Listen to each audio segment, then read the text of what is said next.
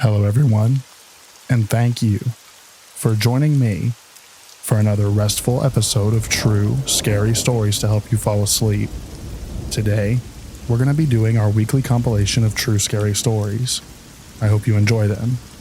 So, without further ado, lay back, relax, and enjoy these true scary stories.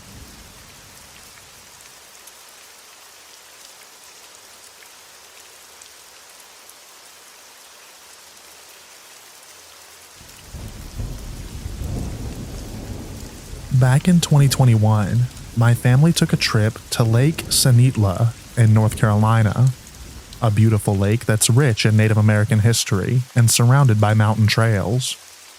We decided to go on one of these trails on an overcast day. I'm not an athletic person and suffer from asthma, so I was behind the rest of my family by myself. About almost halfway through the hike, I hear my sister yell my birth name, but it sounded like it was off the trail. She never calls me by my real name, just my nickname that I've had since I was a baby. It sounded like she was scared, so I was very tempted to run off and find her, but I knew my sister wasn't stupid. She wouldn't go off the trail even in case of an emergency. I quickly caught up to the rest of my family, and my sister was there with them, resting on some rocks next to a waterfall, chatting away and taking pictures. I asked my sister if she had called my name. She didn't know what I was talking about. She had been talking to our dad the whole time. I don't know what called my name that day, but I'm glad I didn't listen to it.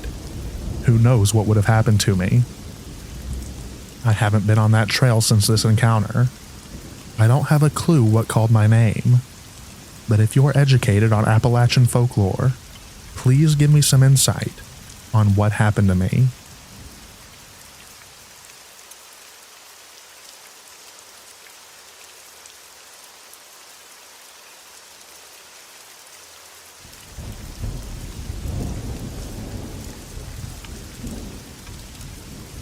I am from a semi-rural town out in the Ohio side of the Appalachian foothills. We have a lot of folklore in the area, but I actually experienced something spooky back in autumn of 2020. My family loves going on drives, and I especially love the quietness of night drives. I was home visiting, and we went on a midnight drive, with my brother and cousin tagging along. Since it was the start of autumn, I suggested we drive out to one of the old cemeteries near where my mom used to live.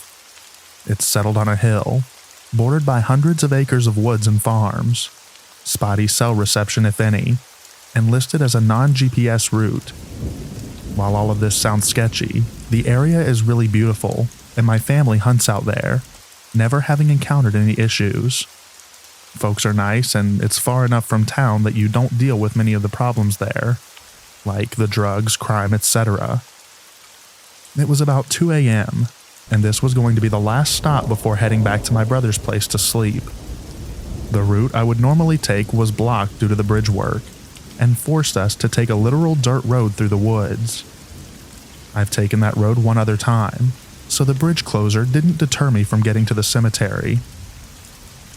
We arrived at the cemetery, and I was stopped at one of the forks deciding where to park, so we could get out and walk around.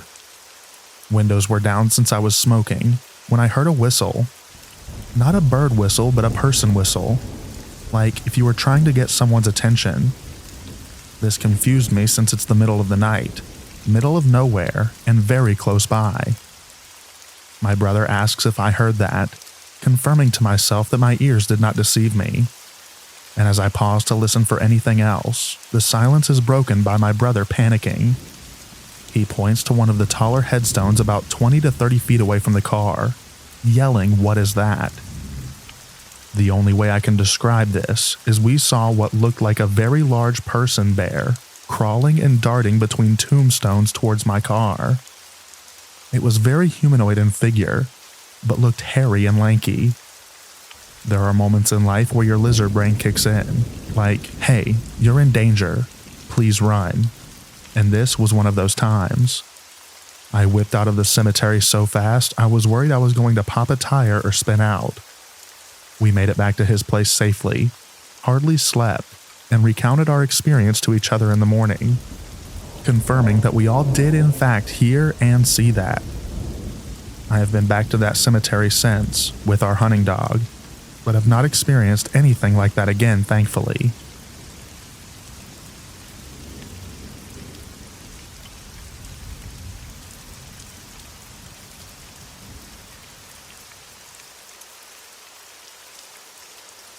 Growing up in the Appalachian Mountains, I could give you a million times as a kid and young adult that I felt scared or paranoid playing in the woods. It's a beautiful place, and I spent my entire childhood getting lost, not literally, out there by myself or with friends. As kids, we never got too far out there, but you could actually see the progression of us venturing further and further out as we got older, because of forts and carvings that we would leave. This one particular time, like 1,000 times before, my friend and I had just graduated high school.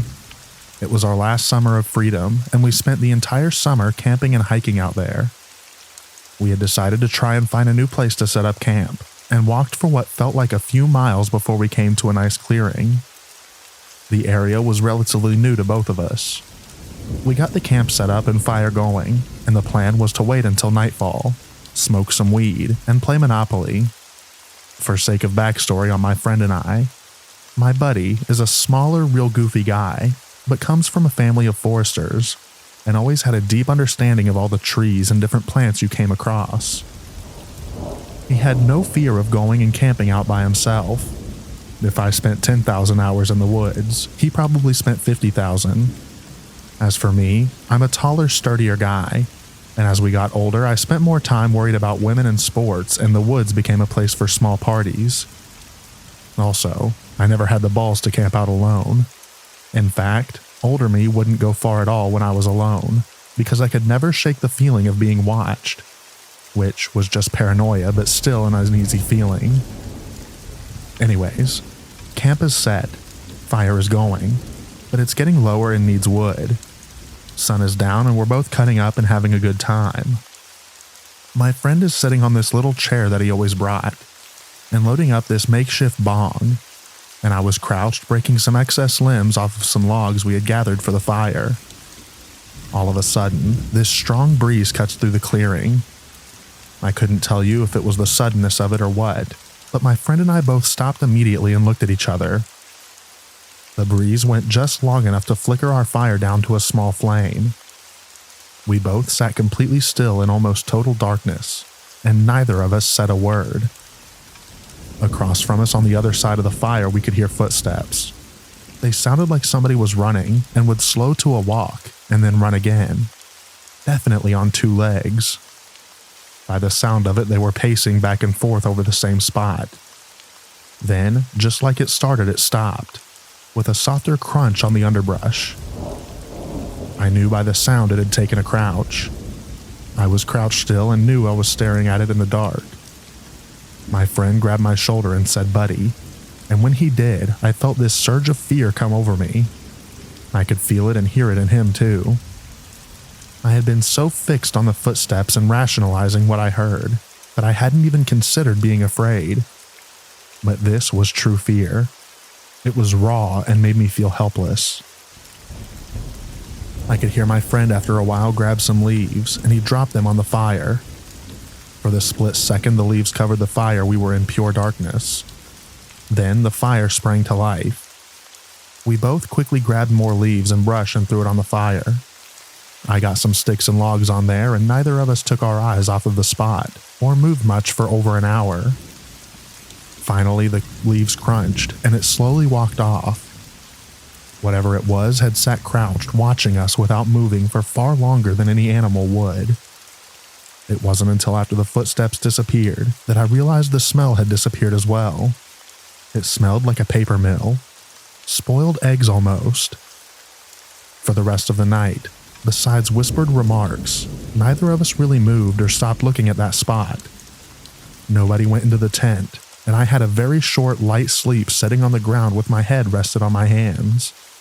My friend never went to sleep. In the morning, we packed up and silently walked back home. To this day, we talk about it. In the 7 to 8 years since it happened, My forester friend has not camped by himself out there since.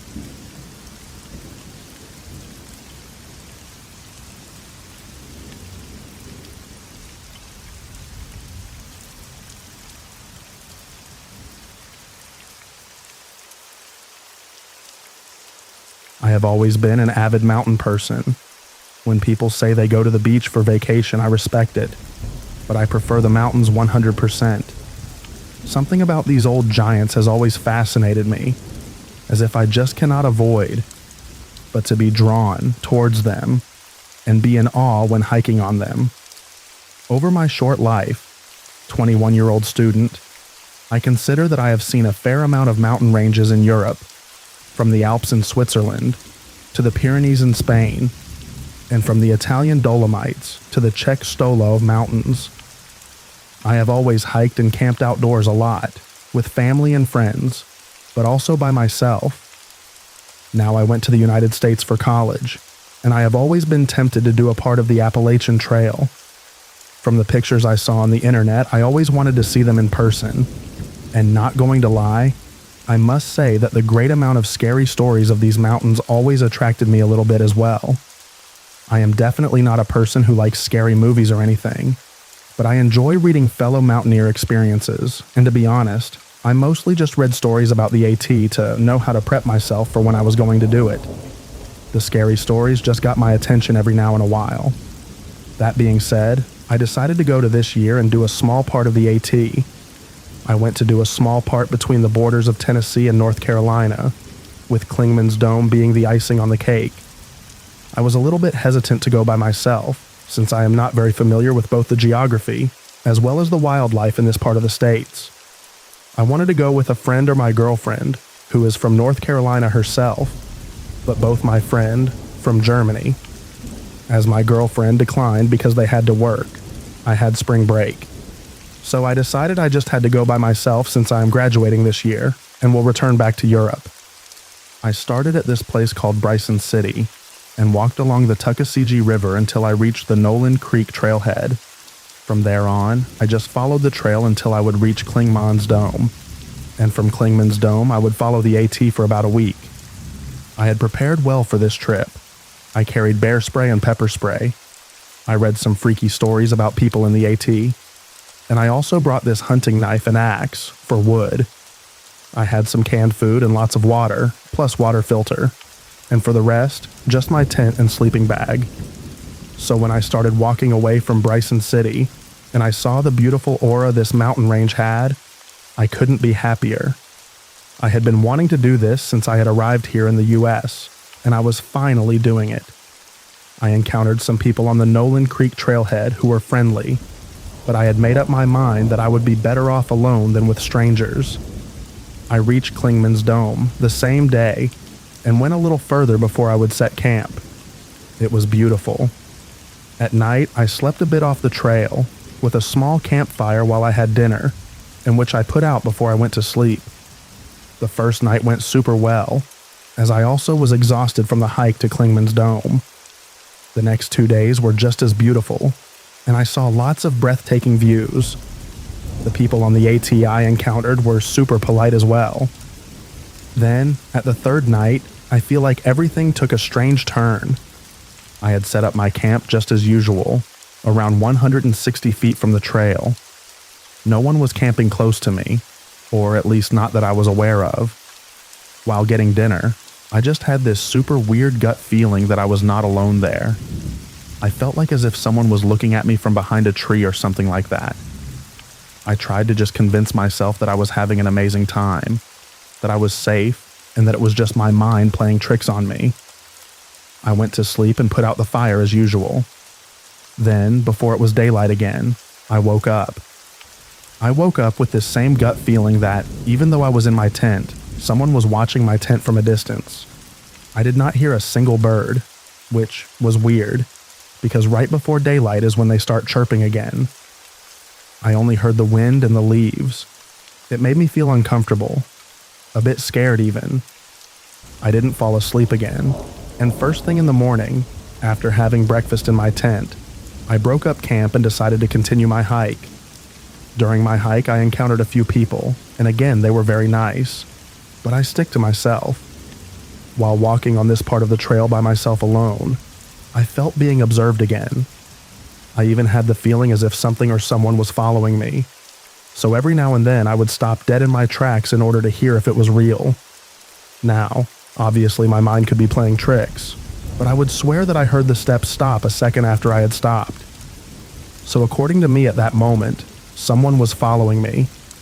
I looked around me the whole time and I never saw someone or something, which made it even more weird.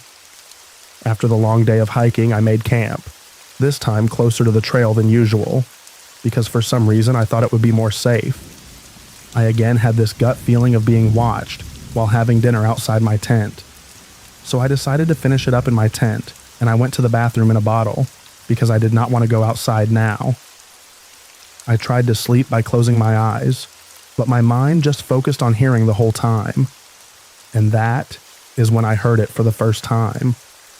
A knock, as if a branch was hitting a tree, or a small rock was getting thrown at a tree. Silence followed, for what seemed an eternity but probably only 10 minutes.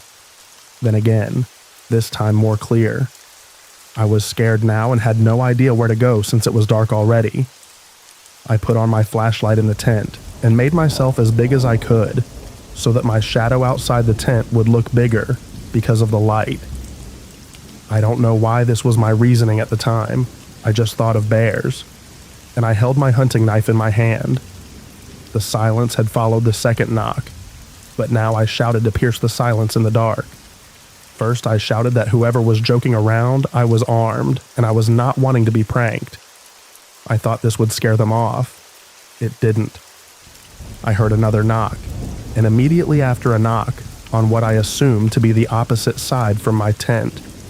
So now I was guessing it was two people instead of one, and that they liked to pull a prank on an innocent passerby. I tried to stay up as long as I could, but around 4 a.m. my eyes just gave up, and I dwelled off. I woke up around 8 a.m. again, with the light of the sun being my savior. I first tried to hear if whoever was pranking me was still knocking. I did not hear anything. I shouted again, stating that I was now going to exit my tent with my knife in my hand, and that whoever had been joking around should make themselves known. I walked out of my tent and I did not see anyone. I looked for tracks around my camp but could not immediately make something out of it. I decided to get out of there. The next part of my week basically continued being the same. At night, I'd hear some knocks from different directions, and occasionally I heard what I would guess was a little bit of humming, like as if a person was just humming a tune. Now I never saw anyone except from the occasional hikers on the AT, so I cannot say I saw something weird, but I never shook of this weird gut feeling of being observed and followed during the rest of my hike on the AT.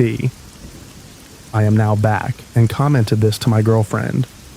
She says it was probably my mind playing tricks on me, and I am willing to believe her because I never saw anything.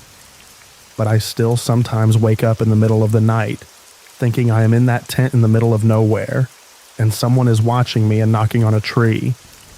And every time I wake up like this, the thought alone scares me.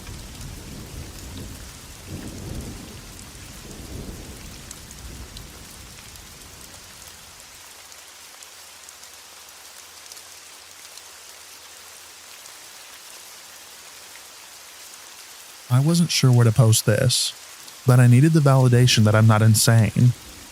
I've never really had paranormal experiences, but I cannot explain this. I'm in college, and me and some other 7 people from my school went on a backpacking trip, and we had 2 experienced leaders. We drove to Zaleski State Forest, which is in the Appalachian region of Ohio. It was early April this year, and it was cold, and everything was still dead from winter. After hiking miles into the forest, we set up camp at the backpacking campsite, and there were a couple of other groups of people as well. A few of them were friendly older couples and then 2 college-aged girls. Everyone was pretty spread out from each other. We set up camp further away from everyone else. I've always been able to sense energies of places, and the energy in this area wasn't great. It was almost spooky. Each of us had individual 1-person tents, and we formed kind of a cluster in this site. with my tent being in the back so no one was behind me. Our cluster was also right next to the forest, because this backpacking site was like a big cleared off square in the middle of the trees. Fast forward, I'm dead asleep at around 2 a.m., and I wake up to leaves crunching right behind my tent. I hear footsteps walking in circles around my tent. They had a sort of heaviness to them that couldn't be a deer or a dog. Also, it sounded like just two legs. I cannot make this up. This creature was circling my tent for long periods of time, slowly creeping up to the sides of my tent and then just stopping for periods of time, and then would move on walking around the rest of our tent cluster. I could hear a human-like breathing from the mouth when it was close to my tent, like a light sort of heaving. I was shaking, too scared to unzip my tent and investigate. I kid you not, this occurred for hours, and it seemed like I was the only one awake. Out of nowhere, I see an illuminated light shape from my tent, although I couldn't tell what it was from inside my tent because it was all zipped up. It was like a warm glow and it didn't move, like a flashlight would. I was paralyzed in fear. I simply couldn't believe it was an animal. At some point, I fell asleep due to sheer exhaustion, but I could hear the heavy footsteps circling until I did. In the morning, I questioned my fellow campers about it, and my leader admitted she heard the footsteps and noises as well, admitting it was bizarre, and she would have investigated had she not been so groggy. One of the boys in the group said that he also noticed the light that came on, but thought that it was someone else. Not a single person in this group went up to go to the bathroom or turned on a light that night. I've heard things about the Appalachian regions being creepy and bizarre, and now I believe it. Some people on Reddit have leaned towards Bigfoot, because apparently he's associated with light orbs. Never been a Bigfoot believer, but I'm telling you, this didn't feel like just any animal, like a bear.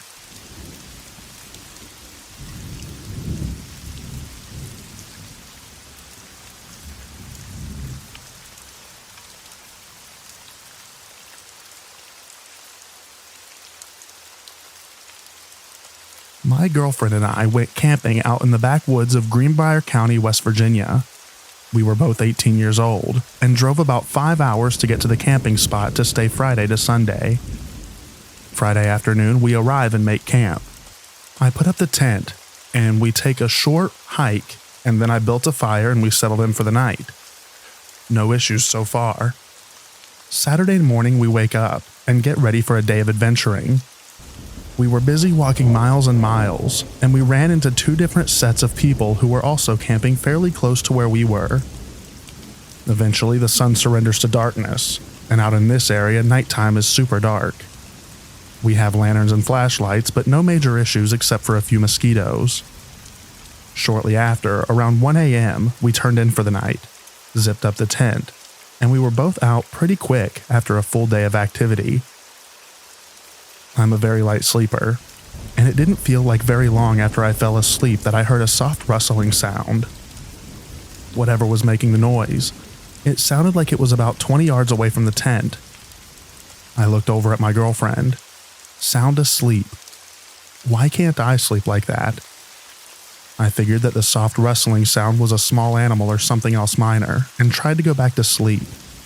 Then, the soft rustling sound stopped.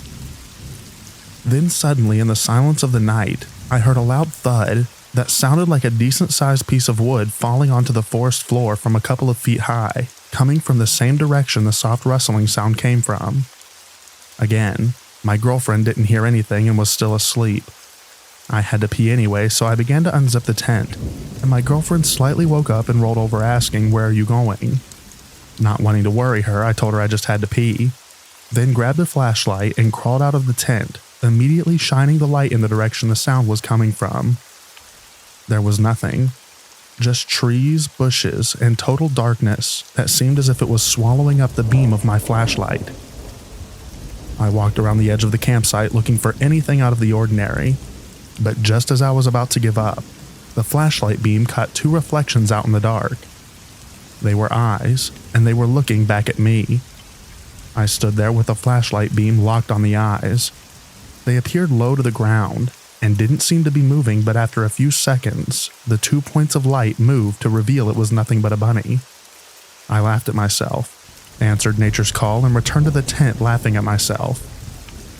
I settled back into my sleeping bag trying to fall asleep, and I was almost there when out of nowhere I heard a very loud noise that seemed to be coming from only a few feet from the tent.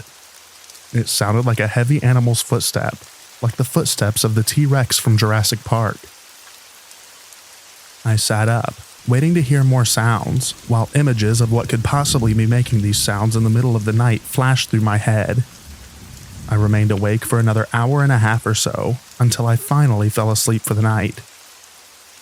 In the morning, some of those nearby campers we had met the day before walked up to our campsite asking if we had heard or seen anything the night before. My girlfriend began to reply, "No, we didn't," before I interrupted her and said that I had heard some strange noises.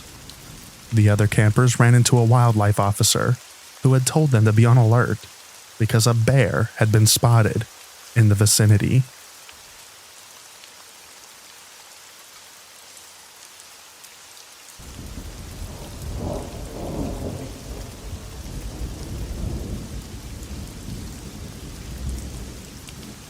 Southeast Kentucky.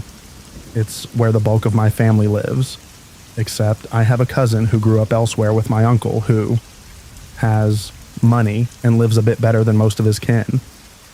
My cousin is an artsy guy who was brought up with stories from his dad about the area, and it gave him a very romanticized idea of mountain life. He used to visit a lot as a kid, so he associated the mountains with family and fun, and not the crazies I grew up with some 20 years later. Well, he comes in to visit and has this idea that he's going to go visit and photograph this place called Rebel Rock. His dad has talked it up some, and so it had to be important, right? He just kind of gathered me and my aunt and his wife up and said he knew where to find it, and we were off. I was maybe 16 or 17 at the time, and I realized as we were driving that my aunt was getting noticeably uncomfortable, and I couldn't understand why. It took me a bit to realize that after we'd got back on this back road on the way to Rebel Rock, we were driving past sign after sign that said no trespassing. At some point I brought it up, and my cousin just waves it off as no big deal. Rebel Rock is a landmark, right? His dad visited it, so it must be open to the public. We finally get to this rock, which is right on the side of the road, and it's trashed. My cousin decides to walk further into the woods and leave the rest of us standing outside the car while he's trying to find an angle not covered in beer bottles and graffiti. While we're standing there, I realize that there's words spray painted on the asphalt right in front of where he parked. "We can see you," so I freak out, and my aunt comes over and looks at it and laughs. This is how horror movies start. And that's when we see a glint of light across from us. The way we were parked where Rebel Rock is, we were near the edge of the mountain and directly across from another cliff. And if you squinted, you could see light shining off glass across from us. It's a fucking scope. They were using it like binoculars. We also see movement, meaning somebody is over there. Suddenly, everyone is yelling at my cousin that we need to go. Now. He has the keys. He dragged us up there. We are there basically as his prisoners. We are trespassing, and somebody saw us. And trespassing in the mountains is not a good idea. You may get some irritated old lady. You could get somebody cooking meth. You're equally likely to get shot. This was a bad idea all around. Of course he's not listening. He says we're being paranoid. Or, at the very least, just one more shot and we can go. At this point, we hear a truck coming down the road from further up the mountain, and every last one of us is hoping we found a reasonable bunch. And then comes this pickup, full of folks. They're in the cab, in the bed. It's like they formed a posse just to get us. They start grilling my aunt about what we're doing, and before we can answer, here comes my cousin. They seem even more baffled when they see this city boy with his fancy camera, and my cousin flawlessly integrates himself in to speak. Thankfully, they were nice enough people. Once they realized my cousin was there just to take photos, they dropped the anger and just were picking on him about not listening to the no trespassing signs. Turns out they just monitor Rebel Rock pretty intently because teenagers and younger folks like to come out there and party, drink, do drugs, and trash the place, which is super frustrating for them. Not to mention pricey when they have to have the garbage hauled away. They were baffled when they got to us, and it was one teen, some middle-aged women, and some dude with a camera. They let us off the hook, and my cousin got his pictures, so it ended well in the end. But just the realization you're being watched in the middle of the woods, and just hearing that noisy-ass truck slowly making its way to us was absolutely horrifying.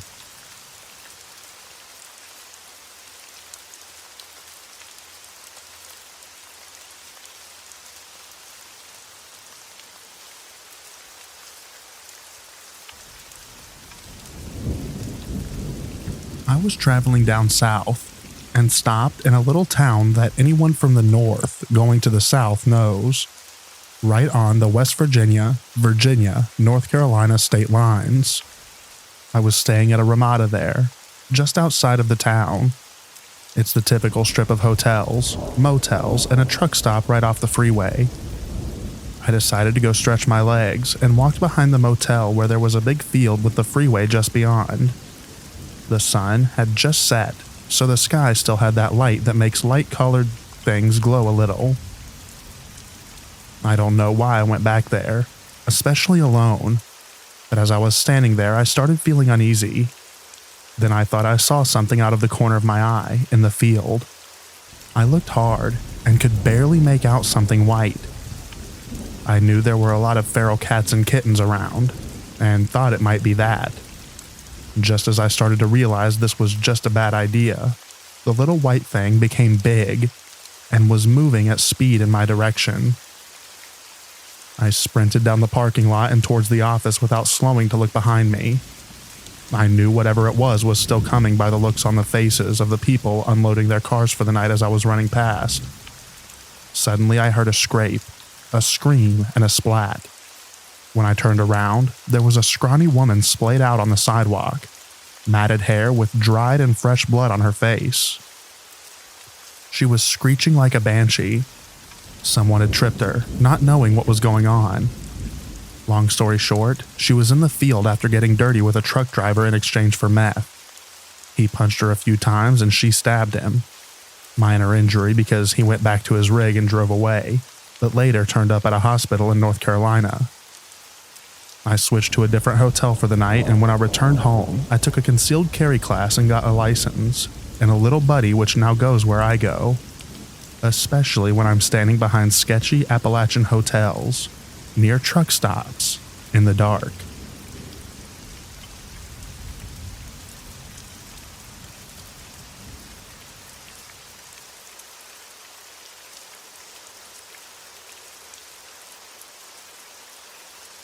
When I was living in rural Appalachia a handful of years ago, I had someone, or multiple people, repeatedly harass me at night for over a year.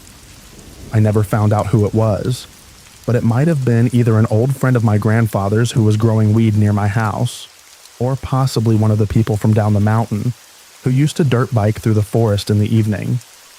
At the time, I would walk through the neighborhood, which is less a proper neighborhood and more along the lines of 20 houses spread over a half-mile patch of dirt road, and surrounding forest if I couldn't sleep. One night during my usual rounds, I began feeling as though something was watching me. I had seen wild animals during my walks before, including a bear which, side note, was horrifying. So I decided to trust my instincts and get back to my house as calmly but quickly as possible. The eerie feeling of being stalked followed me all the way to my house. I admittedly was a bit too afraid to really listen for the footsteps of whatever was following me.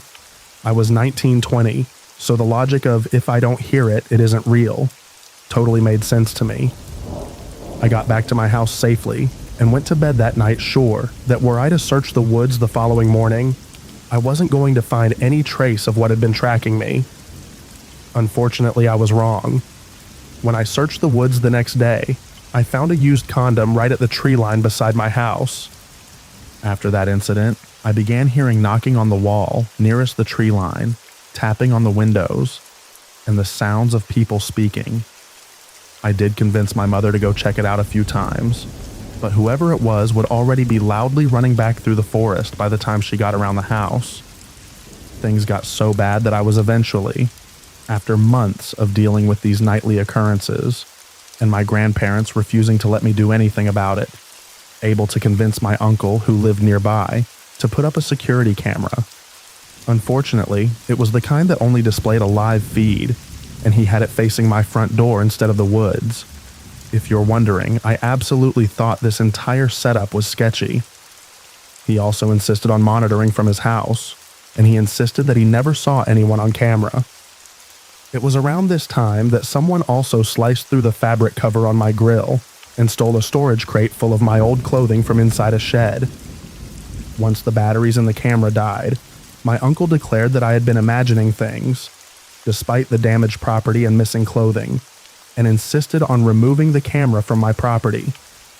Not even a week later, I was walking to my grandparents' house, which is a little more than 100 feet up the hill from my own house, because I had forgotten to lock their door, and they rarely did so themselves. I was in their driveway when I saw something duck behind their porch. I rushed back down to my house, and I asked my mother to lock their door instead, because I thought I had seen something. I didn't want to say that I had seen a person, because by this point my uncle and grandparents had me half convinced that my mother and I really were just imagining things. But no, long story short, she had to chase a man in light-colored clothing off their property. She unfortunately didn't get a look at the man's face. On the bright side, he ran into a tree. That last incident happened in November, and my grandfather's friend died that December. The strange occurrences pretty much halted after that point, though the following year I heard a cell phone ring outside my window. Someone broke into my uncle's truck and rummaged around, and my elderly neighbor had someone pacing her driveway during a power outage. Being from the city, and before that a railway town, I'm not exactly a stranger to creepy things happening at night, or attempted break-ins, but there's something uniquely sinister when these things start happening in the middle of nowhere.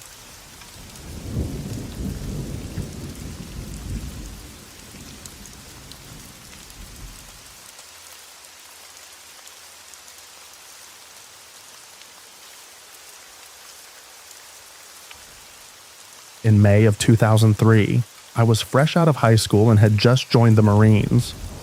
There was a period from when I joined until I could go to boot. So I took those few weeks to sign up for a survival camp. A local company in Gatlinburg offered survival techniques over a 10-day period.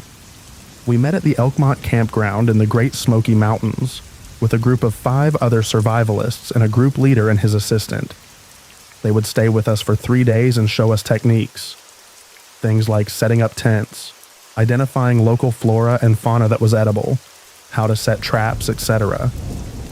Each of us were given a backpack with items that you may commonly carry when hiking: chapstick, binoculars, some protein bars, lighter matches, and we were allowed one personal item.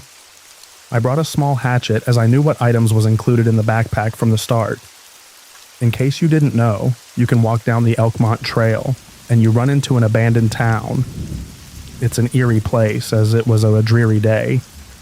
The town was all but abandoned in 1992, when the leases expired and people living there left. There were a few people living there, until 2001, when the last person left for good. All the places are kept up by the NPS, and they are all well preserved from the logging town it once was. So with approval by the NPS to use one of the buildings as base for the first few days, we started our training. For 3 days, our group did several things. We used the Little Pigeon River to get water, which we liked boil for 15 minutes to kill anything in the water. There are a few natural springs in the area that you can drink fresh, and the guides showed us these. We learned how to make lean-to, how to use rock walls to make shelter with fire, heating it up to keep warm, how to build hammocks out of kudzu vines, what wild strawberries look like, along with several other things. They did not show us mushrooms, as these are easily misidentified, so they don't chance that for legal reason. But the puffball ones are the only ones they allowed us to pick, as they are easily identifiable. We also made traps like snares and rock falls. along with making fishing line out of kudzu vines and makeshift hooks, or finding fish in quiet zones of the creek where you could trap trout. We learned how to make fire with binocular glass, matches and lighter, and proper teepee builds for you kindling. After the 3 days, we were let go on our own. You would stay at base camp, and the leader would walk you several miles into the undergrowth. Each of us were taken at different times, and given a satellite radio in case we had an emergency. So we set off on our own and made the best of it. The group leaders would stay at base and wait 5 days, then come get you. Day 1, nothing out of the ordinary. I set a few traps, built a decent lean-to on the side of a large boulder. Fire is doing a solid job of heating the rock wall to keep it pretty warm inside. The air was crisp, not quite cold. Some drizzle, but no deluges. I'm close enough to the river that I only need to walk 70 yards or so. I'm not quite up the mountains, but on somewhat of a hill, surrounded by pawpaw, rhododendrons that are starting to bloom, catalpa, and several conifers. I eat half of a protein bar and collected quite a few plants. First night is quiet. Only hear a few things out in the forest. It's very dark outside the firelight. I've collected enough wood to keep any critters at bay, namely black bears, as they can be curious. I was awoken at some point in the night by the sat phone. Another survivalist is complaining about some large animal walking around his campground. Seems to believe it's a bear, but it sounds like it's walking on 2 legs. Never says anything else the rest of the night. Night goes by without incident. I will say I did find tracks that looked human but were indicative of a Bigfoot, as the footprint wasn't formed quite like ours. I wear a size 12 boot. This I put my foot into the print, and it was a solid 5 inches longer. Now there are stories of the TN Wildman in this part of the country, and several of the stories originated in Coke County, which is just to the north of Sevier and Jefferson, on the other side of the GSM. My grandfather owns a small cabin in Newport, and has told me stories about him hunting and something following him. I brushed the stories off until I saw that print, and from night 1 sat call. Night 3 is where everything went to crap. Around 1 a.m. is when I started question things when a large rock hit the back of my lean-to. I figured it was from the boulder, and something simply broke off, as rock slides are common around here. After that woke me up, I grabbed the flashlight and assessed the damage. I rolled the boulder off the shelter, and it wasn't too far from breaking it completely. I partly fixed it and figured I'd just fix it in the morning. I had caught a rabbit in a snare, and I cleaned it not far from camp. I'd say 100 yards off. I could hear noises from that area, but chalked it up to raccoons or a fox. I shined the light that way but saw nothing as the trees were too thick. Then something screamed. It sounded like a gorilla when it gets angry, followed by a chuffing sound, like when a dog has drank too much water. That deep in the throat, like it's clearing it out. I stood there frozen in this tiny clearing, thinking a bear is finishing off the entrails of the rabbit I cleaned earlier. I have no weapons other than my hatchet and a pocket knife. I come out of my trance and walk over to my backpack, never taking my eyes off the wood line. Everything in the night is quiet. I only hear the river running and the logs crackling. I sit down with my hatchet and throw more logs on the fire, hoping that it gets large and hit enough to keep thing at bay. I sit for maybe 30 minutes and I'm kind of dozing off. Then another rock comes hurling from the left side of the forest and falls 10 yards away. I know the boulder didn't do this based on where this rock came from. Now I'm panicking.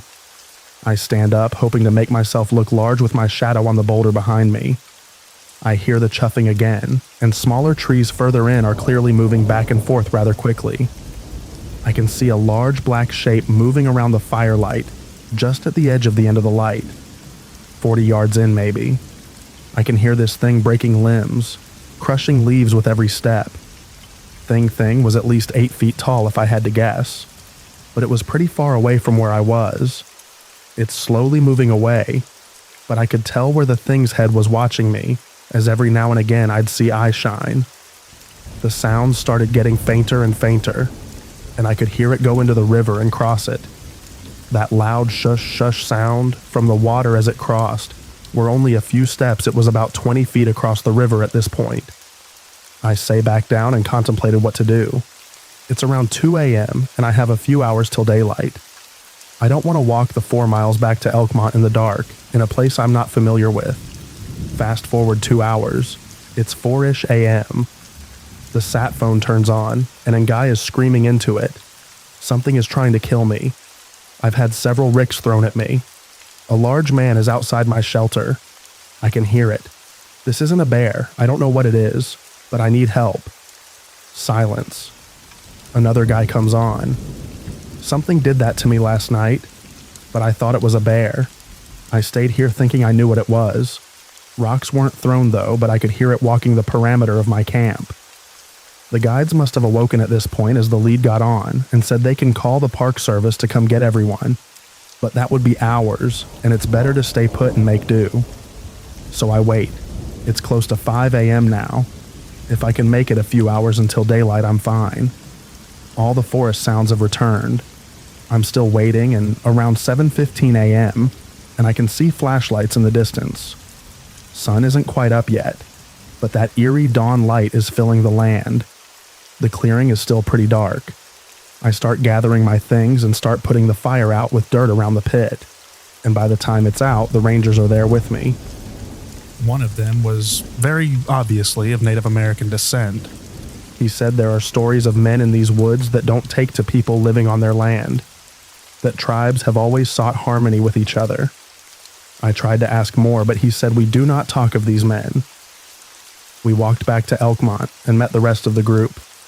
One guy was clearly shaken up, and I assumed he was the one yelling on the phone. He only said its teeth were like an ape's, that he can't get those teeth out of his head.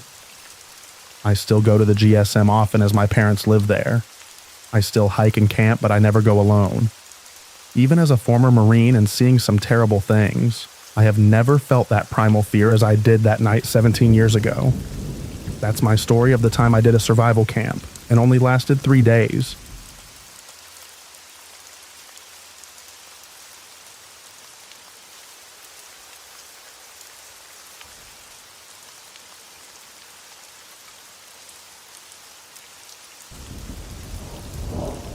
I grew up in western New York, near the Pennsylvania border, and hunting is really big there. Seriously. The first day of hunting season, everyone skipped school just to go. Anyway, about 10 years ago, my best friend and I were smoking and riding around on her four-wheeler, and behind her property was a big open space.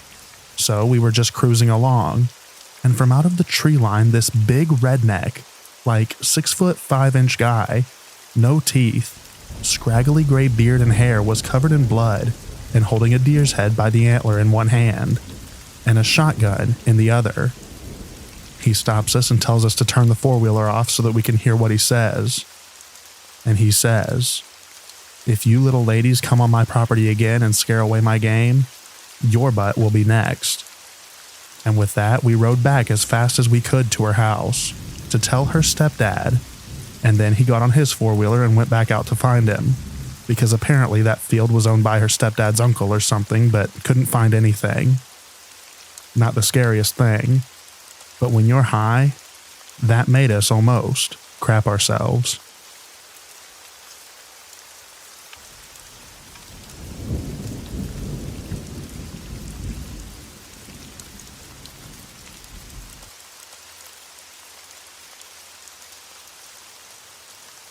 Back when I had just got my license, we would go camp up in the George Washington National Forest, so we could drink a few beers underage and not get in trouble.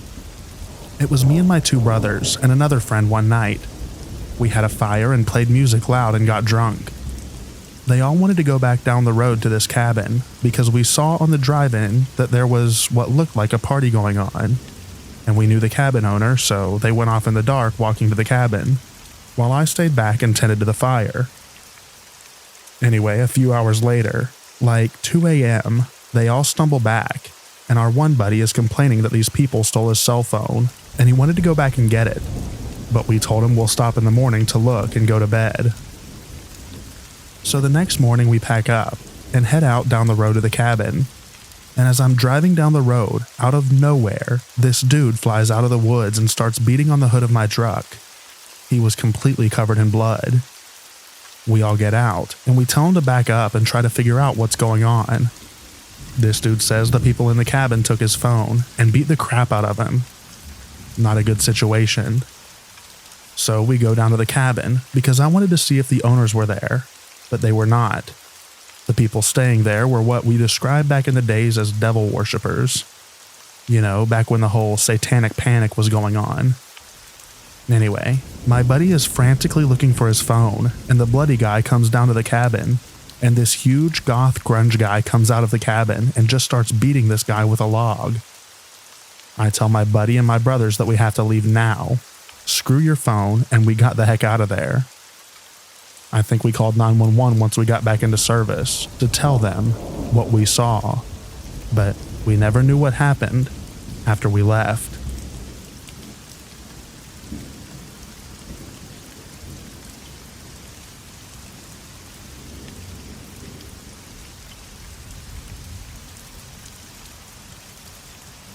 Alright, I don't know if this is really what y'all are looking for, but here goes. And I should say I'm weirdly sensitive to like vibes or whatever. One time I was walking through like a gulch or whatever, and I got a super bad feeling. 2 days later they found a body there. I was working on farm through Texas, and then got a tip on one that was hiring outside of Mobile.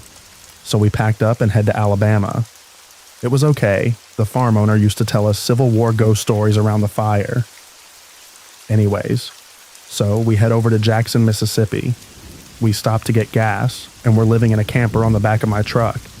And I asked the attendant, "Hey, do you know of anywhere to park where we can stay the night?"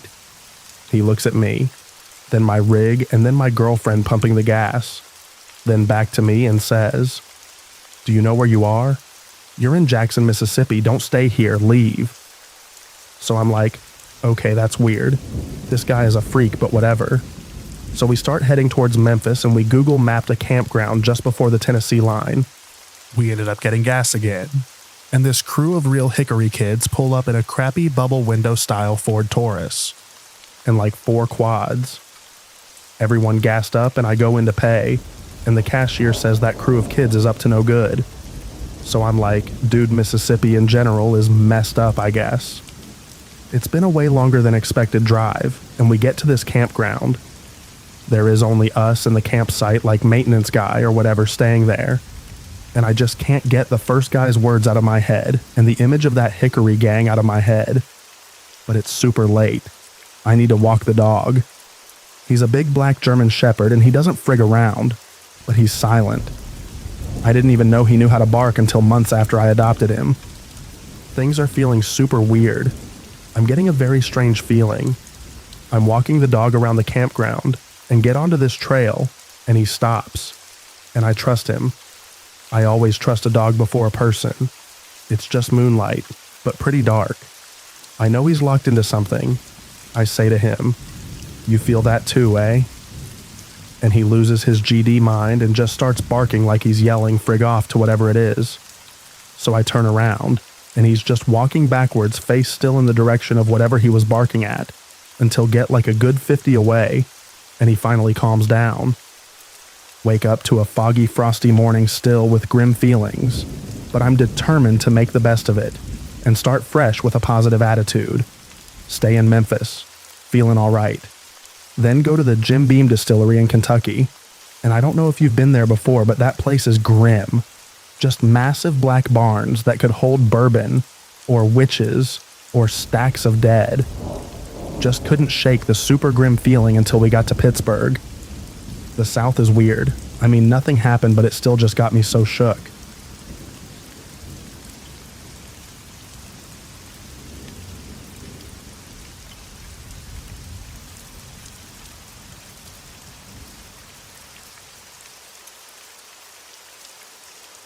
In November of 2012, Hurricane Sandy hit our forested property near the Delaware River in New York. We had thought that since we lived a couple of hours inland and over 1,000 feet higher than sea level, we were fairly safe. We've always made some preparations in case of emergencies, but we had a lot to learn about being ready for a situation like this. We knew the storm was approaching quickly, and it was going to be severe. We had waterproof canoeing go bags ready, and we had a 625-gallon above-ground water storage tank and a good, non-electric water purification system. Even our dog had his saddlebags packed with his food and supplies. But we were not prepared for the intensity of this storm. Bugging out was not an option, at least by car. When the storm hit, the winds kept getting stronger. Just when we thought it was as bad as it could get, the wind picked up even more. Trees blew down and ripped out the power lines to our house. The circuit breaker box exploded. Several large conifers fell on top of our house, partially crushing the roof. Our daughter was watching the storm just as the wind hit, and a huge tree blew down and landed directly on the roof above her room.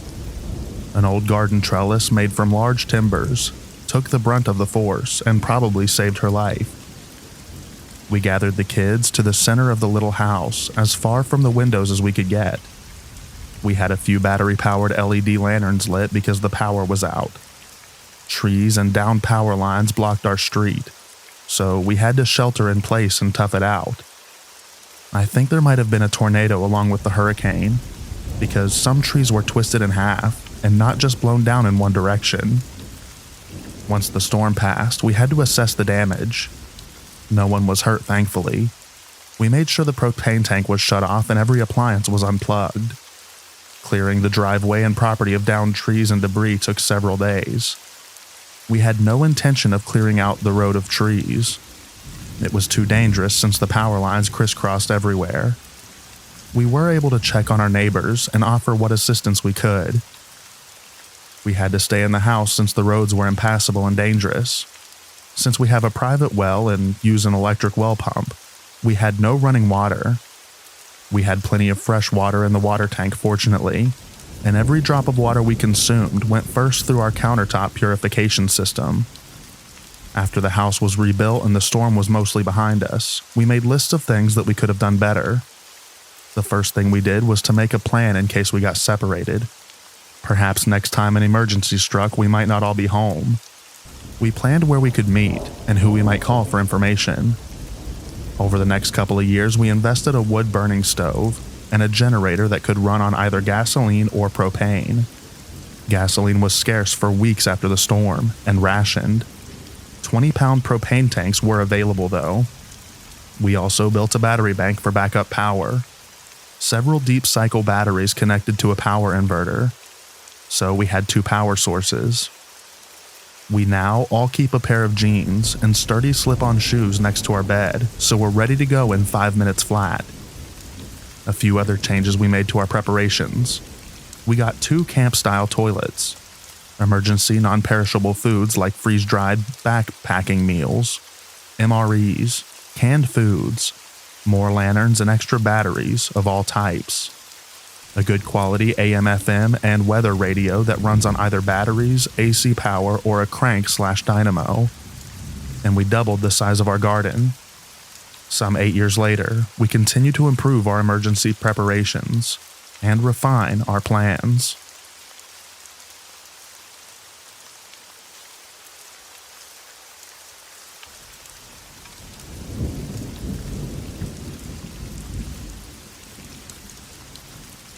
I have been through 3 major hurricanes that tore up my area of Virginia pretty badly.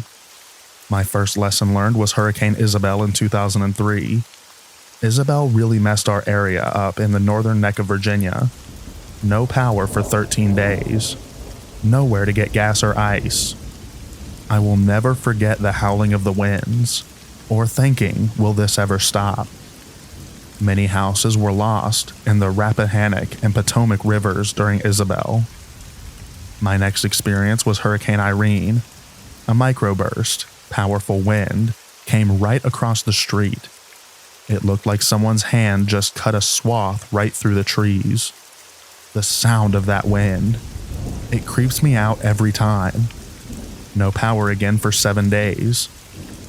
Last year, Hurricane Michael got us. No power for 5 days, and many main roads washed out. Several roads were impassable until this past March. I do not play with these storms. Do not think that just because you're not taking a direct hit that it can't be destructive. Prepare ahead of time. Buy lots of water. Fill up large buckets with water to flush toilets. Buy batteries, charcoal to cook food, table sandwiches, food like peanut butter and jelly will help too.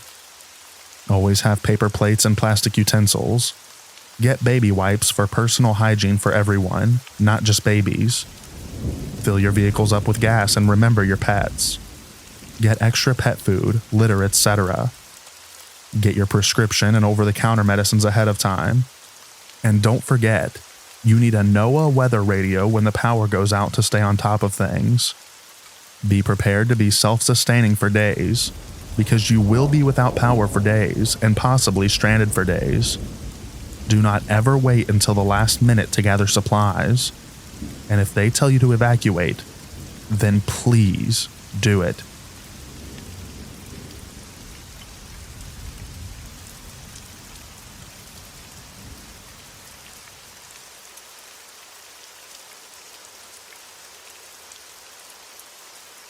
I'm a retired man who lives in Tampa Bay area and lost power for 73 hours as a result of Hurricane Irma. I slept like a baby for 3 nights and did not lose any food to spoilage. I took some common sense steps to achieve those results. I froze tap water in several 2-liter bottles. I also froze bottles of bottled water, 16 to 20 ounce size preferred. I assumed I would lose power, so I turned the AC down from the usual 76 to 71, so when my power went off the walls, ceilings and floors would be at 71 instead of 76, keeping me cooler for longer. I never opened up any windows. Better to have 80-degree air in my condo without humidity than 85 to 90-degree outside air with humidity. The combo temp reached a high of 80 after 3 days. When I went to bed the second and third night, I took 2 frozen bottles of water and put each in a Ziploc bag to collect condensation, and put each water in a sock. Then I replaced a bottle on side of me to help me keep my body temperature down. When I woke up, the ice was water, and I now had more water to drink. The last day I did the same as number 4 above, but placed bottles on each side of me while sitting in my chair. I was cool as a cucumber. No reason old people should be dying of heat stroke. I also poured cold water onto a towel and wrapped it around my neck. Wring out and repeat. When power went out, I took all of my frozen food and bottles of water and packed it into coolers, and put the coolers into the freezer and refrigerator. My food was still frozen when the power was restored 73 hours later. I took shelves out of the refrigerator section and put all of my refrigerated food, beverages, and condiments into coolers, along with the 2 frozen liter bottles of water. Food was in perfect condition 73 hours after losing power. Pack remaining space around the outside of coolers with as many frozen bottles of water as you can fit. I believe that these tips will keep food cold for 5 to 7 days and provide plenty of cooling water.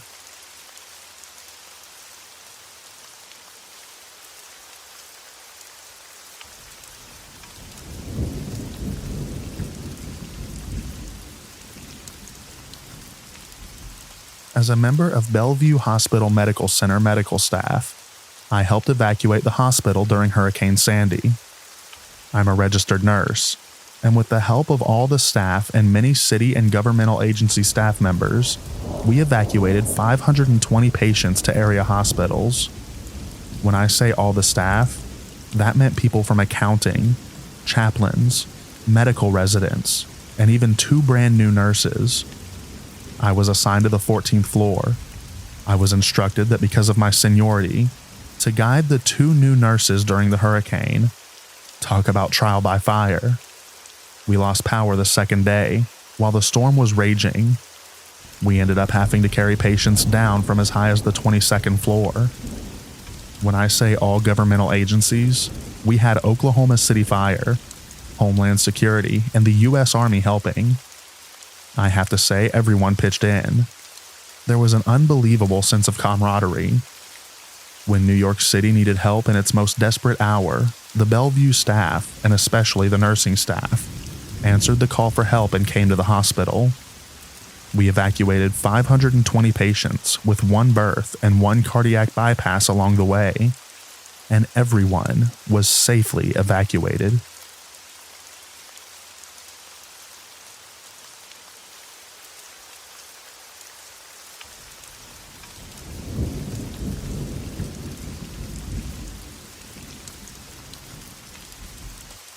We are flood victims from Hurricane Irma.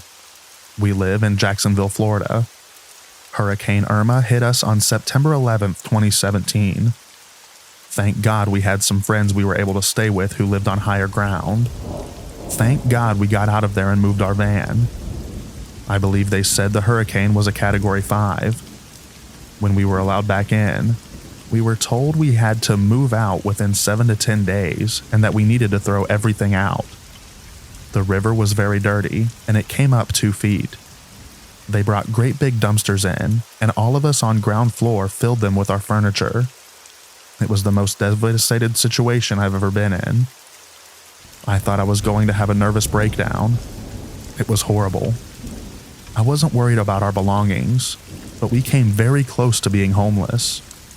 I'm 69 years old, and I take care of my 82-year-old uncle. When we got older, we don't cope with things as well as when we were younger. Most of our family has passed away, and the ones who haven't are old and not able to help us. Most of our friends have passed away also, so we came very close to being homeless. We moved 2 times and are moving again. This has been a nightmare. There is so much to tell, but this kind of sums it up. Thank God we received some help from FEMA and from the country western singers who put on a concert to collect money. Truly, we appreciate all the prayers, love, and concern that people have shown us. By the way, they have a tentative date to move back on July 20th, 2018. We have a lot of work that has to be done as soon as we can get back in. No bodily harm and no lives were lost, and we now can see the light at the end of the tunnel.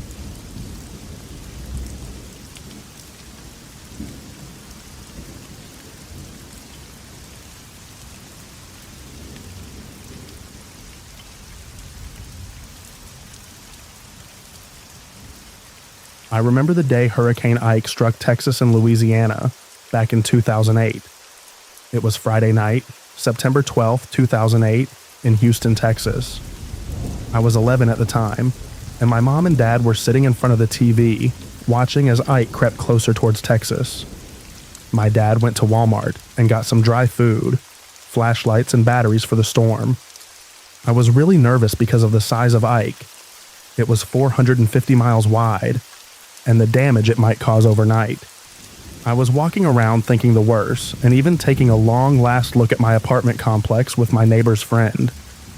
It started getting windy around 6 p.m., winds around 40 miles per hour, and we got scared and ran home.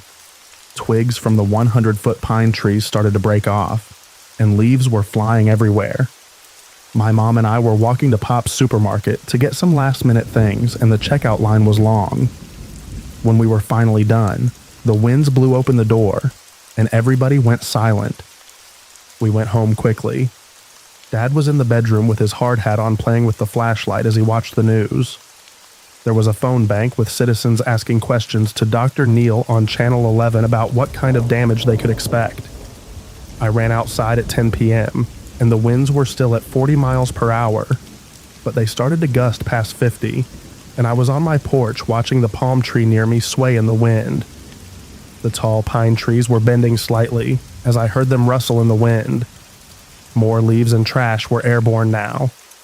I couldn't stand against wind as I tried to go downstairs, and the wind kept pushing me back. I gave up and went back upstairs once my folks told me it's no longer safe to be wandering. The wind was howling at the back window.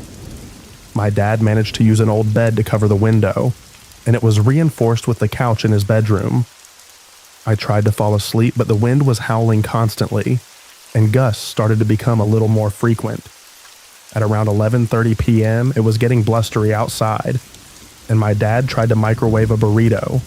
Worst time for a snack, and the lights started to flicker. We ran to the closet, but we started to fuss when my mom didn't want to get in. She was terrified, and we tried to calm her down, but another loud gust blew in, and the carport downstairs started rumbling. The wind was starting to make squealing and screeching noises. We were silent for a couple minutes, staring at the back window. I could see an outline of the trees whipping in the wind from the streetlight. Dad and I went inside, and Mom slept in the living room. For another 30 minutes, the lights would flicker as we listened to Paul and Tom on the radio. I lay down on the floor, and Dad sat on his big toolbox, playing with the flashlight. Around 12:30 a.m., we lost power, and he winds got louder. It sounded like a train 1 minute and a wolf howling the next second. The winds were probably between 70 and 80 by that time. My dad went out to get my mom, but I remember my mom opening the door to look outside to get a peek. It was terrifying. In the sea of darkness, the palm tree was bending back and forth violently. Water was falling from the roofs like Niagara Falls. The giant pine trees were bending at 45-degree angles with branches snapping off.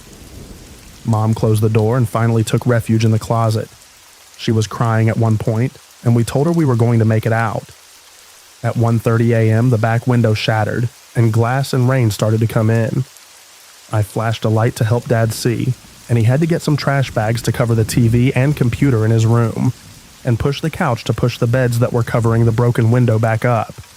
But the wind kept pushing them down. Around 2 a.m., the radio said Ike made landfall at Galveston and Houston, and the surrounding area was being battered by high winds and heavy surge flooding. Dad took note of the sky looking orange when we opened the closet door to let some cool air in, since it was hot inside the closet. I heard debris hitting the building, and the wind was deafening. The winds were above 75 miles per hour around that time. All night the wind was screaming. We spent 10 to 12 hours in the closet until noon Saturday. It was a mess outside. Shingles littered the floor, and tree branches and twigs were everywhere. My dad's old pair of shoes were still next to the door. The courtyard was even worse. Pine trees were snapped in half, and entire trees were down on the ground. I helped our neighbors clean up the debris and clear the pathways. Dad went to get more food and water. We ate what we could, and had to walk around to find some food and hot water. Mom and Dad were upset but glad we made it out unscathed. We walked around the neighborhood seeing the damage. A lot of tree damage and some leaning power lines. I couldn't sleep that Saturday night with all the humidity. My mom and I were listening to updates from the mayor and city officials. We were both scared out of wits, and I cried, but my mom reassured me that we made it, and we are okay. By Sunday afternoon, the power was restored, and we started to learn about the true devastation Ike did to the state. I was thankful that we didn't lost our home or lives for that manner. Some areas along the coast were wrecked or wiped out from the storm surge.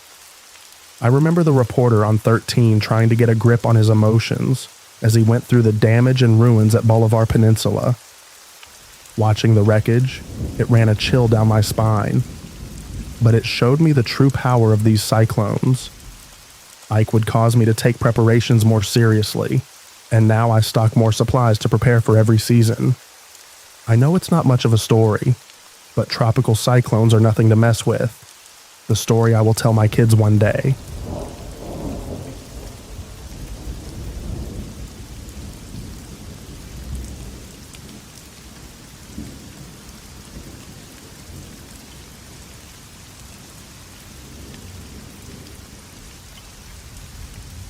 I had never witnessed that level of destruction or devastation before. The eye of the storm hit around 10:30 p.m., so most of the guests, including myself, were sheltered in the hotel ballroom. What made this storm unique, and the reason it caught the southern Baja Peninsula so off guard, was the fact that it rapidly intensified and changed course. It was originally forecast to head west and weaken as it went out to sea, but instead, it made an almost 90-degree turn and headed directly for Cabo San Lucas as a Category 4. It was a Category 3 when it actually made landfall, but the millibars of pressure in the eye were extremely low for a Category 3, and the hurricane slowed and caused massive destruction. because of the initial forecast, people were not being encouraged to evacuate. Our hotel was prepared as possible and technically designated as a hurricane shelter with the ability of a Cat 3 storm and had excellent safety procedures in place. But no one expected the storm to be as bad as it was. The hotel had a shelter set up in the hotel ballroom, but also told guests that if they felt more comfortable staying in their rooms, then they were more than welcome to do so long as they kept the windows and doors completely shut and did not venture outside. At the point of their original instruction, the hurricane was still not expected to be such a massive threat. My friends and I originally thought we would ride it out in our hotel room, and were almost poking fun at the evacuation room that was set up. We figured we would hole up in our room with food and wine and watch movies until the government formally shut down the power grid, as planned and mentioned in the bulletins they were sending us. Everything was going as planned for us until about 8:30 p.m. The sliding glass doors were shaking violently, and then all of a sudden a large portion of a palm tree snapped off and hit our window. It didn't shatter, fortunately, but the scare was enough for us to put all of our things in the bathroom, grab our passports and wallets, and make a beeline for the hotel ballroom. At that point in our room, there was water already starting to gurgle, get sucked out of the toilet, and the shower was making a howling noise. It also took 3 of us to pull the hotel door open because of the low pressure suction. The hotel hallways were partially outside and exposed to the elements. By the time we, safely, thankfully, made it to the hotel ballroom, the hotel staff were already running rescue operations to retrieve people from their rooms. They were taking attendance on the hotel room roster and rescuing accordingly. There was an elderly couple being carried in with blood all over them from being cut by glass and some other injuries. None of them major, thanks to the incredible care and rescue effort of the hotel staff. The pictures on link below will tell the story of the destruction, but the main reason I felt that this was an important story to share is because Odile was a storm that took everyone by surprise. We were incredibly lucky to be in the care of the hotel workers who slaved away all night to keep us safe. But a lot of people were not so lucky, and the widespread destruction over the Baja Peninsula was immense. So, for anyone else who doubts the power of Mother Nature and doesn't take weather warnings seriously, just take some advice from anyone who experienced Odile. Weather forecasts can change in a heartbeat, so always err on the side of caution. We were stranded in Cabo for an extra week because the airport was completely destroyed. There was no phone service, internet, or any other form of communication. Our friends and family feared the worst after they didn't hear from us for several days. Food and water had to be rationed. The Mexican military had to perform food drops for the local residents because all of the roads were washed out. I could write a book about all of the experiences of that week, but I will let my photos do the talking. Needless to say, I made some lifelong friends during that week and saw things that I couldn't imagine even in my wildest dreams. Mother Nature is beautiful and amazing, but give her respect before it's too late and she demands it from you.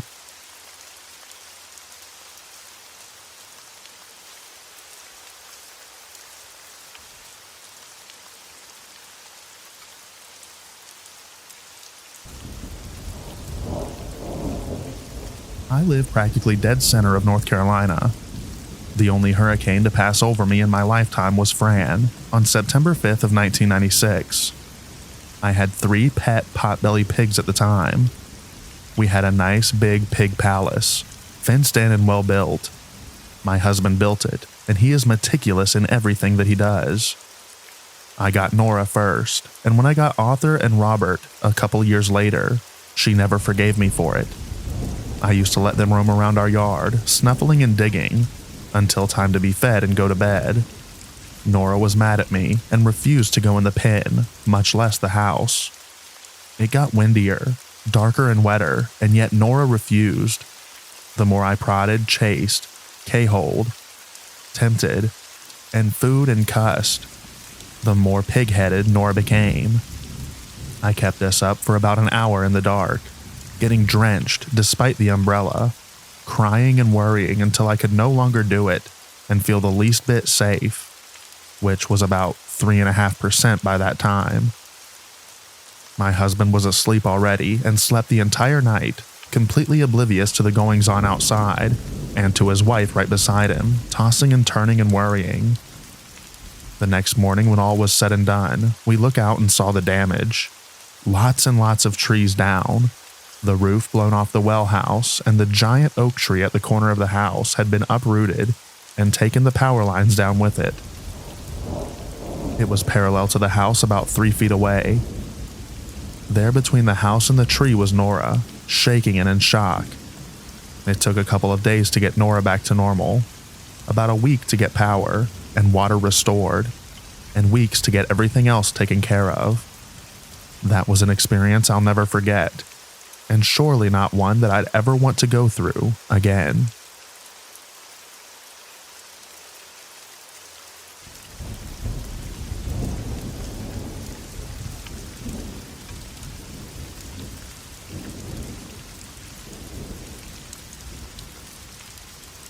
I'm a Florida native, and most recently went through Matthew and Irma.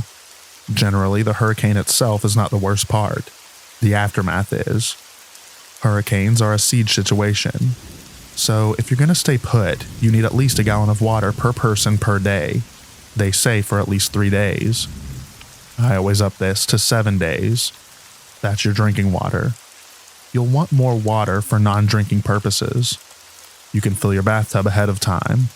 Do this a couple of days before so that you can make sure your tub will hold water and not drain it out all overnight. Make sure you have the same 7-day supply of food that doesn't need to be cooked or refrigerated for yourself and your animals, and the same for medication. And gas in the tank.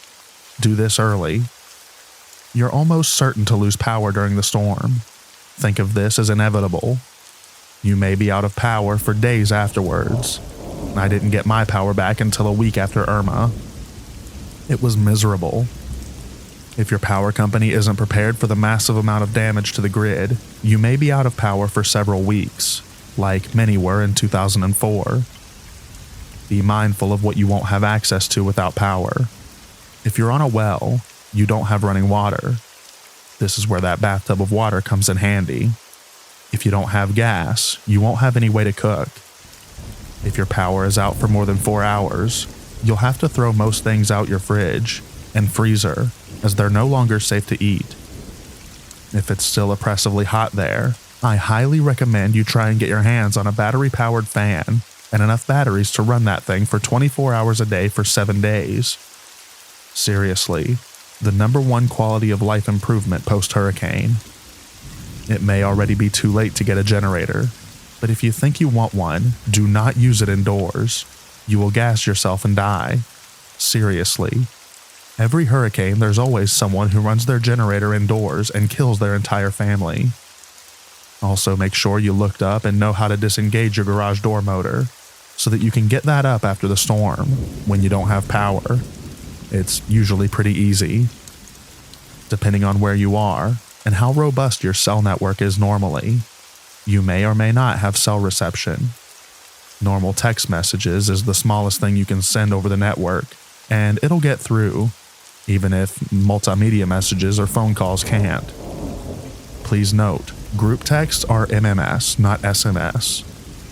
However, after Irma, the cell network was so damaged that I couldn't even get SMS through. I had to eventually drive into town a ways afterwards to get reception several days later. So that's probably going to crap out, so be prepared for possibly no communication either. Now we get to the point on whether or not you should actually stay. I feel comfortable riding out storms in Florida. I have a reasonably new concrete block house about 8 miles inland and not in a flood zone. But Florida has built itself to be a hurricane tank for the last 25 years. We have hip-style roofs to mitigate wind damage. We build concrete block. We have shatter-resistant glass for the windows. We build our houses up several feet above the road so that they don't flood. We have a ton of ditches and do a lot of work on drainage. Your home in your state likely hasn't done that same prep work we have. So think about how your house is constructed, how new it is. Are you above the level of the road you're on? Are you in a flood zone? How does the water drain when you get a lot of rain?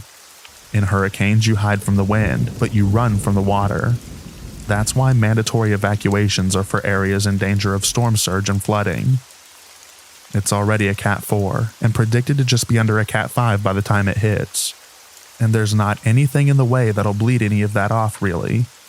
I'm seriously expecting the Carolinas to get wrecked in a way that we wouldn't be if it hit here in Florida.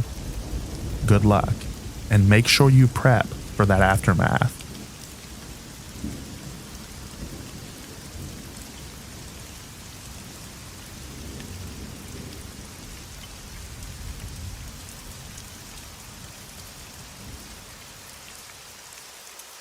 Floridian here. I've ridden out my share of major storms. The first one was Hurricane Ivan. That was the worst. The one that probably scared me the most and did the most damage to the immediate area. That night, me and my family went into the master bathroom, and it was pitch black minus the flashlight. The winds absolutely roared. The roof was pummeled with rain and debris. At a certain point, the radio lost a signal, which added an extra layer of creepiness. The neighborhood was in pretty decent shape, but thousands of trees had been uprooted or simply snapped. Knocked out all of the power for over a week. The next was Hurricane Dennis a year later. That one was also pretty bad, but hit during the day, so it was much less scary. My sister and I went out into the yard until the winds picked up to dangerous levels. Hurricane Katrina didn't hit us hard at all, but it did manage to knock the power out. Another daytime storm, so it was kind of neat to be able to watch it in action. It knocked out the power for about 10 hours, not knowing when the power would be restored. We went ahead and started cooking all of the frozen meat, that way we didn't want it to spoil. We had pork chops, bacon, sausage, the works.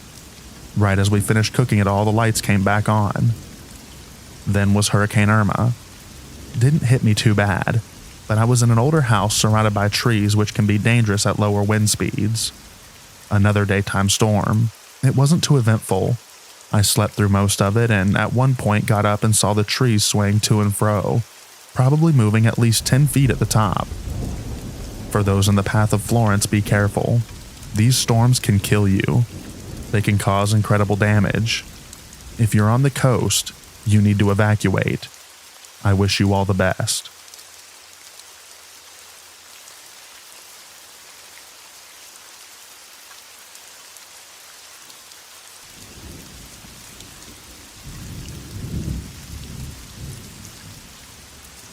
I arrived in Biloxi, Mississippi almost 50 years ago, a young military wife. It was during the immediate aftermath of Hurricane Camille that my husband returned from Vietnam to Keesler AFB to finish his 4-year stint.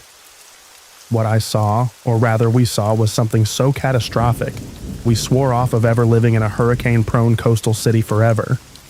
Visit? Maybe.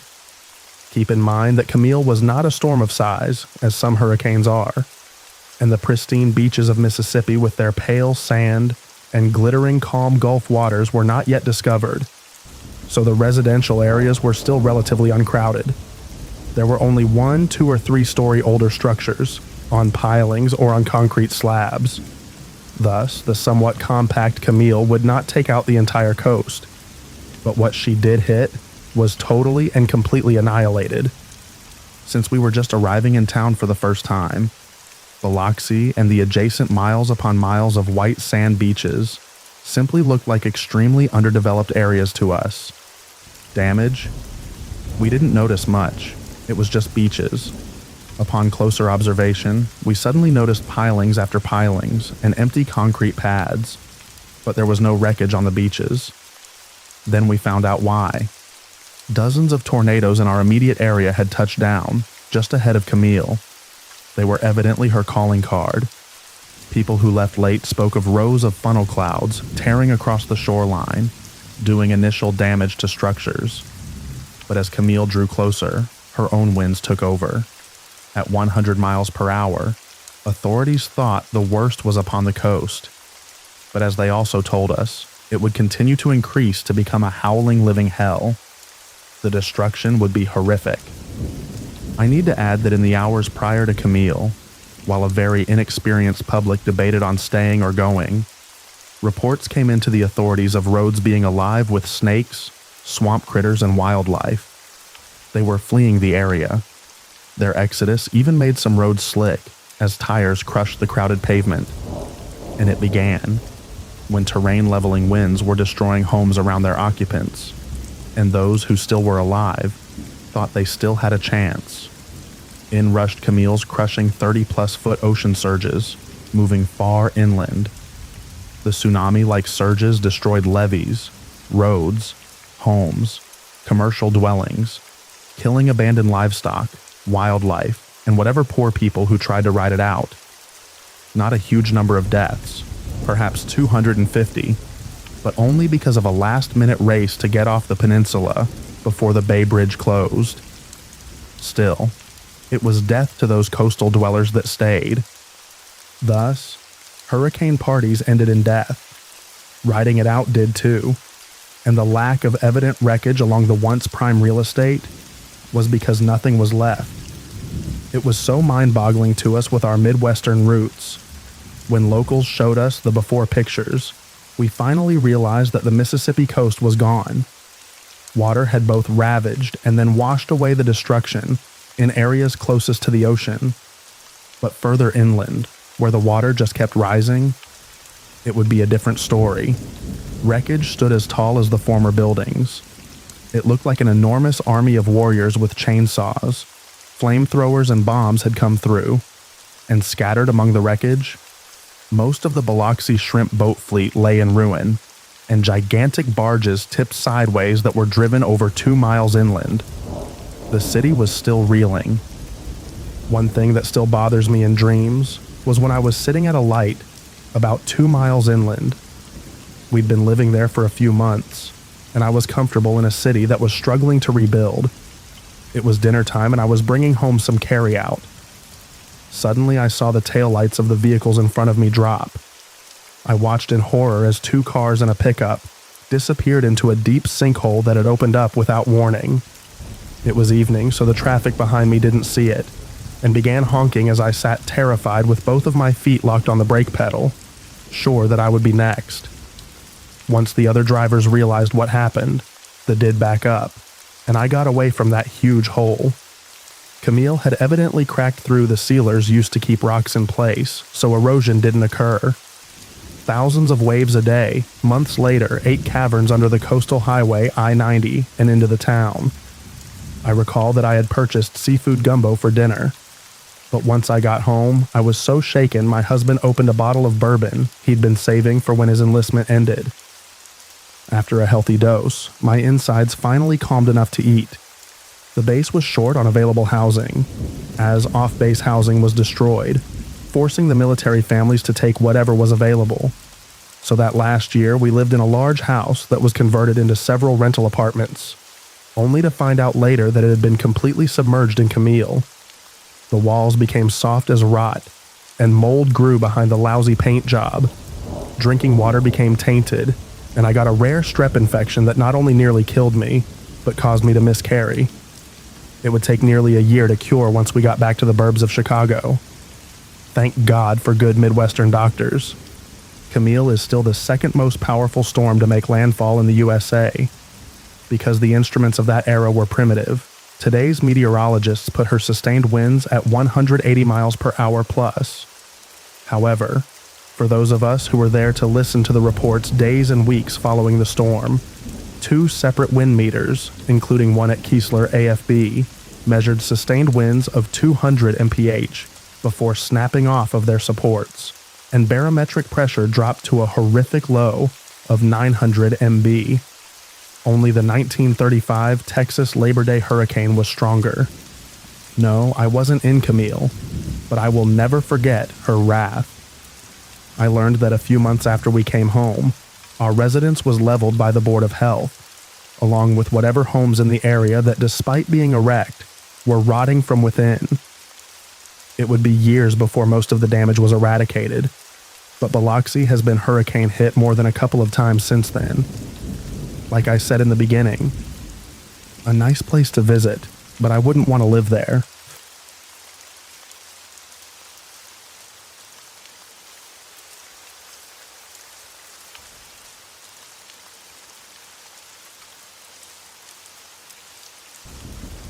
I grew up in Florida.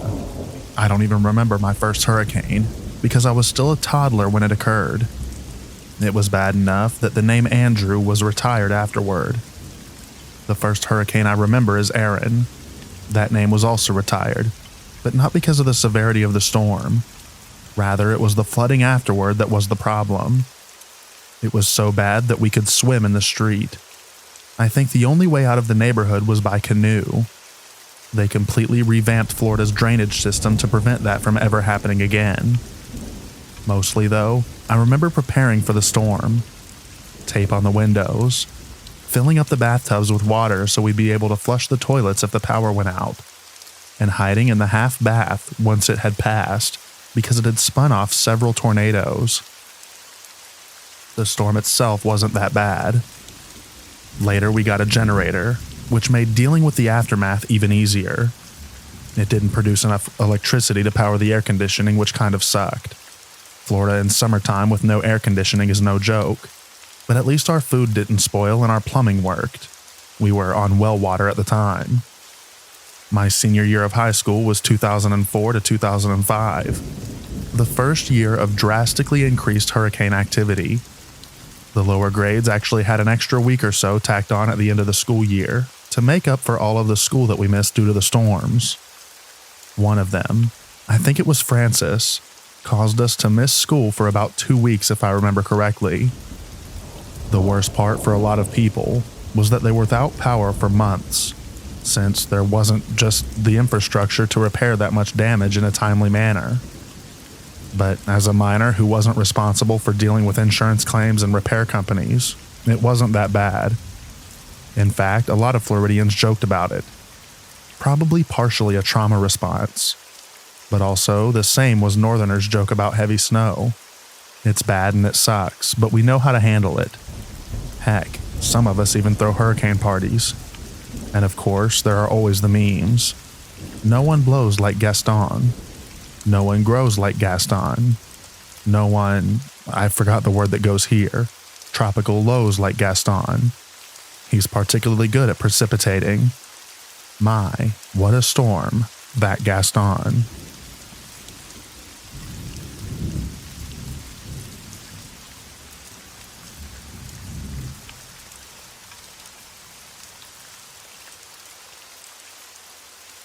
Hurricane Mitch flooded my 2-story house completely. I evacuated, and the waters didn't let me get back home for 3 days. When the water levels went down, I found my house covered with 1 foot of mud inside, plus 2 feet of mud for about 100 feet to get to it. Us neighbors had to shovel mud off the streets and sidewalks for a week to be able to get to our houses. Every door was jammed due to the sand on the locks. Most appliances survived the water, but the beds had to be replaced. Clothes were still usable, but the colors were faded. Photos and videos were lost. Same with books and notebooks. I was able to get back home after about 15 days of living at my mom's house. Things got back to normal about 6 months later. However, it took years for the whole country to get back to quote-unquote normal. And some places are still not the same to this day.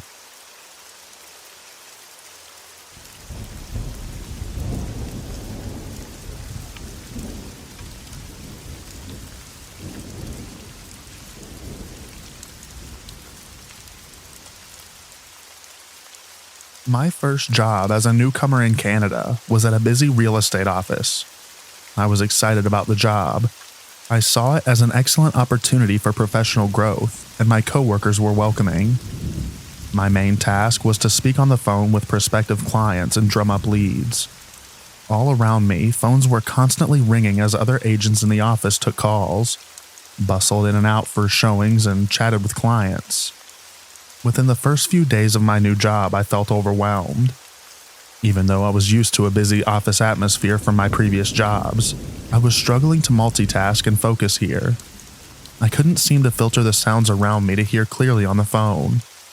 The office seemed excessively loud, even though no one else seemed to be having any trouble. During that time, I also noticed I couldn't hear my daughter seated in the back of the car if the radio was on, even at a low volume. I was getting close to 40 and assumed hearing changes were a natural part of aging. I felt like the two issues were somehow connected. I had my hearing tested, and the results showed that there was nothing physically wrong, so I questioned the technician about why I was struggling to hear if the test showed no hearing loss. The technician hypothesized that my brain might be struggling to isolate and process multiple sounds simultaneously. That's when a light bulb went off. In 2019, my family and I barely survived Hurricane Dorian when it hit our home in the Bahamas. While we were sat waiting for the floodwaters to reach the attic and potentially drown us, the wind and rain that pounded the roof echoed remarkably in our cramped quarters. As we sat terrified during the worst experience of my life, the volume of the noise changed how my brain processed and interpreted sound. At least, that's what my wife and I felt must have happened. We were lucky to make it out alive and unharmed, save for many bruises. In the aftermath of Dorian, we immigrated to Canada with only 3 weeks of planning. The stress level in those first few months was immeasurable. Eventually, our whole family sought the help of a therapist. We understood that we could not cope with the emotional after effects of the natural disaster trauma on our own. Before Hurricane Dorian, I never had trouble isolating a person's voice in a crowded room. But it seems that the trauma of what we experienced was still affecting me 2 years later. Learning to cope with the anxiety brought on by surviving a natural disaster has taken many different strategies. I've practiced creative visualization, picturing calming locations, and listing all the sensory attributes associated with the image. Meditation and structured breathing exercises have been helpful when I've had trouble falling asleep, as my mind imagines I'm back in the ocean, being tossed around by the waves. I used a gratitude journal for a while to combat hopelessness and depression, when my mind fixated on the idea that I would never feel any better. Writing therapy helped me the most. After years of working on my mental health, I was finally making solid progress, and I started my new job at the real estate office, only to realize my new job might now be outside my capabilities. I sought the help of another therapist who specializes in trauma recovery. He explained that many people with PTSD struggle with symptoms similar to attention deficit hyperactivity disorder, including an inability to sit still. Check. Struggling to multitask. Check. And difficulty isolating sounds. Check. I was floored. When I explained my problem to my boss, they were supportive and got me a phone headset. For several weeks, I continued trying to force my brain to process more sounds than it could, but eventually I was forced to resign from the position, and I took on a new job that allowed me to work from home and control the noise level in my workspace. More and more Canadians are experiencing the trauma of natural disasters yearly. Sadly, the frequency of these events is increasing. The historic flooding in Nova Scotia in July, and monumental wildfires continuing to burn throughout Canada, have kept natural disasters at the forefront of news outlets in 2023. The billions of dollars in property damages worldwide is evident for all to see, and it's horrific to hear about the number of lives lost. However, there is another invisible toll that these events have on people like me who survive them: mental illness. New Brunswick has experienced 2 milder post-tropical storms in 2023 so far. While I don't fear for my life during those events, as I did during Dorian, my anxiety increases with the constant updates and news preparations. It's an ongoing battle to remind my body that it doesn't need to react with a rush of adrenaline just because I have several things on my to-do list, including buying storm supplies. And I'm sure that I'm not the only one who feels this anxiety.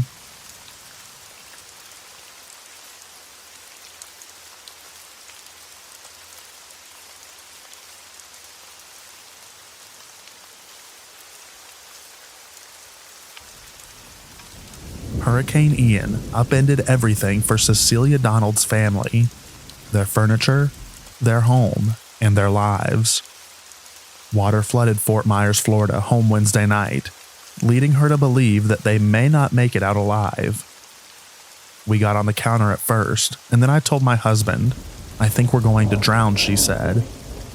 They were so unsure of their survival that at one point, Donald and her husband considered tying themselves together so no one would wash away.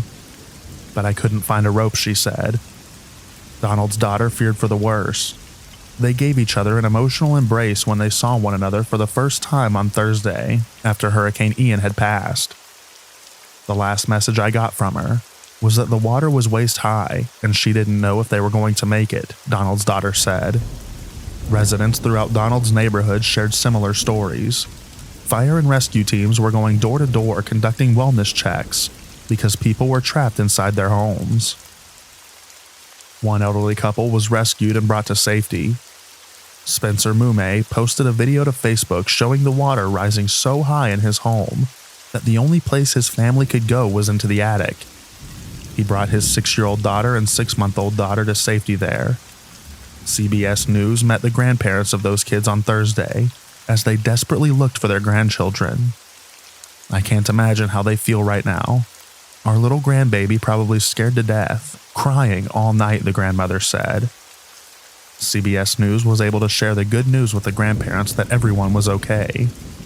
Now, the entire community begins a journey to recovery that is likely to last much longer than the storm.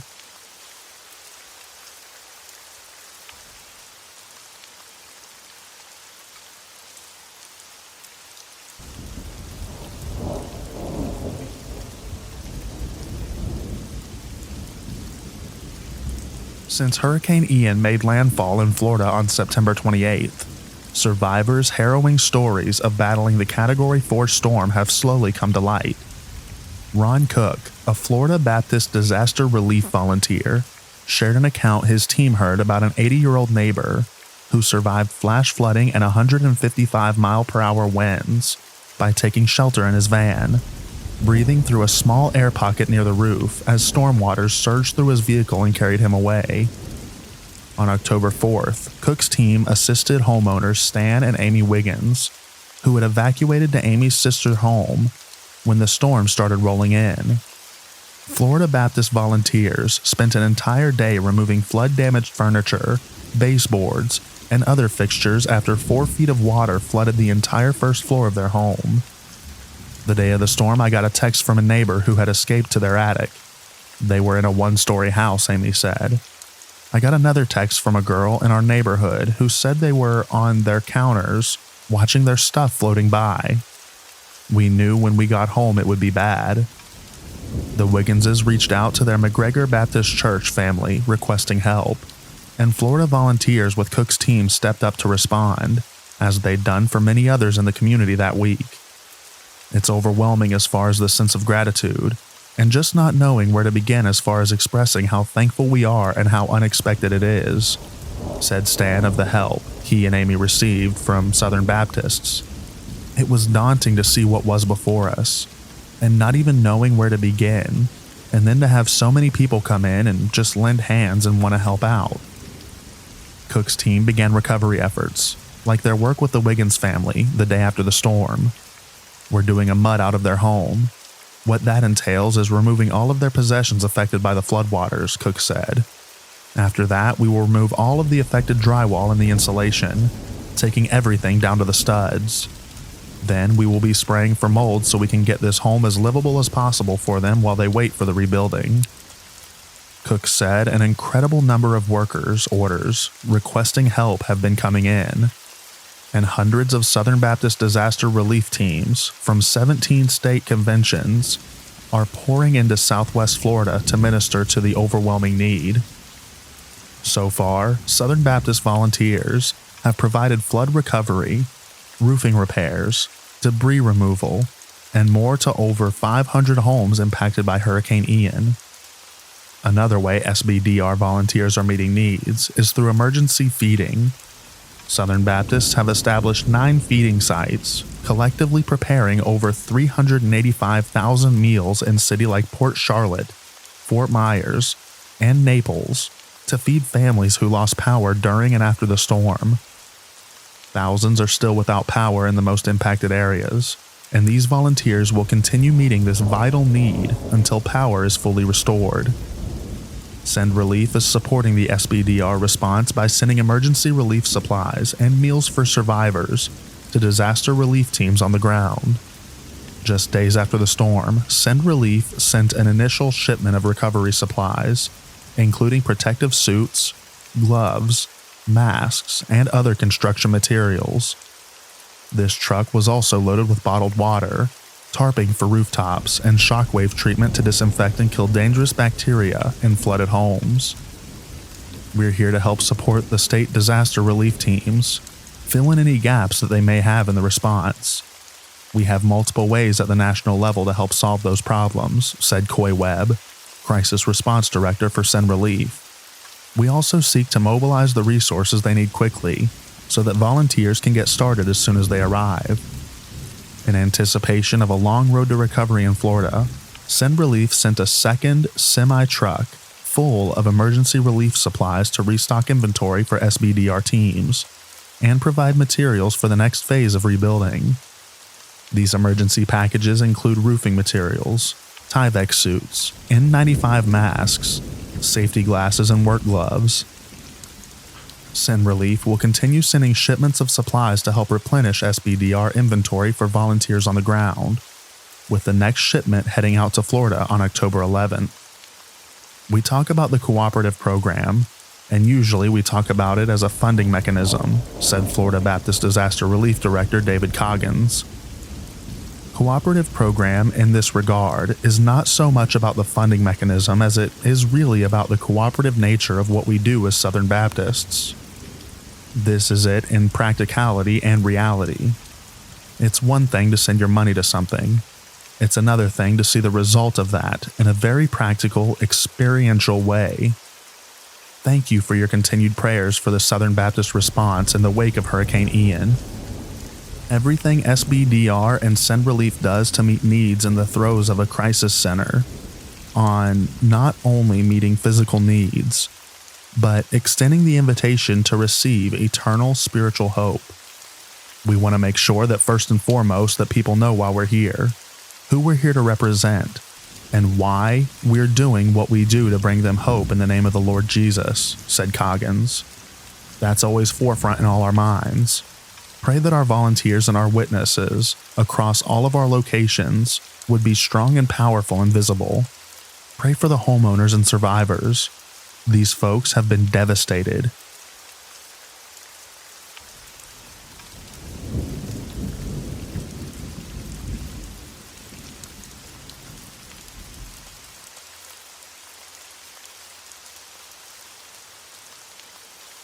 I went to a wedding of my friend Courtney about 2 days ago, and I still can't shake my mind over what happened. For context, I grew up in a very religious household and went to church every Sunday, and Courtney is probably the only person from my old church that I still keep in contact with.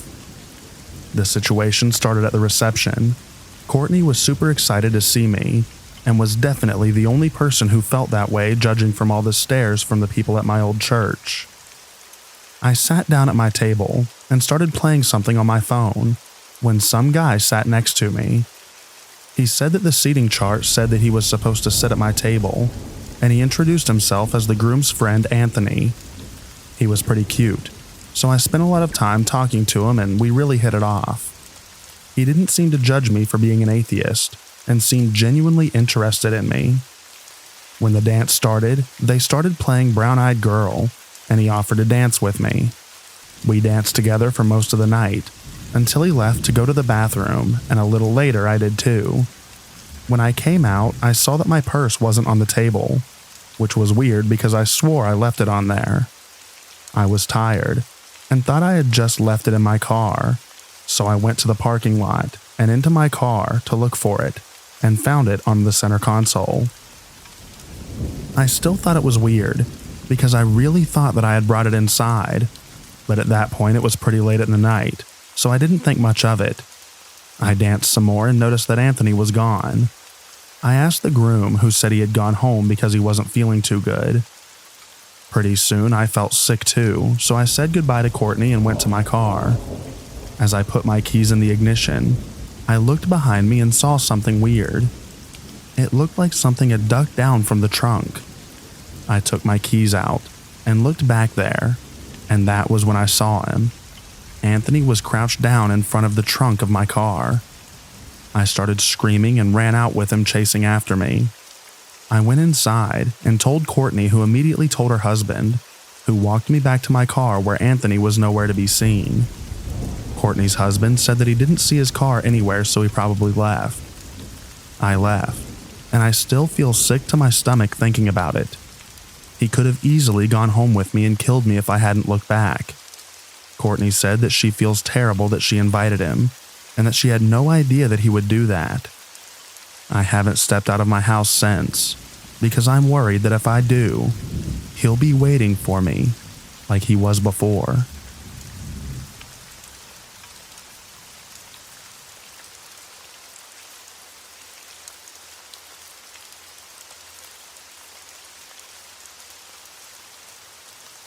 My mom was a single mother of 3 in the early 2000s, and eventually started going on dates when I was about 6. I remember the first time I met him. He made me feel uncomfortable, but my mom shrugged it off because I was a shy kid. She had done her due diligence and Googled his name, coming across a court case, him versus state. It listed him as a convicted felon of murder from back in the early 80s. I don't know how, but he convinced her that it was a mistake. I guess because he had a very generic name, she believed him. We were raised by him, called him Dad, even at one point asking him to adopt us. The adoption never happened, thank God. He was a good dad to us, at first. Things started to get weird when I turned 12. Suddenly, I wasn't allowed to have sleepovers, wasn't allowed to choose my own haircuts, wasn't allowed to watch TV. It escalated to padlocks on the fridge and pantry, having to ask permission to drink water, and never being allowed in the kitchen past 8 p.m. He was a master manipulator, so at the time we all thought it sucked, but was normal punishment, despite us not having done anything to deserve it. I lost my door for weeks, on end, for stupid stuff like forgetting to do the dishes after dinner. Once, when I was 16, I wanted to not go to my brother's soccer game so that I could study, and he went into a blinding rage. I think that was the first time that I was ever truly afraid of him. He was a large man, probably 4 times my weight at the time. I think that was the first time that his mask fully slipped in front of me. He started being weird and creepy towards me once I turned 18.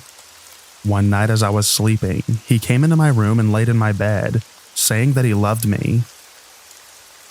I was so tired that I didn't even have time to think of how creepy it was until much later. I pushed him out of my room and went back to bed. The next day, while me and my family were gone, he'd stayed behind. He trashed my sister's room for no reason. She was only about 11 at the time and was very upset. He gave her the middle finger, and my mom finally lost it, telling him to pack up his stuff. He brandished a gun, waving it in my face before taking off in his car. We called the cops, and after nearly getting shot, he was arrested. We found out that he was a murderer when his bond was set at $250,000. He tried to lie to my mom again, but it didn't work this time. I looked up the case, and it was way worse than just a murder. He'd beaten someone to death with a metal pipe late at night in a highly populated park. I did not know this man. Not truly. Neither had my mom.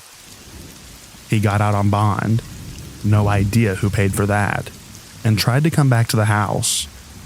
I was the only one home, and I had no idea my siblings had not locked the door when they left for the day. I was cooking pasta before heading to work when I heard the front door open. I peered my head to the front door, and my blood ran cold as I saw him standing there. He said something to me, but I don't remember what it was. I ran to the bathroom and locked the door, not even bothering to turn off the stove. I pressed up against the bathroom door and called my mom as he banged on the door, asking me why I didn't love him. I was so afraid that I nearly sent myself into an asthma attack. My mom had a family friend come by and pick me up. When they entered the house, he wasn't there anymore. That was the last time I saw him, back in 2017. He'd helped raise me and my siblings for 13 years. He was the closest thing that I ever had to a normal dad, which, given everything, is kinda sad when I think about it too much. I can't help but worry that I'll fall back into the same toxic and manipulative relationship. It's what I knew growing up after all. Maybe that's why I keep people at a distance now. The reason I thought about this recently is because some true crime TikToker actually covered the story on the man he murdered all those years ago, and I stumbled across it. One of his daughters even commented on the post, giving more details about what it was like growing up with him. It was odd, thinking that so many of my peers could put two and two together if they had seen the TikTok. I know I'm a victim in all of this, but I can't help but feel shame that I was connected to this man and his atrocities. I could end this with a typical "so let's never meet again," but I know we won't, because he died. I didn't go to the funeral. Almost nobody did. From what my mom told me, not even his parents went. The last thing I want to say is please don't give my mom any hate. She was manipulated into believing that he was a good man, and we've made peace with her on this particular subject. A lot of the things that I mentioned happening in my childhood were things that she didn't know about until he was already dead. One more thing, since this is a popular subreddit. If you know who I am based on this story, please keep it to yourself.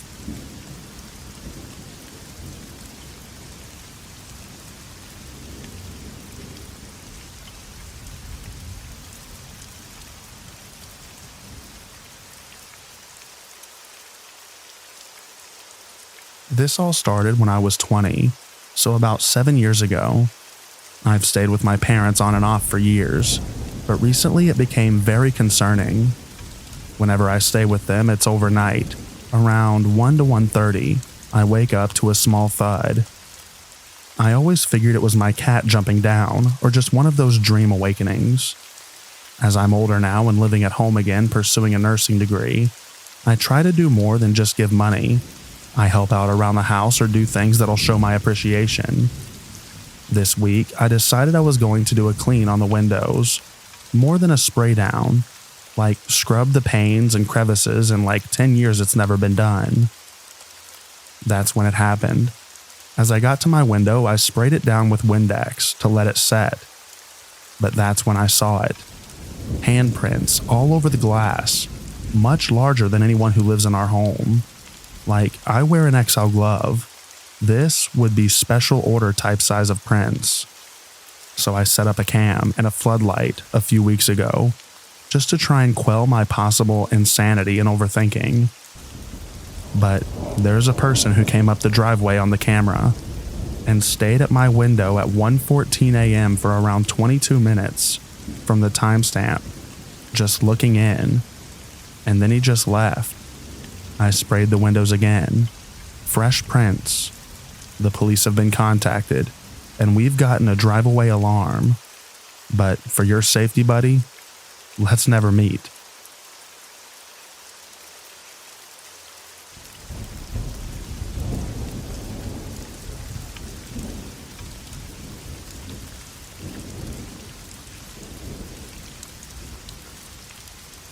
I'm a 22-year-old woman. I went to the mall to do some shopping for a few clothes. I went to maybe 5 shops, and in the last shop I bought a pair of heels that another woman wanted. She said a few mean things in the shop after I bought them and walked out. I then went to the bathrooms.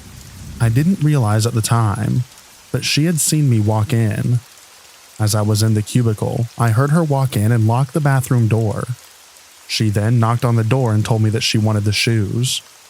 I knew this woman was crazy from the encounter that we had in the store. Not like she was going to like the high heels I had just bought, as she was a bigger woman and I didn't think that she would fit in them. I was very firm in saying no to her and unlocked the door of the cubicle and went to go to wash my hands. That's when things started to get physical. When my back was turned, she grabbed me by the hair and demanded that I let them go. I'm not going to get into what happened, but she ended up stealing the shoes and taking my bag along with ripping all the buttons off of my dress. I straight away went to the security office, but they said because the offense wasn't caught on camera, that there was nothing they could do.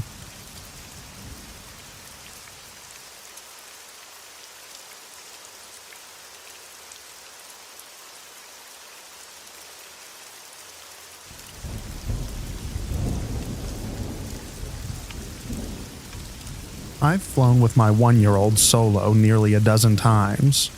Usually people are understanding and kind about me having a baby on my lap, and overall he's a happy, easy baby. He's also very cute, so it's not uncommon for strangers to talk to him. Usually I don't mind. The last trip I took, I sat alone in my aisle, with a man sitting by himself directly behind me. My baby was tired and fussing. I knew he was tired, but there's not a lot I could do until after we took off. Right out of the gate, the man behind me was talking to my baby, saying, "Oh, hi, baby. Why sad, baby? Cute, cute baby." I smiled and replied that he was tired and sorry for the fuss. Thank you. After takeoff, I started to get him settled for a nap. The man behind us continued to talk to my baby, putting his hand through the seats to try and grab his feet. Multiple times I asked him nicely to please stop. The baby was tired. You're distracting him. He just needs a nap. Finally, I sat my baby down next to me. He stood on the floor facing the seat next to me so that I could make a bottle. The man behind me stood up and reached over my seat to pick him up. I immediately leaned forward to pick up my baby, saying, "No, thank you. I don't need help. Please, no. No, thank you." The man pushed me back into my seat while mumbling, "Sweet baby, why cry, baby?" I replied very loudly, "No," and quickly picked up my baby. I thought that that was the end of that. I was wrong. I tried to rock my baby to sleep while desperately trying not to lose my cool. As I'm rocking my baby, the man behind me reached through our seats to grab my arm, saying, "No rocking, no rocking, you make him cry." I pulled free from him and yelled, "Do not touch me." Again, I thought that that would be the end. I started rocking the baby for a second time. This time, the man behind me reached both his hands around either side of my seat to hold me in place, saying, "No, no rocking, stop rocking." I am somewhat embarrassed that I completely lost it, clutching my baby to my chest while struggling to get free of him. It hurt. I hit the call light while screaming, "Let me go. Do not touch me. Let me go, let me go, let me go." He was still holding me by my arms when the flight attendants came running. I could barely get anything out to the flight attendants. Everyone around us was staring. I was sobbing, and all I could get out was that I could not sit there anymore, and for the love of God, please move me. The man behind me tried to move with me, but I told the flight attendants that I did not know him and he could not come with me. I had a good cry in my new seat, but my baby immediately went to sleep. I was moved to the next to the flight attendants' seats. After calming down, I explained to the flight attendants what had happened. Multiple times, the man that had been behind me got up to try to come back to my new seat, only to be turned around by one of the flight attendants. Towards the end of the flight, one of the flight attendants told me that they'd explained everything to the pilot, and the pilot had called the FBI and local police to escort the man off the flight. I would also be escorted off, as well as everyone around us that watched everything happen. He cheered as he was escorted off. I had to interview with the FBI and nearly missed my next flight. After my trip was done, I had to fly back going through the same airport. It was stressful and emotional to say the least. Even knowing that he was banned from the airline and the airport, I haven't flown since. To the man that tried to grab my baby from me and then wouldn't let go of me, let's never meet again.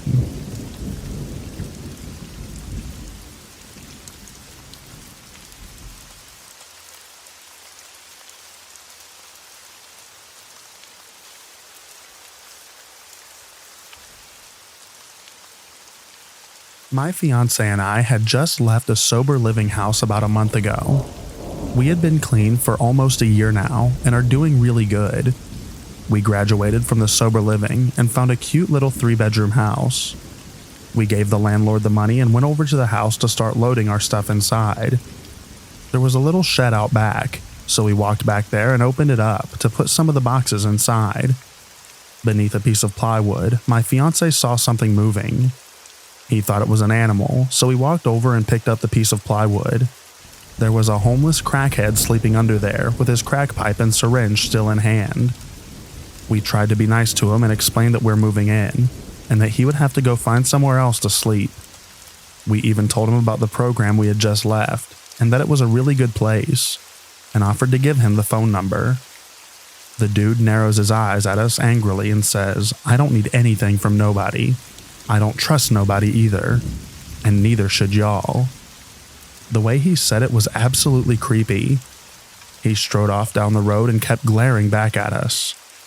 That should have been our clue to not move in, but we had already given the landlord money and felt that we were without any other option at this point. So we moved our things in and tried to get comfortable over the next couple of days. A few days later, my fiance was at work, and this same guy was standing in the road just staring at my house like a maniac. It was just me and a girlfriend home alone, so I was terrified. I called my fiance and told him what was going on, but by the time he was getting ready to leave work, dude had already vanished. I don't know what he was planning on doing, and I swear I'm not one to judge people.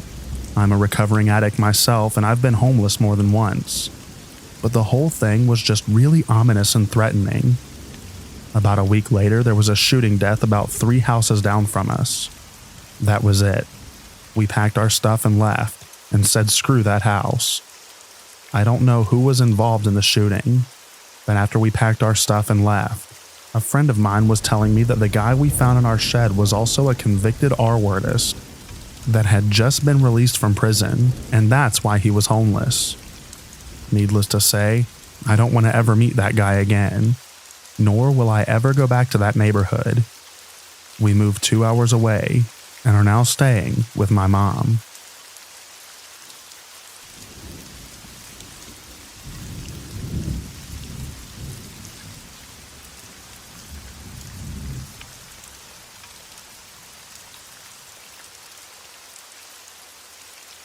I'll start this story by saying that I'm a 32-year-old woman.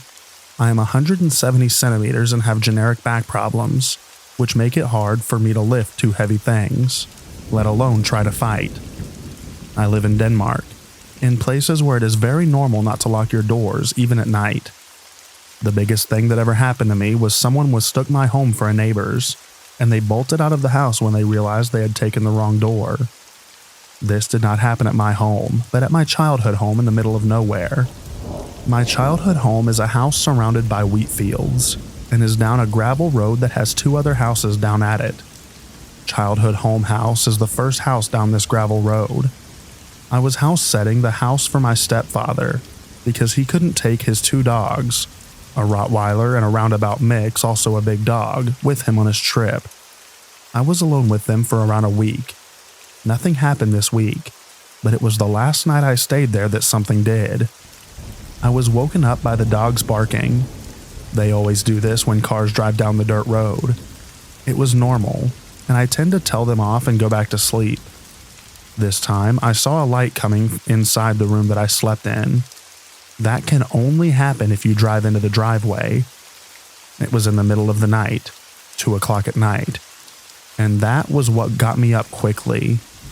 Luckily, I had the driveway gate closed, but I did not like that some random car in the middle of the night was parking in the small patch between the dirt road and the gate. So I did the only thing that I could do at the moment. I let the dogs outside and hoped that would discourage whoever it was to even try anything. They're loud, and they sound worse than they really are. It did make whoever was driving the car move the car and drive away. They drive up to my first neighbor, who I can see up to because the dirt road lies on a very small hill. They didn't drive in as I thought they would do. They came back down to me again and began to drive very slowly past my house again. At this time, I stood outside at the front door with the light on and watched the car. I didn't like how slow it drove past, but the dogs were still freaking out at the gate. So whatever they were thinking about, they reconsidered and drove away faster this time. I have no idea what the car was doing down the dirt road at this time of night. The main road is more than big enough for you to turn up there instead of going down a dirt road. I don't know what would have happened if the dogs hadn't woken me up, and I have them for my protection.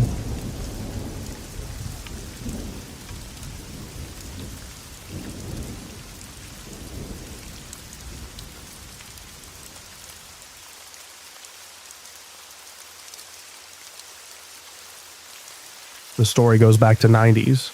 I was 7 or 8 and going home from school, a 5-minute walk in a safe district. But there was something waiting for me on my way home that day.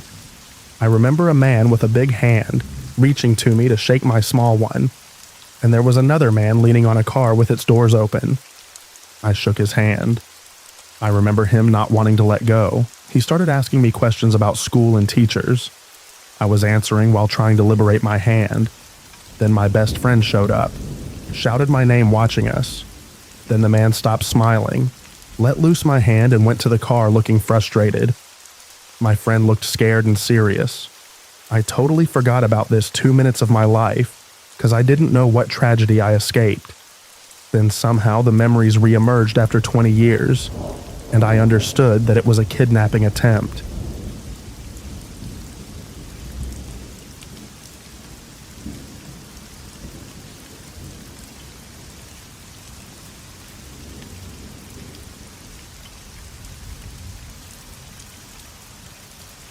In college, 2008 to 2014, I was an avid metal detectorist.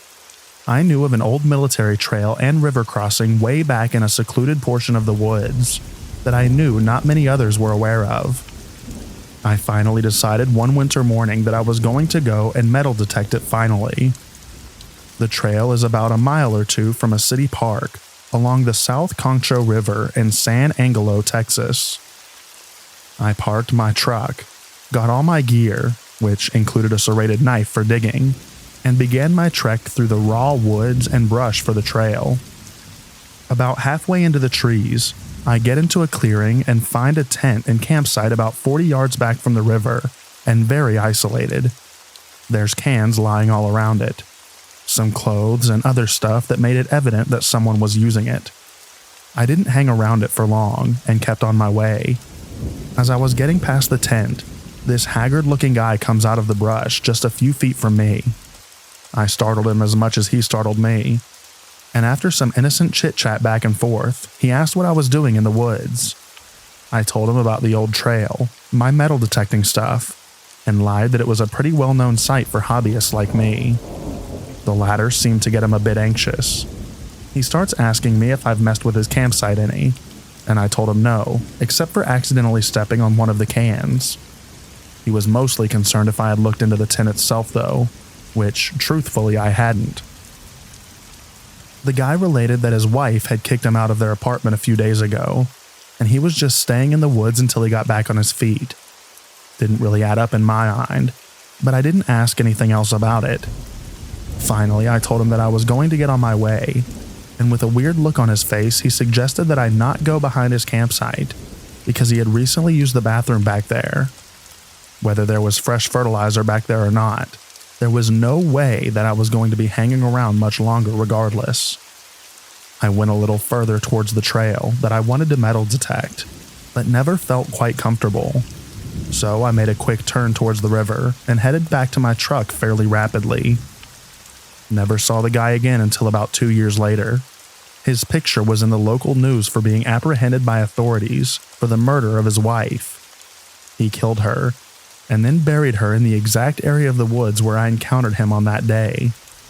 Apparently, even though I can't recall if it was the very day of the crime or not, he had just completed the matter when we met.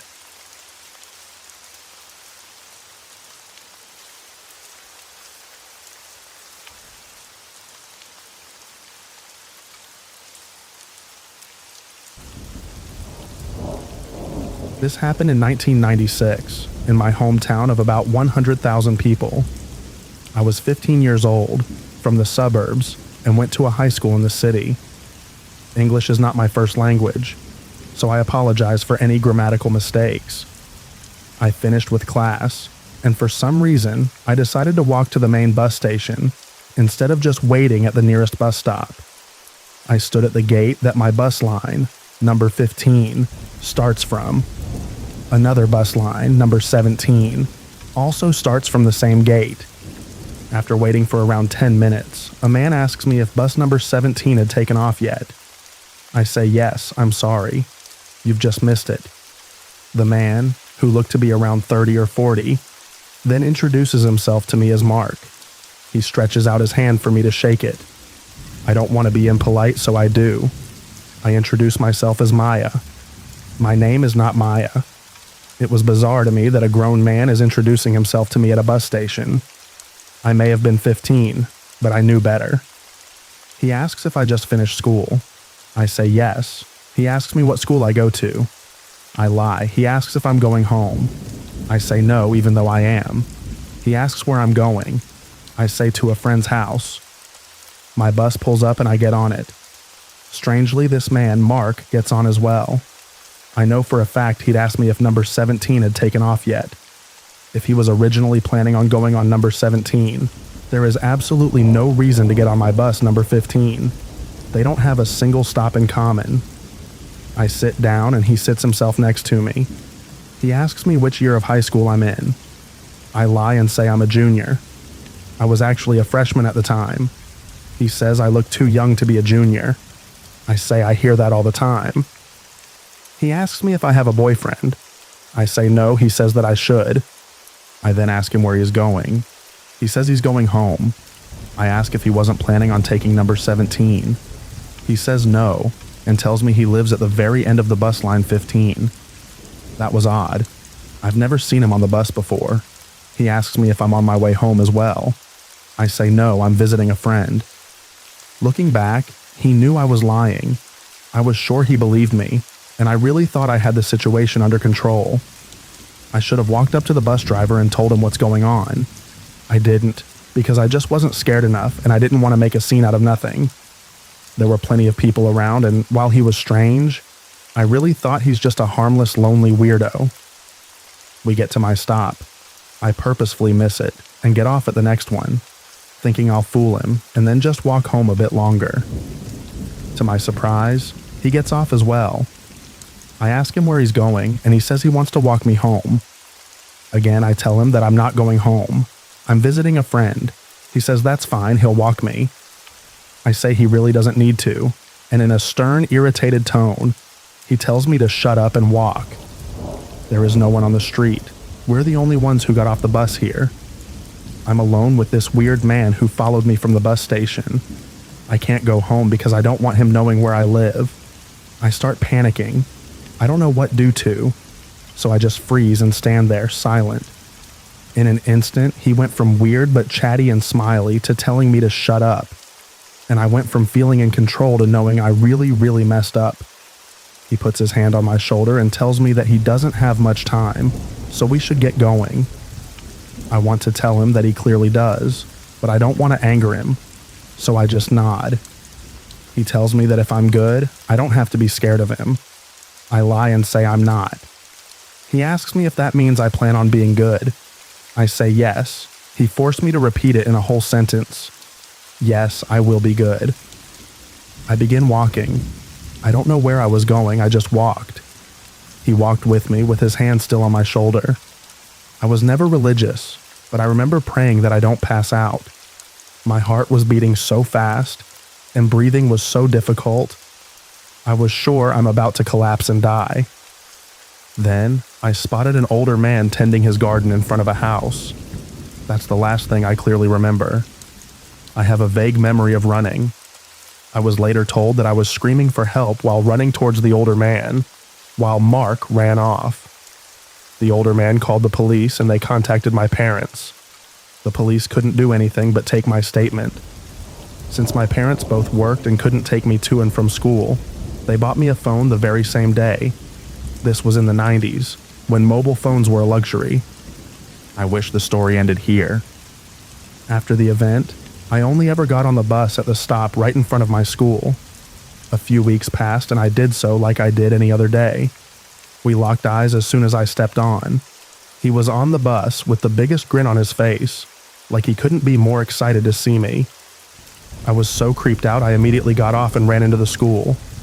I called my mom in tears and she had me find a teacher to walk me to her car when she came to get me. The school was then notified of the situation. After that, he was spotted walking around the school several times, sometimes a few days in a row, but sometimes he wasn't seen for weeks. The police was of no help. They couldn't do anything until he actually hurt me, or showed up on the school property or at my home. I spent the rest of the year waiting in the school until late afternoon, so my mom could pick me up after work. We always took a very long route home. I now know she was making sure we weren't getting followed. My parents then had me switch schools. Thankfully, he was never spotted in my neighborhood, and I'm very sure he never found out my name or got my address.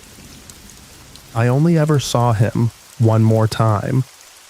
I was 21 in my hometown on summer break from university.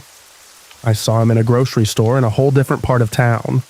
He didn't recognize me, didn't even look at me, but I immediately recognized him. Where I live, there is no convicted criminal list like in the US. Such cases are not reported, and I never found out the man's full name. I have no idea who he is or what he has done in the past. I don't know what he would have done to me. My belief is that he was mentally challenged, saw me, liked me, and followed me. My mother believes that it had been much more complex, that he was planning something and that he knew exactly where we're going. My dad still doesn't talk about it. I'm just happy he's out of my life.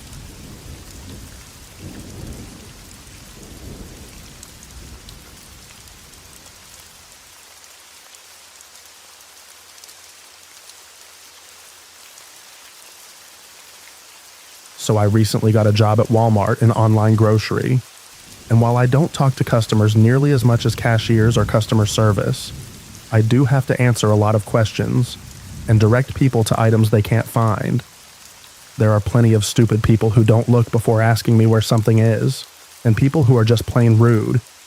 But besides this one encounter, I haven't really had a problem with creepy men. At my past jobs, I was used to men making horrible comments about my body and body mods, but I guess at Walmart, there's always someone weirder walking around, so I don't get as many. It started at around noon when I went out on my first pick run of the day. I was in the soda aisle struggling to fit a box pack of beer into my cart when this guy came up and helped me. He was probably in his early to mid-20s. This kind of adds to the creep factor because I only recently turned 18 and haven't switched out my yellow name tag yet. A bigger guy, a bit shorter than me, wearing a corn shirt. I thanked him for helping me and said I liked his shirt. He said it was no problem and complimented my hair. No big deal, right? I pick up my handheld and get back to bagging soda and praying that I don't get sent on exceptions that night. Around 15 minutes later, I'm in the soup aisle, crouched on the floor, bagging 20 cans of Dinty Moore. Not my finest moment. Someone walks up behind me and says, "Excuse me?" I'm already excited to talk to them. Nobody, and I mean nobody, says excuse me when they want my attention. I stand up and turn around to see the same guy. He says he's been looking everywhere, and he can't find the baking soda, and that he knows he probably passed it, but he wants to make sure he's looking in the right area. The baking aisle is just a few over, and what a coincidence. The next thing I need for my run is bread flour. I tell him I'm heading over to the aisle the baking soda is in right now, and I'll show him where it is. He says thank you. I finish scanning in the Dinty Moore, and we head over. It was a Tuesday, and completely dead. Like, I was seeing my coworkers more often than customers. We get to the baking aisle, and I show him the baking soda before getting to picking out the bread flour. I had a lot to pick from in that aisle, so I was there for a good 10 minutes picking different items, and I couldn't help but notice that he put a tiny box of Arm & Hammer into his cart, and was just standing there on his phone, occasionally looking at me. A little strange, but maybe he's texting someone, and is feeling a bit awkward that neither of us has left the aisle. Who knows? I finish my pick run, stage the totes onto the cart, and bring it to the back. I go on 2 more runs before my first 15-minute break, and I catch a glimpse of Corn Guy every so often. I figure he's just having a hard time finding stuff, because the Walmart I work at is massive, and continue on with my day. I go into the break room to eat the salad I had in the fridge, and drink a cherry Pepsi, while getting that good gossip from one of the guys from customer service. And life is good. For a second, I thought I saw Corn Guy walk past the door, but I figured it was just an employee wearing the same shirt, and didn't think of it again until later. My manager tells me to do 3 more pick runs before I go to the back to start dispensing orders. and I head out on a produce run. Easily one of the worst types, as the produce section is super confusing and always crazy busy. I get to the produce section and start doing my thing when I see corn guy standing next to the corn stand. I laugh to myself for a second before realizing that it's 1:30 at this point, and this guy has been at Walmart for at least an hour and a half. There are only 3 things in his cart. I try not to look in his direction so he doesn't try to talk to me and get back to bagging onions and weighing apples. At this point, I'm getting some serious weirdo vibes from this guy. He walks up to me and says hi. I say hi back and ask him if he needs anything. He proceeds to go on the creepiest tirade I've ever heard. I remember almost exactly what he said because I was standing there in absolute horror the entire time while holding a bag of apples. He said, "I just wanted you to know that you don't need to eat salad if you don't want to. You don't need to lose weight. If you're trying to impress that guy you were talking to, you should go for someone who would love you for who you are, not someone who would want to change you like that. You are so beautiful." I stare at this man in shock. For one, I eat salads for lunch because I like salad. It sure ain't a healthy salad either. Those things are loaded with Caesar dressing and bacon bits.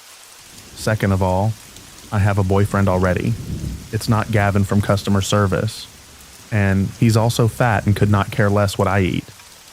Third of all, I take offense that some random creep thinks that I have been waiting all my life to be validated by him. A man who spends all day at Walmart without even being paid for it.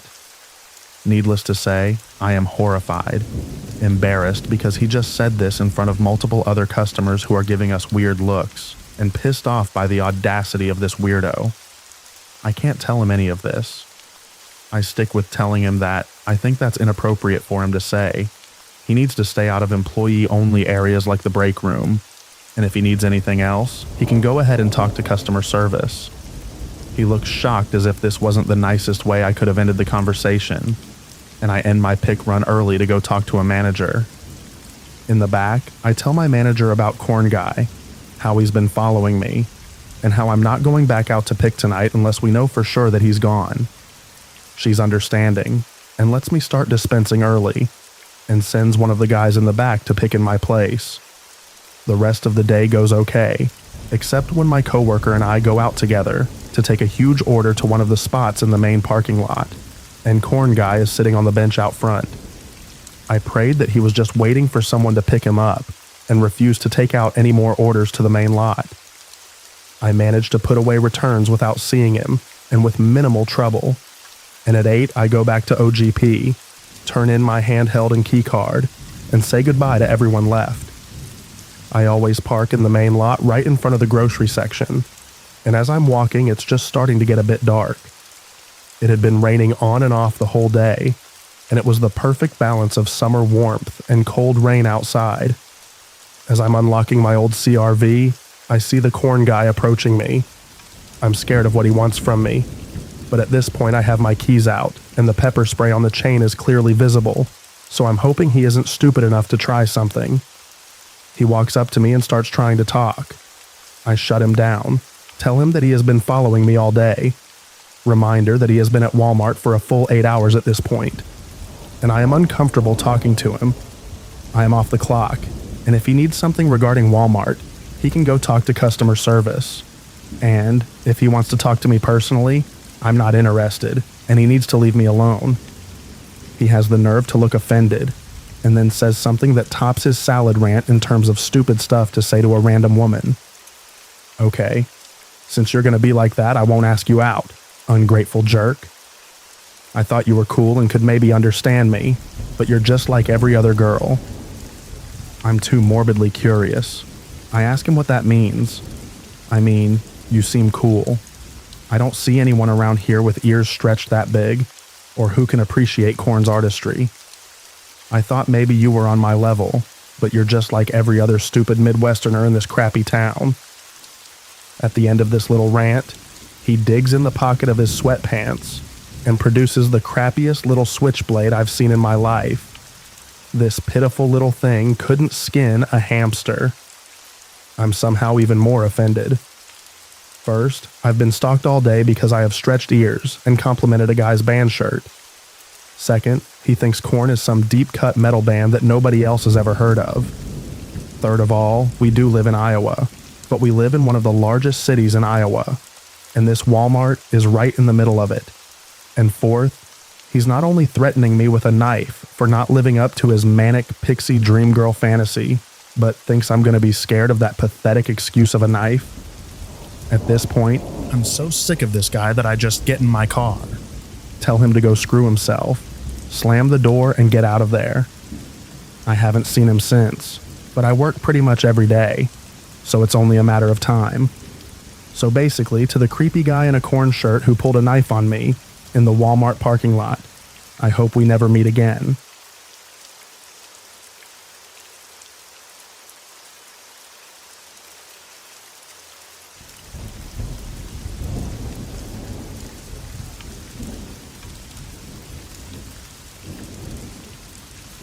I dated this man for about 2.5 years, and he nearly killed me.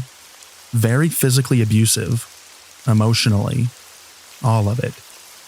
The last time he hurt me was because I told him I was moving, and I was gonna have a roommate. He didn't like that. He strangled me twice and punched me in the face. I escaped and called the cops. He got arrested a few days later. Until then, though, he was coaching me on how I needed to go back to law enforcement and state that I hit myself, and he didn't really strangle me, that I stopped taking my psychiatric medication and was having a psychotic break that night. At the first hearing, I recanted and told the judge all the lies my ex told me to. The judge believed me, and he was set to get released from jail, but he was still under state county hold or something like that. Before he was supposed to get released, I went back to law enforcement after gaining some clarity and told them the truth again, in which another hearing was scheduled. Undoubtedly, my ex was notified of the reason why another hearing was being scheduled. He was a gang member. Obviously, I will not be saying which one. And as previously mentioned, by now I had moved into the new house with my roommate. But before he got arrested, he asked me where I was moving, and I told him which street corner the house was on, very stupidly. Well, my roommate's boyfriend at the time was affiliated as well. We were with some real winners, huh? And he was apparently notified that my house had been marked by the gang that my ex belonged to, and that showed true. One morning at around 6 a.m., my roommate and her boyfriend were sitting in the driveway in her car with the lights off. I was inside the house asleep. A car then pulled up in front of my house, blocking the driveway, preventing my roommate from pulling her car out. We're still unsure whether or not these people initially knew that there were people sitting in my roommate's car.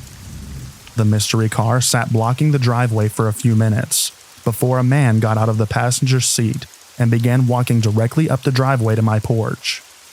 Luckily, my roommate's boyfriend had a gun on him, and once he saw the man walking towards the front door, he got out of my roommate's car and flashed his gun at the man. The man saw it and ran back to the car, which then sped off. Maybe a few weeks later, I had driven to the gas station a few streets over after the sun had gone down. I was getting a vape or something. When I was walking back to my car out of the gas station, a man in the same car that was in front of my house pulled up next to me and started yelling something. I couldn't tell what he was saying before I just yelled back, "Shut up and leave me alone," thinking I was just being randomly catcalled. I got in my car and went to pull out of the gas station, noticing his car was sitting in front of the exit that I was going to take and not moving. So I went out a different exit and turned back onto the street that my house was on. I looked behind me and saw him following me. He waited for me to leave before he pulled out behind me and followed me. I started going down different streets and kept tailing. So eventually I freaked out and sped up real fast and made a quick, impulsive turn that threw him off my track. I didn't go home. Another day I came home from work and saw that the window in our dining room that looks out the backyard, the only window on the first story that doesn't have iron bars guarding it from the inside, had been tampered with from the outside. It had a screen secured to it so that the window may be opened, and the screen had been ripped off. We reattached it and tried to rip it off ourselves, and it was very hard. My roommate's boyfriend was able to, but we weren't strong enough. It would have taken a lot of effort to get that screen off. Last instance, my roommate's boyfriend and his friend had left our house to go on a walk. When they came back, as they were walking back up to my house, they saw two men peeking through the other dining room window, trying to see inside. They noticed my roommate's boyfriend as he started yelling at them, asking what the heck they were doing, and they scurried away.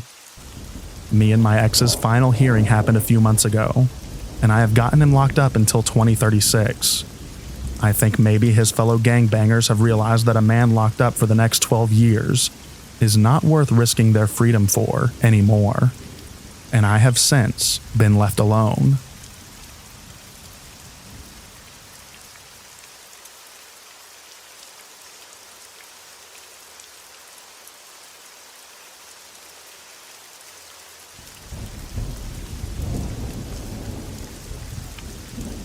I work at a big retail store as a self-checkout host.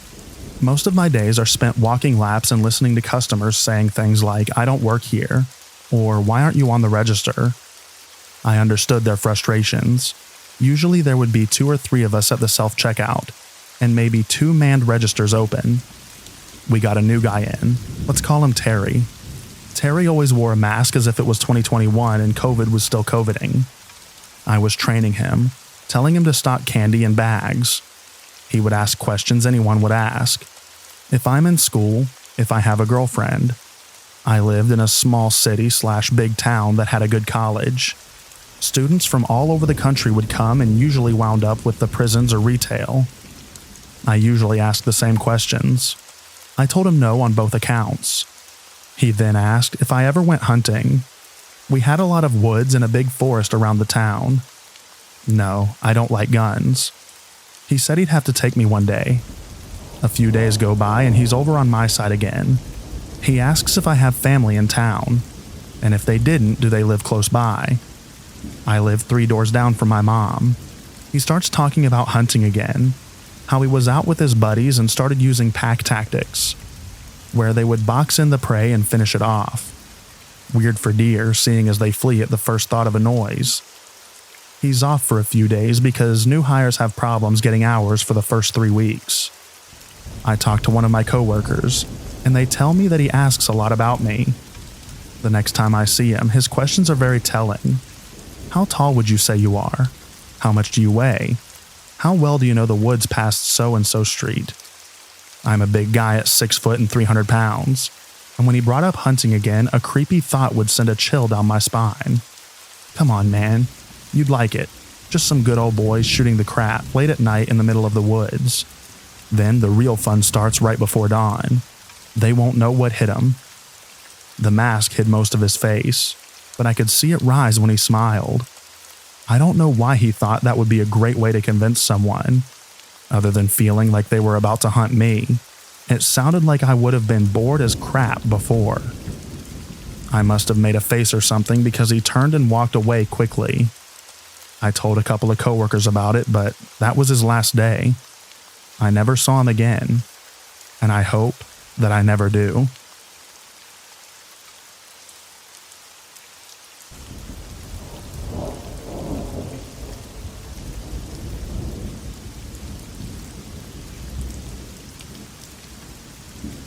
I came back from getting some parts for my car when I find a note on my windshield.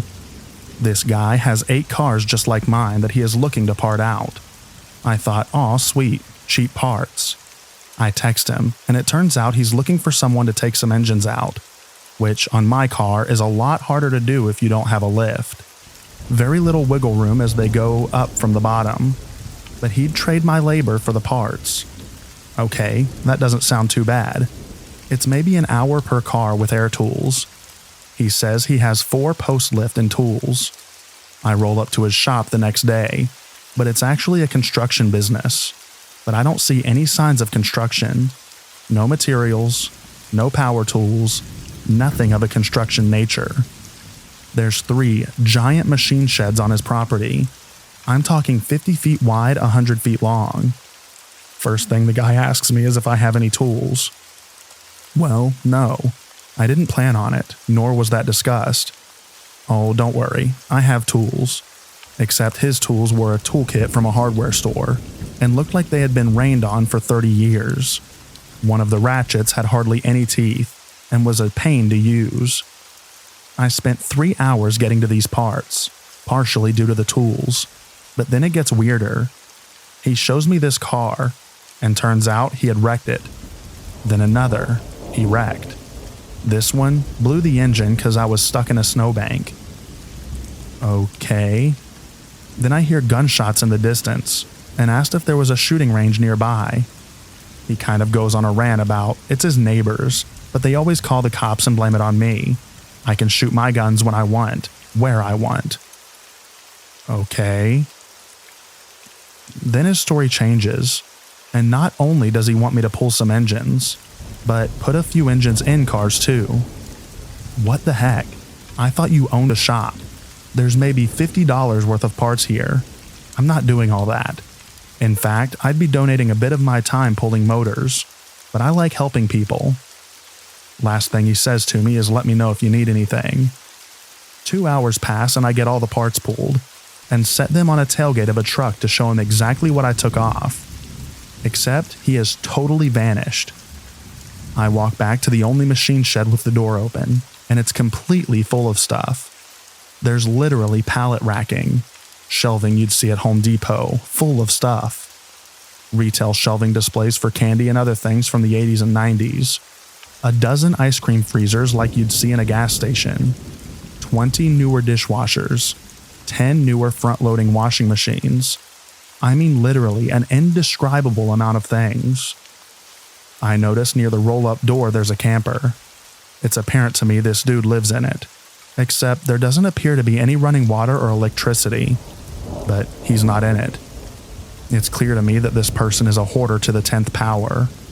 All I can think of is his father must have been loaded, running a construction company, and left him a multi-million-dollar inheritance. It would take a lot of money to fill up over 22,000 square foot of machine shed with random stuff. Because unlike most hoarders who have garbage, newspapers, and other debris, 99% of his stuff had some value.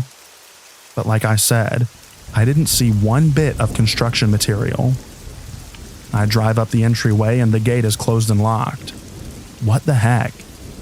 He never told me that he was going anywhere. Luckily, the gate didn't have an actual fence, and I had to drive my car through a field and drainage ditch to get back onto the highway. I'd taken the parts with me and I planned on coming back. But then the more I thought about it, the more creeped out I was. Especially since I was kind of kept there when he left and shut the driveway gate.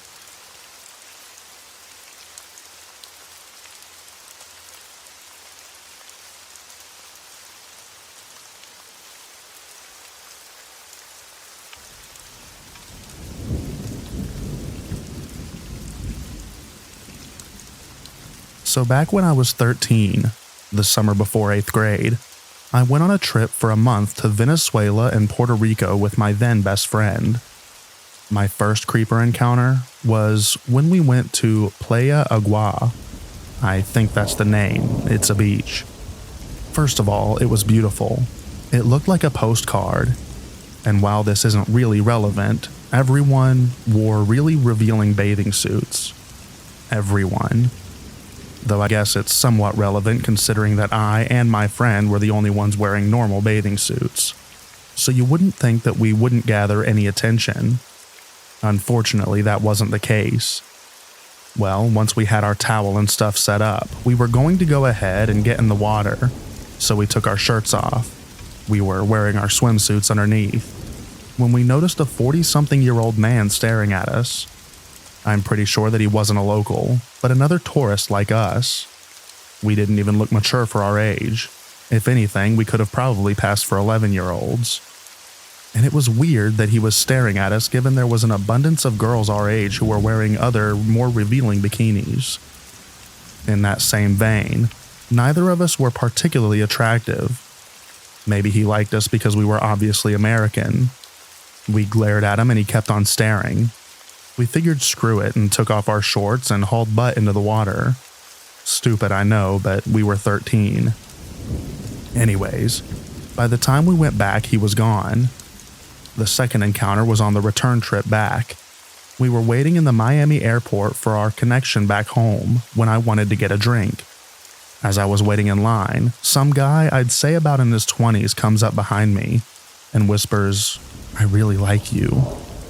I just turned and gave him a what the heck look until he eventually shifted away. I decided to not get any drinks by myself after that. But anyways, those were my stories. I hope you enjoyed.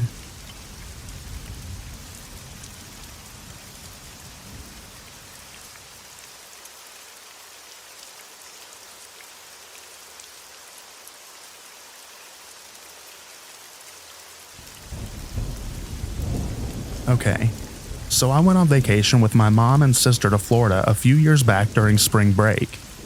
The area where we stayed is a nice neighborhood, a neighborhood full of people's summer homes and getaway houses. We were staying in my mom's best friend's beach house, and the three of us were walking home from the house where my aunts and cousins were staying. Now mind you, these streets are pretty dark. There are a few streetlights on the corners, but otherwise when it's dark, it's dark. So my mom, sister, and I are walking down the road back to our beach house. My mom is walking ahead of my sister and I. We're walking side by side. And we cross an intersection and see a man in what appears to be a white button-up top and nice black slacks with an undone tie resting on his shoulders. He's a good few yards away, but he starts talking to us. "Hey, pretty ladies, do you guys have any jumper cables? My car just broke down back there and I could use some help," he said. Looking past him, there was no car. There was a streetlight near him, and we could see that he was alone. "No, sorry, we don't have our car here," I replied, taking my sister's arm and walking faster. The creepier part is that he starts following us at a distance. I periodically look over my shoulder and can still see him walking slowly behind us. Eventually, we think we lose him, but there's still a feeling of unease in the pit of my stomach. So my sister, mom, and I make it back to the beach house, and my sister and I quickly lock the screen door, turn the front porch lights off, and close the blinds inside the house, keeping a careful eye to the outside from the windows. My mom thinks that we're being ridiculous and the guy genuinely just needed some help. But I know my gut and I wouldn't be feeling uneasy if I didn't think it was suspicious. A few minutes later, guess who is walking down the street? The man in the white button-up stands and stares straight at my sister and I through the window from the street. I guess we weren't being that subtle. And then keeps walking, disappearing into the night.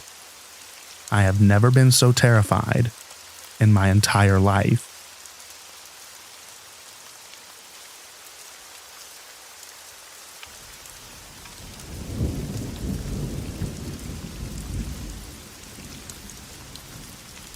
I recently turned 28, and I've had a crazy year.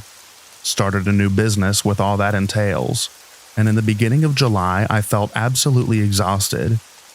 I had finally reached the point where my small business didn't need constant maintaining, and I saw my chance to escape and have a mini vacation. I sat down with my laptop and started looking for a suitable place to rent, and saw a photo of this adorable old-fashioned cottage in Gotland, an island in Scandinavia. I read up on the area and felt very drawn to the old history and culture surrounding the place, and soon I had made the arrangements to go there. The cottage belonged to an elderly couple who lived in a larger house further down the road, but other than that, there were no neighbors. The sea was only a short walk away with a private beach. It was heaven. I spent my days outdoors, swimming, hiking, renting a bike, and just enjoying the fairy tale inspiring nature.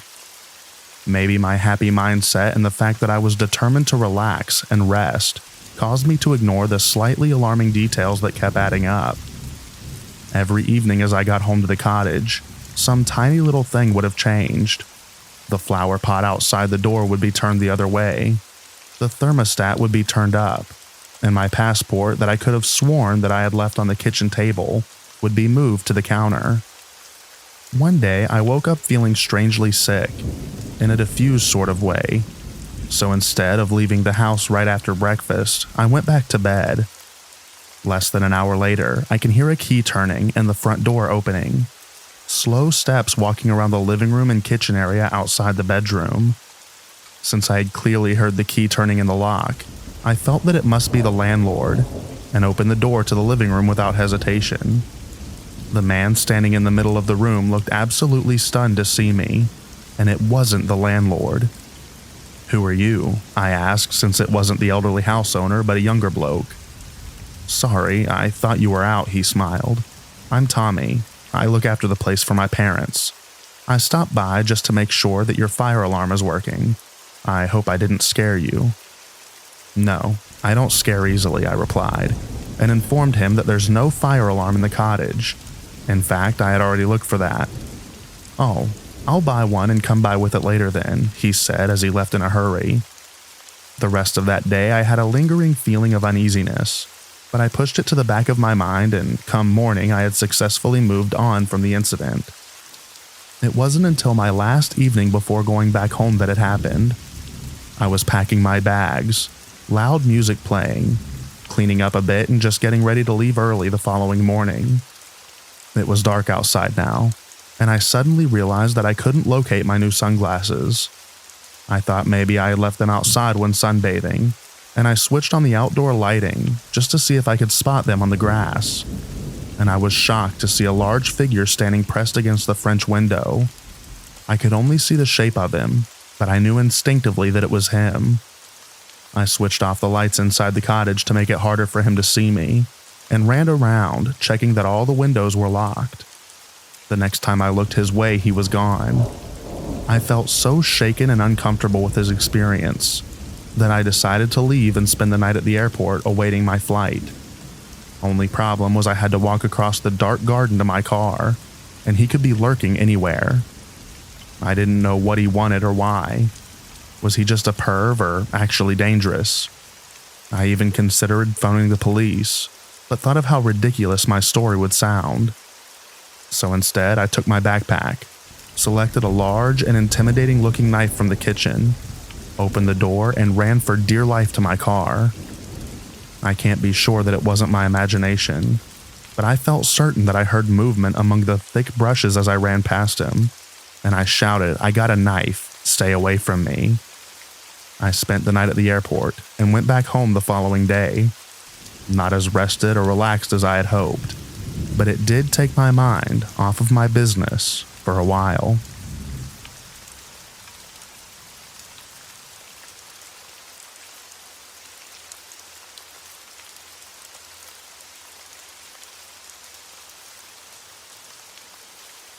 I'm unsure of the intentions my parents had, as in if they were going to kidnap me or anything. Reading these stories made me remember a potential creeper story, so I'll post it here. I was around 7 or 8 and on vacation with my mom and her best friend in the Dominican Republic. Punta Cana, I think. So I was swimming around and I met this girl. From what I remember, she seemed to be about my age, but I don't remember her name at all. Maybe it was Sarah, so I'll call her that. We would swim around and splash each other and all that good stuff. One day we were sitting at the pool bar drinking some chocolate shakes when she nervously tells me that her parents got a watch stolen from them by a maid. She didn't know much about it, and we quickly went back to playing. Thinking back now, the nervousness was odd. The following day, I was setting out with my mom and her best friend when Sarah and her parents come up to me and ask if I want to go with them to their room to find the watch by myself. I remember them looking kind of unkempt, and their presence was a little strange. I asked for permission to go, but was told no. Of course, I was pretty bummed, but thank God for my mom's A+ parenting. I just asked her about it, and the reason she said no was because there was no reason for me to be going with them. Not that she thought I would be kidnapped. But looking back on it now, it does seem just a little bit creepy. I can't think of any other encounters I've had, but if I do, I'll be sure to post.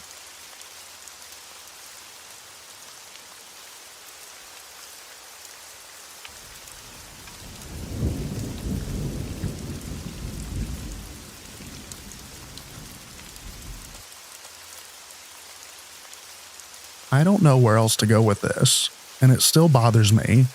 So, sorry if this isn't exactly fitting for this subreddit. This was maybe 6 to 7 years ago. I have photos on my camera still, but I think I haven't charged it in ages. Gave up on photography. You know how it is. So I hope that y'all will just trust me. So we've been going on these trips as a family for a really long time now. Probably 17 years if I had to guess. I won't say where it is that we go, but it's the Australian bush just to give y'all an idea of the setting. Anyway, we've had a few creepy experiences there, but nothing inexplicable. But this event still weirds me out, and I can't really think of anything that explains it. The year of this, my sister, cousin, dad, and myself all drove up together and were the first to arrive at the house. We had to wait for my grandma to arrive with the key, so my dad sat on the deck with a beer, and my cousin and I went on a little journey.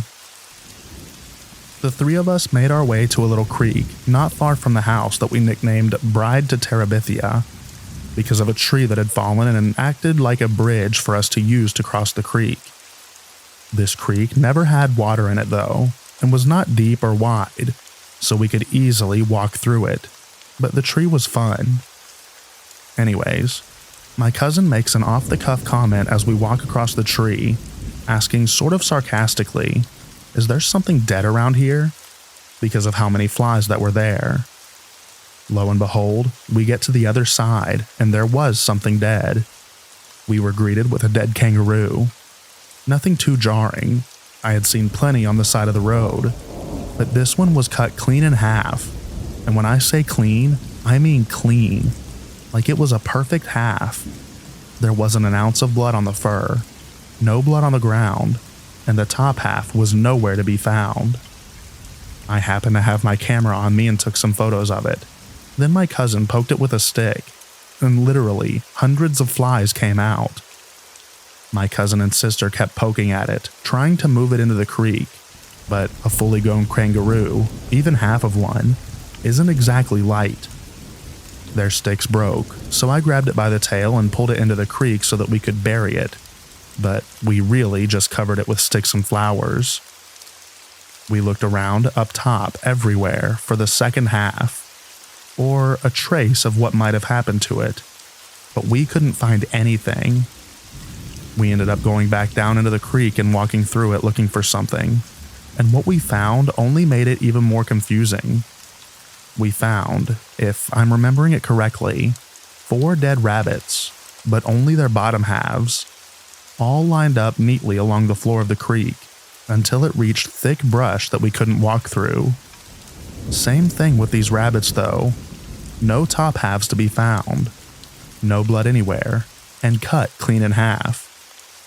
Sorry if this was way longer than intended, but I hope that y'all will read through it and maybe give me some ideas to explain what this was. P.S. We still go to this area every year, and have never seen anything like this again.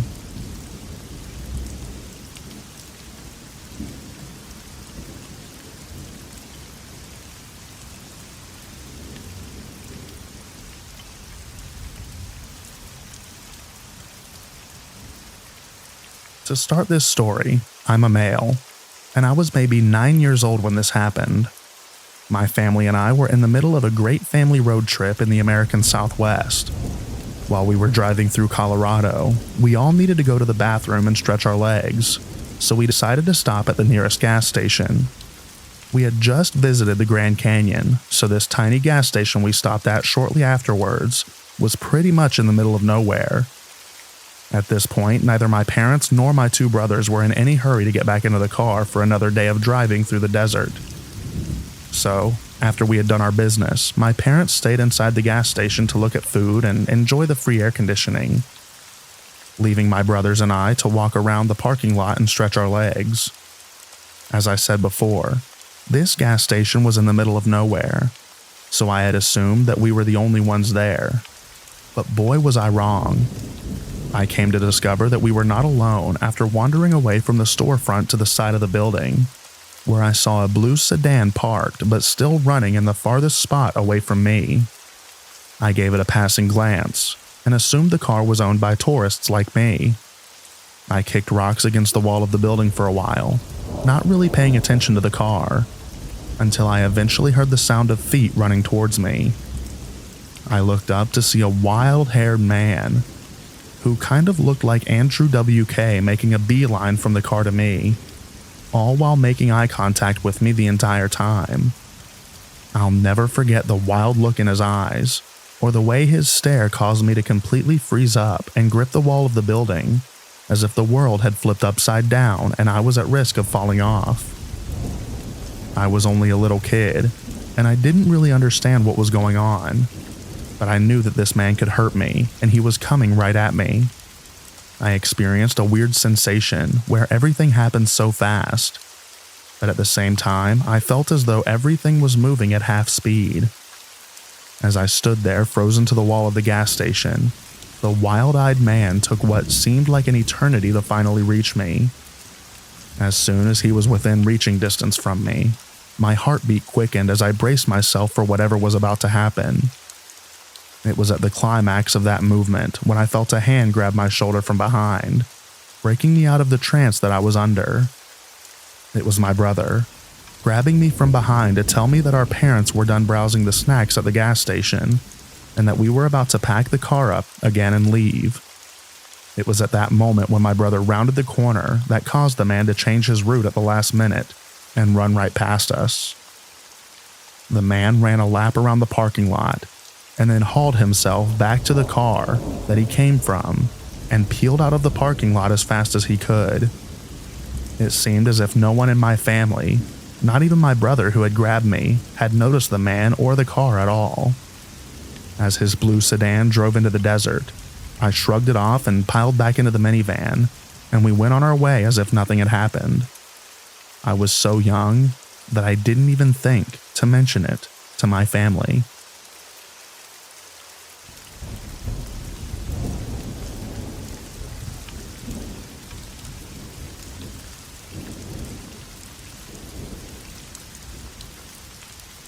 Hi, I've been a lurker for quite some time now, and all these stories made me think about some creepy encounters of my own. I decided I would tell this story first, because this one is that. Even though it's a long time ago, I remember it quite well. My mom and I went on vacation to Italy a few times. This time we could stay in the house that's owned by the uncle of my mom. It was a nice house with a gate on top of a hill. My mom spent a lot of time there as a kid and as a teenager. When she was 14, she started dating an Italian boy who lived pretty close to where the Vatican home is. When we went there on vacation, she thought that it was a really nice idea to visit his parents who still lived in the area. She had stayed there a few times when she would go alone to visit her Italian boyfriend, so she was really curious about how things were going with his parents. We picked a day and headed out to buy bus tickets and went on our way. The bus was quite full and very hot. I was so happy to finally get out of there after about 2 hours. I won't get into too many details about the time that we spent visiting the parents of the Italian guy that she had dated, but we stayed there all day, so now it was dark out, and thankfully less hot. So that could only be a good thing when we had to go back to the bus again. Or so I thought. A bus pulled up to the side where we were waiting. The bus didn't look like anything like the bus we took when we went there. This bus was like the one that you would take if you went on vacation with a bus. Now that I think of it, it was really stupid for us to not look at the logo or even get in, but we just went in even though we thought it was strange. The whole bus was completely empty, so we took the first seats right next to the driver. He wasn't that creepy looking, just normal, I guess. Not all creepers look creepy, but still, there was something off. We had tickets for the bus, and since there was no ticket machine in this bus, my mom asked what she needed to do with them. He looked at them and just ripped something off and said it was okay. His English was not very good either, or he might have just pretended, so, he can pretend not to understand something we said. We got to an intersection where one was to our area, and the other one went somewhere else, and the driver took the wrong one. My mom and I got worried, so my mom asked him why he was going the wrong way, and he said that it was the right way. I could feel myself getting anxious, but at the same time I was young, so I still believed that he wouldn't do anything bad to us, for that time that I was in the bus. My mom decided now that we were not too far away from the place that we visited. She needed to do something. She pretended to get sick and told him to stop. He didn't want to and just kept driving. My mom stayed very persistent, and when she told him that she was going to vomit, he finally stopped alongside the road, and we quickly got out. While my mom faked throwing up, she was standing with her back to the bus. But I looked at it, and while I locked eyes with the driver, he turned off the lights inside the bus and closed the doors. For some reason, him turning the lights off really got me creeped out, and wondering what he was planning to do to us. My knees were actually starting to feel weak. We quickly walked back to the place that we visited. Outside of their building, there were like cafes and the real bus stop that we actually had to stand instead of where we were waiting in the first place. Traveling in a country, you don't live in a can, and it can be a real struggle. But anyways, in one of the cafes, my mom called a taxi since the bus driver had ripped our bus tickets. I remember both my mom and I were pretty shaken up by this weird and creepy experience, and I felt like I couldn't even trust this taxi driver. We decided that we wouldn't let him bring us all the way up to the top of the hill, and made him stop halfway up there, so we had to walk only halfway up. Of course, there was nothing wrong with this taxi driver, but we were just careful. Really careful after what had just happened. We got out and went up the hill, and while we were walking, we suddenly heard a loud breathing behind us. We both freaked out, and at first, I didn't want or dare to look behind me. But when I finally got the courage to do so, I saw a man walking his dog. Not sure which one of them breathed so loudly, but at least now I can laugh about that part at least. I think we even ran up the hill for the last bit. I've never been so happy to arrive safely back to my vacation house. This might not be the scariest story that you've ever read here, but I thought that I should still share it. I can't stay a lurker forever. There's this story going on now here of two Dutch girls. I'm Dutch as well. And they were on vacation, and they're missing. So it made me think of this story again.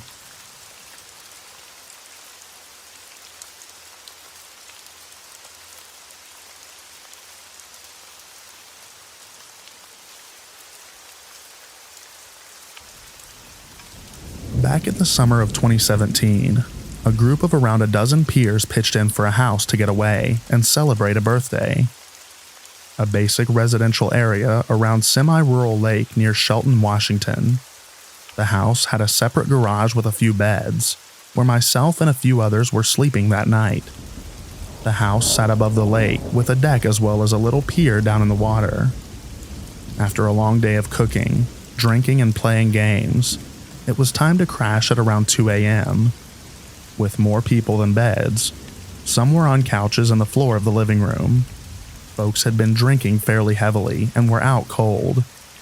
At around 3:30 a.m., I woke up with a need to use the bathroom. As I'm putting my pants on, I notice out the window the long, diffuse shadow of a person moving in some light on the street outside. I thought nothing of it. Somebody just walking their dog or something. I made the walk across the driveway with the key in hand and notice the door is unlocked. I go in to find a friend checking their phone in that drunken daze after only a short amount of sleep. Confused, he whispered, "Weren't you just in here?" They ask. I say no, and they ask if someone else from the garage was out of bed. I said no again, and my buddy shook it off, albeit super confused. Confused myself and a bit amused, I did my business and returned to bed, locking the door behind me. The next morning, all were awake and in the main space cooking breakfast and enjoying the sunshine. Two of my other friends, a couple, asked if there was any open windows in the house overnight, as one of them was convinced that a draft opened their door from a cracked position. Their bedroom was at the back of the house, past at least 5 people sleeping in the living room and 2 other bedrooms. There was one open window, but no others in the house, so I'm not sure about the draft. The guy that I had spoken to during my bathroom trip piped in to ask if they know what time this happened. They said right around 3:30. right when he thought that he saw me walk through the house, and I saw the shadow move down the street. We all got chills when all these details came to bear. It was then that somebody brought up a Twitter or Facebook post about somebody reportedly breaking into homes in the area for months. That story is linked below. We never reported anything as we're not sure that this is what happened. Turns out the guy was a perv and liked to watch women sleep. Now, all three of these events could totally be coincidence. But looking back at these years later, I'm convinced that our rental was victimized by this creep. Nobody in our group was armed, and I'm not sure if there was any security system. I also am fairly confident that I'm not the one who left the door unlocked. I hope you enjoyed the story, because it definitely gave us all the creeps.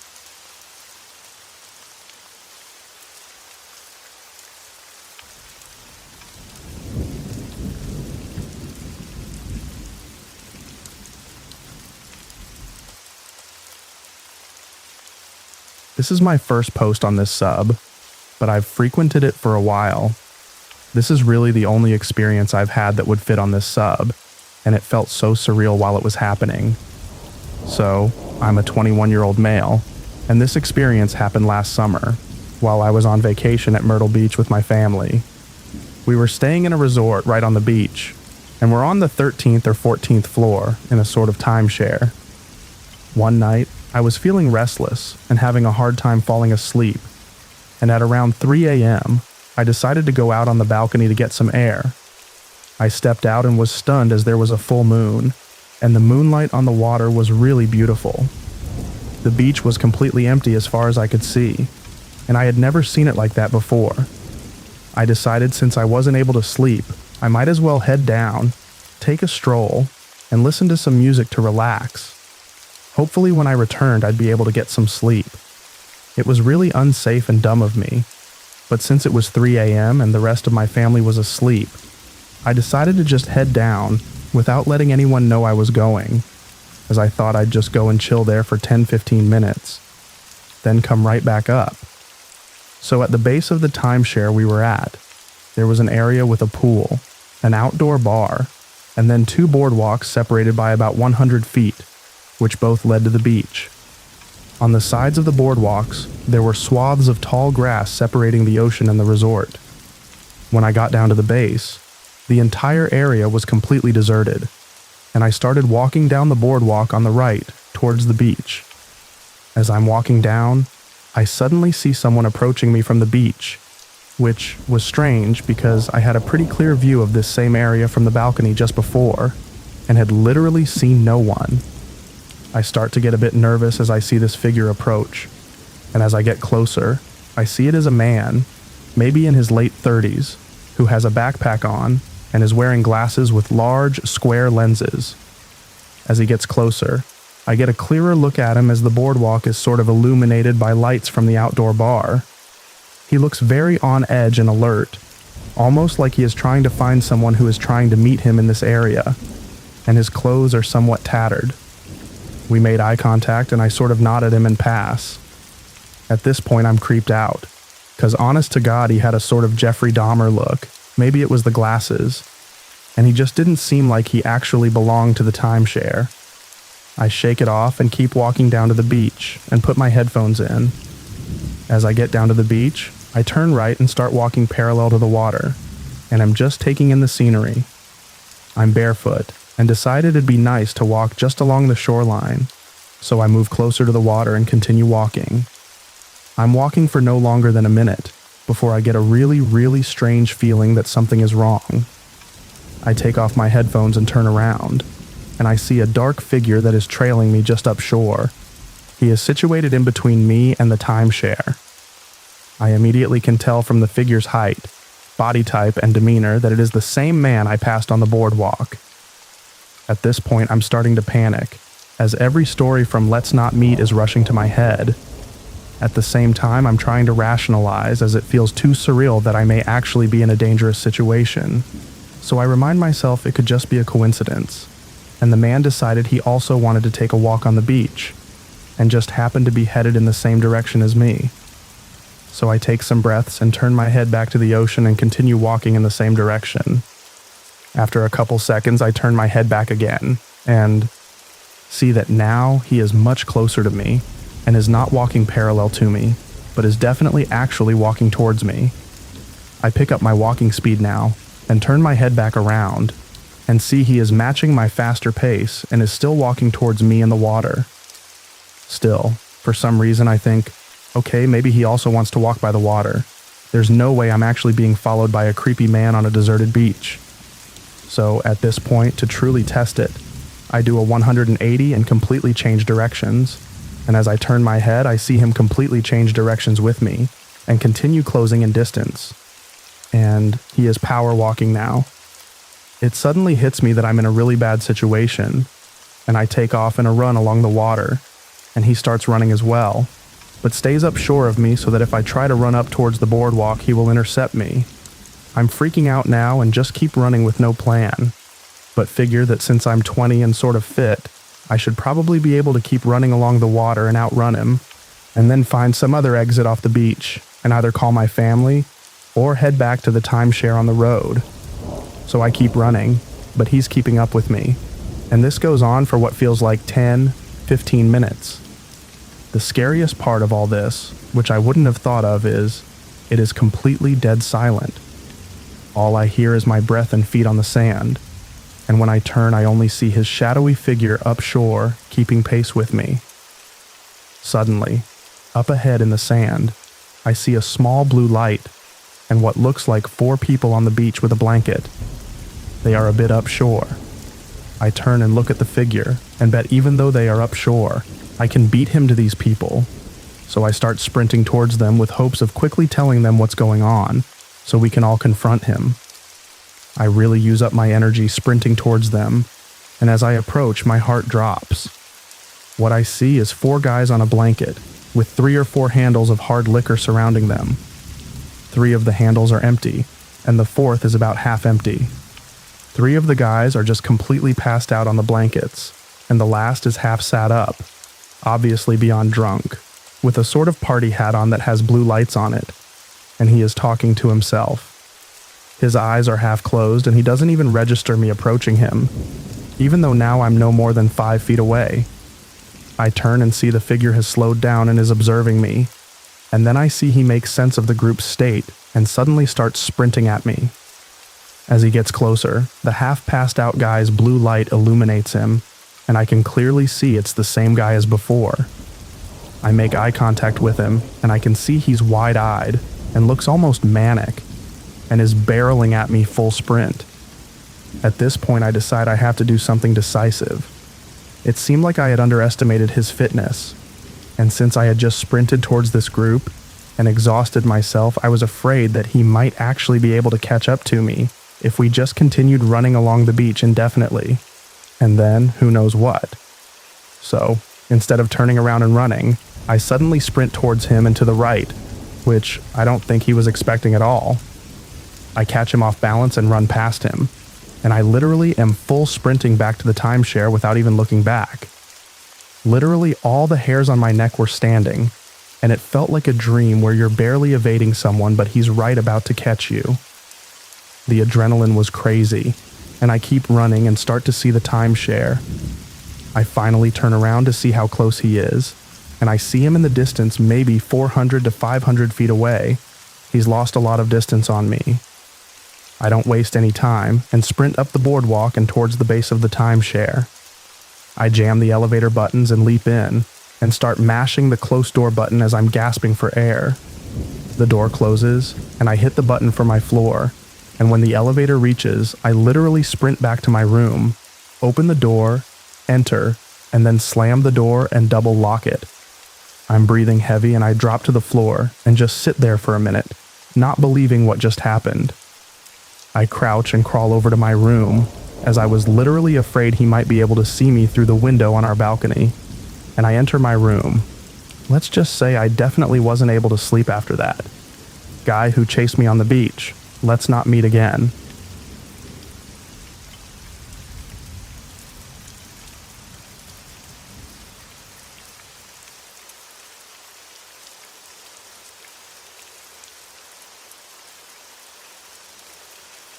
I was on vacation with my family when I was about 14.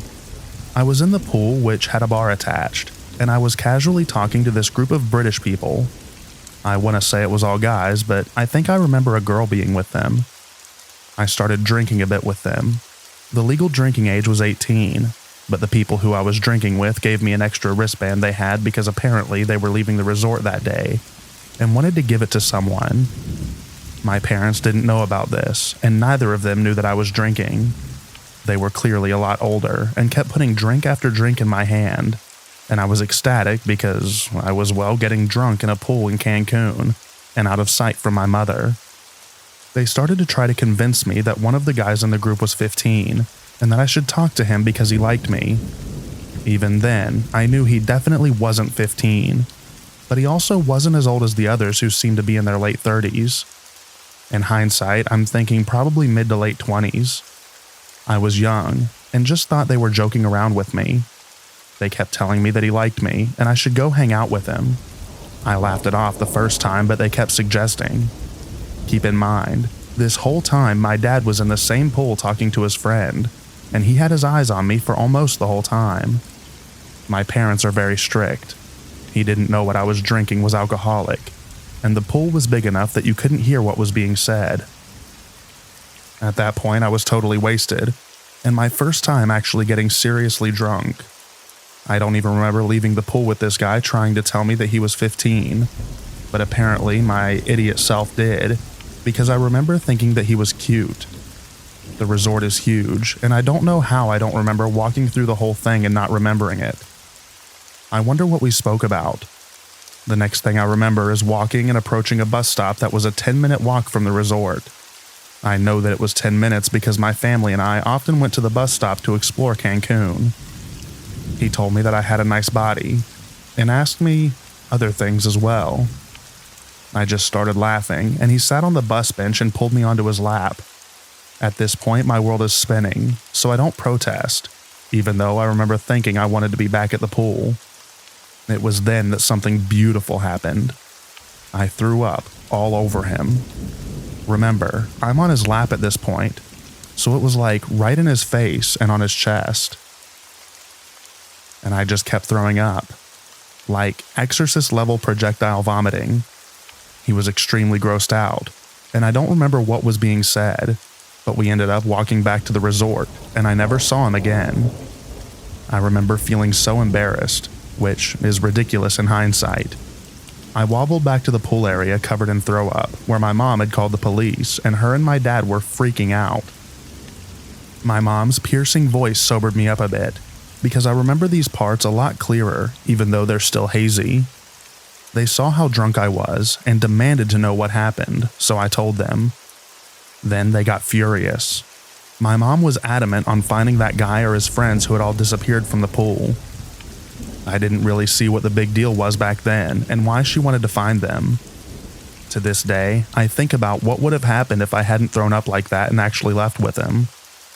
I was 5'2" and 14 years old, and he was at least a foot taller than me, and definitely not a minor. I remember when he was close to me, with no one around, and even in my extremely drunk state, I started to get a bit nervous. My parents took me back to our hotel room, and I spent hours in the bathtub just throwing up. My mom was furious, like completely livid. I wasn't too surprised at that because she yelled at me over trivial things all the time. So was my dad, which did surprise me, because he's always so easygoing, and honestly probably would have been a bit amused at me being drunk, throwing up. Not in a cruel way, but because I was learning a lesson about alcohol that we all eventually do. He actually straight up told me that at some point before this whole vacation. But I know that his anger wasn't directed towards me. He was cursing about the guy. I was still throwing up in the bathtub, and they had both went into the kitchen area to walk away from me. But I could vaguely hear my dad cursing terribly while speaking to my mom in our native language, and I was actually scared. I couldn't quite focus on his voice because I was legitimately drifting in and out of consciousness at that point. But I remember getting less scared and more just sad because I felt like I had disappointed him. He never got mad like that towards me. But then again, I realized later that he wasn't angry at me. And he wasn't angry at the drinking. He was angry at the scumbag. I remember wondering why they were making such a big deal. It was a few years later that I finally understood. Later on that day, because this all happened at like 2 in the afternoon, so I was at least cognizant by dinner time, I expected my mom to blow up at me over dinner when I was sober, as she usually does. That woman's like a live fuse. But they were both just kind of quiet and staring at me, and they didn't want to leave my side. I can't imagine what they were going through, knowing about the danger I had been in hours before, staring at me like it was a miracle that I was there. I was young and stupid, but I would like to give my deep thanks and gratitude to beer for constantly annoying my stomach to the point of projectile vomiting.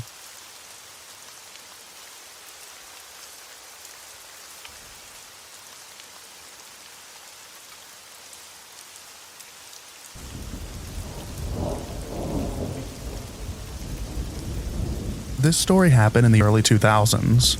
I was vacationing in the Caribbean with my family when I was about 9 or 10 years old. This particular island, like many in the Caribbean, was largely impoverished. Of course, the resort communities where all the tourists flocked to were beautiful slices of paradise. As a young kid staying at a fancy vacation spot, you don't really think about the reality that you're in a foreign country that you don't know very well. You're not familiar with what goes on outside of the gated resort, and you certainly aren't aware that as well as being known for gorgeous beaches, many islands in the Caribbean are hubs for human trafficking, drug smuggling, etc. The sheer sketchiness of what I'm about to describe didn't fully hit me until years later when I was in high school and reading about the disappearances of Amy Bradley and Natalie Holloway, who both vanished while on vacation in the Caribbean in the late 1990s and early 2000s. One night, I left the resort with my family to go on one of those sunset boat ride sort of deals. We joined another family and took a shuttle to a marina that was maybe half an hour away from the resort. I remember as we rode to the marina, I got more of a sense of how destitute some of the less touristy areas of the island were. I saw many of the locals living in a small ramshackle huts made out of salvaged metal, and that the landscape was very much barren desert, unlike the lush gardens that were watered daily within the walls of the resort. Anyway, the shuttle dropped us all off at the docks, and we went on the boat tour. It was an amazing time. The boat's crew pointed out unique wildlife and told us about the history of the islands. By the time we returned to the docks, it was pitch black out, probably at around 11 p.m., and barely being 10 years old, I was thoroughly exhausted. I hopped out of the boat and walked along the dock back to the parking lot where the shuttle had dropped us off earlier. My parents and the other adults who we were with didn't really seem to be paying attention to me, thanks to Captain Morgan and Stella Artois. And by the time they'd gotten off the boat, I was probably a decent 200 feet ahead of them. Now, the marina itself was very well lit, but as soon as I turned the corner to the parking lot, I may as well have fallen into a cave. I could hardly see anything. I squinted my eyes to try to see if the van we'd arrived in was parked nearby, but after a few seconds, somebody suddenly grabbed my shoulder very tight. "Who did you come here with?" The voice was scolding, accusatory, and I immediately began freaking out because I thought I was in trouble. "Somebody drove you here?" I began to speak and try to explain that I was with my family, and we were waiting for our driver, but the man cut me off. "You drove here with me. Here, come to my car." At this point, the guy began pulling me further into the dark parking lot towards a vehicle I had never seen before. I wouldn't even say that I was panicking at this point. I was very confused and knew that something was definitely not right about the situation, but I'd been raised to listen to adults and didn't want to get in trouble for not listening to the guy. But as he continued to pull me towards his car, I realized that it was much too small to fit the number of people who'd I'd arrived with. And this is when I started to really pull back against the guy, and I was trying to break his grip. I was about to raise my voice and start screaming, when suddenly a set of floodlights turned on and lit up the parking lot. My parents and the group of people we were with turned the corner, and the guy immediately let go of my arm. I looked up at him, and all I remember is that he looked scary. He was bald and had scars on his face. He was probably in his late 40s. Clearly, he didn't realize that an entire group of people were just 30 seconds behind me. His eyes were wide, and he had a dumbfounded / oh crap expression. One of the men who worked at the dock called out and said something to him, but he sort of threw up his arms and shrugged and quickly walked away. On the way back to the resort, my dad asked me something like, "What did that guy want from you?" And in my childish naivety, I said, "I think he thought I rode on his shuttle and that I was lost or something." And apparently this explanation was perfectly reasonable, because we never really spoke about it again. Anyway, I guess the moral of this story is, if you have young children and like to take them with you to exotic or unfamiliar locations, remind them to be smart and keep their guard up, even in paradise.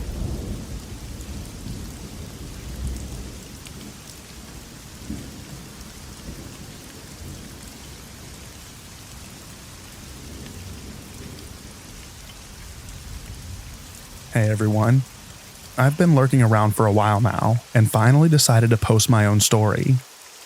Some backstory first. This happened this past summer in Zadar, Croatia.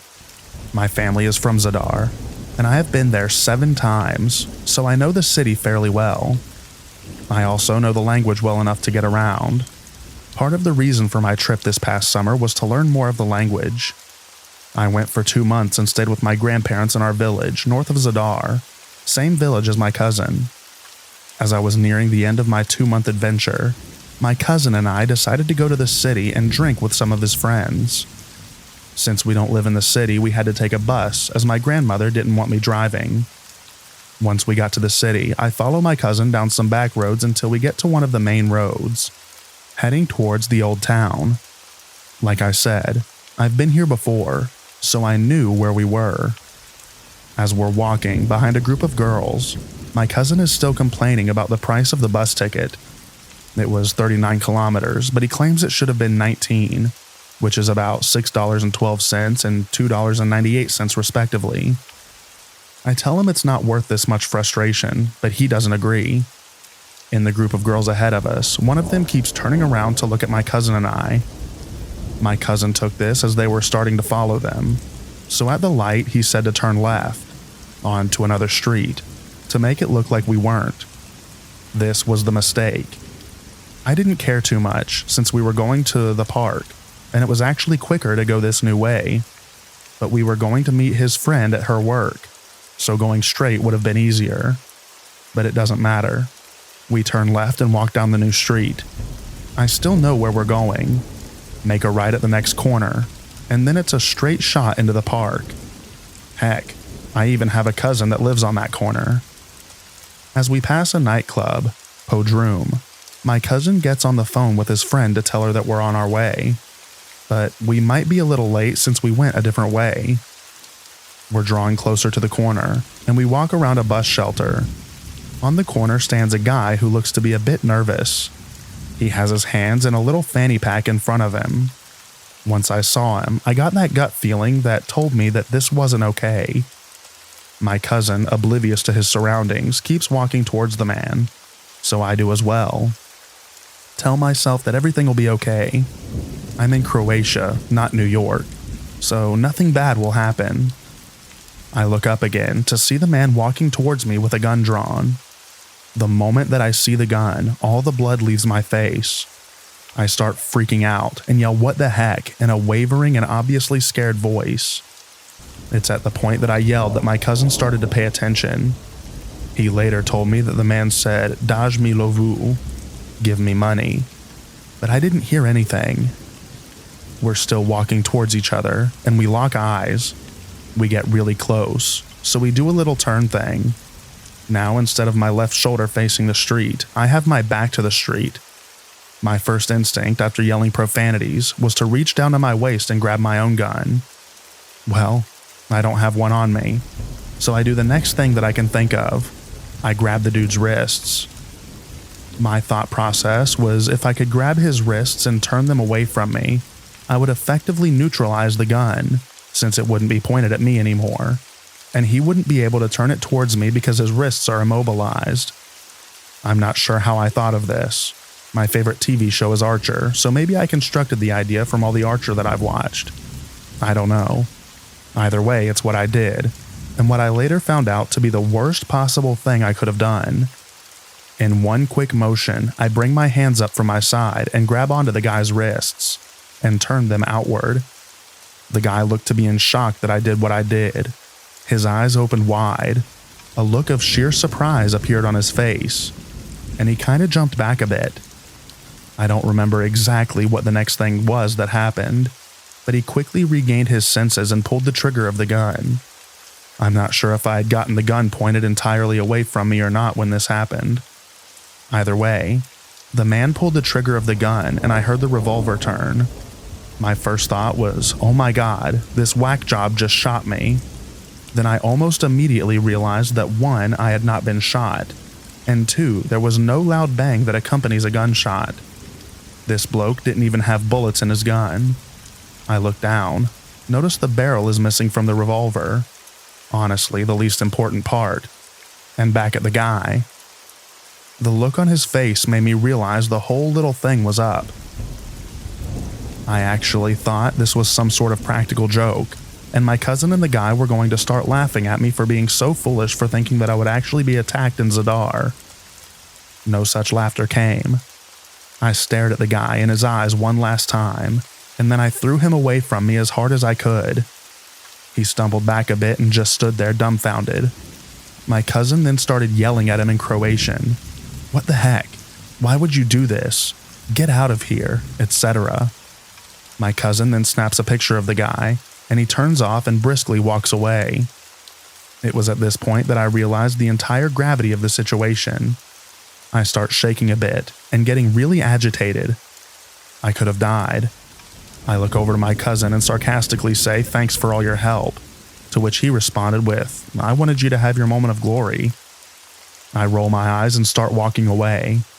We turn down Ravnice and head for the old town. On our right is a fence and a schoolyard behind it. We see the man sulking about in the dark of the schoolyard. He sees us and walks towards us. I start to freak out some more as I'm still shaking from before, but my cousin whips out his phone and takes another picture, and the guy hurries off back towards the corner. My cousin and I quicken our pace, and soon we're in the park. In town, we talk about what happened and whether or not to go to the police with this. We never really came to a conclusive decision as we pass by a police station. We say, what the heck, we're here already, and go to report the crime. I honestly wish I didn't, as we reported it at 10 and didn't get out of the station until midnight. I was mad, my cousin was mad, and his friends were mad as we had missed out on about 2 hours of drinking.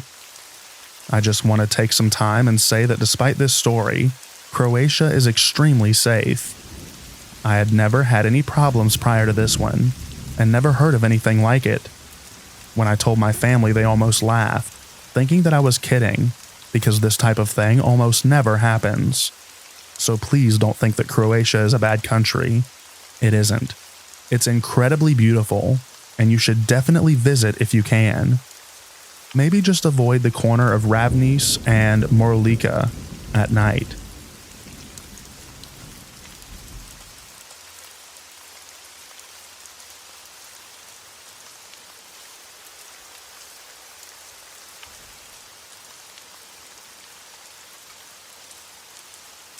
Hey y'all, I've been dying to tell my story about my experience in Brenham, Texas. I went to the junior college there in 2010 to 2011. My friend and I met some local guys that wanted to show us around. So one night they invited us to some house that they knew was haunted. I absolutely hate being scared, so I was very stern when I said that I wasn't going. No one cared if I went or stayed, honestly. I decided to stay in the car. We were parked in a Lowe's parking lot, and next door to the parking lot was a huge abandoned lot full of trees and tall grass. If you weren't a local, you would never even know that there was a house back there. As soon as they started walking away, I jumped out of the car and I was going with them. I was scared to go, but I was also scared to stay in the car by myself. As we were walking towards the house, there was a long sidewalk along the fence line. It looked like a newer sidewalk too, which kind of threw me off guard. As we approached the house, it was so dark, you could barely even see the house. The trees were covering the moonlight, so we opened the door, and as soon as you walk in, there are stairs to go upstairs. We didn't even bring a flashlight, so like I said, this is 2010 to 2011. iPhones were becoming more popular, and I had just gotten mine. I let them use my phone for a flashlight. As we start walking upstairs, there is the loudest sound of what I assumed were combat boots running from one side of the house to the other, upstairs, and we all completely freeze and don't even say a word. In that moment, my body was truly numb. I know for a fact I have never been so scared in my life. Everyone paused for a second and then continued on, as if nothing just happened. And when we get upstairs, there is so much junk on the ground. Glass, cards, clothes, blankets. I pick up a piece of paper from the ground. It turned out to be a thank you card. It was from 1920. We open the closet and there are top hats and clothes from what seemed to be a very long time ago, untouched. Obviously, people had vandalized this place, but there was still stuff from the 20s in this house. There were so many bed cots in this whole entire second floor. It was one big room, not multiple rooms. They had what I assumed to be bloodstains on them. Just as we're about to start heading downstairs, my phone completely glitches out, starts rebooting and has the dial on my phone where it's acting as if it's loading. Won't turn back on at all. So it's pitch black in this room. My friend and I had just went that day to buy her a new camera, and she still had it with her. We decided to just keep taking pictures to let the flash guide us back downstairs. As we're trying to keep flashing the camera, it starts glitching also and saying lens error. We had just bought the camera that day. The camera finally turns back on and is flashing uncontrollably. We weren't even touching it, and it just kept going on and on. My phone finally turns back on. We walk downstairs and I kid you not, there is a humongous chair with a tall back facing the front door. Obviously, it wasn't there when we just walked in 10 minutes ago. So I am immediately like, hey, it's time for us to go. My friend starts asking if someone can take her picture while sitting in the chair. I'm begging her at this point for us to just get out of there. She tells me, after you take this one picture, we will leave. So I take the picture and mason jars start flying at us. We start running out of the house and right hand on the Bible. As I'm running out of the house, a huge owl swoops down on me, and the guy running behind me jumps on my back as we fall. He was just as scared as I was. Once we got back to the car, I was in such a bad mood. I was so upset that we went to this place, and I was more mad at myself for not just sitting in the car. The local guys finally told us the story about the house. They said it was a veterinarian's office back in the early 1900s, and he would also foster children. The second floor was where the children slept, on the cots, and they said he started to go mad and started doing weird experiments on the children and killing them. I halfway believed this story. I was kind of like, okay, this is a local hometown story that gets told to all of us college kids every year. Until I saw the pictures that the camera took. The camera that had a lens error. The pictures that were on the camera literally gave me nightmares for weeks. I had to call my grandparents and let them pray over me because I could not sleep at all. The pictures were kids' faces melting in the walls. It was the scariest thing I've ever seen in my life. I've looked for any records on this place. I've not been able to find one archive or article about it. I've searched high and low for anything about this property, and nothing. I just wanted to share this and see if anybody has heard of this place, and if anyone has any information or has trespassed like we did. I have so many scary stories about different Texas cities that I've lived in. Feel free to ask any questions about this story, or anything else.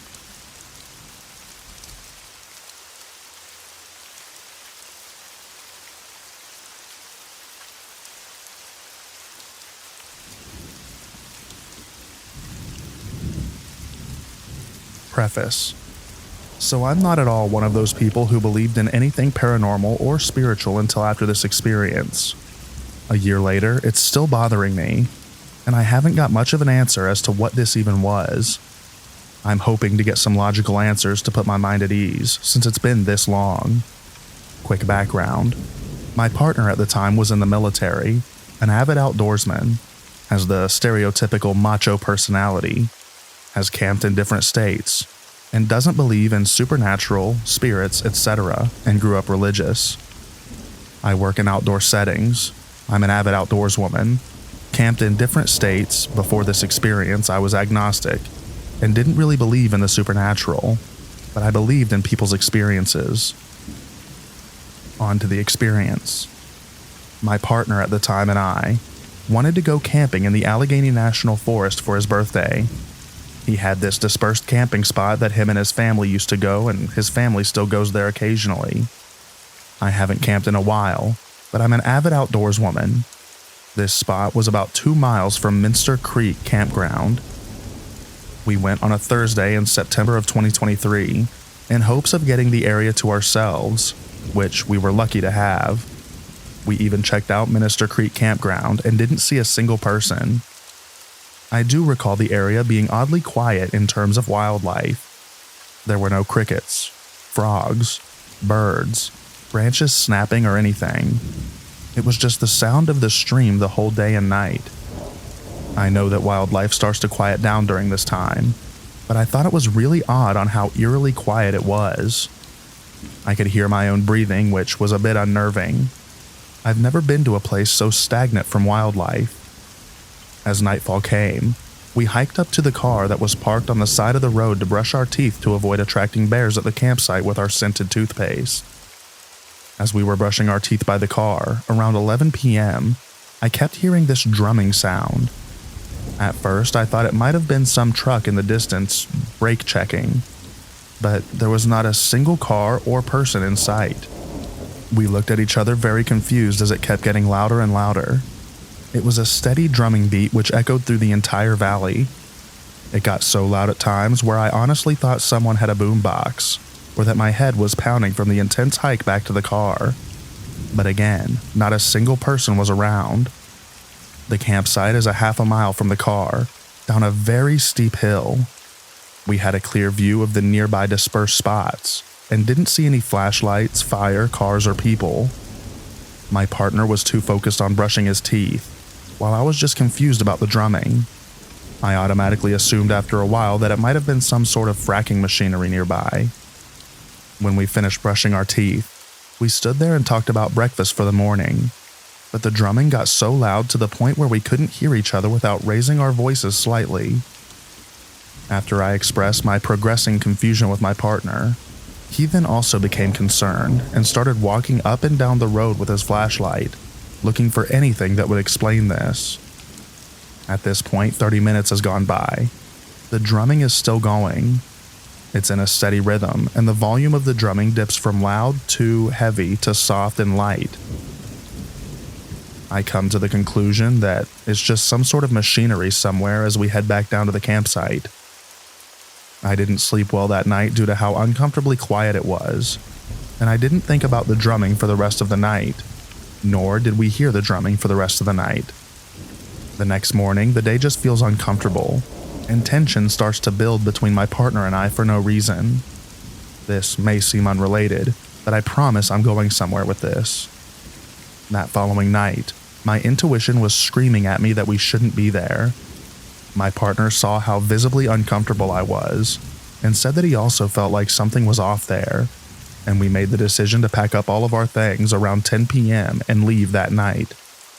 The hike back to the car with our belongings felt like the longest, most exhausting and stressful hike in my entire life. Yes, it was steep and we overpacked, but I've never seen such anger from my partner about the hike. We were both carrying extremely heavy things, but it felt like it was impossible to get back to the top. He was screaming in frustration, swearing up a storm, and I've never felt so weak in my life. We finally get to the top, pack our things, and start driving. Tension eases and we reflect on the uncomfortable night and day there. The conversation goes back to not knowing what the drumming sound was, and we start to realize how unsettling that actually was. Unrelated, but on our way back to the interstate, there was an LED billboard that had information about a missing person with their license plate number. For some reason, that solidified for me that I felt like we were not at all meant to be in that area. Now, onto the aftermath. For weeks, I started to become obsessed with this entire experience in terms of figuring out what the sound was and why the area felt so off. I found someone's post on Reddit frequently from a few years ago about the exact same experience with the drumming in the same exact area around Minister Creek Campground. This made me feel less crazy, and when I shared it with my partner, he started to get visibly uncomfortable. He asked his family if they had ever experienced anything like this, and they said no, and thought we were crazy or just had too much sun. I never believed in bad spirits or bad energy until after this, and could almost feel it in my body. I started looking into spiritual practices that could remove whatever I was feeling, and my ex was also open to the idea, since he also felt weird from the experience. We did a couple of things, but then faded out after a while. This is also unrelated, but ever since this camping experience, our relationship spiraled into toxicity that I've never seen before, and he became a stranger. We're no longer together, as I didn't feel safe with him anymore. Am I blaming this experience for the end of our relationship? Absolutely not. But do I think this location caused a shift between us? Yes. Now for the follow-up. I got in contact with this gentleman who goes around the Allegheny National Forest drumming on his drum set with a mask I found online by searching. I was convinced that it was him. I told him about the experience and he explained that he uses a drum set and not a single drum like we heard. He also stated that he wasn't in the area during that time. His social media shows that proof, and that he doesn't drum that part of the forest. His geotags are on his videos. This was the closest I've gotten to finding an answer, but I do not believe this was him. He also just recently started doing this, which is also shown on his social media. I do not think this man is messing with me. Now the present. This may not sound like a big deal, or might sound like it can be explained, but I have been coping by becoming spiritual in a new age kind of way. This has helped me feel a lot safer from the experience and the feeling. That's how much this has impacted me. I wish I was joking. I still think about the experience on a monthly basis, and since it's getting closer to that time of year again, I figured I'd finally post something about this after fearing judgment. I really just want answers so that I can have some peace of mind. Is there a fracking site nearby? Is there some sort of logging equipment that goes off at night? Are there indigenous communities in that area that have ceremonial events nearby? Are the hippies drumming on a Thursday night that can keep a steady pace and not miss a beat? Are there kids in the area that play pranks on people? Please, I need answers. It's driving me nuts. Here's a link to the OG poster. As an avid bird watcher and a person who works in the biology field, I can promise you that it was not a ruffed grouse. Additionally, attacking me for my beliefs because it doesn't align with yours doesn't make you cool. It makes you a jerk. I've stated multiple times in my post that I'm looking for a logical explanation or answer, and I am sharing what this experience has done to me. I'm not sure if this helps with anything, but it was a full moon that night, which is also starting to make me think that it was ceremonial.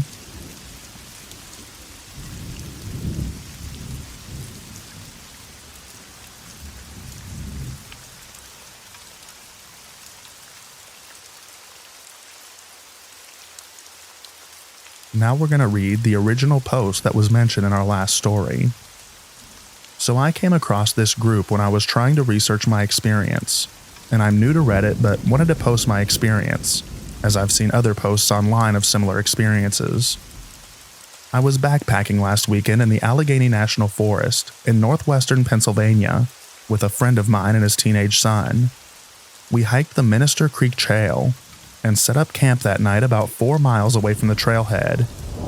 We saw only 2 other parties that day, and neither were overnighting on the trail. We explored the area we camped in extensively to find the best campsite, and did not see any other campers within at least a mile in either direction. The rest of the forest was heavy growth hillsides on either side of the valley, without anywhere good to set up camp. At about 2 a.m., I was woken up by the sound of drumming. It sounded like a single drum, and was a rhythmic beat, like bum, bum, bum, bum, bum. If anyone is familiar with the Cleveland Indians baseball team, now the Guardians, they used to have a guy who would beat on a native-style drum, and it sounded exactly like that. It was loud and close-sounding, and it reverberated throughout the valley we were camped in. If I were to guess, I would say it sounded as if it was within 100 yards of our location. I got up out of my tent to investigate, and my friend had also been woken up by the sound. We couldn't see anything other than the dark woods around us. This continued for at least 2 hours until I was able to fall back asleep. The next morning we woke up. All was normal. We continued on our hike and did not see any other campers around. I have no clue what it was. I've watched YouTube videos of grouse drumming, and that definitely wasn't it. Obviously, it could have been a person, and likely was, but setting out in the middle of the woods at night drumming on a drum for at least 2 hours straight without skipping a beat? Perhaps is there some Native American ritual which calls for this? I guess this story isn't too creepy, but I've been obsessing over the answer to this since Sunday morning. If anyone has any ideas or suggestions, please let me know.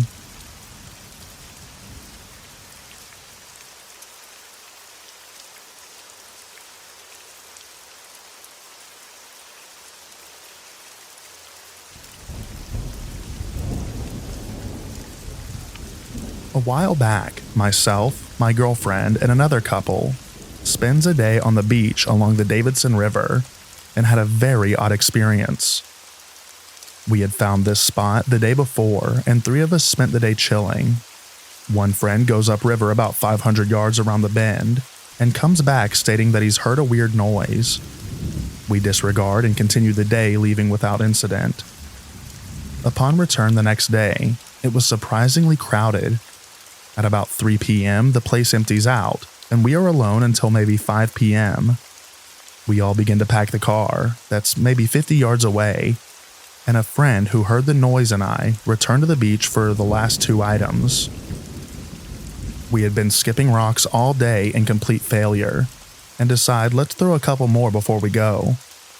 We throw like 2, and all of a sudden my friend skips his easily like 40 yards, 50 times, and before we can even retract an extremely loud vibrational noise that I can only compare to buzzing off like a guitar amp that's not fully plugged in. It was so loud, and you could feel it in your chest getting closer, like a helicopter or something was going to fly over us on this riverbank.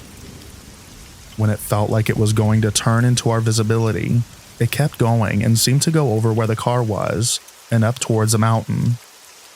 The noise abruptly stops, and we both look at each other like, what in the actual heck was that? He looks at me and goes, that was weird, but it's going to get even weirder if the girls didn't hear it. We return to the car, and they're both in the car, angry, asking what took so long, and saying that they didn't hear a thing. We asked them how long they thought we had been gone for. They said no less than 45 minutes. I would say that we were gone for no more than 5 to 7 minutes at the most. I've spent no less than 40 days at this river spot, and have never had anything else happen, nor heard of anyone experiencing something similar.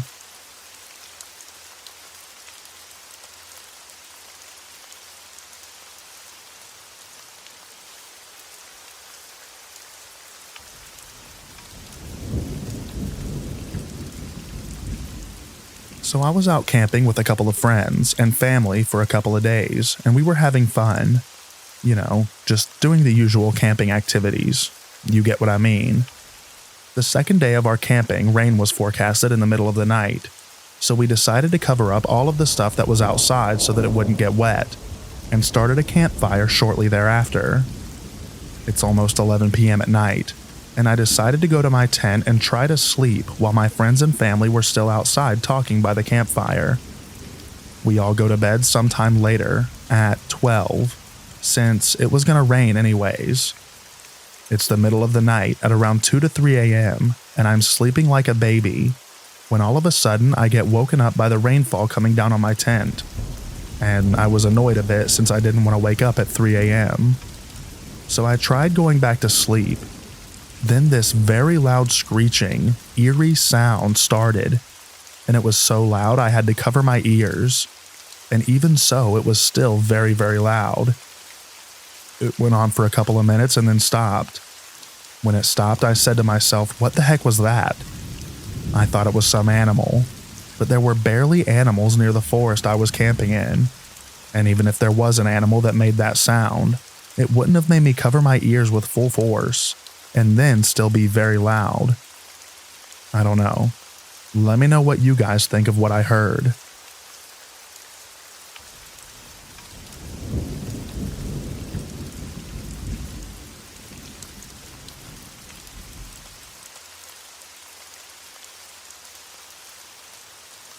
Me and my buddy were riding home through the woods in Alabama.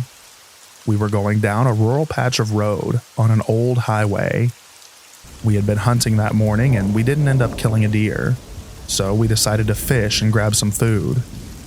The morning hunt felt strange, as if I was being watched in the woods. I'm a police officer and retired Marine, so I don't get spooked easily. A pack of wild dogs ran through where my stand was. I kept feeling that burning feeling of being watched. It prompted me to leave early. The dark woods of Alabama is a scary place. After the hunt, we fished at the pond for a while before returning home. On the way home, we ran into something I have struggled with since that day. It was exactly 12 noon when we saw it. Before I get into the incident, you need to know some history about Baldwin County, Alabama. The Battle of Blakely was fought along this particular highway.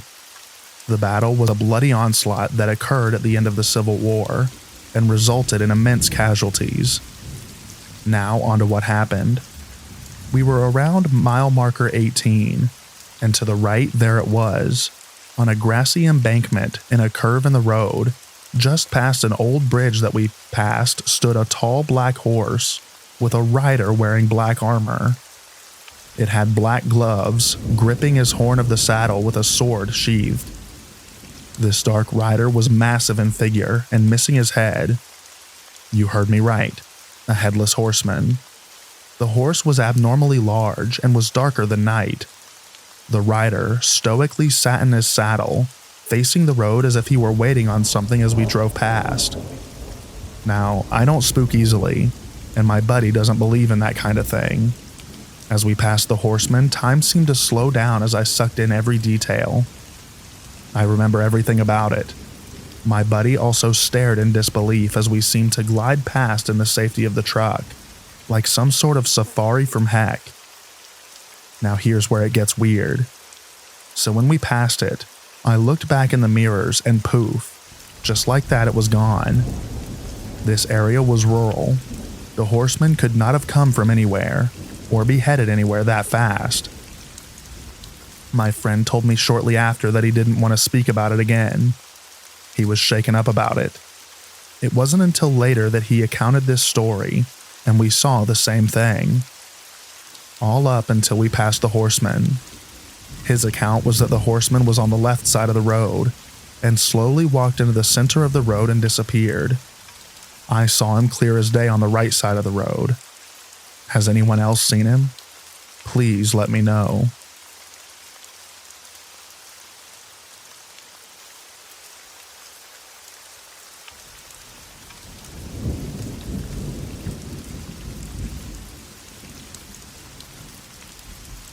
I found the courage to post this after reading the numerous sightings of North American Indian mythical creatures, specifically the short people that seem to go by many names across the tribal regions of America.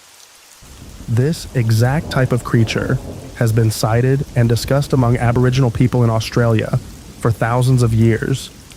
In the southwest region, they're known as the Waraji, or hairy bush man. Standing a few feet tall, they possessed insane strength and speed. Prior to colonization, there were stories of their friendship alliance with Aboriginal people, but also there were stories of conflict and people, or even children being taken by them.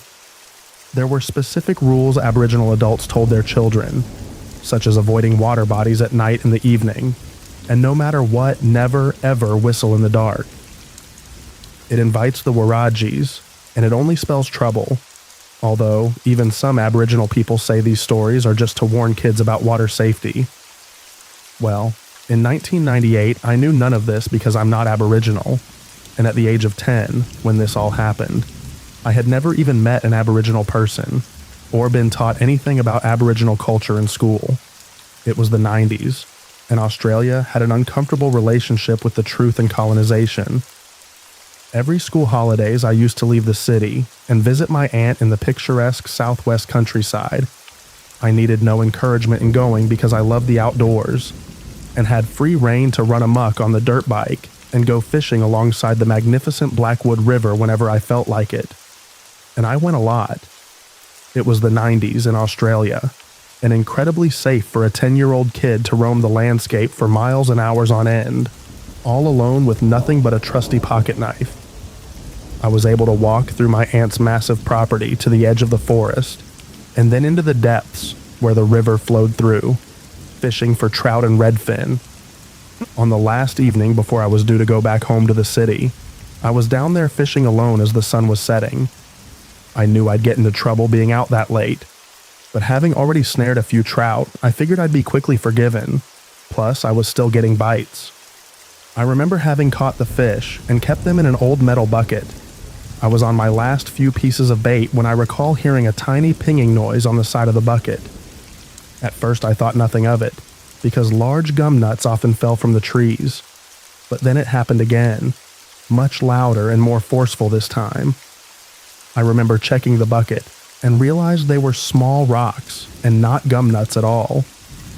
I looked around assuming it was some kids from a neighboring property, which was very unlikely as it was maybe a 30-minute walk to the next property.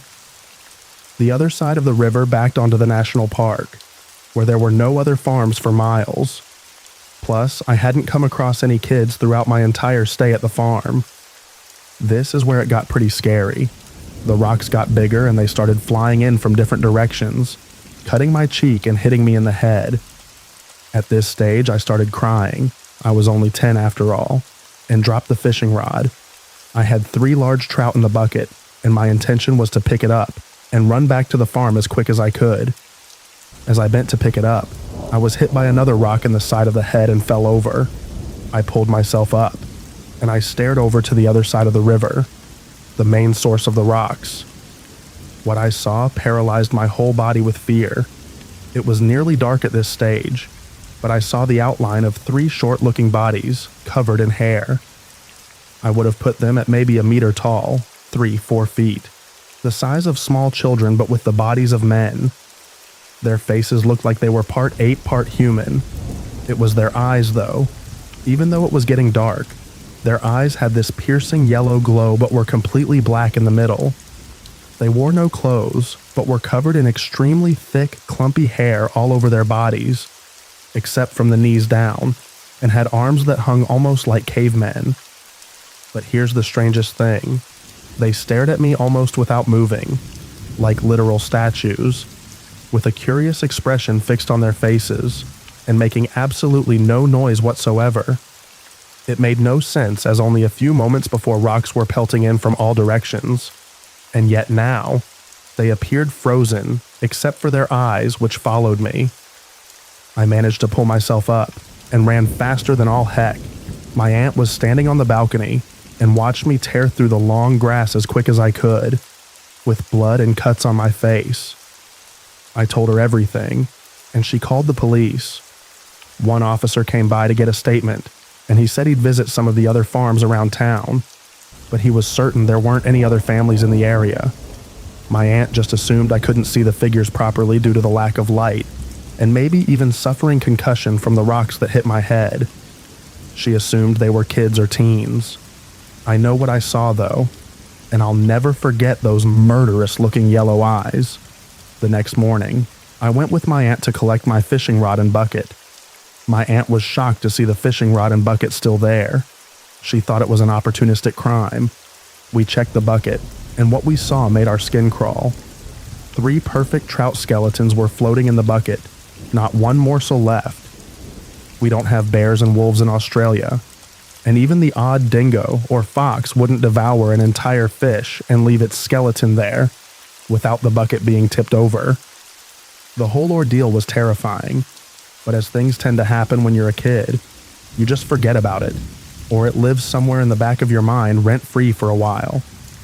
The police officer found nothing of note, and as nothing was stolen, there was no need for further inquiry. It was the talk of the country pub for a few weeks, though. My aunt was a local. The town had experienced odd things throughout the years, such as the sighting of tiger-like animals in the deep forest, and other strange noises happenings reported by lumberjacks in the deep forest. It wasn't until I got into my 20s and become a social worker that I started working with Aboriginal communities in town.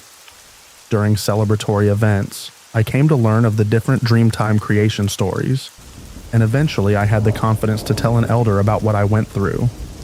He recognized it as the Wirajis straight away, and said I was lucky to leave that forest alive. He seemed to think that they must have believed I was an Aboriginal boy.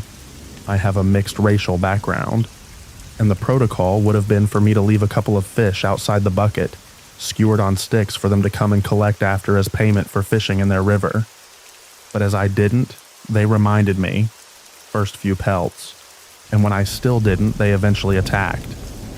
There aren't any Aboriginal families in that part of the Southwest, Caucasian only, to this day, which may explain why it only happened to me. The elder believed they could have taken me, though, for disobeying their sacred customs. That part wakes me up in a cold sweat in the middle of the night, because I believe they could have.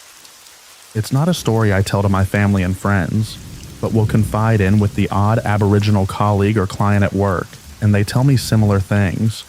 Don't even get me started on the Australian desert. I'm 36 now, and as time goes on, I find this event something I think about more often as the years roll on. Despite becoming more logical and cynical in age, I ponder its significance and proof of otherworldly beings living alongside us on this planet. Thanks for reading.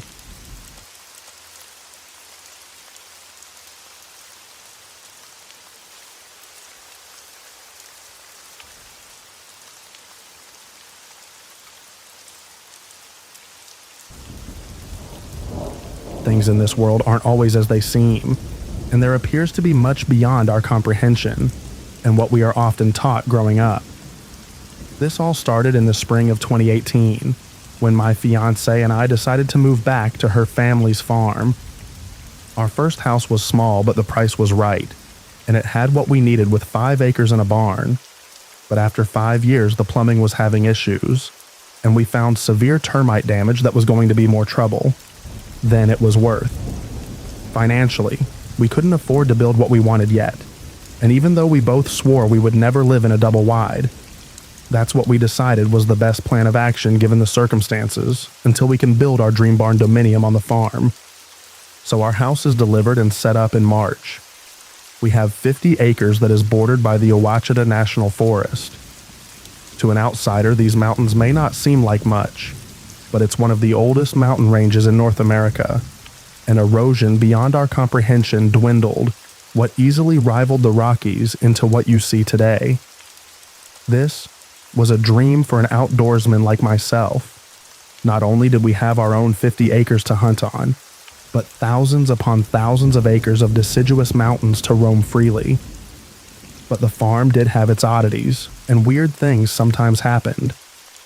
The first year we dated, we hunted a couple times there, and I discovered very quickly the land behind the barn was uncomfortable. It just gives you the willies and feeling of being watched. This area has a rich history of a main wagon trail and Indian trail very close by. Then there's the history of the haunted inn that is on the property adjoining ours, with the inn having burned down years ago.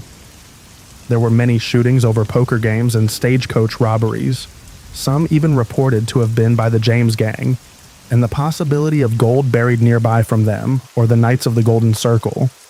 Maybe that history contributes to those feelings somehow. The property basically laid out like a rectangle with 2 large barns on the east side, where the driveway comes up from south to north and runs back west. Like a large L first was our house. The next house was my fiancé grandma's, and at the end was my soon-to-be in-laws. I walked over to my in-laws to get some screws working on the porch, and that's where it all started, even though I was unaware until the next day. But more on that later. It was dark out when we decided to go feed our goats that were over at the barn. As we walk out, my fiancé said something big and black ran through the yard. I was like, well, how big? Our door is a mere 30 yard to the tree line that goes straight up the mountain, and we have bear from time to time, but she said more like a large dog. We got in the Jeep, and instead of heading to the barn, I turned west towards the in-laws to use the headlights, and sure enough, there was yellow eye shine and the outline of a large black dog that was maybe 60 yards from me. I get out with a cheap flashlight and call to the dog, but I get bow reaction. Just 2 large yellow eyes staring back perfectly still. So I approached the it slowly, talking to it, trying to call it over to me, and it just trots back toward my yard. So I walk down the drive back into the yard and trying to approach it again, and I get about 25 yards from it this time, but something wasn't right about it. It all felt off. I wasn't scared or feel threatened really, but it didn't feel right. Then it hits me. Like a ton of bricks, it was as if this thing absorbed light, like some dark void from another realm. No matter how hard I tried to focus my eyes or adjust the light, I couldn't make out anything with this thing before me. Then it appeared to be a dog that absorbed light. Cool. That's believable. It eventually grew tired of me, wandered off across our field to the road, and I wrote it off as a neighbor's dog and moved on with my night. The next day, my fiancé's grandma asked me about our big black dog. I replied with a puzzled look, and we don't have a black dog. She told me when I walked back over from getting the screws the previous day that it came down out of the woods and had followed me back towards our house. I told her that must be the dog we saw last night. I had told my fiancé about how it seemed to absorb light, and something just didn't seem quite right with it all. And it was also massive. My shepherd is 70 pounds, and our Pyrenees Anatolian mix was 85 pounds, and it dwarfed either of them. 2 days passed without seeing the dog, and it was out of mind and rode off as a neighbor's dog from down the road, or one that was dumped. 2 a.m. I'm awakened by my shepherd and Pyrenees in the house, going ballistic, barking, growling, trying to get out of their kennels. I get up, walk to the outside door quiet as I can, while the digs go ballistic and flip on the light, and the beast was on my steps and appeared to have been sniffing around the door. Soon as I turned the lights on, in one fast motion this thing did a 180, leapt off the steps, and was gone into the darkness again. But this time I saw it tail. A long, bushy tail like my shepherd's, but bigger and pointed ears. The black wolf. I know what you are thinking. It doesn't scary but to see it. The way it seemed to absorb light. It felt like pure evil. Pure hatred. Something was very unnatural about it. My brother-in-law calls me a few days later and asks if I've seen a huge black dog or had any issues. He lives down the road and just through the woods from us, so I told him about it following me in the encounters. He tells me that his pit bull he keeps out back was going wild the night before, and he went back there with a good bright light, and 30 yards away in the woodbine was a set of yellow eyes staring back. It would close its eyes, and he said you couldn't see anything like it was trying to hide. This went on a few times before he finally saw it, and described it the same way I did. Yellow eyes shaped like a large wolf, but its body, that endless black pit. Somehow it absorbed all light, and you couldn't make out any details other than yellow eyes in the outline. The day after our wedding in early May, my brother-in-law calls me to tell me it came back the night of our wedding. They got home after dark, was just sitting on the porch, when he heard bawling and screaming from the woods. He grabs a 12-gauge pump, and his light bears feet to investigate. And there's the black wolf again in the edge of the thicket, just the yellow eyes piercing back at him. Deciding he's had enough, he took aim and fired. But he didn't expect what happened. A set of blue eyes suddenly appeared and dropped to the ground, and the yellow eyes vanished, seemingly. He cautiously approached to see a small fawn with spots laying there, where the wolf had stood slobber all over its back and looking dazed. He went to pet it, but it stands up, runs off right into a tree, falls over, gets back up, and bounds off deeper in the woods. He looked for the wolf but didn't see anything else, and there was no blood. He chalked it up to it had caught the fawn, and he interrupted dinner and apparently missed. We spent all our money to move putting in septic dirt work, etc., so our honeymoon was a weekend at home before it was back to work. I told my wife I wanted to go investigate his claim. We get to his house, and he recounts his story as we make our way to the location.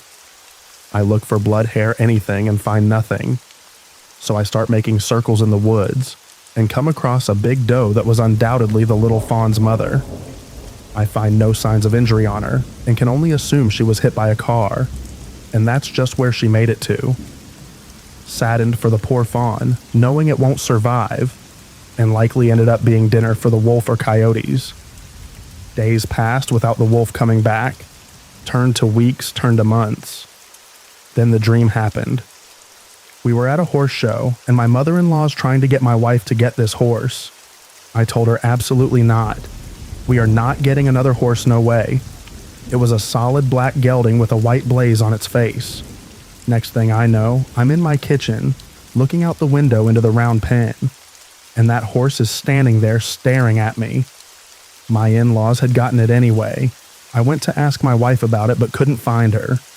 And when I looked back, it changed to a very dark, very weathered, haggard Indian-looking lady with long, matted black hair and dreads long yellow fingernails, and wearing a very tattered, dirty, long black dress. With it over her head, the material almost looked like weathered burlap or fringe. And when she saw me looking at her, she smiled. Even though it was a dream, I can still remember the smile. The nastiest yellow teeth ever. I spent the rest of my dream asking people about the witch that lives in the woods by the barn. Things pretty much calmed down after that for a while.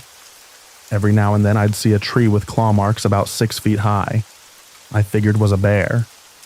One night, while skinning a big 10 PT buck something between us at the barn and our house, lets out a huge roar, growl.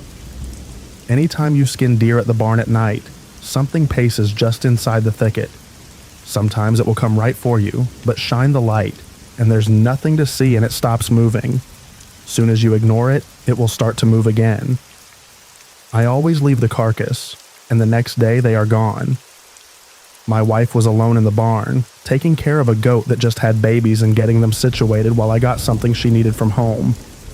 These were originally hay barns, so the upper half on each end is open so you can hear outside pretty well when something growls at her from right outside the barn, and she tells me to hurry up and bring a rifle.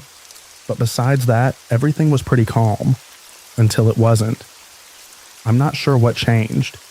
It's been a few years since the wolf was around, but I couldn't shake the feeling it was back. I had off-the-wall nightmares, wake up in a state of fright at random. My shepherd would wake us up at 2 a.m. sometimes nights in a row, barking, growling, and wanting out. I let her out the first time, and she bolts straight up the mountain. I grabbed a shotgun that stayed by the door, no light, and took off after her. I finally got her called back to me, but couldn't shake the feeling of being watched. I felt like it was trying to lure her up the mountain. Maybe because IT knew I would follow. Sometimes we would wake up because it sounded like something slapped the house, but we never could find anything. It happened again. My shepherd losing her marbles at 2 a.m. wakes me up, but this time there's terrible screams coming from the goat's pen. I rush out, but it's too late. Whatever it was is gone, and so is one of the goats. The rest huddled into a corner of the shelter trembling. I could hear the goat's cries as it was carried up and over the mountain at incredible speed. I felt so defeated. This was war. It has to stop. This land is ancient, but now it's our land. It's our home. We will not be ran off. I searched online and found no help, just a lot of people that fake scary things for social media attention. No real info. So I went to folklore. I cast some 405 GR bullets with silver mixed into the lead and loaded them in Starline brass. I was going to put that new 45/70ths with the tritium front night sight to good use. It was cool out that evening. I had my favorite meal in case it was my last. I had no idea what I was up against, or if this would work. Would it even show up again? I climbed up on my roof and settled in. The moon was about 3/4 full, so plenty of light to see from my elevated position. I started to doze off. I couldn't keep myself awake, it seemed. I awoke with a start.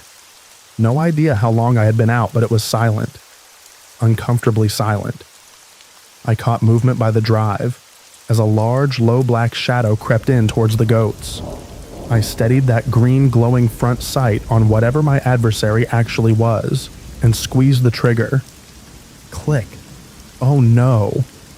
In my sleepy state, I forgot the stupid crossbolt safety that won't let the hammer fall all the way. The black wolf stands up on its hind legs, lets out the awful roar, growl, that we have heard before the most primal sound you have ever heard. It reverberates in your chest. It's so loud, but I could barely hear it over the adrenaline dump and racing heartbeat in my ears. I cocked the hammer again, took the safety off as it dropped back to all fours and squeezed the trigger. The heartbeat in my ears was replaced by tinnitus from the roar of the rifle, and I lost some of my night vision from the muzzle flash. The beast had fell to the ground, thrashed about, then bolted back into the woods. I stayed up there till daylight, watching. After the sun came up, and it was plenty bright enough to see, I walked to where the best stood, and there was nasty-looking hunk of gray meat that smelled awful. It was the most rotten, putrid smell you could imagine. I knew it had to be there. That was a 405 GR slug that can easily stop a grizzly mid-charge. As I made it to the woods, I could see small spots of dried blood, but not much, and not creature. I followed the trail where I could see overturned leaves, a broken twig or ground disturbance. After I made it to the top, I was really hoping I had recruited some help. I pushed on, being cautious, and watching, trying to not be led into a trap of its own. I followed the trail over to the property line of the haunted inn. The land was up for sale. It never had anyone own it for long, it seemed, and I had a job to see through, so pushed on. It led me down the mountain towards where the inn used to be. Before I reached the site of the inn, the trail led me by what appeared to be an old unmarked grave, and back up the ridge, and up a steep narrow ravine with large chunk rock and boulders. At the very top was a small opening to a cave, or abandoned silver mine possibly. The area stunk so bad I could hardly keep from throwing up. The large rock overhang had some kind of old symbols carved into it, but no time to be distracted. I looked into the hole as best I could see, and I swear there was an old spear in there, like what the conquistadors carried. There was no way I was fixing to go in and find out, though.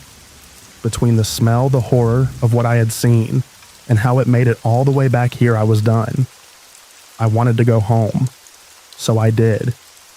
It's been 3 years now, with no sightings or strangeness. I just make sure and leave a deer at that corner of the property every year. It's never there when I come back. I guess we have some understanding. How it all ties together is anyone's guess.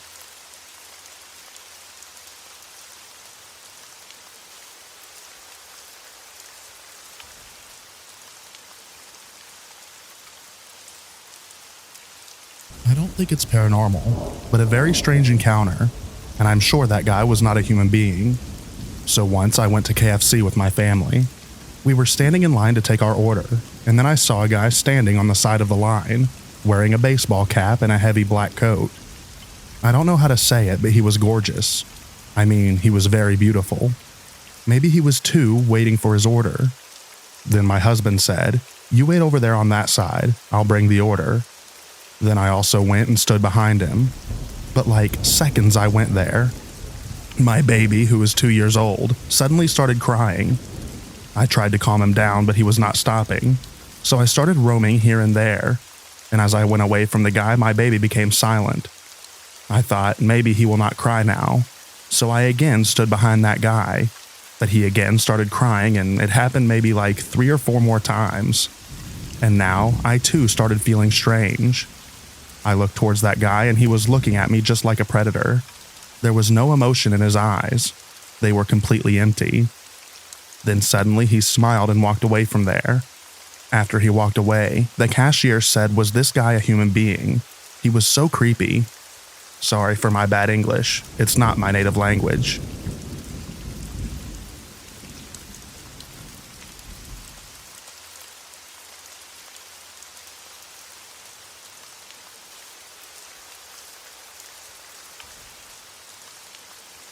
So this could play a part in the little people not liking outsiders fishing their waters. I'm like a tiny percent native, allegedly, so I don't know if that counts. But me and a few friends were night catfishing. We go fairly often. There's a spot where someone carved the green man's face into a rock one night. We're fishing, and on my line I had a 2-ounce weight, bait, big hook, and a float. And all I did was lightly reel it back in. Friends holding the light watching me do this, like I always do to check bait after no bites. Then we heard something slam into the rocky hill behind us. It was my entire bait setup. It wasn't snagged on anything, but it was like something grabbed my entire bait set out of the river and threw it back at us over our heads in the side of the hill. For that to happen with that much weight, my rod would have to be like bent in a U shape and clearly snagged, but it wasn't. That's the craziest thing that's happened to me while fishing. But we've heard strange sounds and have seen some strange things in the sky, but that's really it. Then we heard a gunshot shortly after off in the distance. It was like 1 a.m., so we decided to call it a night.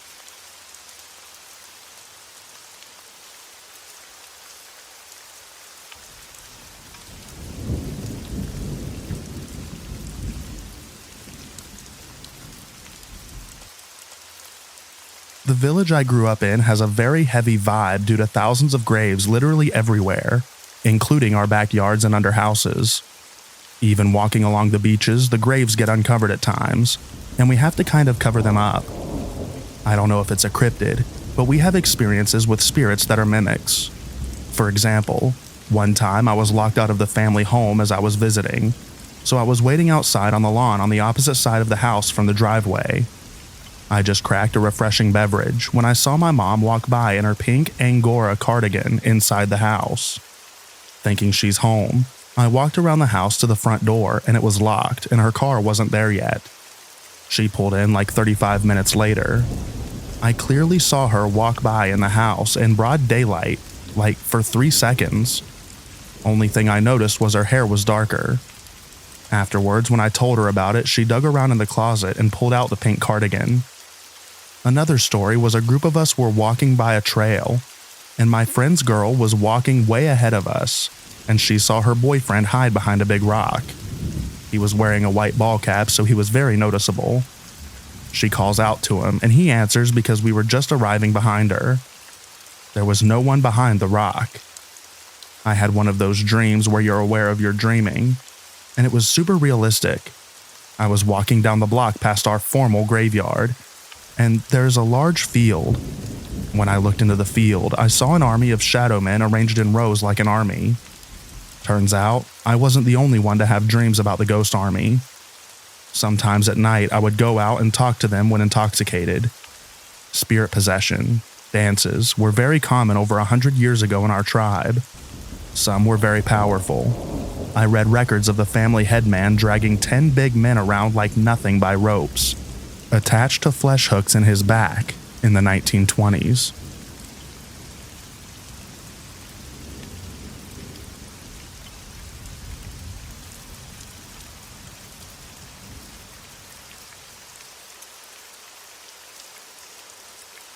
A few years back, I was into aviation and trying to get my private certification, a part of which requires a number of cross-country flights. These flights are meant to be at a minimum of 30-ish minutes each way. I forget the exact numbers. But being the hyper-involved student that I was, I hadn't planned for my first one to be at night. It was most lovely on the way there, with the sun setting and very calm weather. The turnaround was as the sun is just going down, so it's dark pretty quickly after, which shouldn't have been an issue because my CFI was instrument trained, and it was a relatively clear night. Part of the way through my flight, my CFI has me put on instrument goggles which are meant to force you to fly on instruments alone, meaning I couldn't see out of the plane. So I don't know what first happened or where it came from, but out of nowhere, and quite uncharacteristically, my CFI claims controls and tells me to look out my window, which I oblige, expecting to see fireworks as he thinks that's what it is. Looking out the window, I don't see fireworks though. It was a flashing light flying towards our plane, and quickly. It had to have had both forward and sideways momentum to come at us the way it did, but it just kept getting closer and closer until it was maybe an arm's length from the wing on the side it was coming from, and it blinked out. To this day, I have no idea what it was or why it happened, but I know that I wasn't the only one who saw it, because my CFI and I talked about it in our debrief. I definitely thought the plane was about to get hit with something, and that we'd have to take an emergency landing, or worse.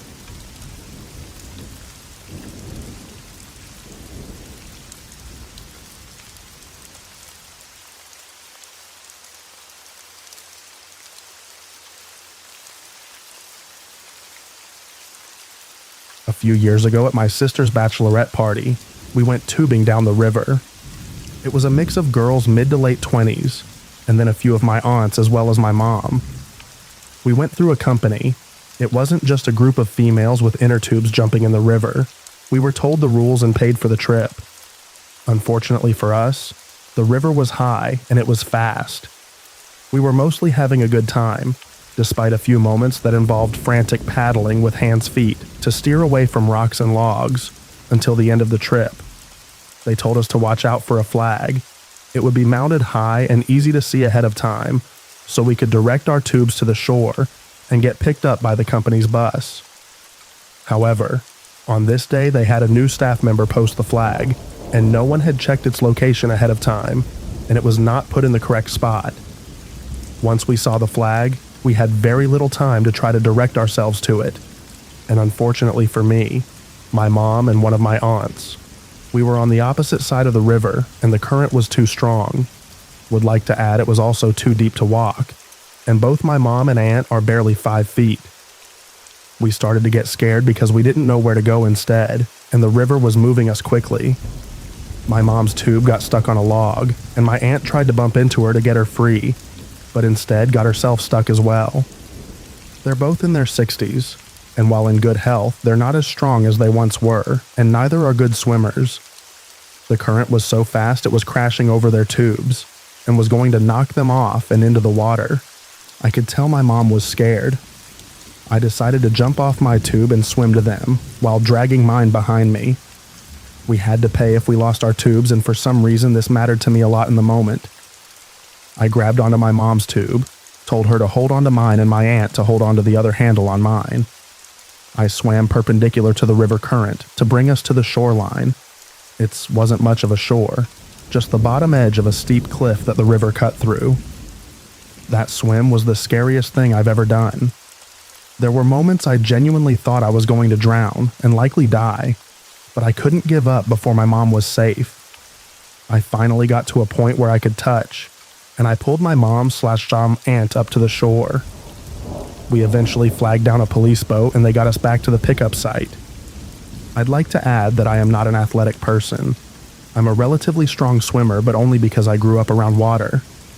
I'm overweight and out of shape, but that incident pulled something out of me I didn't know was there. I had never been so convinced that I wasn't going to see another day, but I'm glad I found the strength to get not only myself, but 2 other people out of the water that day.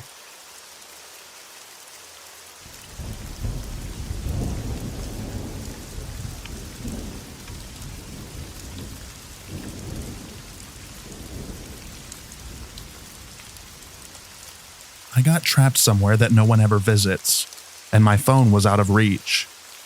I work at a major airport as an IT tech. This summer, I was working deep down within the airport, basement level -7, basically only used for pipes and cabling. I've only ever seen one other person down there, which has just been made even worse with COVID. I never see anyone down there now. Normally we'd work in pairs, but again, because of the virus, that wasn't allowed, and we were told to make sure that our phones were always charged. I was working within an IT cabinet and bending down a lot, so I didn't want to drop and smash my phone, so I put it on a nearby table. Whilst I was working, part of the cabinet collapsed and pinned one of my arms. It was extremely heavy, and I couldn't move my arm at all, nor could I reach my phone. I knew no one within my company knew where I was working, so I just sat and shouted for a bit, and was also trying anything to reach my phone, but it was just out of reach. After a while, I just lost hope. It felt like I'd been down there for days, lost in my own thoughts about how surely they'd be searching the airport by now, and what they'd do if they discovered my body, how my family would react, what would be on the news, all that stuff. I eventually heard some noise in the distance and started shouting and screaming a bit. Eventually I heard someone running, and man, I was never so relieved to see someone's face. He passed me my phone and I called my manager. Within minutes, my own team and multiple security guards had rushed to me, and they managed to deconstruct the cabinet and get me free. It had been 8 hours, but it felt like eternity. No serious injuries, just some pretty bad bruising. The person who found me was an engineer who'd been called out to fix a broken elevator. God knows what would have happened if that elevator hadn't been broken. And to be honest, I don't want to think about it.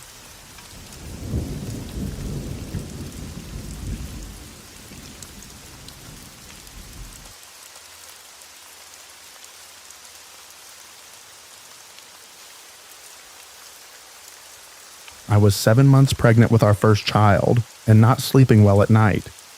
I was laying in bed trying to find a comfortable position when I hear something that sounds like glasses tinkling together. I give my husband a shove and tell him what I heard. He grunts that it's probably one of our cats, rolls over and continues snoring. I still lay there. Then I hear men's voices. My heart felt like it stopped. I shove my husband hard and whisper that I hear people talking. He begrudgingly gets up. I tell him to get the gun just in case. He waves me off and heads to our bedroom door.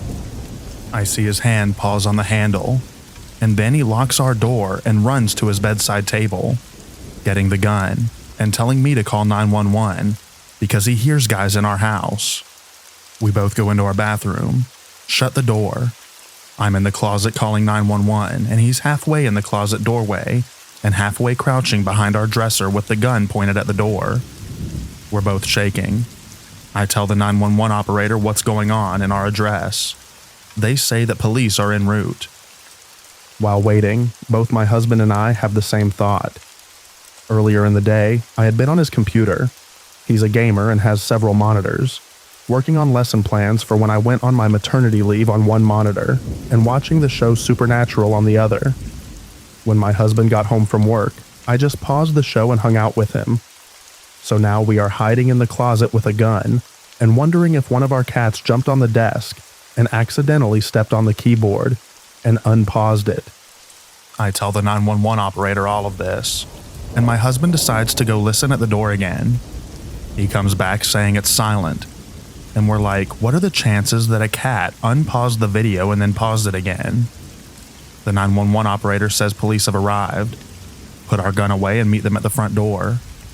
As soon as we leave the bedroom, we see my giant Maine Coon straight up laying across the keyboard like a fat little butthole. Yeah, we got the crap scared out of us, and 5 cop cars showed up at our house because my cat unpaused the computer. My husband now refers to that night as the night of the naked gun.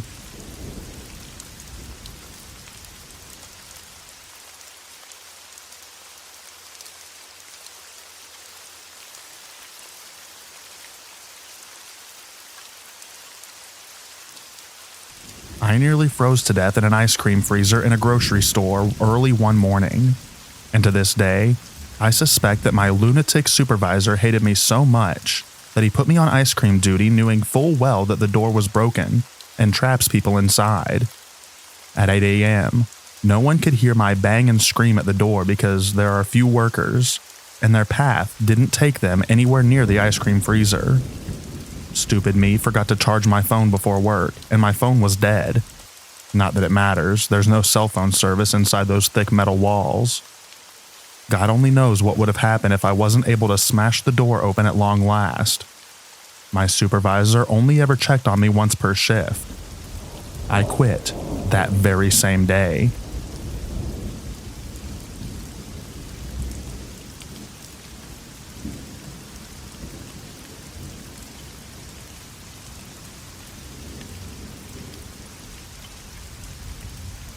In 2012, I worked for a retail store as a manager. One morning, half asleep from working 60 to 70-hour weeks, I arrived early to count the monies and prepare the deposit before opening.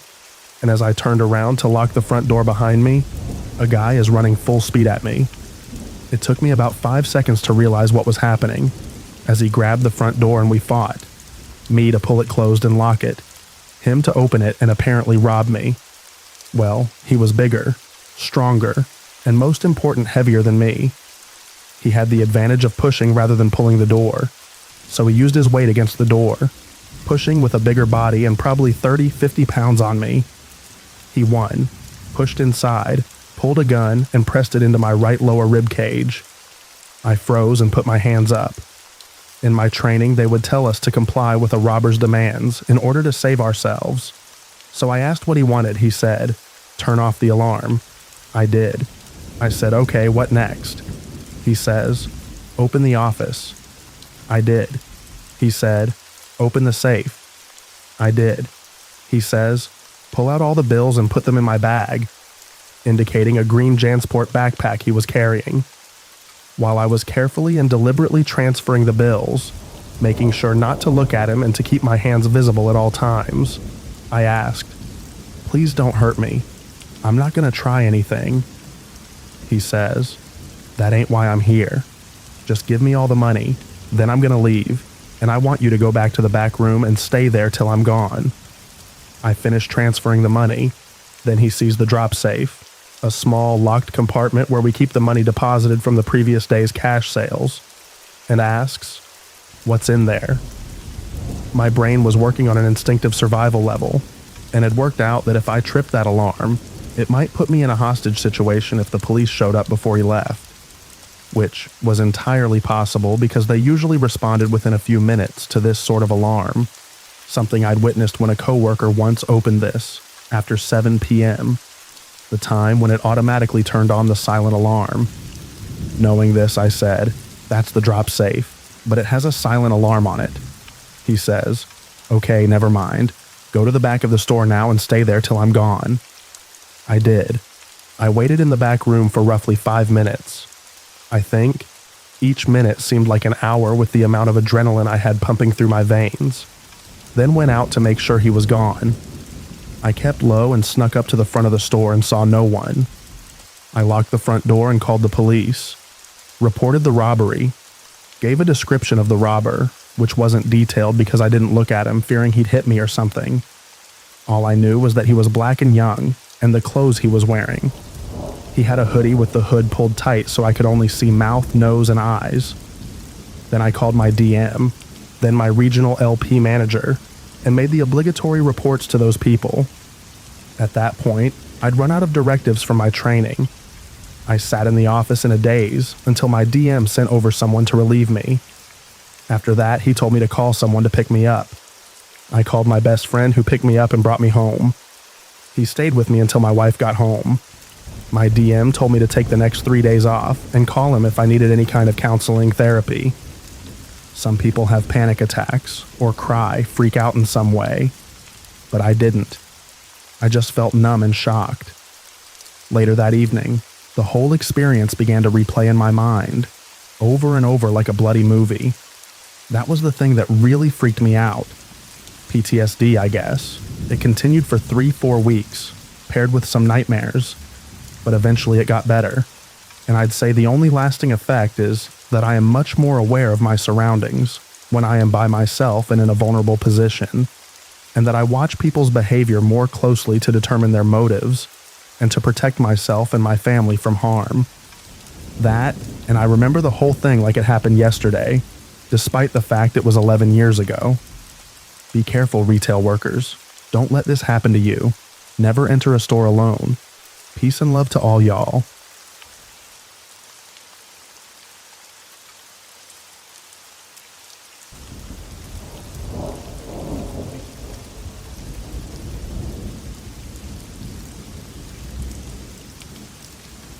We were having a meeting in a windowless conference room. There were about 7 of us. Suddenly, we felt our chairs jolt.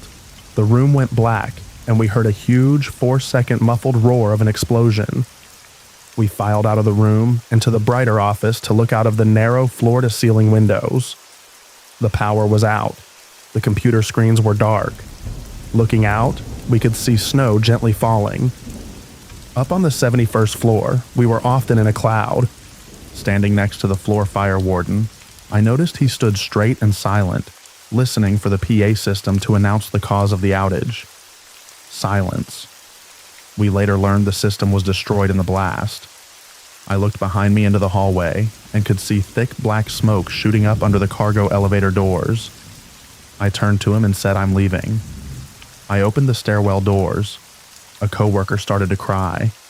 I told her, let's go downstairs together. We scrambled down.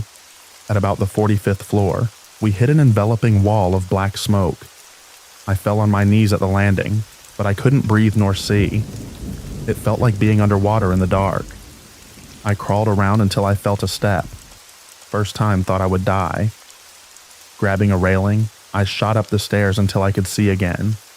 People were streaming from the upper stairwell into an office around the 50th floor. It was hazy with smoke. I found my crying coworker. People were dropping coats at the bottom of the glass hallway doors, trying to block the incoming smoke. There were over 100 people sitting on the floors, others milling about, some sobbing. Someone panicked and threw a chair out of the window. My knees were trembling. Second time thought I would die today. I stuck my head out of the window and was relieved to see people streaming out of the building.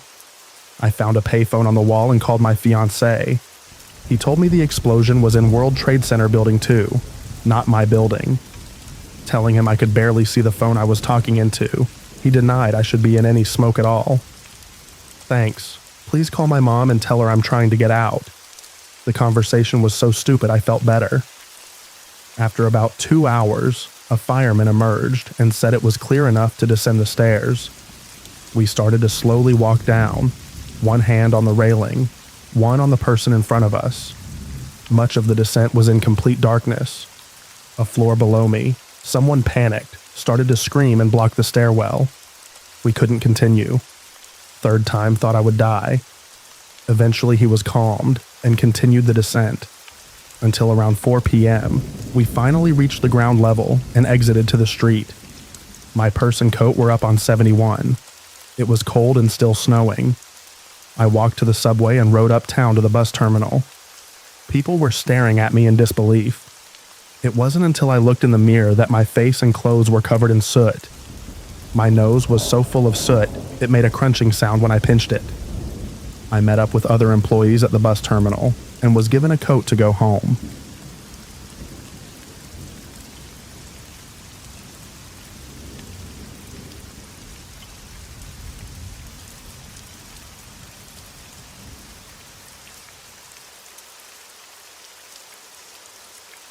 We'd gone to an island for Christmas.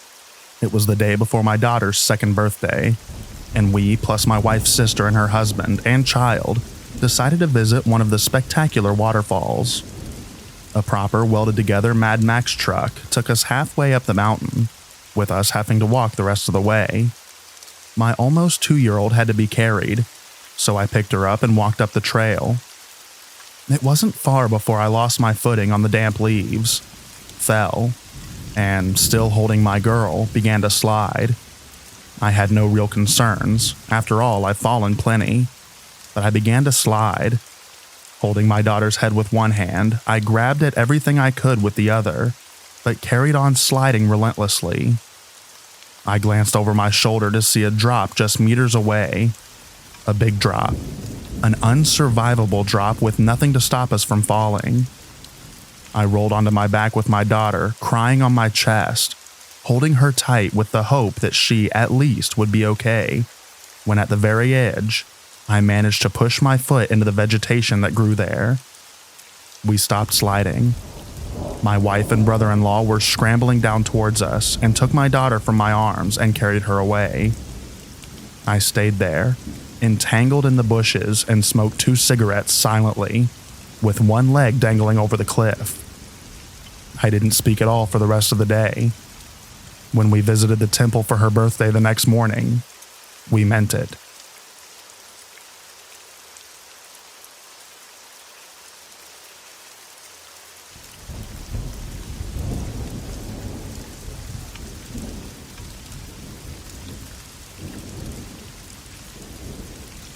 I was 18 years old and just graduated high school 3 months prior. I was married. I eloped my senior year of high school. We had rented a very small 1-bedroom house that was across the street from the bank where I worked as a teller. We hadn't lived there very long, maybe a month or so. We were young and barely making ends meet, so there were not a lot of decorations, pictures, etc.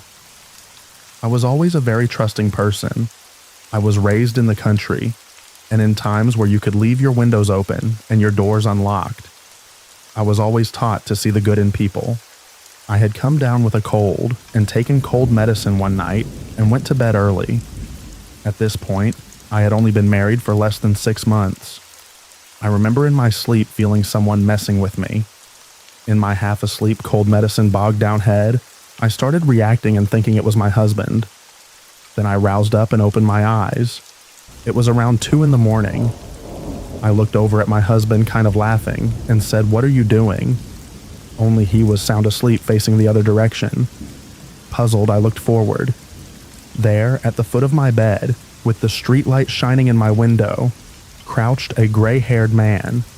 He was looking straight at me. It was then I noticed the weird smell. Alcohol and food mixed together. It registered something was very wrong. Out of natural reaction, I screamed. When I screamed, my husband jumped up facing me.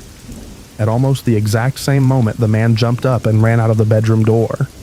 The bedroom door was located right beside the head of the bed, on my husband's side of the bed. Since he jumped up looking at me, he did not see the man run out. He asked me what was wrong, but I was so scattered nothing coming out of my mouth made any sense. He kept saying it was okay, and I just had a bad dream and everything was just fine. I can't describe the panic I felt inside. I refused to lay back down. I got up from the bed and walked into the next room, living room, and my husband followed me. Once we entered the living room, it was all becoming reality. The front door to the house was propped open with a brick. The rocking chair we had was moved out of the way of the doorway to the bedroom. My assumption is he was making sure he had a clear shot of the house.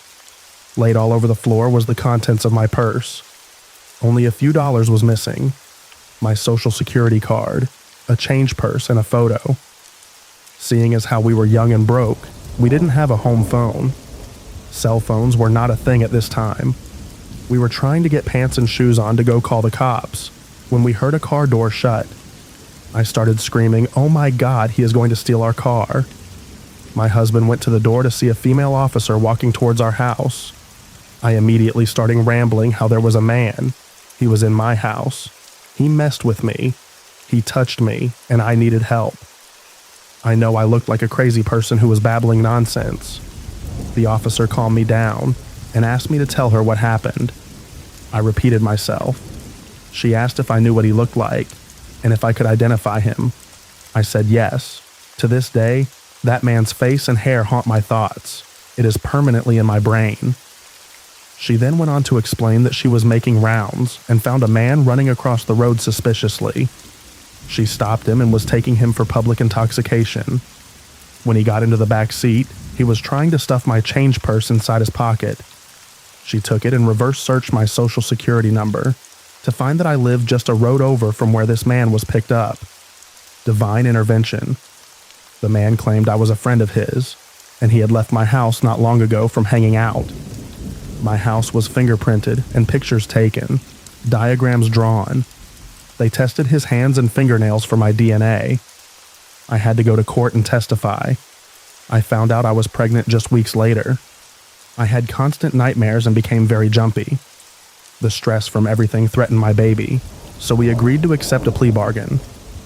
I found out he was living in a camper that was parked in front of the bank where I worked. That month, I was the teller assigned to drive through. I was facing his camper daily. I walked to and from work because it was just across the street and took more effort to drive.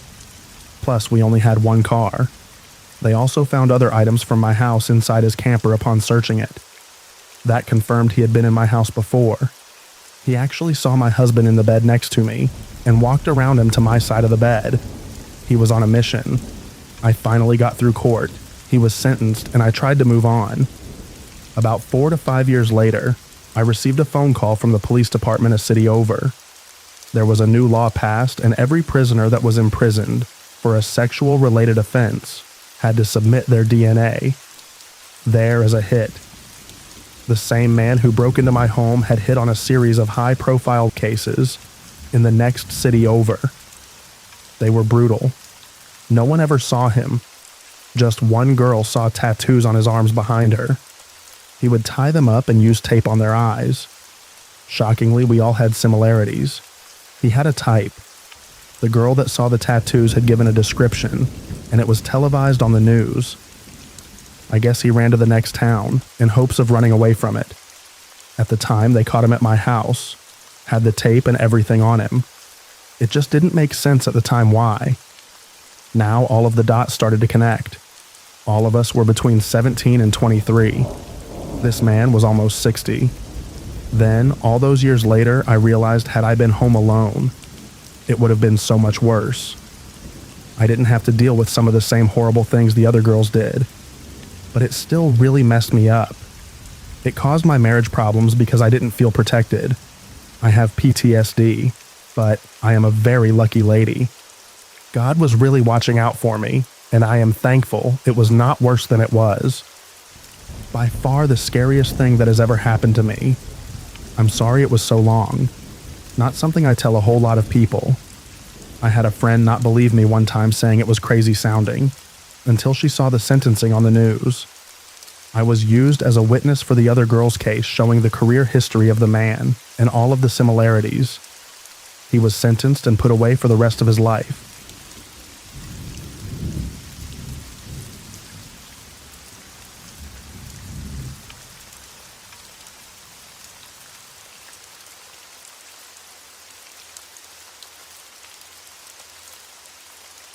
It's amazing that I have lived to tell this. My husband and I were on vacation at a fancy all-inclusive resort in Cancun, Mexico. We were young. We dressed up and brought all of our best jewelry. He, a gold Rolex, gold chain and bracelet.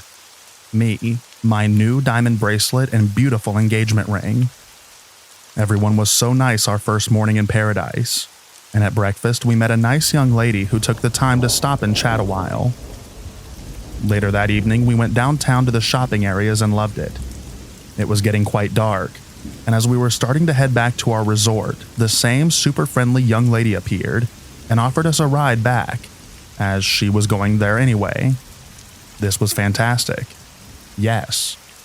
We hopped in her van and she told us that she had one quick stop.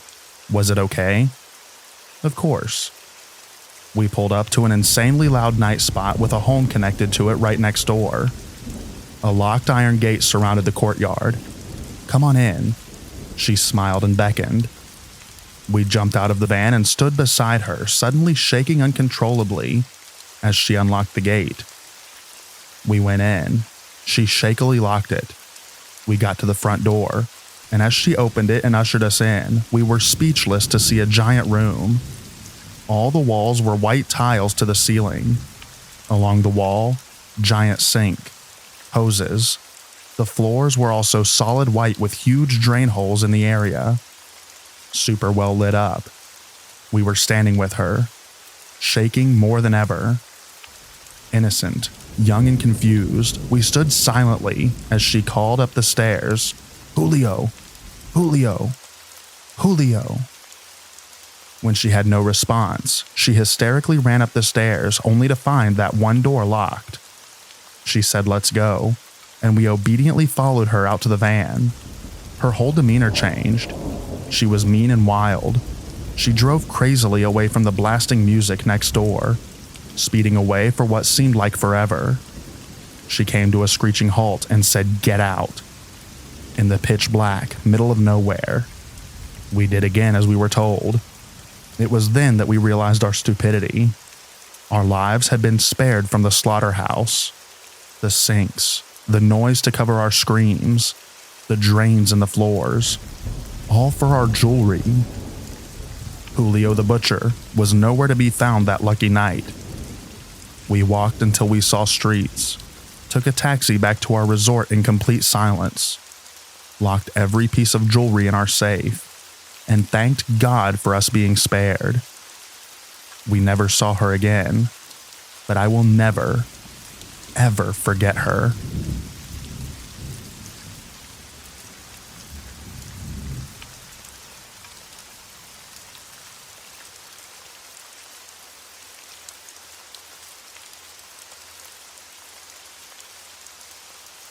I'm gonna go anonymous, because this is really, really heavy, and it's something that I've promised myself that I would never reveal. And so far, I've kept that promise and never told anyone about it, not even my therapist. I've tried my best to forget about it forever, but it keeps coming back to me. It haunts my nightmares, and at odd, awkward waking moments, I'm paralyzed by flashbacks and left shivering and shaking, and blubbering like a 2-year-old for seemingly no reason. I really, really don't want to post this, but it's in my head now. I can't sleep and it's not going away. I might as well write it down and get it out in the open once and for all. In the cold light of dawn, I'm probably going to regret this and spend the next 6 months beating myself up about it. Well, tough crap. I've been beaten up by bigger and tougher guys before. Maybe later everyone can come on over, drag me out into the street, and stone me for my ignominy. At least I know my dog still loves me. The place?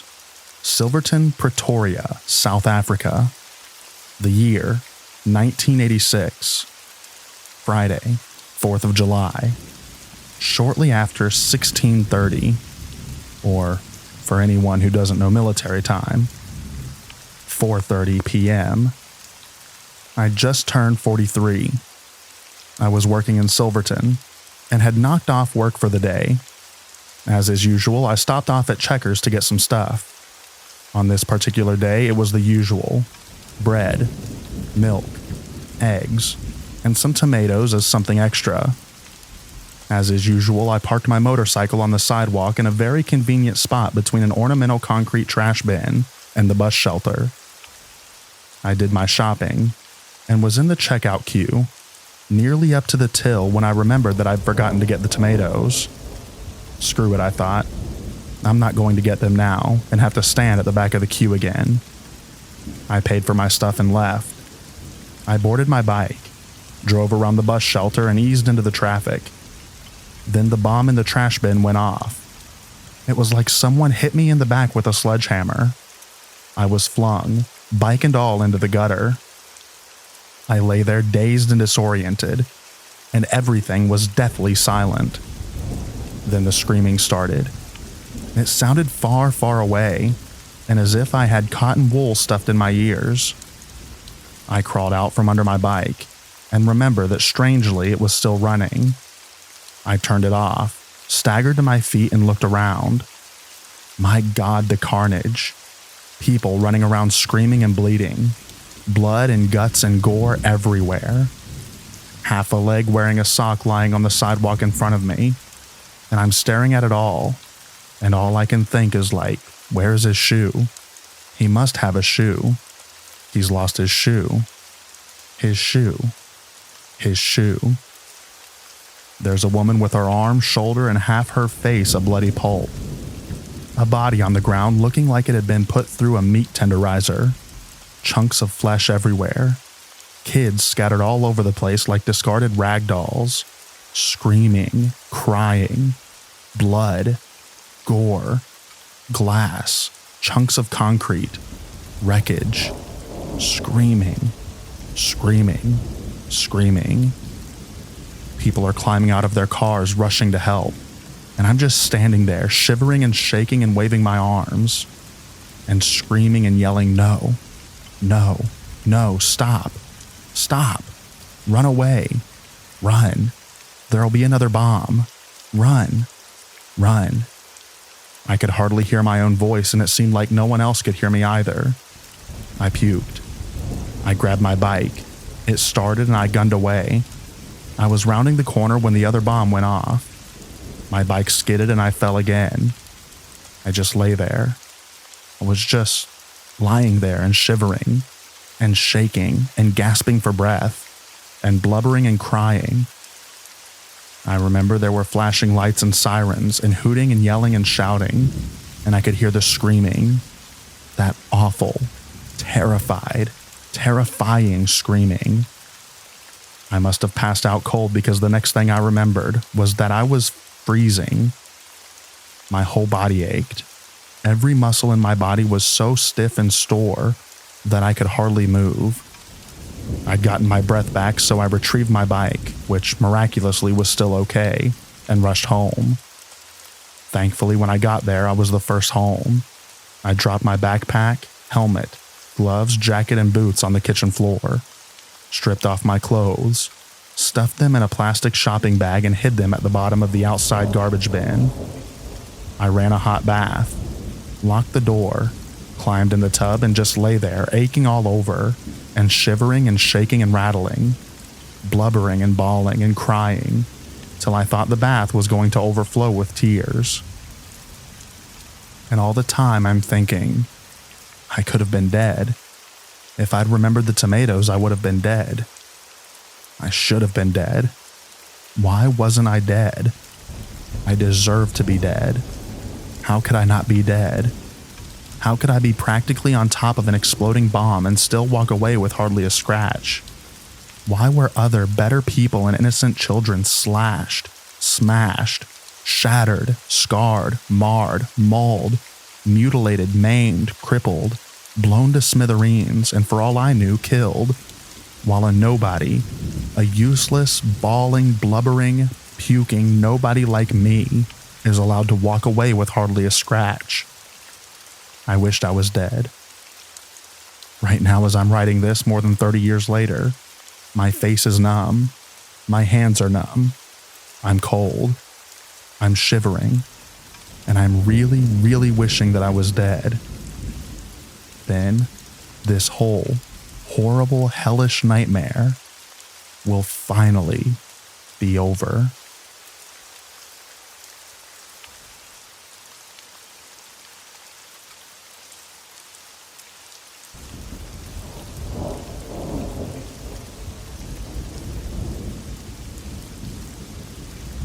Well, one of the more disturbing things I've seen was when I visited London in 1991. I was walking down a busy street when I suddenly came across a dead body. An old lady had jumped from her balcony just seconds before I turned the corner, and I nearly stepped on her because I was looking at a tourist map while walking. It was a very sad sight. She was lying face down on the pavement, arms stretched out, and one of her legs was at a weird angle, having probably been broken by the fall. She looked to be at least 80 or 90 years old, and she was dressed in a woolly jumper and had a nice old-fashioned skirt on, just a regular grandma. Other people quickly gathered to watch, but nobody did anything. This was in the days prior to cell phones, so somebody would have to run off somewhere and make a call, but nobody did. I thought of doing it myself, as did probably most of us, but I was 14 at the time and too stunned to move. I'd never seen a dead person before, and to my great shame, I just stood there. Not everyone had the same reaction, however. This was during lunch hour, So as I said before, the street was very busy, and quite a few pedestrians had places to go to, and wouldn't let the scene of a self-unaliving stop them. So they simply stepped over the body and went on their own way with an "oh dear, what a shame." Some of them hardly even looked up from their newspapers. Too busy checking the stock market, I suppose. It made me sick. Eventually, somebody must have alerted the authorities because the police and ambulance arrived quickly, and the area was cordoned off. We were all ushered away. But even today, nearly 30 years later, I can picture her lying there, and I wonder what made her do it. Did she have nothing left to live for? Was she in pain and unable to pay the hospital bills? Had her relatives died and left her alone? Perhaps she was being evicted and had nowhere else to go. I'm sure that this happens all the time, much more so in large cities than anywhere else. But each case is tragic, and I think that we could do well to remember to care a bit more about our elderly citizens, and not simply dismiss them as old relics as soon as they reach their pension age. Volunteer, keep them company, spend some time with them, and cheer up their day.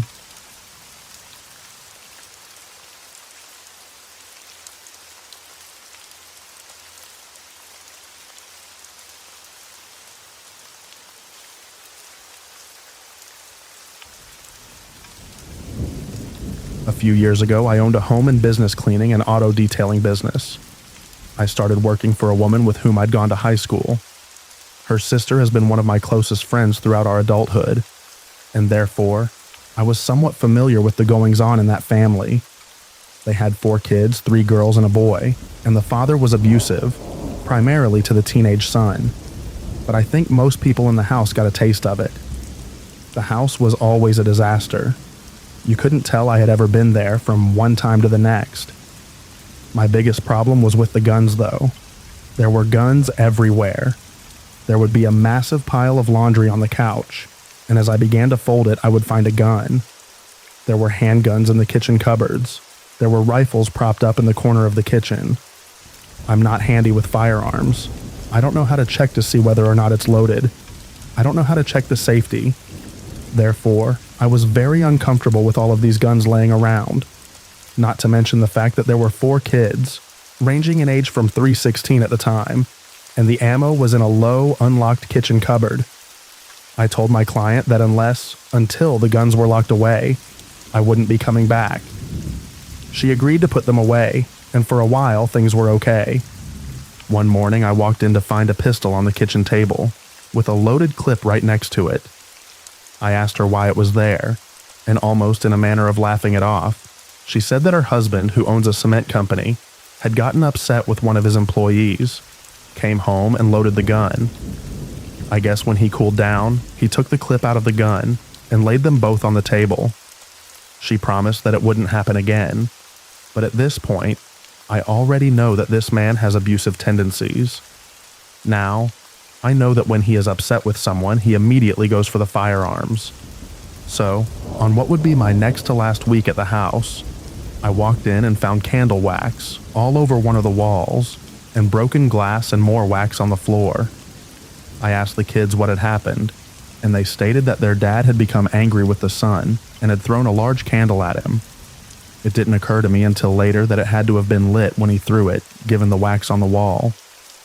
That same day, the dad came home from work early. He and his wife were arguing in the kitchen when he threw a large metal shelf from a refrigerator at her.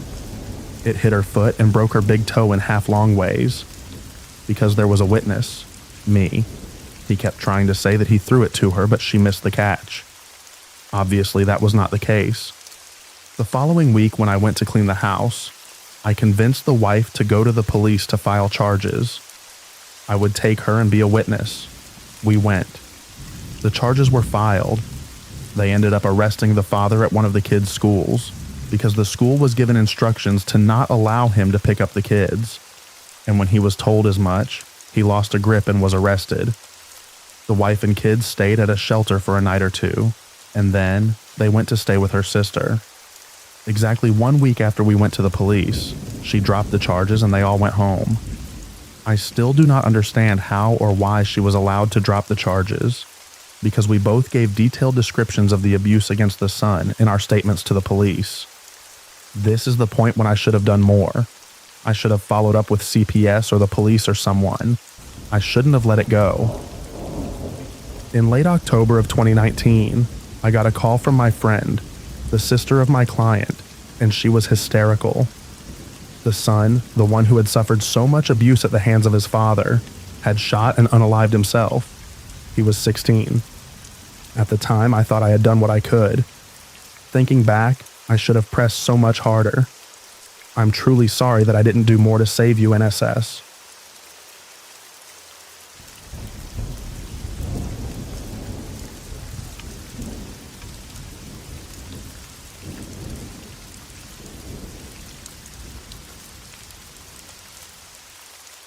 I always parked in a certain spot at my last job for 12 years that I was there.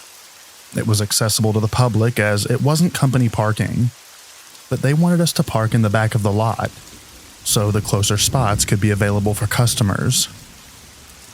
One day, my spot's taken by a dark-tinted caddy, and I'm immediately angry because everyone knows it's mine. It's morning shift, so 4 a.m., so it can't be one of the others because I know what they drive.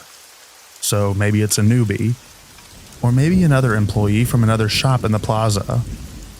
It's still there on my lunch break, and when I go home, and the next day, I come in at 1 p.m. till close, around 9:30, and then also the next. Something about it really bothered me. It smelled wrong. Literally. It's the South in high summer, and who knows what's baking in there. My dad was a Marine and then a police officer. He always said that if you feel something is wrong, there probably is. So I dialed the non-emergency contact police number.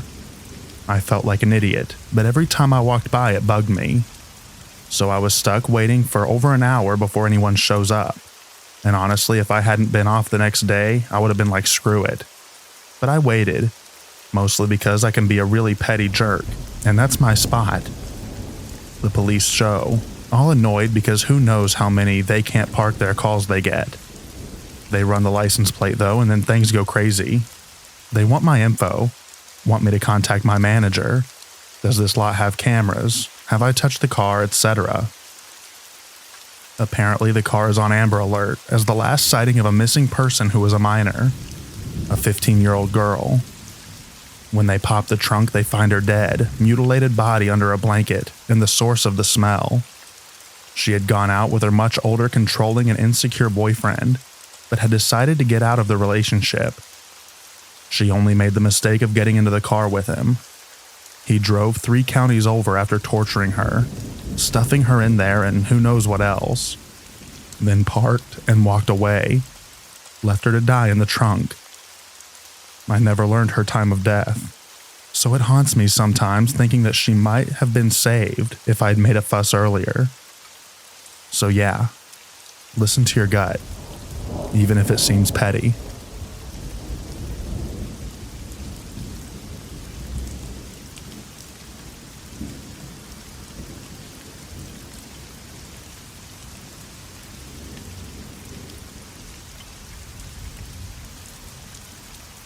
When I was really young, we were crossing a massive bridge. I remember the sudden traffic and my family talking about what it could be about. We finally got to the point on the bridge where we saw what's happening. I'll never, ever forget the way the sunbeams went through the clouds, just like a movie. A woman in big black sunglasses, blonde hair, smiling, and on the other side of the bridge. My grandfather said it was an angel, and I truly believed that for a long time. It wasn't until I was showering when I was way older and randomly thought of that time and realized that she was going to jump. It's disturbing how happy she was, but probably in so much pain. I remember her stretching her arms out while holding the railing to really extend herself over the edge. She was ready for it.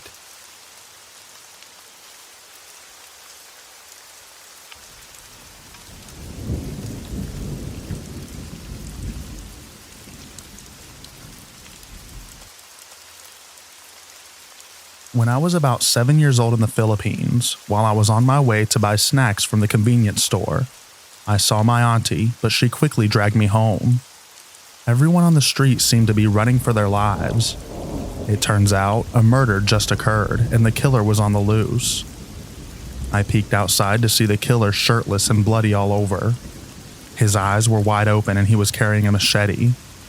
He was walking down the street and it was a pretty horrific thing for 7-year-old me to see.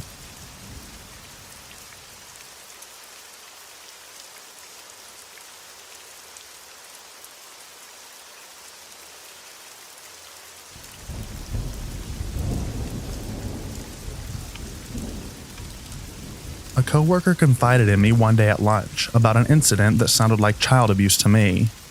The guy's name is Byron Morales. I give that detail because this is a true account of what unfolded after the day. Look it up. Byron told me that he doubted he would be allowed to babysit his stepchild again after his wife came home and caught him spinning circles while holding the baby by the feet. When I asked why, he said, to toughen him up. The kid's a sissy mama's boy and I wanted to toughen him up. That blew me away. I didn't know how to respond, so I went to my boss and told him the story. He told me that there was nothing we could do. To this day, I wish I had contacted the state of Iowa and reported Byron for child abuse, but I didn't. Instead, I tried to forget about it. I still had to work closely with the guy on a daily basis, but I didn't like him after that. Fast forward about a month. Our home phone rings. It's my boss telling me to look at that day's local paper. There, I find an article about the death of the child in question. Byron was the only person home with him when the child fell down the stairs, according to the stepdad. My boss tells me that I was right, and we hang up. I didn't know what to do. For some reason, I was expecting the police to visit the guy's workplace searching for clues like we see on TV, but that's not what happened, and it was really bugging me, so I finally called the police. They were interested in hearing my story. There was a deposition eventually, and then later I testified at Byron Morales' murder trial for the death of Kevin. Byron was convicted and sentenced to life with no chance of parole. One day I was in a grocery store and approached by a woman who said she was on the jury and wanted to thank me for my testimony. She told me that my testimony helped remove any reasonable doubt and made the task of convicting the guy easier. That conversation made me feel better, but I still regret not getting involved before Kevin was murdered.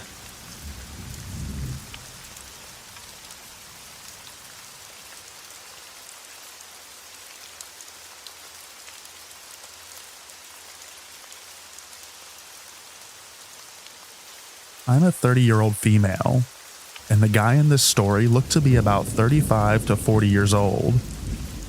I was driving home on the highway, and there was a van in front of me. I was behind this van for several miles before I decided to pass. It was a 4-lane highway, so no vehicles or anything that would come in front of me. I was having no problem passing this guy. As soon as I made it almost to the point of me fully past him, he speeds up.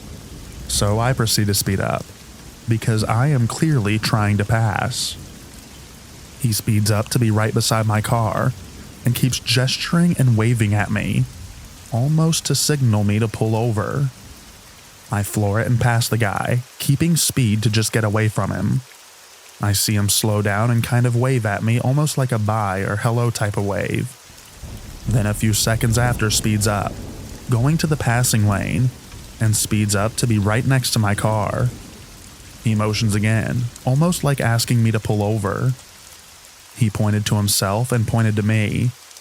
I literally flip this guy off, and he won't speed up. I slow down. He slows down. I speed up. He speeds up. I tried slamming my brakes to lose him and nothing. I finally pull my phone out and start recording, and he finally speeds up to pass. I see this guy trying to make a turn exactly where I'm going towards my house. I go the opposite way to a store, where I know there will be a lot of people, and stay there for about an hour. What in the actual crap? I'm honestly so unsettled. To answer some questions, there's nothing wrong with my vehicle. I have dents in the car and rust, but nothing concerning. My tire rim is a bit dented, but you can't see that at high speeds, and doesn't make sense to do what he did. If I thought someone's tire was flat or something, I'd point to their tire, or roll my window down, not be an absolute creep. Also, I'm not sure what would have upset him, as it's not like I cut him off or anything. I was behind him for miles. He didn't appear to be in a road rage, not hitting the steering wheel or anything like that. Just seemed persistent that he wanted to get me to stop. The way he was gesturing to himself and me, almost shrugging, like, come on. It was so weird. I got a picture of his vehicle, and I'm tempted to make a report, in case he tries to do this with other women.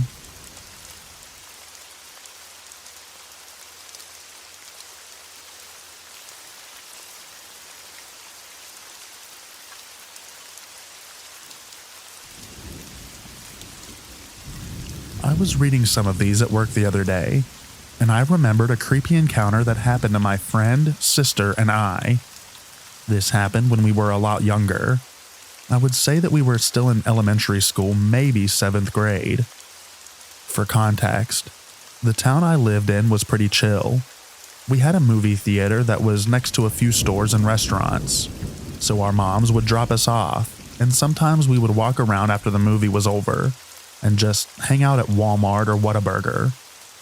This one particular night, we were in the Walmart parking lot on the way back to the movie theater to get picked up, and an older man with a van called to us and said, "Wow, I can't open up my DVD. Can you guys please come over here and help me open it?" Now, my sister and I immediately thought, why would a grown man ask us kids to help him open a DVD in a parking lot? My friend, who was a male, immediately started walking towards the man, and we stopped him before he was close to him, saying that it was weird and we should get away from him. He wanted to be the man in the situation, but we were kids. What was he gonna do? Anyways, we get really scared and ended up sprinting away and not looking back. It wasn't as creepy as some of the other stories on here, but I'm glad that we didn't stick around to find out.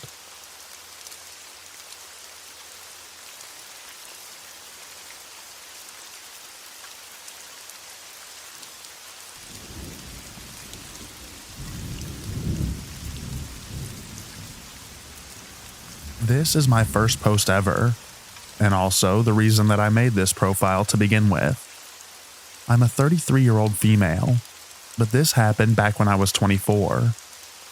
I'm a nurse by profession. At the time, I was working at an outpatient facility. I was stuck on strictly night shift at the time, and to this day, I still get antsy during the night shift. For those that may not know, outpatient facilities are used for patients that are recovering from surgery. On a typical night, we would have 1 or 2. It was rare that we would have any more than that. I don't remember how many we had on this night, but it was somewhere along those lines. During the night, there were a few things that I was required to do, and would act upon request if needed. But me and the med tech were usually in the nurse's room, which was right next to our desk, watching TV and playing on our phones. We also had a security guard. It was an unarmed guard position, which I still have my issues with, and they did less than we did. Our full-time guard was a man who, at the time, was pushing 70. Don't get me wrong, he was the biggest sweetheart in the world, but if push ever came to shove, I don't know how effective he would have been in the state of crisis. Our other guard was a part-timer. He only worked 2 to 3 shifts every couple of weeks. My partner used to joke that he was a professional NPC because he worked several different jobs to make ends meet. At the time, he was 28, and the nursing staff tended to favor him because he actually did his job properly. One reservation that I did have about him was that he wasn't always in the security office. He actually conducted his checks and would do a few checks at an adjoining facility, so he wasn't always at his desk. We didn't always need him, but it was nice to have him there in case we needed to go outside. This was one of the nights that he was working, and this was the circumstance. So this isn't great for a nurse to say, but I used to have to go out a few times a night to have a sneaky cigarette. I've quit smoking since, but at the time I would probably leave between 4 to 6 times a night to smoke near my car. It was around midnight, give or take. I was posted up against my car smoking when these two guys started walking through the parking lot. Trespassing was a big no-no, but the parking lot was a shortcut to a local motel, which is a creepy encounter all on its own, and security usually wouldn't get involved if people were just quickly passing through. The two guys spotted me and called out to me. I didn't respond, which seemed to be an invitation for them to approach. I know I should have just tossed the cigarette and went back inside, but 24-year-old me ignored that common sense. Both of these guys were probably in their mid-20s. Nothing off-looking about them, aside from the way that they were walking and the fact that they were going to the motel. They probably wouldn't have stood out in a crowd to me. One of them asked me for a cigarette. I said that I left my pack inside and I couldn't help them. He then started asking me questions about my job, where I was from, and how old I was. I didn't take the bait on any of these questions. I told them I had to get back inside. One of them stood sort of in my way, and the other asked if he could have my number. I said no. The thing that took me overboard was one of them had moved my jacket to see my name tag, and put his face really close to it to read my name. It was obvious that he was just trying to look at my chest. That was the line for me, and I pushed past them and foolishly went to the front door that my keycard didn't open. So I had literally cornered myself between the door and these two random guys. I had to find a way around them to get to the side door that I exited from, but judging by their body language, that wasn't going to go my way. Thankfully, I was greeted with a familiar voice. Our friendly neighborhood security guard was apparently checking the other facility and managed to show up in time before I had to either run or plead. One of the guys got smart with him, but after an intense staring contest, he backed down and the two left. I did enjoy the look on his face when he realized that he was actually dealing with someone who could probably cause him serious harm. I remember giving him a hug and thanking him. I started looking forward to his shifts. He made us all feel a lot safer. After that, he and I would converse, and he would walk outside with me if I wanted to smoke, and we would occasionally split a pizza or something during our shifts that coincided. I know it is an incredibly conventional story about the man that would become your husband 3 years later and give you 2 beautiful little girls, but it's a story that reminds me that he's always had my back. To this day, I don't know what these two guys' intentions were, and as much as I'd love to believe that they wouldn't have tried anything in plain view of security cameras, being a nurse has taught me that people frequently don't think with their heads sometimes. I'm just grateful that divine intervention sent someone in the way of that, and gave me the best guy in the world. I didn't mean to turn sappy. Stay safe, everyone.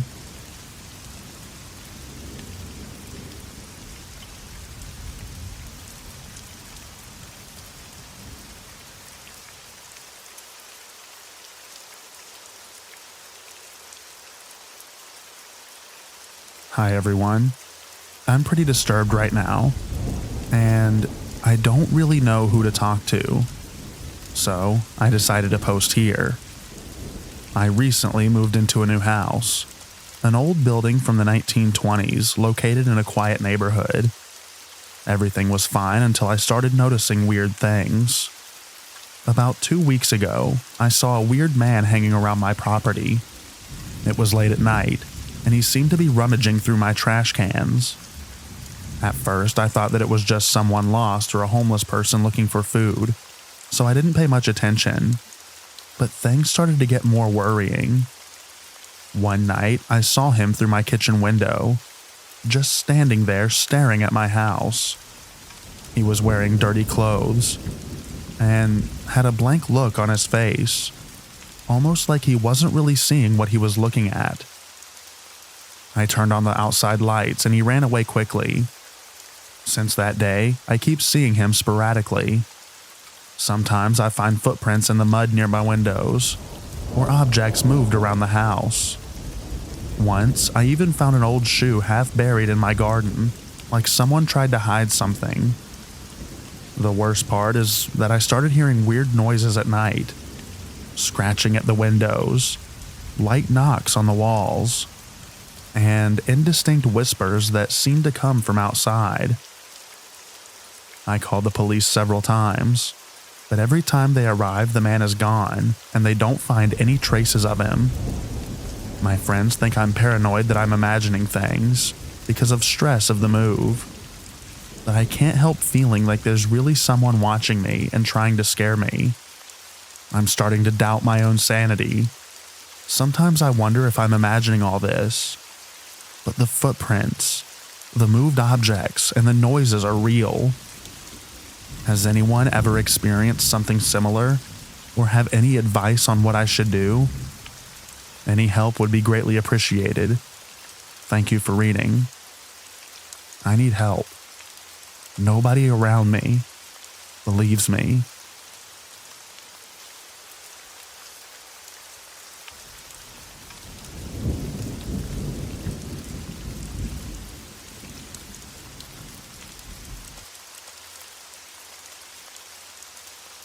For context, I live in a small trailer in central Wisconsin, and directly next to us is a railway that goes across the whole state and leads to a Walmart if you head down for 20 minutes. I was a teenager in 8th grade at the time, with no car or transportation other than a bike. The railroad tracks go in a straight line directly leading to Walmart. So if I were to bike to the Walmart, it takes me about the same time as if I walked straight down the tracks. So, more often than not, I would walk as I was never really a big fan of riding bikes, as I have had back issues since a young age. On this date in particular, I decided to head to Walmart for some dumb kid stuff shortly before the sun was about to set. This detail will come into play later. Basically, I went to the store and got distracted just looking around. Bought some food and drink and some trading cards, but left as the sun was going down. It's about a 20 to 25 minute walk home, and I decided to head straight down the tracks again. At about the 10-minute mark, it was getting very dark, and I was a generally fearful and anxious child due to my autism. I was scared of the dark until I was about 14 and a half, and would often have nightmares or see things that weren't in my closet, or dark corners, etc. So as it became too dark to see, I was getting extremely nervous and hypervigilant. 5 minutes later, I could swear that I was hearing footsteps crunching in the rocks lining these tracks that weren't mine. I stopped a few times to listen and confirmed that someone was walking towards me from a significant distance away. I could not see them at this point because of the darkness and lack of lighting across the railroad tracks. I had no phone or flashlight of any kind. At this point, I started freaking out internally. At first, I didn't know what to do, but as the sound of the footsteps got closer, I decided to call out and let them know that I was coming towards them. I stopped as I did this, and something along the lines of, "Is someone there?" While I know this might seem silly as an adult, I was used to my brain playing tricks on me in darkness, and I was convinced that I was seeing things. No response. At this point, the footsteps were getting closer, but still too difficult to distinguish over my own. So I stopped. The footsteps continued for a brief moment, and then they stopped too. I called out again. I said, "Hello? Is anyone there?" No response again. I was still prepubescent, and I had a child's voice.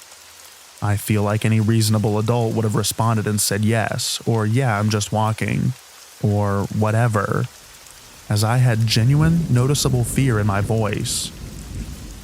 After I received no response again, I told myself that I was just imagining it and continued on my journey. At this point being just under 15 minutes from my house, and I heard them again, footsteps coming closer as soon as I started walking.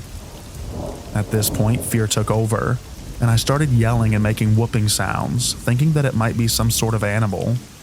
I yelled such things as, "I know you're there, and I have a knife," which was total crap, but I thought that it might encourage this person to respond. Still, nothing. A few times as I was speaking, I would hear the footsteps stop again. Finally, about 3 to 5 minutes later, stopping multiple times and hearing his footsteps stop. Sorry, I can't give a specific time frame. I was in total fight or flight mode, scared out of my mind, so it gets a little hazy from here. I start seeing this guy materialize out of the darkness. He had on blue jeans, a dark hoodie with a hood completely masking his face from the distance. I was instantly relieved for whatever reason. Relieved to know that I wasn't crazy, maybe. I don't know. And began verbal vomiting to this guy that I was just scared, and I didn't know that he was on the tracks with me for sure. He again did not respond, and this was before mainstream Bluetooth audio, and I didn't notice any headphone cables when I passed him. Because he didn't respond, I was eyeing him warily as he approached, and we locked eyes. I'll never forget the chill that ran down my spine. He was staring at me coldly and blankly, with a menacing look in his eyes, like he was thinking about what to do.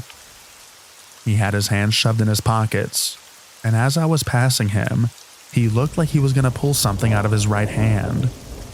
I was a very scrawny kid, and even though I have back problems, I was fast as heck. I just hurt from running for too long. From then on, going down the tracks at a full sprint, it was all a blur. I tripped and fell twice, as well as soaked myself in mud when I tried to get across the small ditch separating the track from the trailer park. And then I got home. I never told my mom, and I never walked on those tracks at night again. After reading through this again, I thought I would describe the tracks for a bit of context.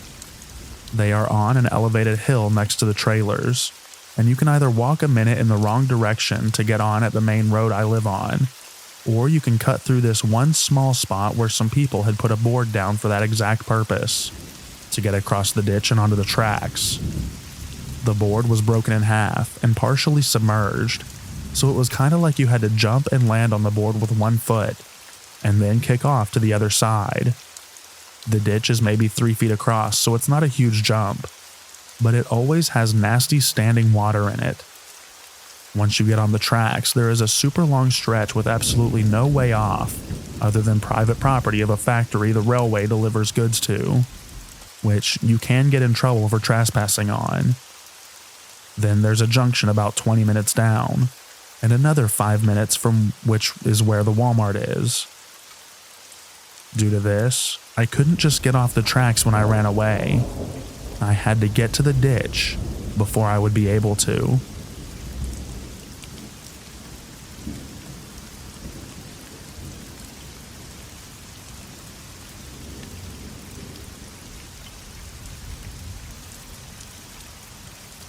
This happened to me about 10 years ago. I'm a female, and I was 18 at the time working in a very popular chain restaurant in my local mall. It was one famous for breakfasts, and the uniform was a brightly collared button-down shirt that was easily recognizable. It was a Sunday, our busiest day of the week, and a holiday on top of that, so we were crowded and crazy busy. When it came time for my lunch break, I didn't want to bother the kitchen with my order, so I decided to quickly pop out to a different restaurant to eat, and return to help my coworkers again. It was very crowded and slow going. After a bit of walking, a tall, older man casually fell into step next to me. At first, I didn't pay him any mind due to the crowd, but then he started talking directly to me, and it was difficult to ignore. "Hey there, what's your name? Where do you work?" Unfortunately, I still had my name tag on, and it showed both the restaurant and my name, so I said nothing in response. "Oh, I should stop by for some pancakes and waffles sometime." No response. No eye contact either. Any other question he asked me was answered with silence, or one-word answers. I was afraid to be impolite, but also really didn't want to give him any leeway. Finally, he asked, "How old are you?" "I'm 15. I was absolutely of age, but I hoped that lie would push him off. He was definitely in his 30s. Then, "Hey, I can work with that," and he touched my shoulder. I don't know what kind of reaction he wanted from me, but I instantly recoiled, eyes wide. I ducked into the closest store, probably a GameStop, and started browsing like my life depended on it. Fortunately, he didn't follow me into the GameStop, nor did he follow me when I finally left to grab my quick lunch. I didn't see him again, and if he ever did stop by the restaurant for his pancake and waffles, I never did have the misfortune of serving him, thank God. It still stuns me to this day that I barely reciprocated, and then told him I was underage, and none of that made him stop trying to interact with me. That also isn't the only time I was followed around the mall by a strange man, but it definitely was the worst one, in my opinion.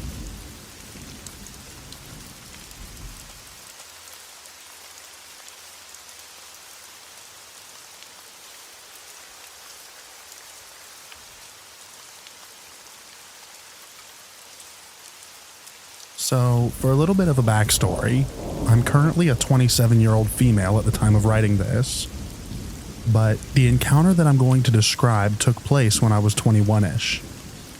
When I was 21, I moved to a new city for school. I didn't know anybody, and I was suffering your typical first time away from home loneliness. A lot of this had to do with being separated from my best friend for the first time, and I was desperate for some companionship. I took to dating apps to try and build some sort of a bridge. I had a couple of dates which ultimately didn't work out, but I guess that isn't so important. I matched with this one guy. He seemed like the whole package. He was cute. He was into music, art, and we had a mutual love of Stephen King. We talked for about a week, and we eventually exchanged numbers and continued talking in more depth. I was young and naive enough at the time to catch a feeling for this guy, and I honestly thought that I was falling for him. We talked in depth for about another week. He got to know me very personally, and it was scary to me how much we had in common. We made a date to meet at a bar. He told me he was running a little behind, and to go have a drink at the bar and he would meet me there. It was sort of late afternoon, so the area was fairly empty. They had two other girls that showed up at the bar during my time there. One of the girls had broken our silence by saying that she was there for a first date with a really cute guy, and she was nervous, and asked if me or the other girl had any advice for her. Oh, how cute. I was there for a first date too that I was extremely excited about. The other girl was also there for a first date with a guy. We shared our thoughts and really hyped each other up. It was a total sister bonding moment.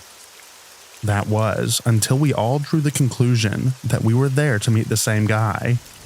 Same pictures, different names, different personalities. This guy played us in a big way. Believe it or not, this was actually a huge letdown that turned into something good. The three of us ended up hitting it off naturally, and we actually stayed at the bar and talked. Since then, the three of us became really close, and both are serving in my upcoming wedding. We just clicked over the mutual embarrassment. One of them actually lives with me, and we truly became best friends. But now, on to the subject of my wedding.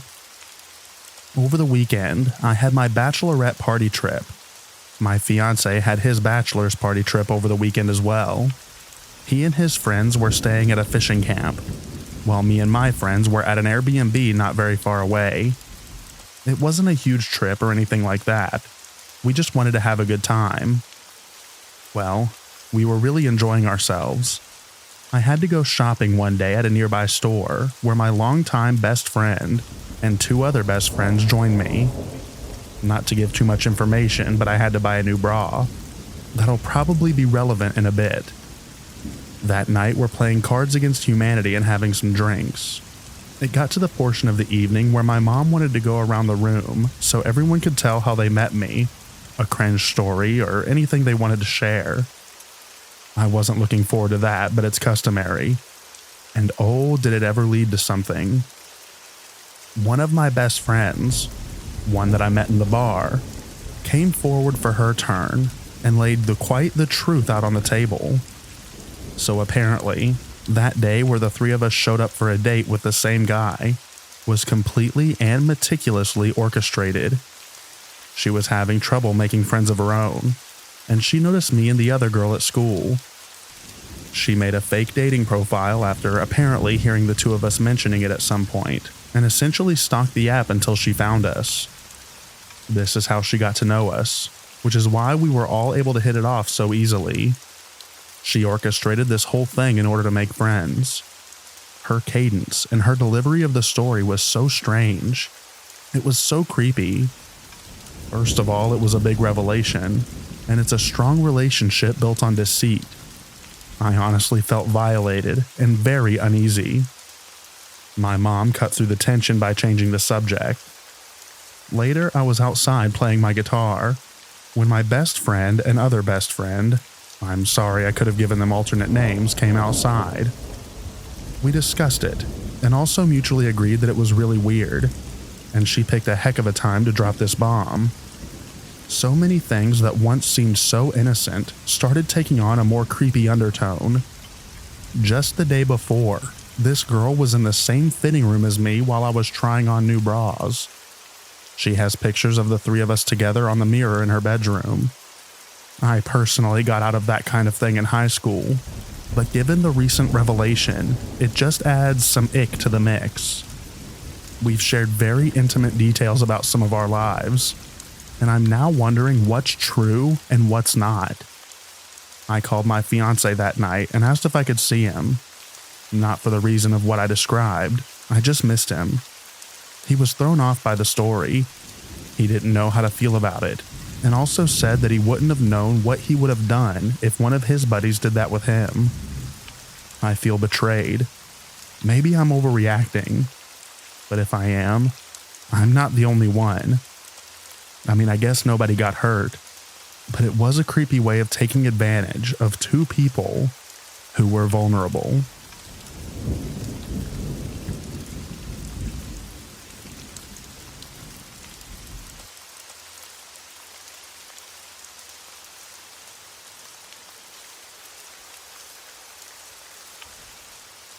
I've been reading here for a while, so I figured it's time to post my creepy encounter. I've had a lot of them. I'm a server/bartender. A few years back, before I started dating my fiance, I worked at IHOP. We had a new manager and she was awesome. She was almost like a big sister. We had this table of semi-regulars, two guys old enough to be my dad. One started hitting on me and asking my manager about me. At this point, I'd been single for a while, and she told him to ask me out himself. She meant no harm. So I guess he was alright, attractive enough for his age. He asked me out, and to be polite, I said he could just leave his number. I felt uncomfortable, but didn't think much of it. The next weekend, they came in and requested my section. I was busy, and mostly just went about my business. He asked me a few times why I never called, and I kept responding that I was busy with my 2 jobs and my young sister. The next week, he comes in again and requests my section, asking why I still never called. So I told him once again that I had been busy. I was starting to feel very uncomfortable and ignored them that day until it was time for the check. They paid, and I thought I had seen the last of them that day. I went over and started talking to my coworkers. All of a sudden, I feel arms around my waist from behind, and before I could react, he kissed the side of my face. He told me that he'd see me as soon as he left me standing in shock. He came in the next weekend and asked to sit in my section again. I panicked. It's probably worth noting that I'm a victim of DV from a previous relationship, which made the situation worse. I don't like people touching me, especially people that I don't know. I told my boss that I couldn't take the table and why. He kicked them out and told them to never come back. The creeper flipped me off on the way out.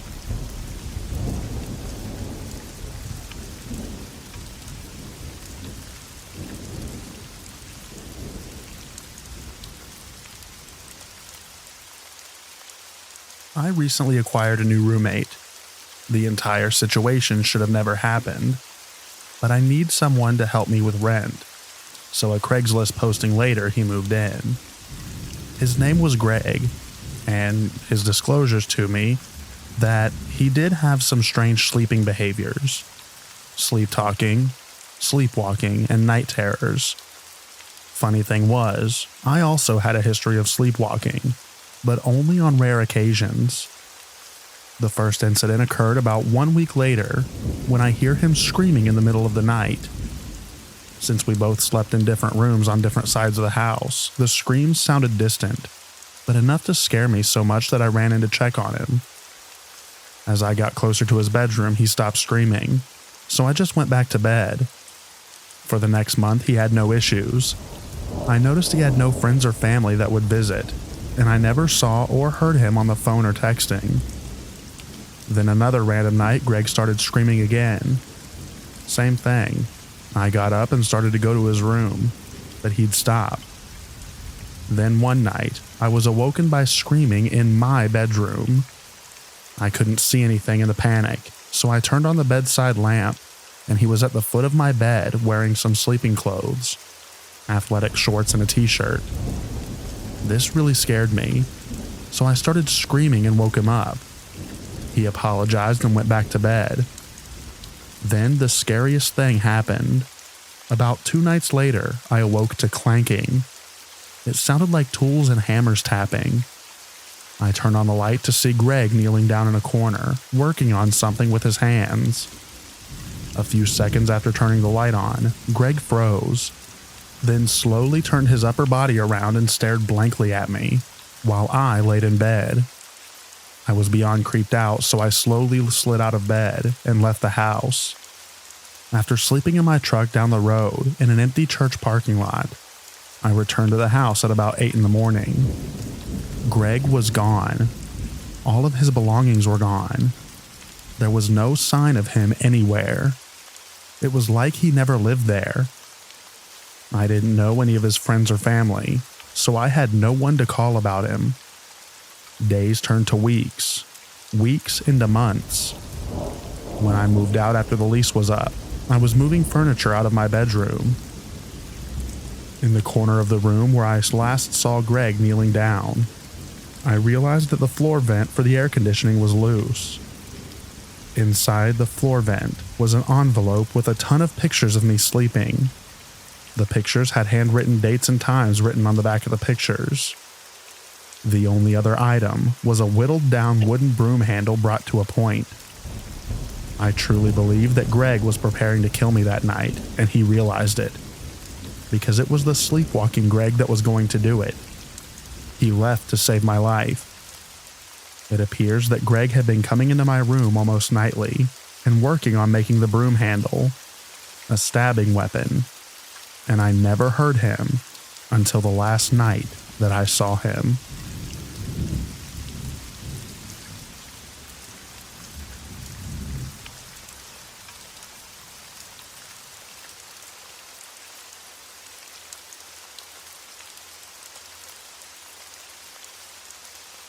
When my daughter was 2, I was having a tough time as a single mother and decided to take a road trip up Highway 1. I made reservations in Trinidad at a cool cabin in the woods within walking distance of the beach. Before I left, my stepfather gave me a loaded .38 revolver, which I stored under the driver's seat. Sometime after driving through San Francisco, it was very late and dark, and nobody was on the highway. My daughter was sleeping peacefully in her car seat next to me. Back then, we could legally have car seats in the front. I noticed a car coming up behind me and passed, but then slowed down, driving alongside of me. I sped up and slowed down, but could not shake him. I looked over, and this guy had his interior light on, and was furiously gesturing for me to pull over. I knew I had to find a safe place. There was nobody else on the road and I was running low on gas. There was just nothing on this highway for miles. I kept driving, but this guy would not leave me alone. I was getting very frightened, but the mama bear was coming out, and I was getting very angry as well. I knew he could see my kid who was still sleeping. Finally, there was an exit up ahead and a gas station in the middle of nowhere, so I took the exit with the guy closely following me. I wasn't sure what to do. The gas station was brightly lit but had no customers. I didn't feel that it was safe to pull in, so I slowly passed it, drove further into the dark, deserted landscape, and pulled into a large dirt area and drove quite a ways off the highway with him following. Absolutely nothing around. I knew that I was in big trouble and needed to take control and wanted to put him in a vulnerable situation. Mama Bear was in full protective mode, and I was angry. I stopped the car, grabbed the gun and jumped out, locking the car behind me. As he pulled up, I ran around to the passenger side and waited. He then got out of his car and quickly moved towards me, and I suddenly held the gun up, visible in the moonlight. He came to a halt surprised, and I then leveled the gun across the car, taking aim, and waited. He stood there, weighing his options, and then turned around, got back in his car and left. Not a word was spoken, and it totally freaked me out.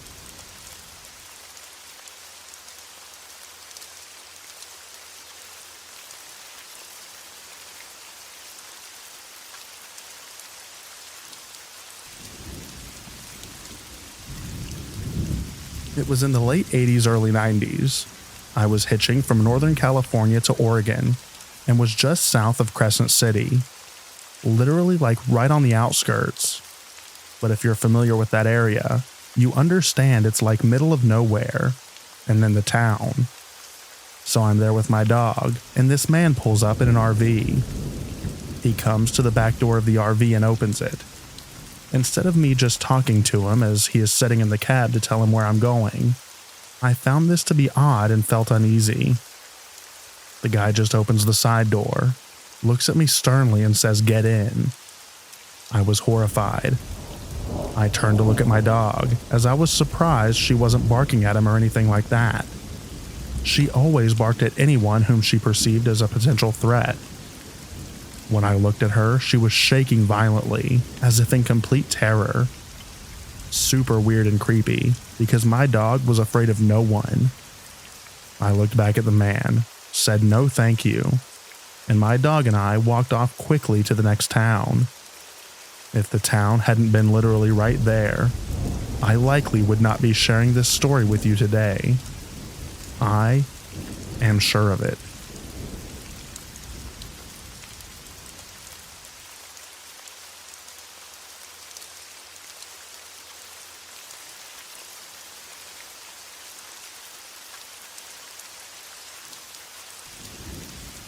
I'm a 41-year-old female, but when I was 20 years old, I attended college in northeastern Pennsylvania. I lived off of campus and had a part-time job at a local mall.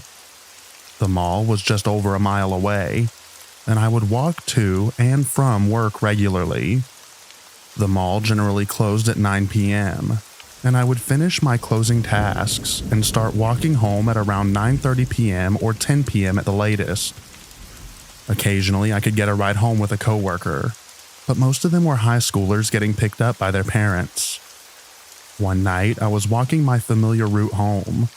There were never many people out and about downtown until I got back onto the campus, which I would cut across to get home. This night, I was only a few blocks from the mall. I noticed a van parked on the next corner, but didn't think anything of it initially. There were always a smattering of cars parked around. The van appeared to be running, and the headlights were on. As I got a bit closer, I noticed the sliding door on the side was open. I definitely noticed, but assumed someone must be loading something into or out of one of the local businesses along the street. As I started to walk past the van, there was a sudden flurry of movement on my left. There had apparently been a man crouched behind a dumpster there, and he was running straight at the open van door. The scary part was that I was directly between him and that open van door. He was trying to shove me into the van. I screamed, and I can only credit my complete awkward lack of coordination for what happened next. I tripped and stumbled when he surprised me, so when he hit me, I was already sort of falling to the ground. The force he hit me with only got my head and shoulders into the open door, while the majority of my body was outside on the ground. I remember he grabbed me around the waist and was trying to horse me up through the door, but I was just discombobulated dead weight. He jumped over me into the van, grabbed a handful of my hair and started to pull me off the ground and into the van. This is when the headlights from a car turning down the street washed over me, and I could briefly see this was a white guy in a black hoodie. When I saw the car, I screamed loudly and started wildly flailing my arms. I heard their brakes screech, and the guy let go of my hair. I jumped back, and the hooded jerk slammed the door shut, and seconds later accelerated away. A cute little white-haired Polish woman had been in the car that turned down the street at the exact right moment to save me. She hugged me and told me that I was safe, and it was then that I realized that I was still screaming. She sat on the sidewalk with me and then walked me to her car. Cell phones were relatively new. Neither of us had one. She drove me to the police station and stayed with me while I answered questions and made a report. As far as I know, they never caught the guy. My housemate with a car let me borrow it anytime I was going to work after that. And I never walked around downtown after that myself. I had nightmares for a while. I can't help but think of what could have happened to me.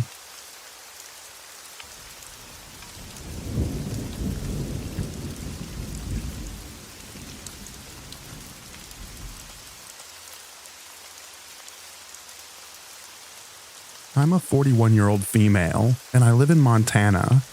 And a few years ago, I was forced to relocate after my landlord decided to rent to her son.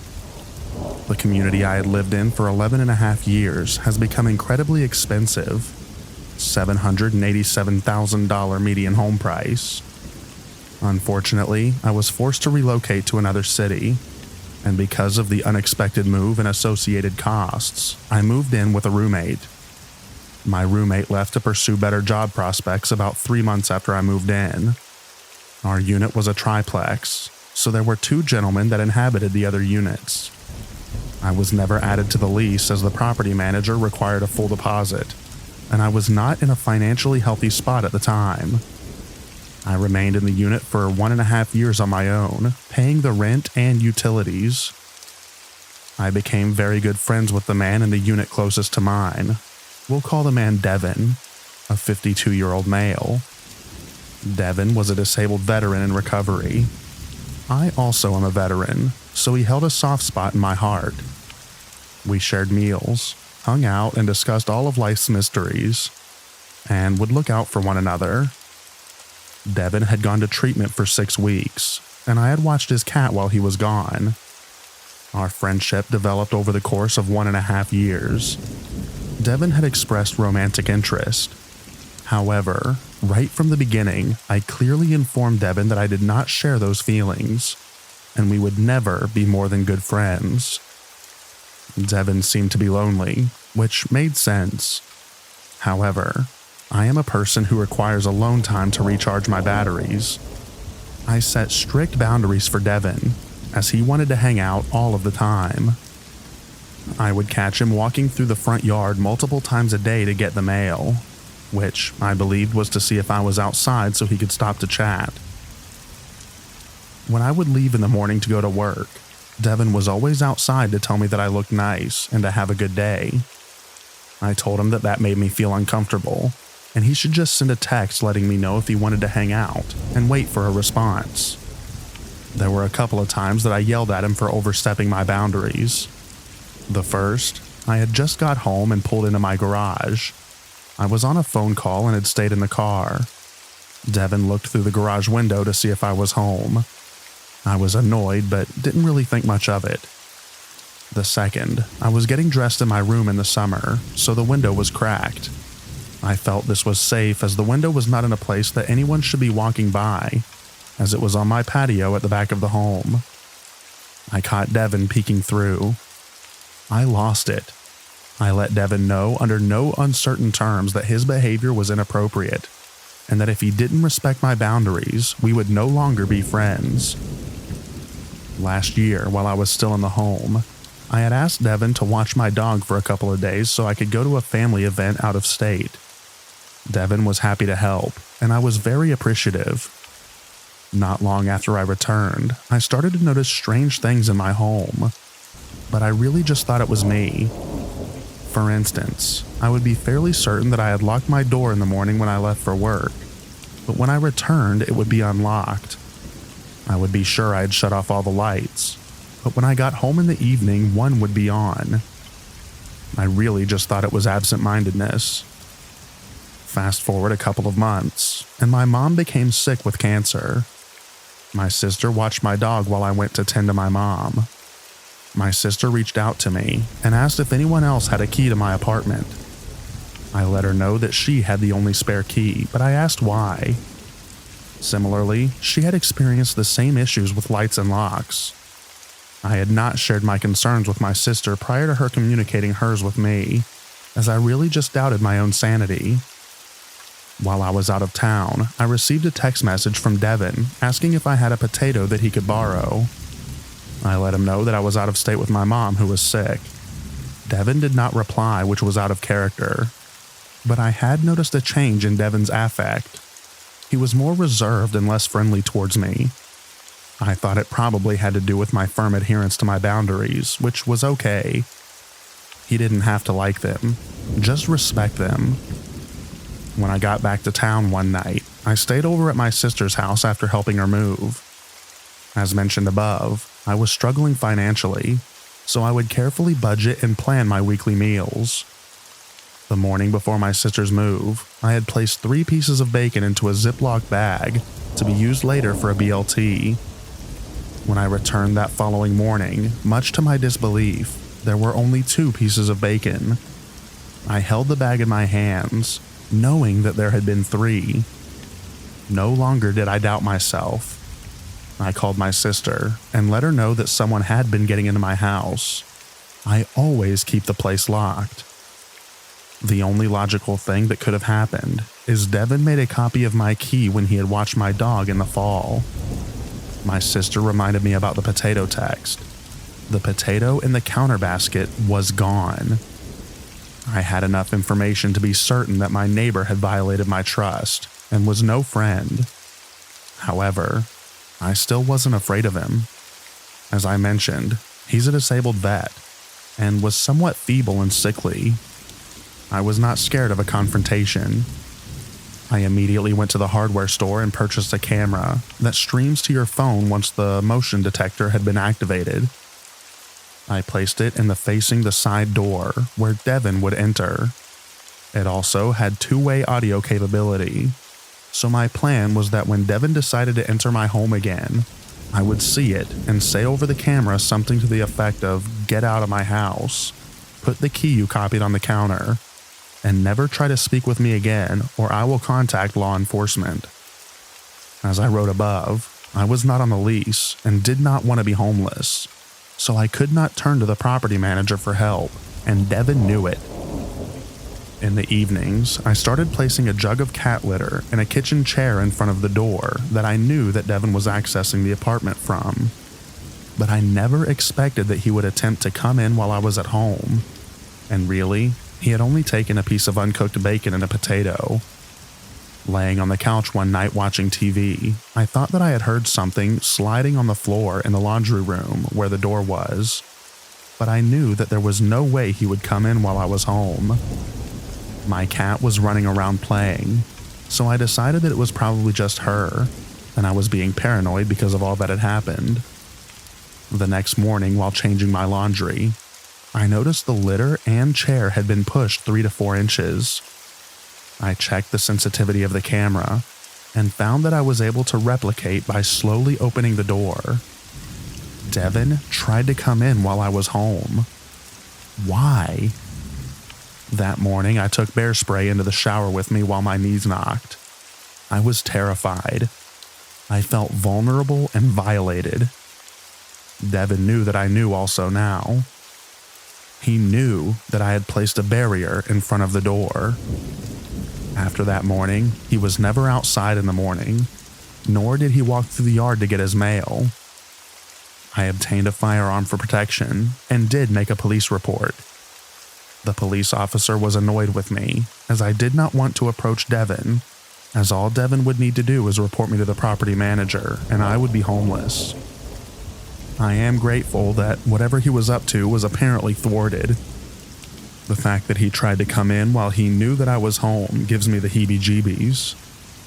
I wonder if he went through my underwear, watched me while I slept, etc.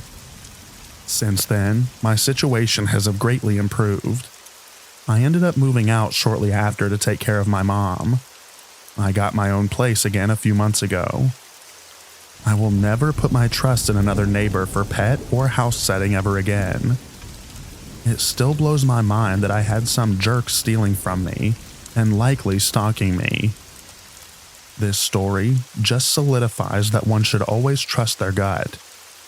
There were so many times that a red flag was screaming, and I just thought that I was being crazy.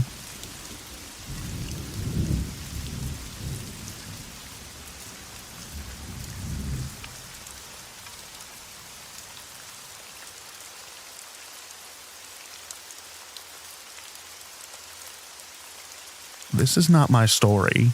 Rather, my mom's from the late 80s. This'll be a short one, but after all these years, I still think about it. My mom was spending an ordinary night in her apartment. She had a miniature dachshund named Rocky, whom was her only roommate. For context, my mom is a really pretty blonde. She was frequently complimented on her looks, and still is. She had recently rented this place to escape a soured relationship, a fresh start if you will. Getting ready to tuck in for the evening, she started to the front door to let Rocky outside to use the bathroom. Something came over her to look outside first. Just that split second is all she needed to listen to her intuition and take a peek out the window. As she looked outside, she saw a man standing at her door, staring directly at her front door. No one had knocked or made any sounds. He was just standing there, as if he was waiting for her to open the door for the very reason she intended. My mom immediately called the police, and when officers arrived, the man had vanished. She never got a great look at him since it was dark. Other than acting extremely suspicious and creepy, there was nothing the cops could really do, other than to keep an eye on the place and look out for this man. My mom spent the rest of the evening with one of her girlfriends, who came over to stay the night with her. Not exactly a terrifying story, but one that I remember strongly of her telling me when I was in my 20s. I shudder to think what could have or would have happened if she opened that door. I got the sense that this person knew my mom lived alone. Who knows? Maybe it was someone at the wrong door, or someone just playing a prank that they never owned up to. My mom has always been tough as nails. Maybe that also goes hand in hand with being smart and trusting your instincts.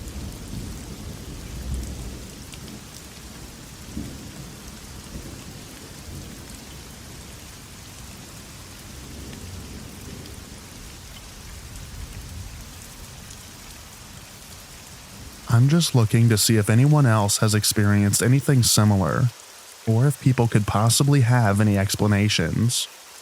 The other night, me and a couple of friends were camping, and at around 4 a.m, with me being restless, I was awake, and on the side of the tent I see 2 dim lights. I thought nothing of it at the time, thinking that it was my friend's phone that could have turned on in his sleep, with it being so dim, so I tried going back to sleep. Later that morning, both of my friends talked about seeing those same lights at around the same time, and how no one had any idea what they were. I've thought about it too, and to my best knowledge, there was no other camper or even campsites in the area, and especially not in the directions that the lights were. The road was also in the opposite direction, and the woods were pretty forested, and it was cloudy, so I doubt that it was moonlight. I don't know if it's important to the story, but in the stream about 100 feet away from the campsite the morning after, me and one of my friends found a pretty big piece of what I think was obsidian in the stream. I never left or looked outside of the tent, so I have no idea what it could have been. So I'm open to any ideas. And thank you for the help.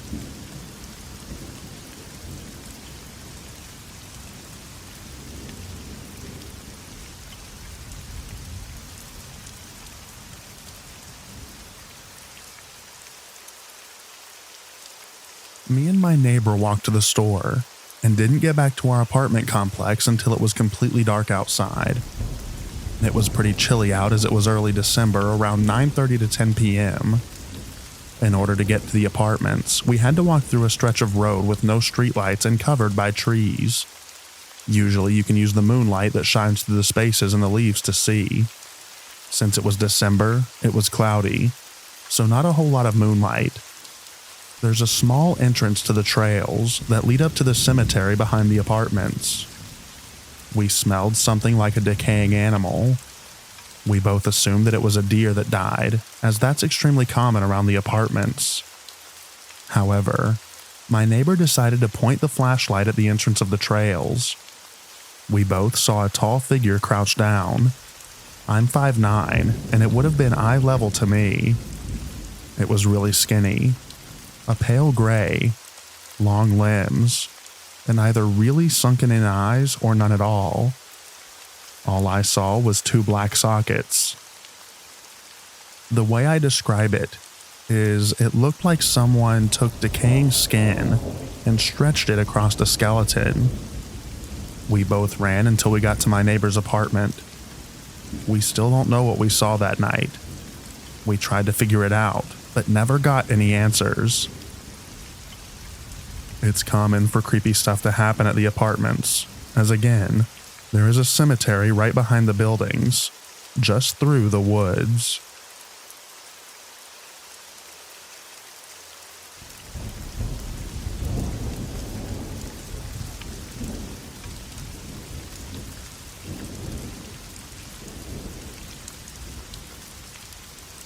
When I was younger and more ambitious in my early teens, I loved to explore the mountains of my home village in the gates of the Arctic National Park.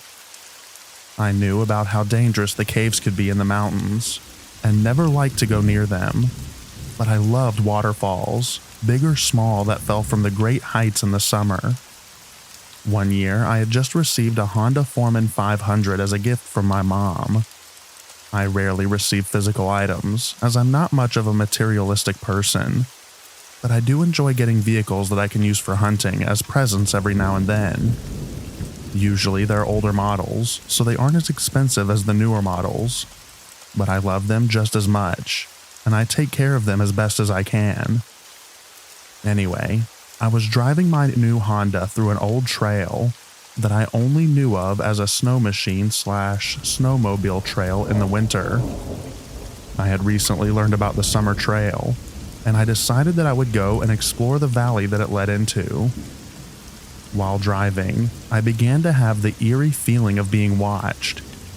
The hair on my body stood on end. On the side, I felt like I was being watched from, so I knew where to glance at as I drove. I did my best to keep the old, rocky trail, and began to glance over to my left as frequently as possible. I think that, as a hunter, I have developed a better sense of when I am being watched, and it seems to pay off quite a bit in the wilderness up here. As I looked over, I would scan the willow thickets. As I did, I noticed a dark figure keeping up with me. It stood tall, what I presume to be about 8.5 feet tall, and it was keeping up with me as I was going like 25 miles per hour on a fairly smooth but rocky trail. I kicked the Honda into a higher gear and sped up. I only stopped feeling like it was just right there after I left the willow thickets. When I was able to, I looked back and watched the willows again. Keep in mind, these are diamond willows that stand about 10 feet tall, and I started to see the figure again. It was nearly as tall as the willows, and it brushed through them with ease, as if it was phasing through them or something. I haven't returned to that trail in quite some time, but I would like to return to my cousin's to see if we can get some videos and pictures of whatever it was.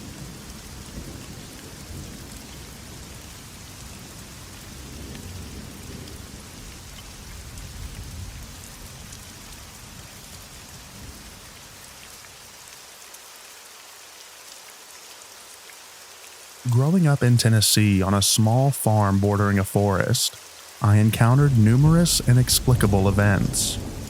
But one series of occurrences remains a mystery to this day. Around the age of 12 or 13, I started having recurring dreams set in the forest, a place that I frequently visited. In these dreams, I encountered a large black wolf with glowing red eyes. Strangely, each sighting of this wolf preceded a death on the farm within a day or two, typically involving a chicken falling prey to a predator. During my final dream involving the wolf, a woman's voice accompanied its presence in the forest.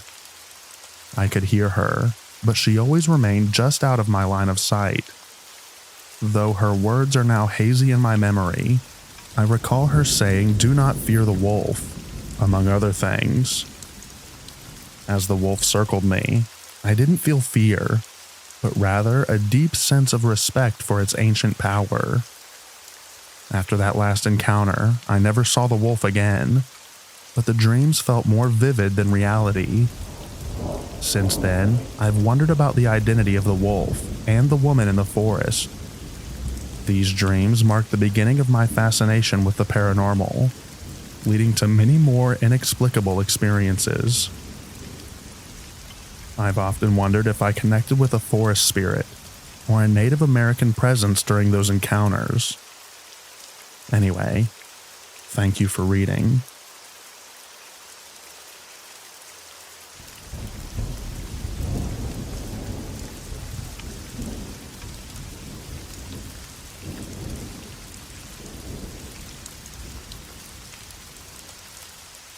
I've been hearing this whistle outside of my window, and it's creeping me out. So I've been hearing this creepy bird-like whistle since 18. For context, we live at the countryside, and there's a sugarcane field at the back of our house, and behind the field was the woods. The field was wide, so it was a bit far from our house. I don't know when exactly I started hearing it, but as I remember, I've started to hear it at the age of 18. I'm 20 now, so it's been 2 years. At first, I paid it no mind, but I noticed that I've been hearing it near my apartment I'm staying at for college. I moved apartments, so it was my second apartment, and it was also near the woods. It was located at the end of the street, and one time, I went out alone to buy some snacks, because I was pulling an all-nighter for my project, and that's when I heard the weird whistle again. I don't want to overthink too much before, and I told myself that it might just be a bird, but when I heard it that night, it creeped me out. I think I heard it last February this year, and I'm still hearing it every time I go home to the countryside. Should I be concerned, or am I just being paranoid?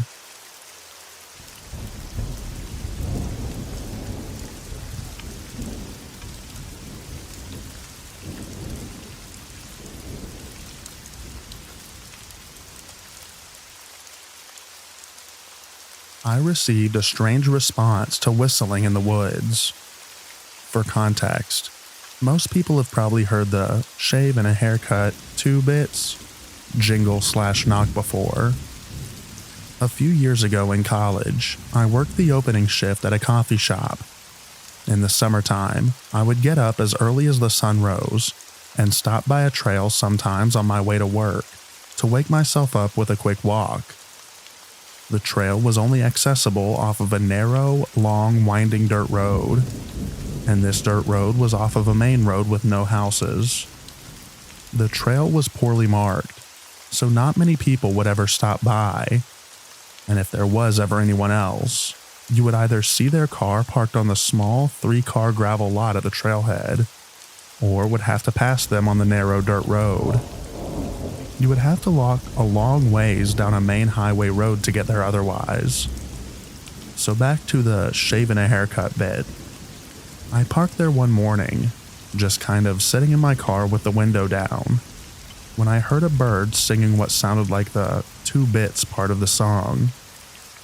Tired and trying to find humor in having to be up so early, I kind of laughed and whistled the shaving a haircut part and waited for the bird to whistle back or respond.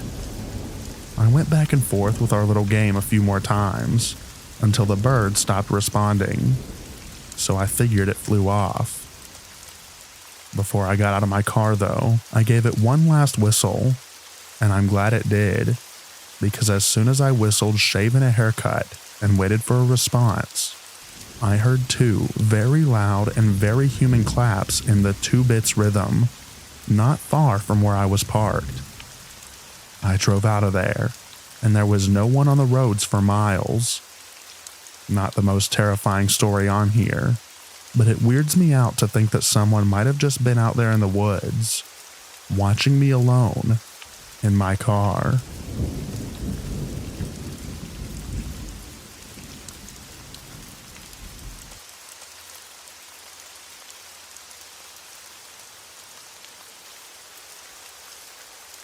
I had some more really weird stuff happen last night.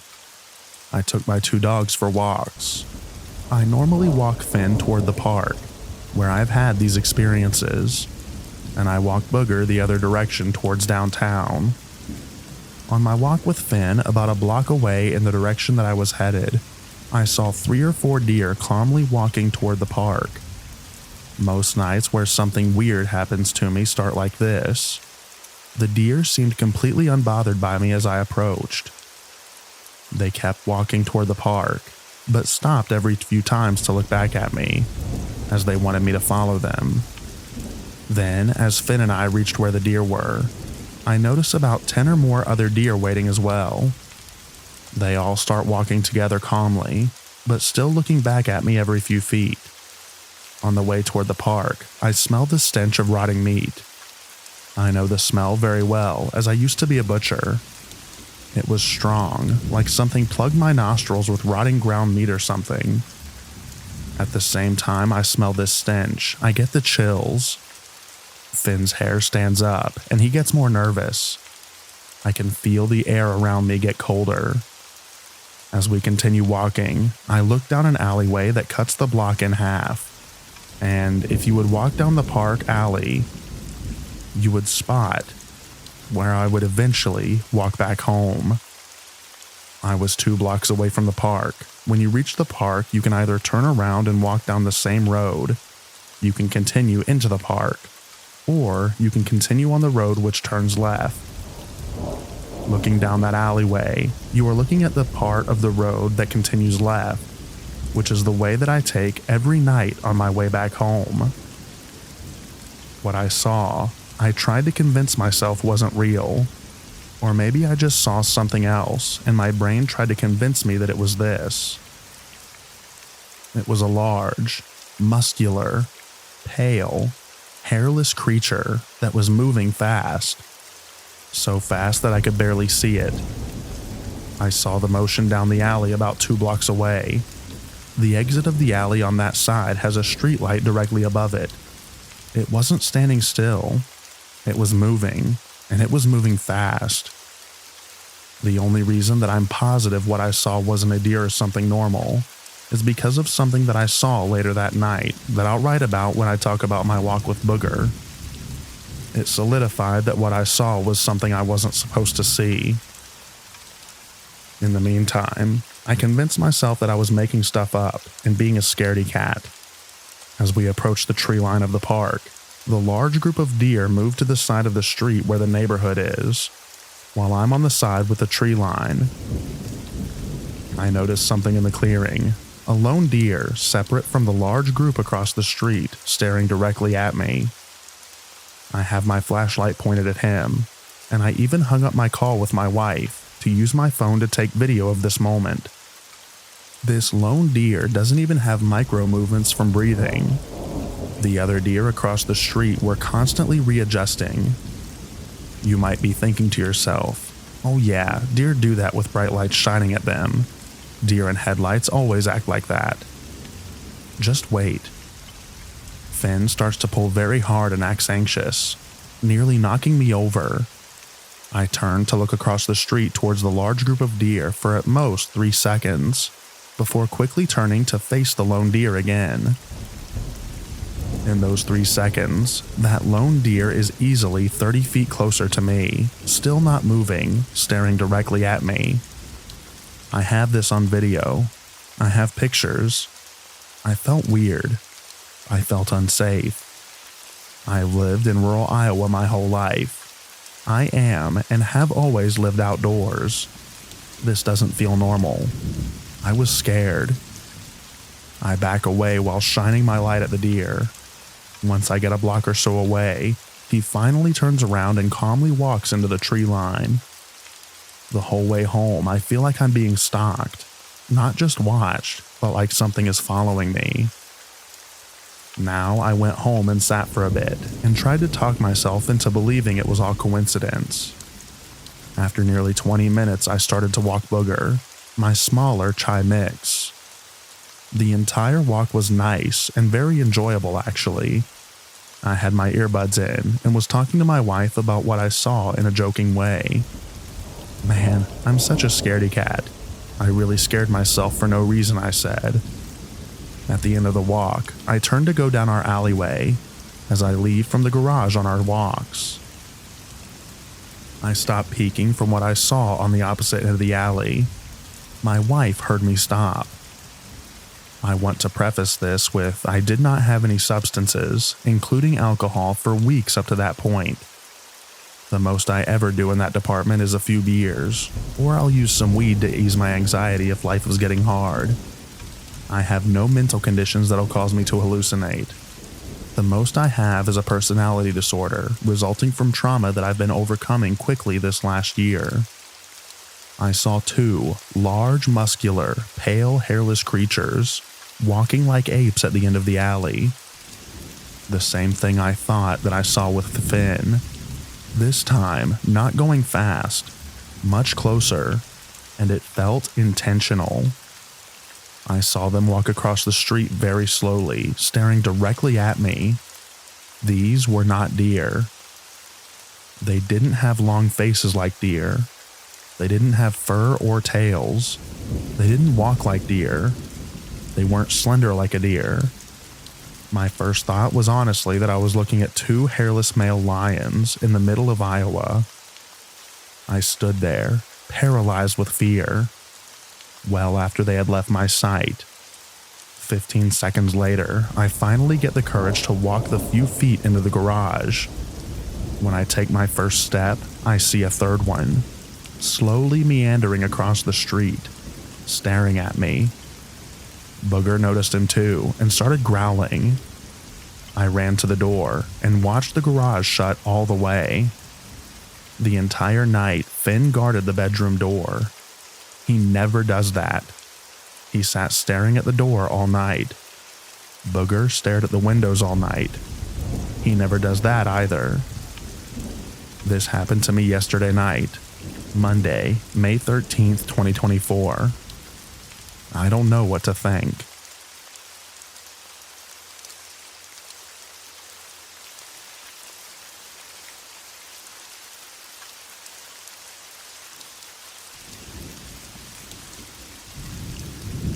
As the title says, I'm from remote Alaska. I grew up with stories of old creatures and legends, but I've also seen some things. I'm typing this on my phone, so I apologize if I misspell anything, but here's what I have to say. My village is roughly 250 miles northwest of Fairbanks, Alaska.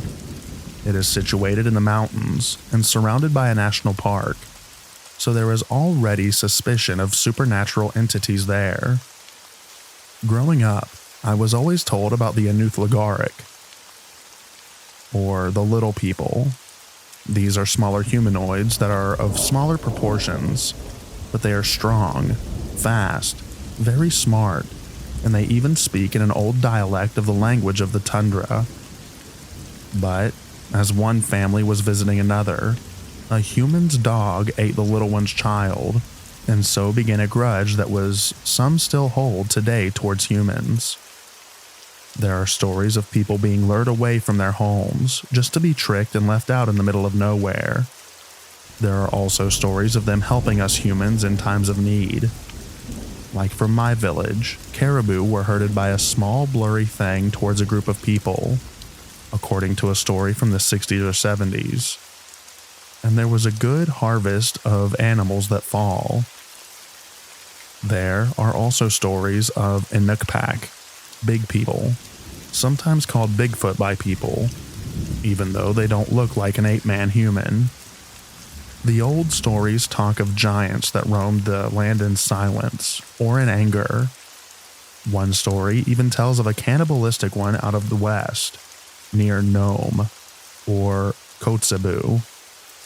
Back home, they come around when the caribou do, like the Inuglerant, and will either be mischief or just watchful of humans. In my personal experiences, I've seen the little ones and the big ones. They both can resemble humans, or just be a blur on the land. I believe they are part of another world or dimension, and that's why they cannot always be seen. But hey, we may never know.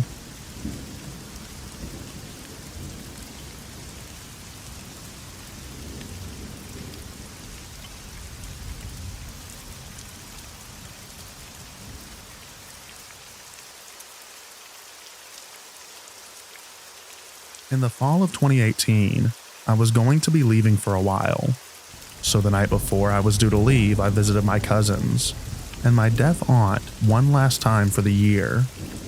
We talked/signed about a lot. From our lives then to what it may be like when I return and be in their kids' lives as their uncle.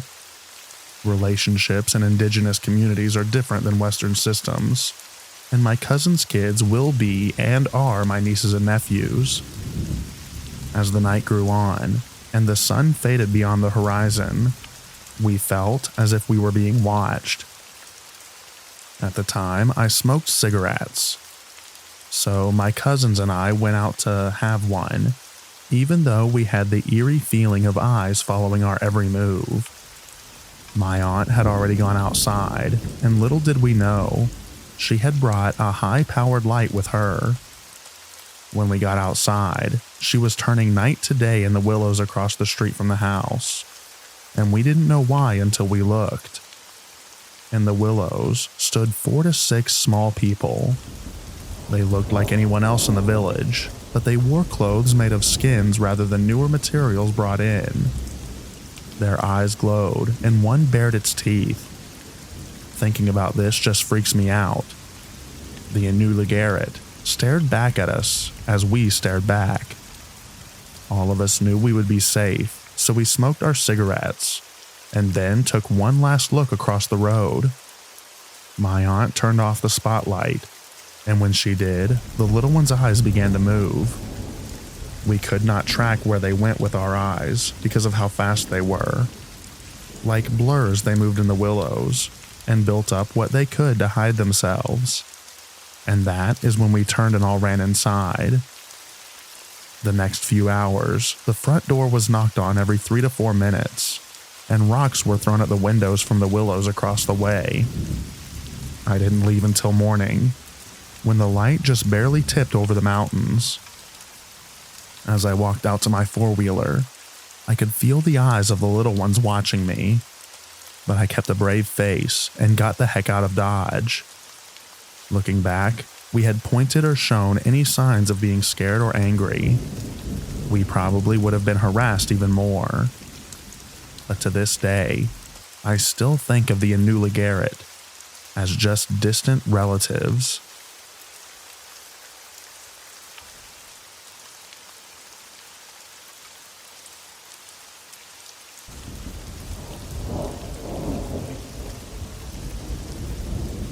I was in my hot tub behind my house, alone at around 11 p.m. My backyard is surrounded by woods, and there is no fence, so when you're in the hot tub, you're just facing the woods from about 100 feet away. I had the porch lights on, and I was just sitting on my phone when I heard a sound that I had never heard before. It was a high-pitched, smooth who sound. It was almost like someone was singing the word who, but with a very elongated ooh noise. It only lasted about 2 to 3 seconds, and I immediately froze and got goosebumps. I know that you're not supposed to acknowledge stuff like that, so I called my brother and my mom so they could watch me walk back into the house. As I was on the phone, I heard it again. I didn't even want to get out of the hot tub. I have lived here my whole life, and I have never heard anything like it. I have heard all sorts of noises, coyotes, deers, owl, etc. I've been researching different kinds of animal noises, but none of it matches. Anyone else experience anything similar?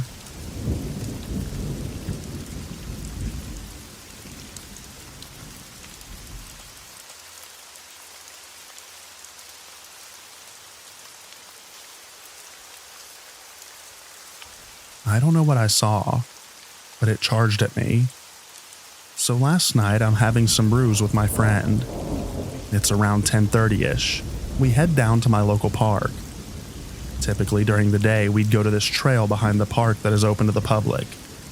After hanging around and talking with the normal vibe, we head back to go pee. So we decide let's just go down the trail entrance since it's dark and enclosed and use the bathroom down there. So we're walking, and as we're in the entrance area, we walked a little bit further into the trail, but close to the entrance. We're feeling very normal, laughing, and continue drinking. Although I remember it being a little ominous when looking down, completely pitch black path into the full trail. We didn't notice, but it was completely and oddly quiet. Out of nowhere, me and my best friend hear this brushing noise like tree branches moving, and we instantly look down the path where it's coming from.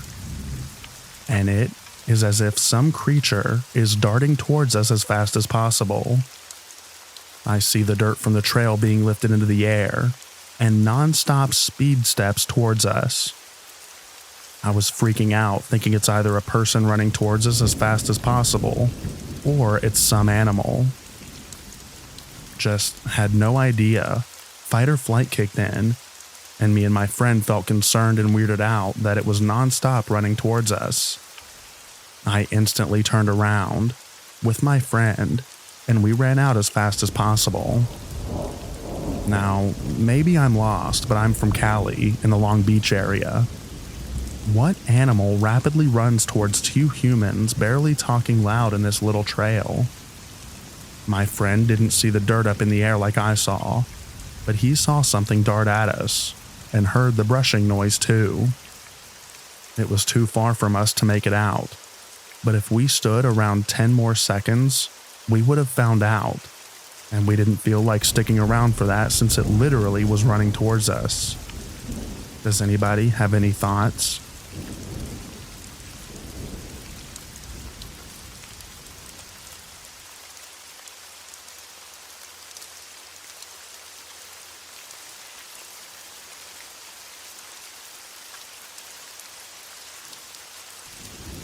I have always been an avid mountain person. When people say they go to the beach for vacation, I respect it, but I prefer the mountains 100%. Something about these old giants has always fascinated me, as if I just cannot avoid but to be drawn towards them and be in awe when hiking on them. Over my short life, I'm a 21-year-old student.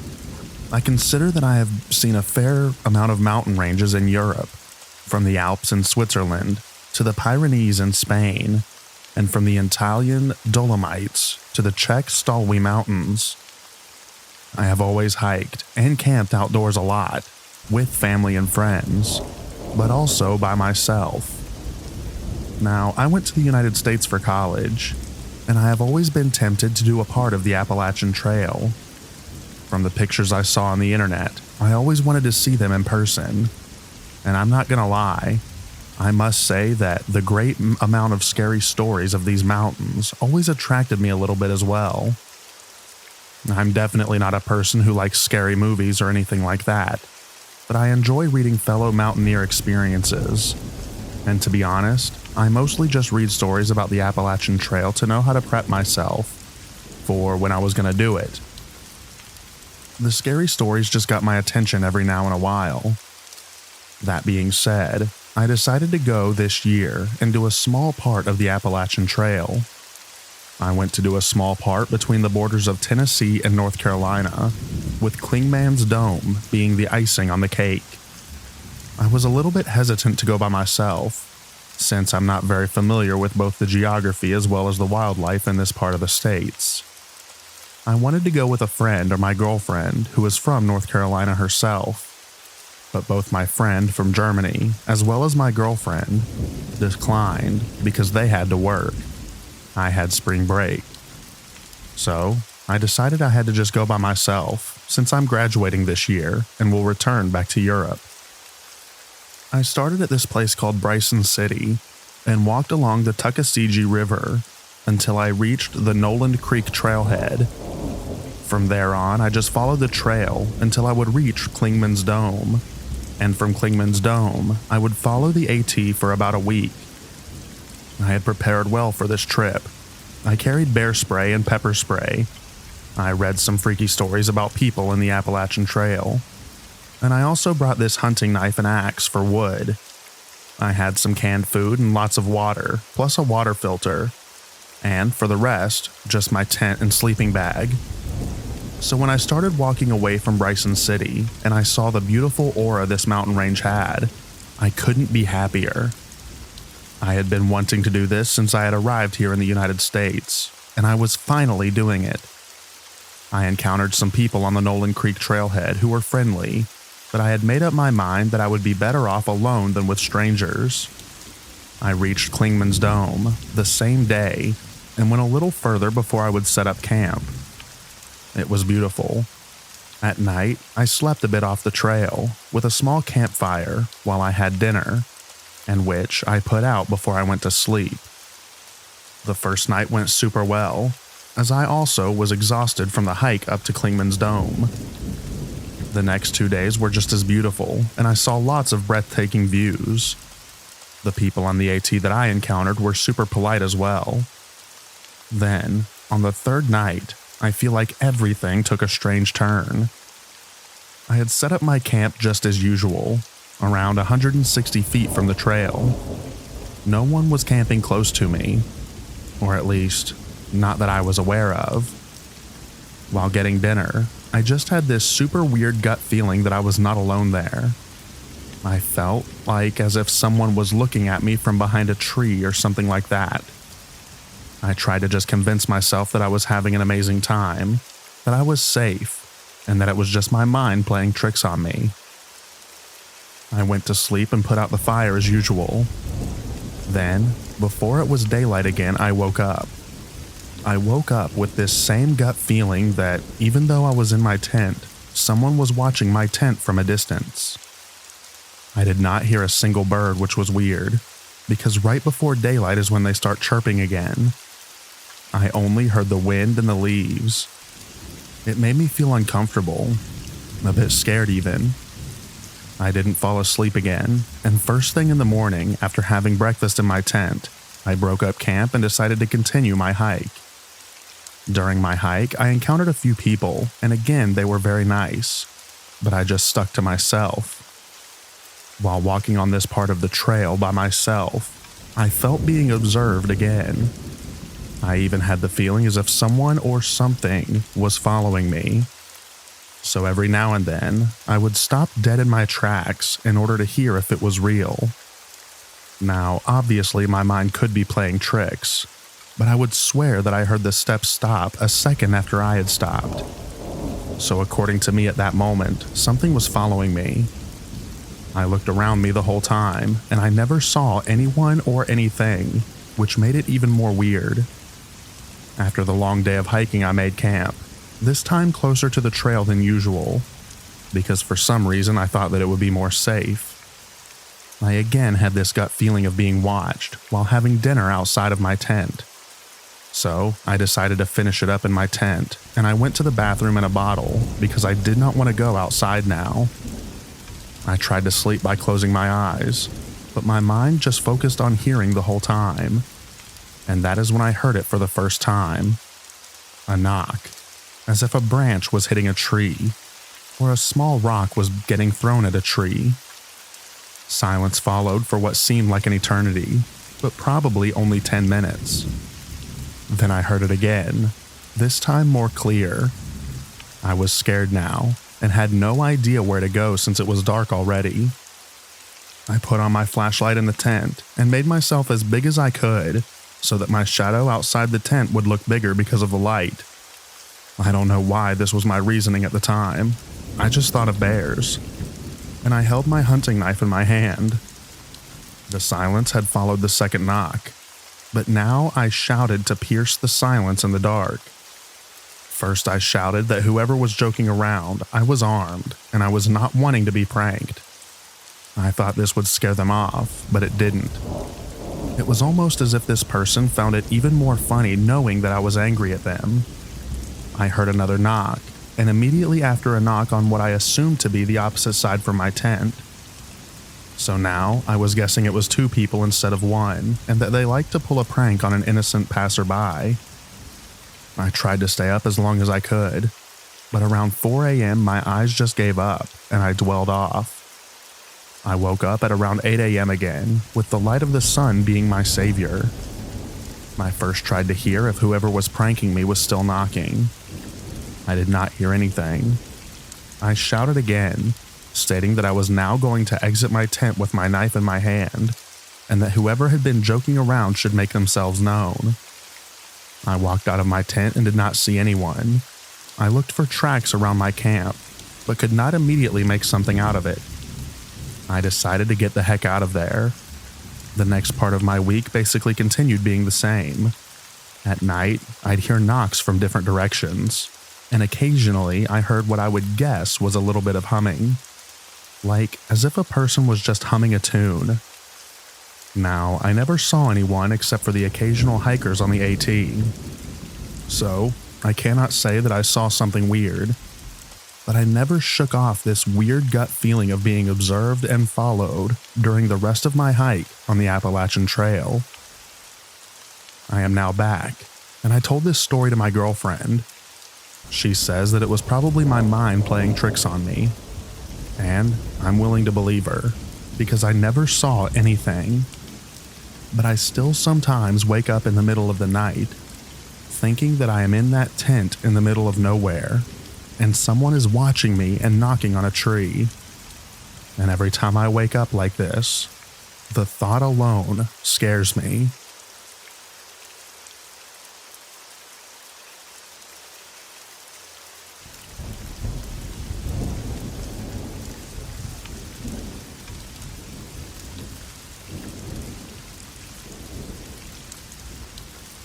I grew up hiking and camping in maritime Canada, and I've had a few close calls with animals. The first time I was around 14 and was fishing with my dad on a hot, late summer day. We didn't have any luck after around an hour, so we packed up our gear and headed up the hill that we came down to get to the creek. As we ascended the hill, suddenly, a large black bear broke through the brush around 30 feet ahead of us, stood up and looked at us, then started running full tilt towards us. We started yelling and waving our arms as the bear bore down upon us at speed. I was sure that we were about to be mauled when it was around 10 feet from us, when it turned off to the left and ran away. My second close call, I was 16, solo camping on a cold moonlit night in December. So I was winter camping. That's probably what saved me. I was crouching, tending my fire, when I felt something watching me and knew that I wasn't alone. I then heard something run up rapidly behind me, cracking the ice crust on the snow from around 15 feet away. I jumped up and turned around, and I yelled in a primal rage like I never have before, and I heard whatever it was run back where it came from and far off to the side. And then I heard cracking coming from a distance on my other side. That's when I decided I was leaving and ditching most of my gear. I wore the pack out to provide back protection if something jumped on me.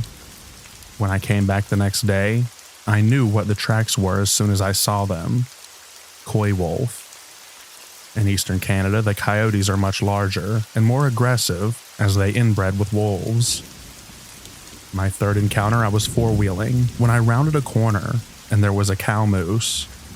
It raised all the fur on its back and took a couple of steps forward, and then I revved the engine, and that deterred it. Honestly, from my experience, humans are more dangerous though. I've never had to deploy bear spray on an animal yet, but once it saved me from a person. I was hammock camping, and I noticed there was a homeless-looking guy watching me from the bushes around 30 feet away, and I yelled over and asked him what he was doing, and told him that I wasn't comfortable and wanted him to move along. He came up enraged. I dare ask him to move along, and he pulled a little hatchet thing, and he was pretty much yelling incoherent stuff and waving it around. I then pulled the spray and doused him with the whole can, and then I got the heck out of there. The spray got me a little bit, but my eyes were only watering. The guy was incapacitated and wasn't even a threat anymore. He was screaming and grabbing his face and would walk around 10 feet, wipe his face a bit, and then walk again. I just wanted to tell my stories, and I also want to hear yours. Thank you for reading.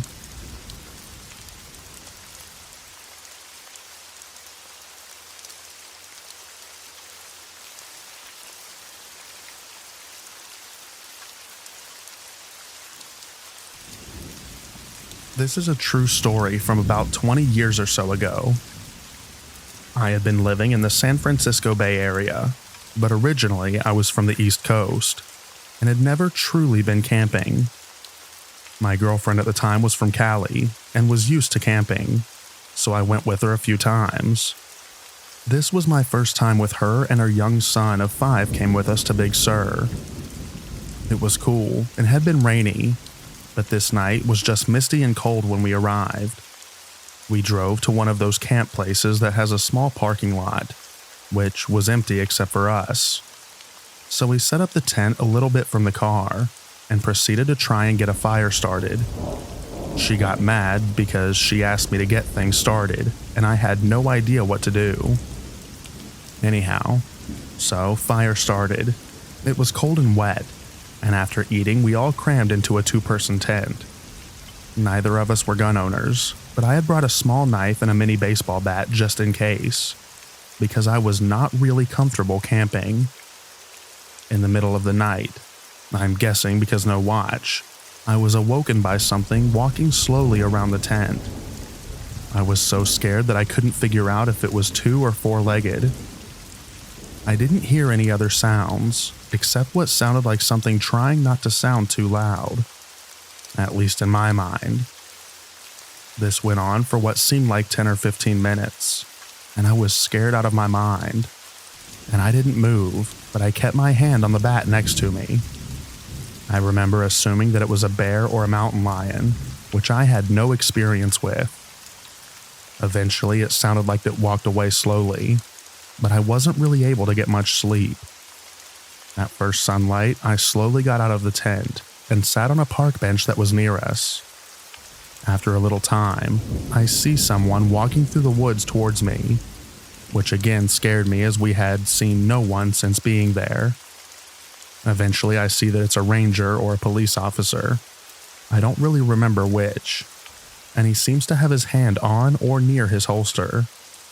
I'm wearing camo pants, have a beard and look pretty scruffy, and I'm a bit worried because I have some weed on me, and the knife and bat. He asked me my name and what I was doing there, and I explained that I'm with my girlfriend and son, who are still in the tent.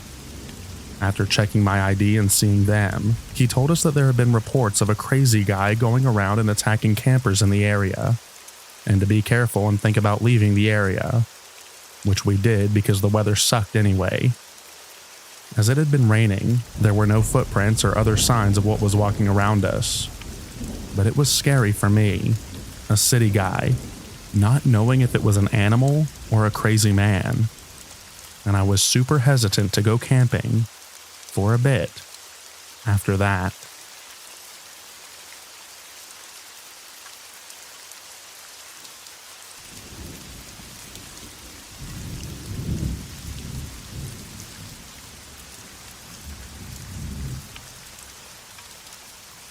Once when I was a kid, my father and I were walking in the eastern Tennessee woods when we encountered a simply horrendous stench, a reeky mixture of skunk and putrefaction. My dad didn't seem fazed or particularly surprised by the smell, which he said indicated that a bear had eaten a skunk. According to him, bears don't mind the scent, and they were sloppy eaters. Okay, noted. I happily shared this bit of lore with my outdoor activities companions for years, lots of years, and never thought about it until I'd read enough accounts of skunk apes for it to penetrate my conscious mind that their BO reeked just like when a bear ate a skunk. So, it appears to me that this gives us a plausible, prosaic explanation for that skunk ape smell, one that doesn't involve a cryptid. On the other hand, it also suggests that people who have smelled what they took to be a bear may have encountered something else entirely. The latter strikes close to home, because in the years since then, I noticed that smell in the Tennessee and Georgia woods more than once. In every instance, I carefully sneaked around downwind of what I took to be a bear. Definitely makes you wonder what else it could have been.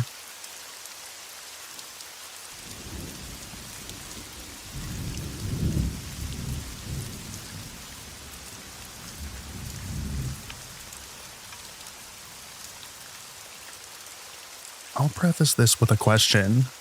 Do you ever get a sinking feeling of impending danger? Because I did in the backwoods around Solomon Hill, Berkshire, UK. Just a feeling that the vibe of a place is completely rotten when moments ago it was almost idyllic. I've got the weekend to myself as my partner is away for a few days. Something I like to do is go for night drives and stop by somewhere in the sticks and go for a peaceful walk when not too many people are around. So I get in the car and put in the directions to a little car park in some woods about 10 miles out. As I drive down the motorway, the sun's very nearly set. It looked great, everything bathed in orange. So I leave at the junction and the motorway becomes dual carriageway, which in turn becomes single B road. I turn off onto the lane and pass through the last village before a nice bit of hilly conifer woodlands looms large in the twilight. I was going here particularly because I had heard that there was a nice viewpoint of Reading Town. I didn't make it that far.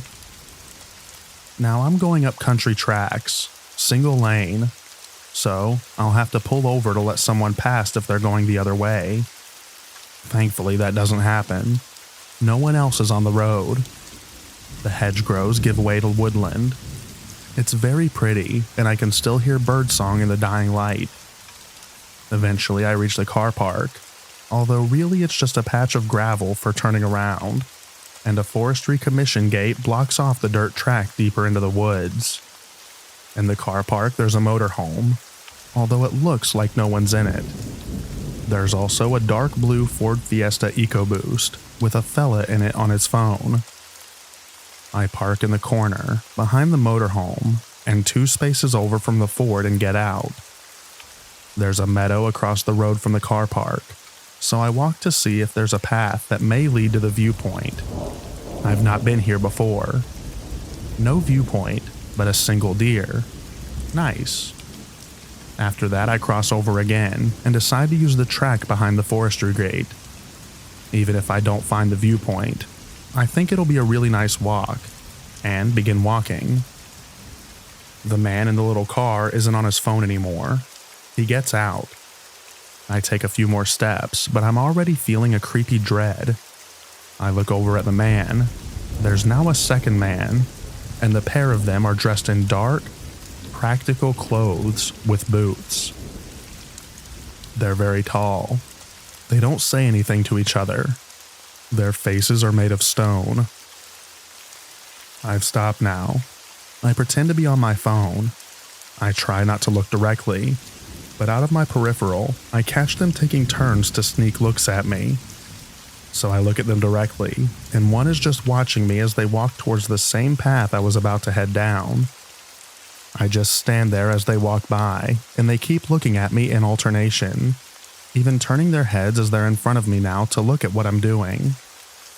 They disappear behind some hedges, looking at me one more time before they go.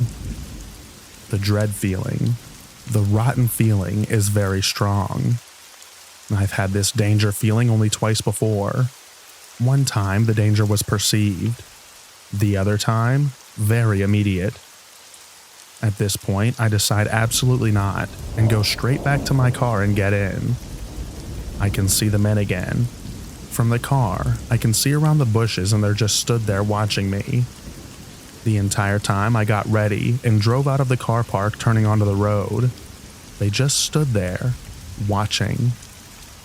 I hope I was just being paranoid, but I know the difference deep down.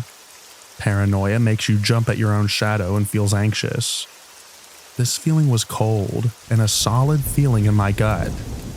You become hyper aware of your surroundings, but also the object of your own dread. In this case, the men. I just had a terrible feeling about them unlike any other stranger I had come across. I didn't think I'd be posting in this subreddit, instead just reading other people's creepy stories. But I had to ask, does anyone else get the feeling that I'm talking about? Have you ever had it before?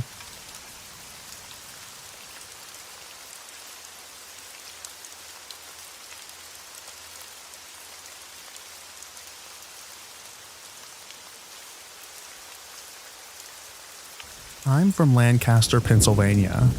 This happened last year in the middle of winter in January. There is a trail called Chickies Rock, which runs along the Susquehanna River right beside the Route 30 bridge that crosses the river. It was Sunday evening. It had to be about 4:30-ish because it wasn't dark, but it was starting to get there. We were walking the trail looking for a spot where we can smoke.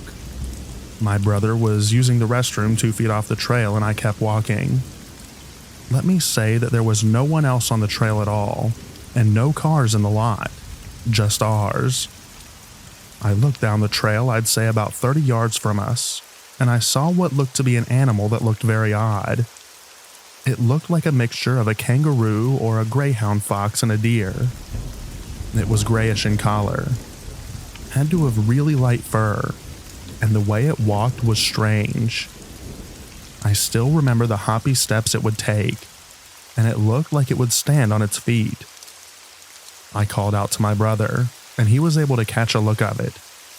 The strangest thing was that whatever it was coming our way. Once we looked at it, it darted off into the woods. Mind you, it was winter, and no leaves or bushes were present. We couldn't see it anymore, and it was unexplainable how it vanished just like that. It wasn't heavily wooded, so we were able to clearly see between trees. We tried to justify it, and we never talk about it anymore. But I know that he and I both know that it was not a dog, a deer, or a kangaroo in central Pennsylvania. Does anyone have any ideas?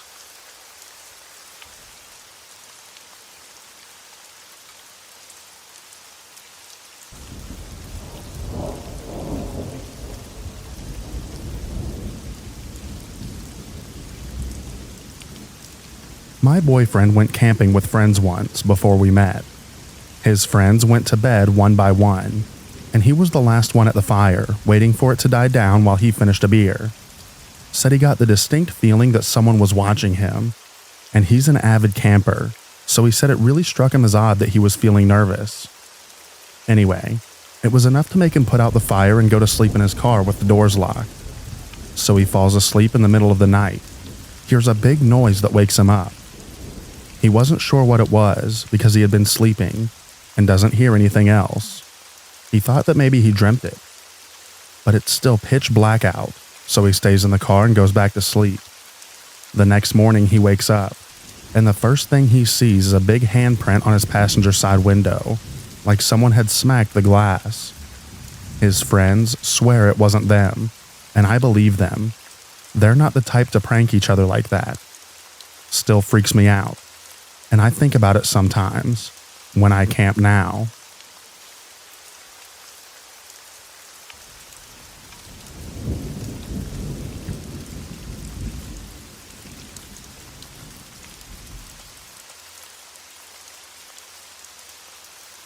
I went solo backpacking near Skinwalker Ranch and nearly got abducted by aliens.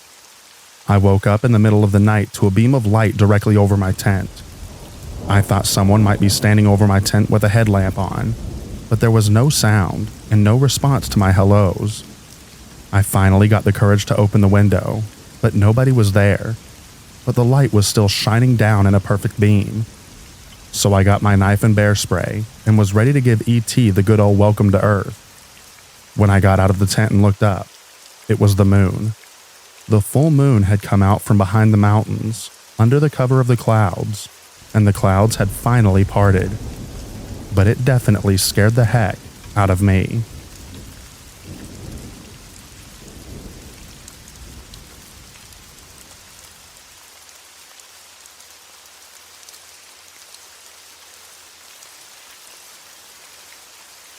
I was sitting by my fire on a solo trip one night, sipping a little too much whiskey.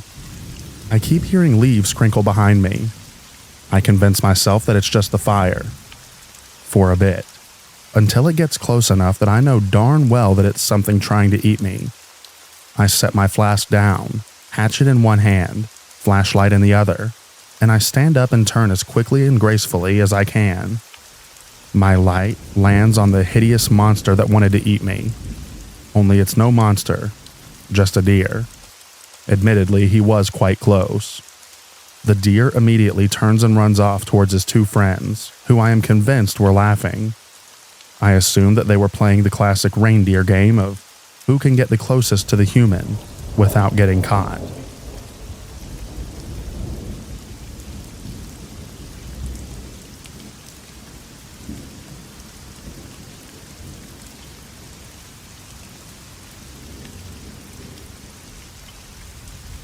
I also had a similar story where I was backcountry camping by myself. I had just settled in my tent and turned off my lantern when I realized there was a light show going on outside all around my tent. It was glowing, and the lights were flickering all over the place. It wasn't the moon, more like a lightning show without lightning, or a disco. I had no clue what was going on outside, either aliens or a forest poltergeist. I was scared, but I opened the zipper a bit and peeked out, and it was fireflies. The whole clearing where I was camping was lit up full of fireflies. I've never seen so many, and it was quite pretty. I just never noticed them until I turned my lantern off.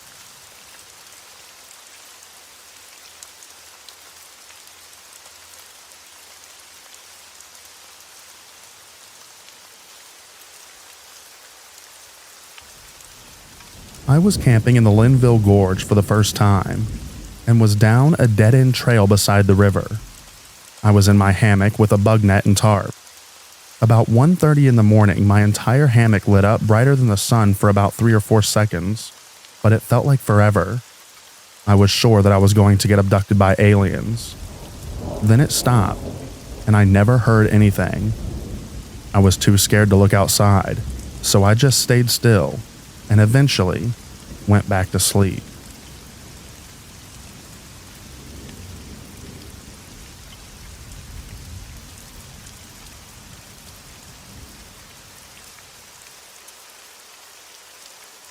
Last year, my family and I went camping in Little Naucus here in Washington. It was during that really bad fire up by Bumping Lake. Anyways, one day during the dead of night, my girlfriend and I start hearing a loud clanking noise, as if someone was slamming very thick sticks against trees. We hear it repeatedly in one direction for a while, maybe intervals of 10 at a time. Then it goes quiet for a few minutes. Then we would hear it in another direction outside of the camp, once even coming from the direction of a smallish hill that we were camping next to. It kept coming from different directions all night. It always sounded as if the noise was coming from about 25 yards outside of the camp, give or take. We ended up falling asleep, and the next day everybody said that they were hearing it as well. A family friend even left his tent that night to investigate, but couldn't find anything or hear anyone. He thought he was just tripping out, because it was his first time camping. Anyways, the noises were of course accompanied by twigs snapping on the ground. We couldn't find any animal footprints the next day. No scratches on trees from an antler or bear claws. Just my grandmother telling us that my little brother actually started sleepwalking towards one corner of the tent, to which he explained that he thought that my grandma was outside of the tent calling him in his dream. My grandmother found a small pennant of an angel outside her tent that next morning.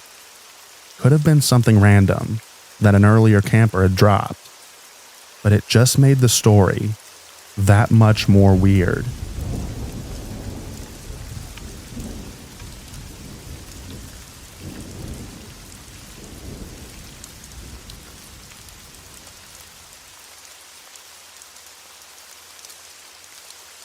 I was on a 4-day canoe trip down a river in Victoria, Australia, and on the third night, we set up camp in a camping area that is really only accessible by water. While searching for firewood, one girl and I smell something terrible, definitely something large and dead. We keep going down a little game trail and found a mound of branches and sticks. The smell is also strong now, so strong that we didn't even know the direction it's coming from. I kind of peer into this mysterious mound, and we push the few top branches off, giving ourselves the creep, imagining as if this is where the smell's from. We uncover nothing, and make our way back to camp, and tell the other girls that we assume there is a dead kangaroo up further. That night we toast marshmallows and head to our tents late. A few hours later, I'm awoken by weird coughing sounds and heavy, fast running through our camp, between our tents. It's so frantic, but so purposeful. Now, the smell of earlier is definitely a murdered canoer, and we're next because we have stumbled into this psycho's territory, and we don't even know how to leave other than by water. I figure I'd rather die first than be chased through the brush, wondering if my friends are alive. So I grab my head torch and slowly unzip the tent. Nothing. No sounds at all. This guy must be right next to the tent now and ready to pounce. The girls that I'm with are heavy sleepers, so they won't even hear the struggle. I turn on my light, and I'm surrounded by dozens of eyes littered around the camp. Eyes eating our marshmallows. Possums. Huge brush-tail possums having a turf war in the middle of our tents. The 3 girls that I was with never heard a thing.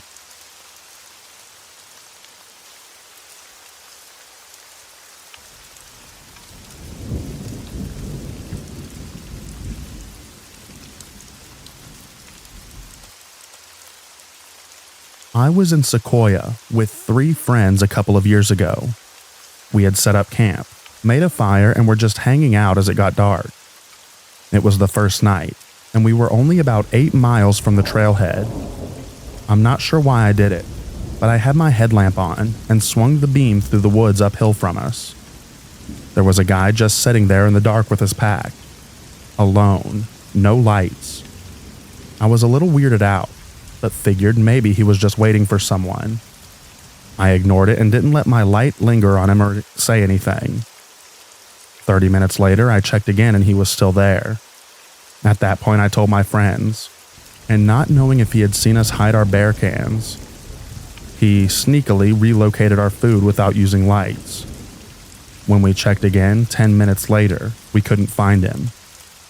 Luckily, we didn't see or hear from him again, but the fact that he was sitting above our camp with a good view of everything and no lights to give away his location just gave me a bad feeling. I'm sure it was nothing, but it was definitely a little bit hard to sleep that night.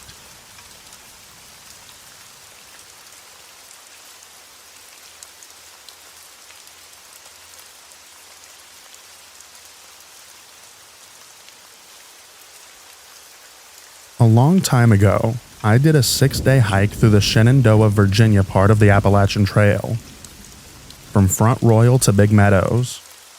Now, this was the first time I had ever hiked.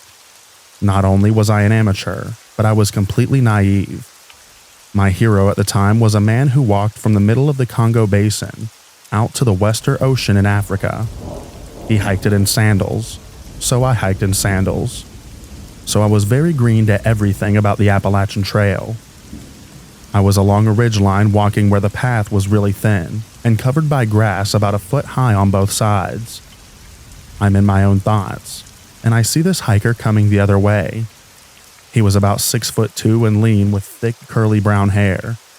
I'm a big guy, 6'1" and 250 pounds. He saw me coming the other way and stepped off the trail. He said, "Go ahead, jerk." He said it so oddly with a blank face, like it was a casual thing. I went past him completely weirded out. Needless to say, I was weirded out for a while. So 2 days later, I came across a designated campsite with a constructed platform lean-to. I was so tired with my feet bandaged and raw. It was still around 4, so I was debating whether or not to keep going when 2 women came into the camp. They were of the good-looking granola variety. They looked happy and tired. They said that they might stay there, so staying at that campsite was looking better. About 20 minutes later, that same weird guy walked into camp and started to unpack. It looks like they knew each other. I was bummed out. I did not want to be in camp with this guy. I started to pack up. The 2 girls were heating up dinner, their potable stoves firing. As I was leaving, the guy takes out his dish, goes up to one of the women, shakes the dish in her face and says, "Jerk, make me dinner." That's when I left. I thought it was some kind of weird joke, so I continued hiking until dark and ended up making camp off the trail in the brush. So 2 days later, I was at another campsite. I got there early, so as a friendly gesture, I made a campfire. Everyone who camped there was friendly. Just before dark, to my surprise, the 2 girls showed up. I asked if their friend was with them and they asked who. I said the tall guy. They began to explain that they did not know him and they had never seen him before. They just had this feeling of being weirded out. They cooked some food for him and then they left with mace in hand. I felt like I missed my chance to be Gallon or something. But mostly, we all had the feeling of being weirded out. Kind of like we avoided a serial killer or something.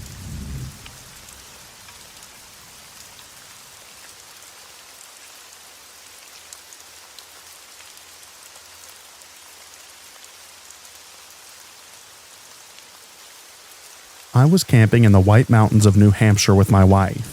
Late in the night, something ran into the side of our tent. Made a noise but no real damage. We went back to sleep. The next morning, outside of the door of the tent were neatly laid a vole, 3 mice, and 1 squirrel, all dead. That was creepy. Someone once told me that cats will sometimes do that in the wild, leave presents for humans, especially if they had once been domesticated. But whatever it was, we packed up and hightailed it out of there.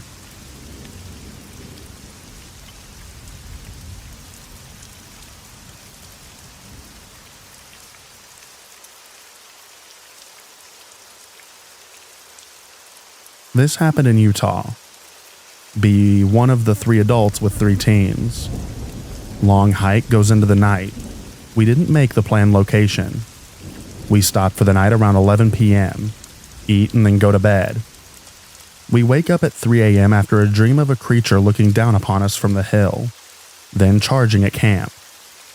I bolt awake, see the other two adults sitting upright in bed. Did you just have a dream? All three of us had the same dream. We noticed that we were in a round clearing with a mound in the middle soaked moonlight. We wake up the kids, pack, and get the heck out of there.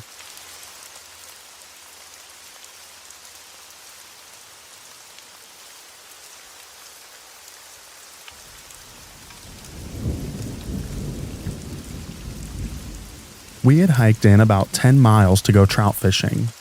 Finished for the day, had supper, and the four of us were in a tent for the night. At about 3 a.m., one of the guys woke us up. There was a sniffing / something moving around the camp. It finally started sniffing and snuffling and pushing against the tent door. I mean, really trying to get in. Nose outline pushed into the fabric. They all thought it was a bear. I was tasked with pointing my pistol at the door, while one of the other guys unzipped it a little bit and rolled away so we could see what the creature was. It poked its nose through the tent door. Everyone screamed, "Shoot it! Shoot it!" I was safety off, trigger halfway pulled, when I realized that it was a coon dog nose poking through the door. It was just lost and spent the rest of the night in the tent with us, and was our best dog buddy for the next several days.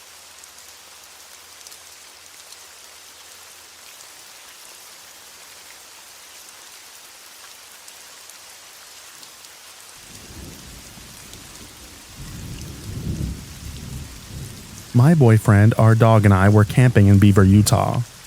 I'm usually a heavy sleeper, but when it comes to being out in the woods, I'm not. My boyfriend is the opposite. Once the sun was setting, it was getting freezing cold. My dog went into my sleeping bag and cuddled me, making the night so perfect. Until, I think, around 2 a.m., I woke up to some sounds. Trying to brush it off and fall asleep, I hear it louder and closer. I start freaking out, and my boyfriend is well asleep. The sounds were like coyotes or wolves maybe. In my head at the time, I would convince myself that it was a pack of wolves, because I assumed the worst, and at the time, didn't know the difference in what they sound like. They kept on howling and crying, from all sides of the camp, getting closer and closer. Finally, my boyfriend wakes up, and he brushes it off saying, "Oh, it's fine, we're safe." Well, I didn't feel safe. At one point, they were so close, they were freaking out my dog, and she started barking. And I didn't know whether that would help or make it worse, so I tried shushing her a bit. They ended up being so close to camp, I could hear them walking around, twigs snapping. I slept terribly.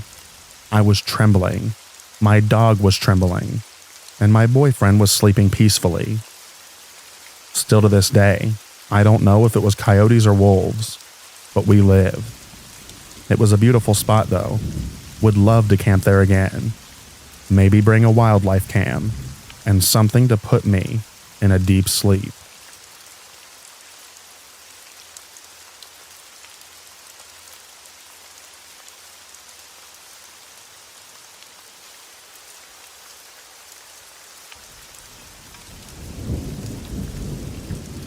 A half hour from my house in the state forest, there are backpacking shelters that you can rent. It's like a single group campsite with a crude cabin with no door, a fire ring, and a single pit toilet outhouse. They're in the middle of nowhere, several miles apart. Not like a campground at all. Very secluded. There are 5 sites on a 32-mile trail. About 15 to 20 years ago, my parents' friends were staying out there partying for a few days. We hiked out there for a day trip to visit. I was a kid, maybe 12 or so. I was hiking the trails around the campsite with my dog. I heard a very distinct cry for help. "Help me," really loud, plain as day. It was a soft, higher-pitched voice, either a woman or an older child. I didn't hesitate. I started running towards the voice with my dog. Bad idea. Should have grabbed an adult. My dog was acting weird as we searched for a half hour and came up empty. Nothing. Nobody out there. She seemed reluctant to continue further, and we turned around. I told my parents and the other adults at camp. They just kind of laughed it off. I was distraught for the rest of the day. Fast forward a couple of decades later to last year. I'm solo backpacking, which I do a lot. I decided to rent that very same spot for myself. It was my halfway destination and place to sleep on a 15-mile round trip. Things were going good. I made camp and fired up the single burner stove. It was dark. Almost time for bed. I was enjoying my delicious ramen noodles. This uneasy feeling came over me. A feeling I've never really had before and can't fully describe. My body tensed up. I got cold. My hair stood up on the back of my neck. Right then and there, I suddenly needed to leave. I don't know why, just had to. I didn't have time to properly pack. I started stuffing my gear into my backpack. Then my LED headlamp with relatively fresh, or so I thought, batteries died. There's absolutely no moon. It's dark. Very dark. I pulled a tiny 50-lumen Streamlight style pen light from my pocket and finished packing. I had a large, heavy-duty contractor garbage bag that I always kept packed away to use for a makeshift rain poncho. I finished stuffing my tent and sleeping bag in the garbage bag. I hustled out of the woods with my poorly organized pack on my back and my garbage bag of belongings over my shoulder. The strange thing about my story was it wasn't quiet in the woods when things got weird. I could hear a pack of coyotes yipping and going nuts in the distance when I was hiking out, but nothing else really. Here I am, a grown man who considers himself proficient outdoorsman, sprinting out of the woods. For what? From what? The dark? As a legal permit holder, I always carry a sidearm when doing long solo trips in the woods or hunting. People say with a good holster, you forget the things on ya. Well, I was definitely very aware of the sidearm on my way out. I made it to my car in serious record time. I loaded up and sped off. It took me a while to shake the feeling. On the way back, I did get lost, but Google Maps helped me backtrack to the fork in the trail. I completely, 100% forgot about the voice calling for help incident at that very spot a decade or so earlier. Then it hit me once I got home and unpacked in the middle of the night. I remembered that voice, looking for that person screaming for help. Me and my dog. I got knots in my stomach. For reasons I can't explain, it all kind of started to make sense to me, like there was some sort of correlation. I don't venture into that area anymore unless I'm with other people. Something strange is or was out there, or something really bad happened there in the past. I know that this story isn't that crazy, but most of the real ones aren't. I looked online into missing persons or whatever, and didn't come up with anything significant. There have been a couple of murders, but those predated my experience by 10 plus years. And although they were in the same state land, they were not what I'd consider nearby. Perhaps something was attempting to lure me as a kid. That same thing was enough to tip me off as an adult. Maybe I was just a dumb kid with an active imagination. Maybe as an adult, the stress of life got to me, as I was left with my thoughts in the wilderness and I had a panic attack. But honestly, who really knows?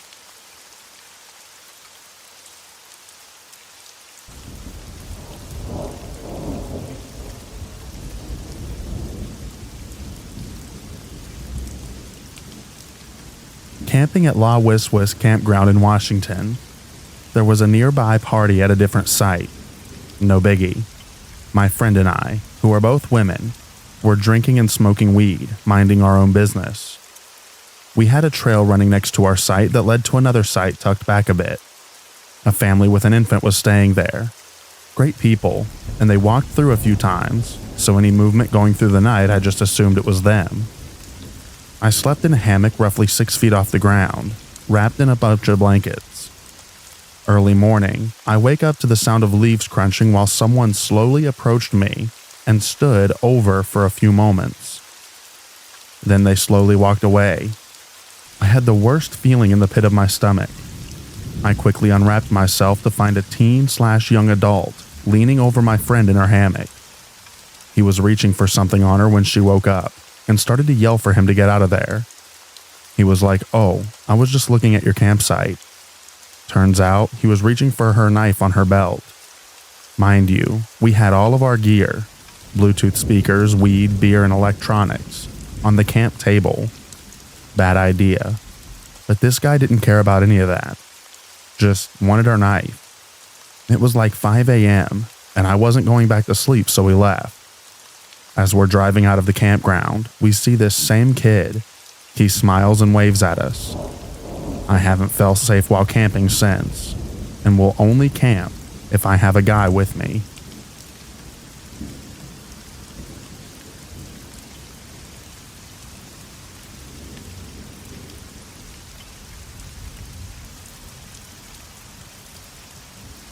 I was 12, camping with my family in New Jersey. I took our dog for a long walk around the campground perimeter, and there was farmland next door. Well, there was old barbed wire under the grass that must have been from the farm. And sure enough, I stepped into it halfway up my calf. I was yelling for help and crying from the pain. I told my dog to go get Dad, and off he went. Then, gunshots. I looked and saw the farmer far away running across the field with a rifle, and every few feet he stopped and took a shot at me. I was trapped. Couldn't move. Couldn't lay down. Then sure enough, my dog arrives with like 15 people. He must have really made it clear. They got me free, but when I looked up, there was no farmer, and no one heard the shots.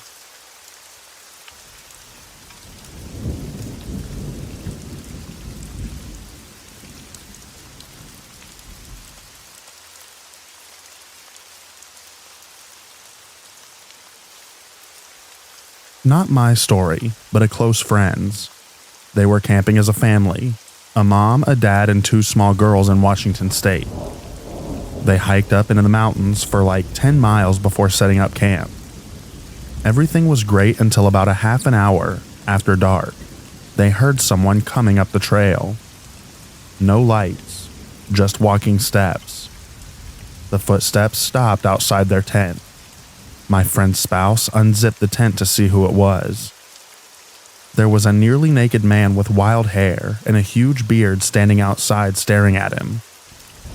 "Zip in the stats" is the only thing he said to them. My friend starts freaking out. Why is a nearly naked man trying to get them to zip stats? What stats exactly? How does one zip a stat? It was too far to hike back to the car in the dark, so they zipped up the tent and basically stayed awake all night while the man sat near their fire pit. At first light, they repacked and hiked back to their car. The man followed them most of the way. They didn't see him do any drugs, and he had nowhere to keep his stash since they only seen a fancy loincloth. About halfway to the car, he disappeared behind them on the trail. They hoped that they could put the incident in the past and forget about it, and they almost could, until they got to their car and saw that someone had written in car soap or chalk, "Zip in the stats," on every window of their car.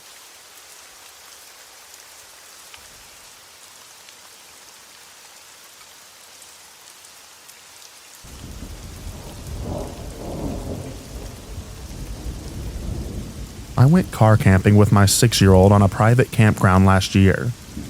I've camped a million times, but this was the first time I had taken her by myself.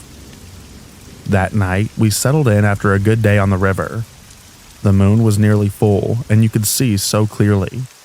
There was no need for a flashlight, and we were in a pretty open clearing. She fell asleep almost immediately, but for some reason I was extremely on edge and couldn't sleep. I felt like something was watching us, but I chalked it up to being alone with my small child. After a few hours of struggling to calm my nerves, she wakes up needing to use the bathroom. Now, I'm thinking I really do not want to get out of this car, but I put my brave face on and we step out of the SUV. She was totally fine, but as soon as we step into the moonlight, this child screams at the top of her lungs, "What is that?" while literally crawling up onto my back. The sense of dread hit me, and I'm looking all around not seeing a thing. I'm asking, "Where? What do you see? I'm not seeing it." Trying to keep her calm, but she's screaming, "Right there. What is that? Right there." As if it's directly in front of us and I'm blind. I scoop her up and run to the safety of the bathrooms because I truly believe that she saw something that I couldn't see. My heart is racing and I'm asking what she saw. She keeps saying she doesn't know what it was and can't describe it to me. We do our business and I look out not seeing anything. I pick her up and get us back in the car where she immediately falls back asleep, and I do not get a wink until morning. Needless to say, we did not stay another night, but it was hands down the most scary experience I've had while camping. I don't know what she saw, but I had never seen her react like that to anything in her life.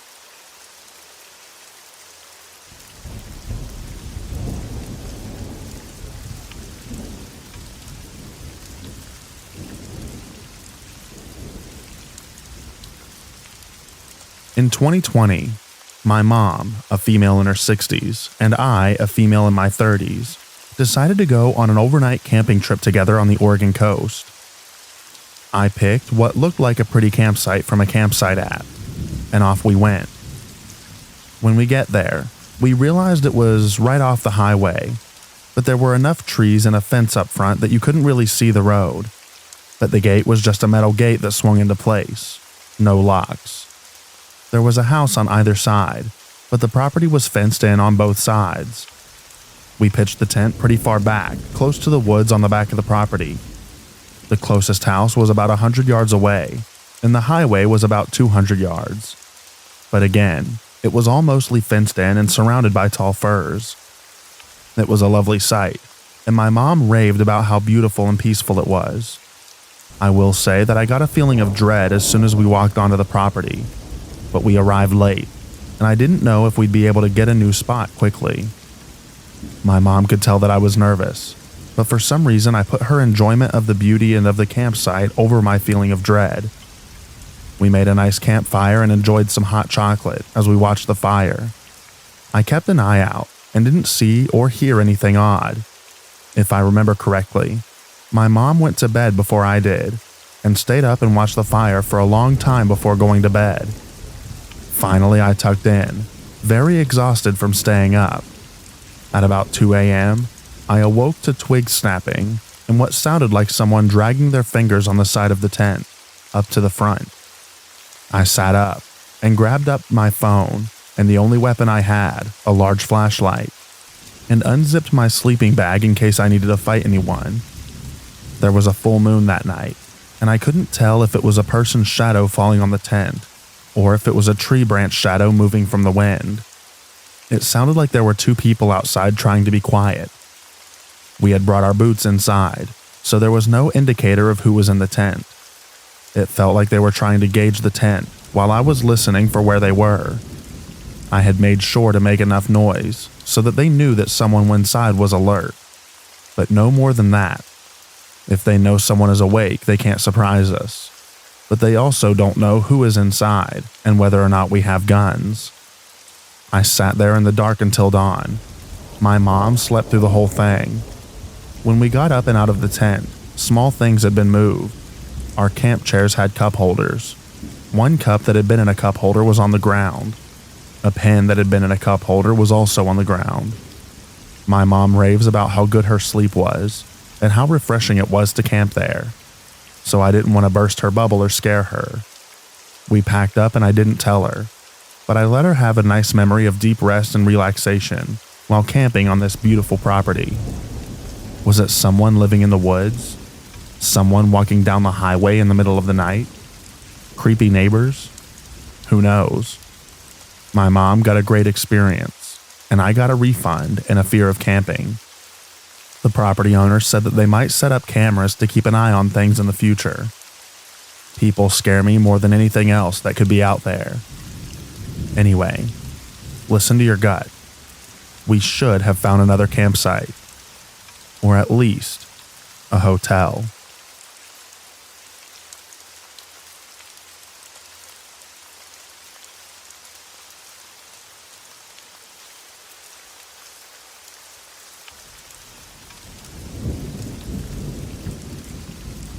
So I've been sitting on this experience a while. I guess just not wanting to make a big deal out of nothing. But after reading some of the stories here and on other related subs, I would really like an answer to what I experienced. Back in about March of this year, I went camping with a friend, my boyfriend, and 3 dogs. My friend slept in his tent with his dog, and I slept in my tent with my 2 dogs and my boyfriend. My friend's tent was about 30 feet away from ours, and we were camping in the North Georgia mountains off an old Forest Service road. We were right next to a creek. For context, I'm an experienced backpacker, and am familiar with the usual nighttime sounds like rustling in the leaves, sticks breaking, cicadas, etc.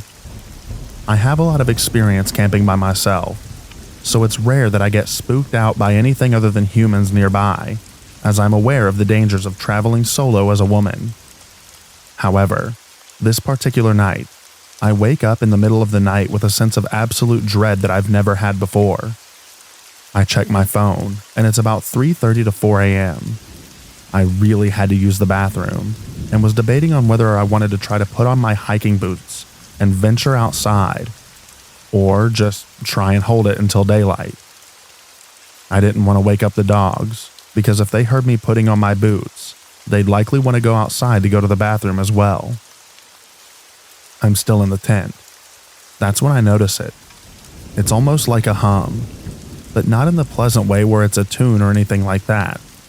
It's a low-pitched hum that was reverberating throughout the campsite and forest, and through my body. It had 2 tones. It started with a relatively higher pitch, and would switch to the relatively lower pitch after a period of time. Then it would start over without a break in the sound at all. It wasn't soft either. It felt like it was covering the entire wooded area that we were in. It didn't sound like an animal, a person, a machine, or anything that I've ever heard before. At this point, I absolutely couldn't hold off on the bathroom trip any longer.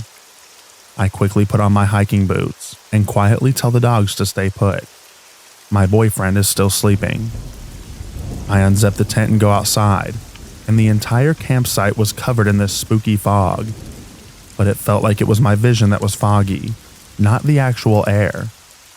I couldn't see a thing. The 2-tone humming then got louder. I do my business maybe 5 feet from the tent. Sorry, but there was no way that I was venturing any further than that. And quickly nope the heck back into my tent and bury myself into my sleeping bag with a sweatshirt over my head to try and drown out/ignore the humming. The dogs raise their heads and growl a few times throughout this experience, but that isn't unusual for them when camping. I never saw any figures or lights in the woods, but I was also not looking for them and was trying to ignore the entire experience. Does anyone know what this humming could have been?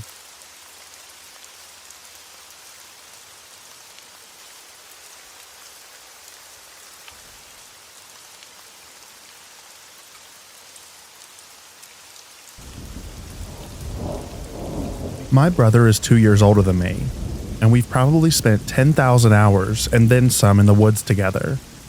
Whether it was building forts/BMX tracks to LARPing and hunting, we've traveled across the US exploring caves, canyons, cliff diving, mountain biking, camping, hunting whitetail mule deer, wild boar, etc. since 2016 when we get the time off.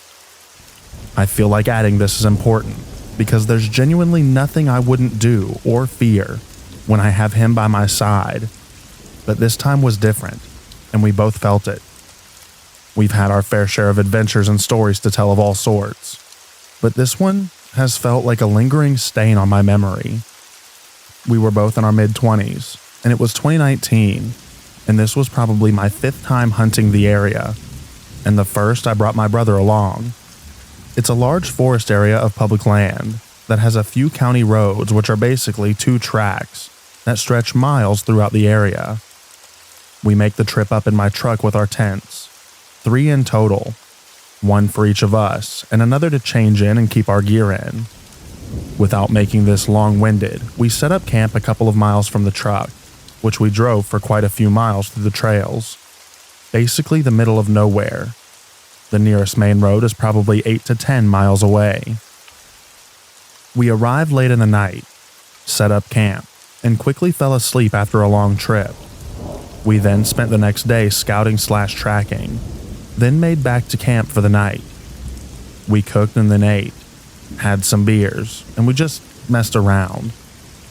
The night was still early, but we had a long day and decided to head off for the night. Everything up until this point was normal. I was suddenly awoken to something smacking my tent and hearing my brother's voice call my name. I knew something was off. I called back to him, and he immediately unzipped my tent and made his way inside. I could tell that he was disturbed when I went to ask him what was wrong, and he immediately grabbed my shoulder and told me to shush. The sun wasn't up yet, so I think it was around 4:30 to 5-ish a.m.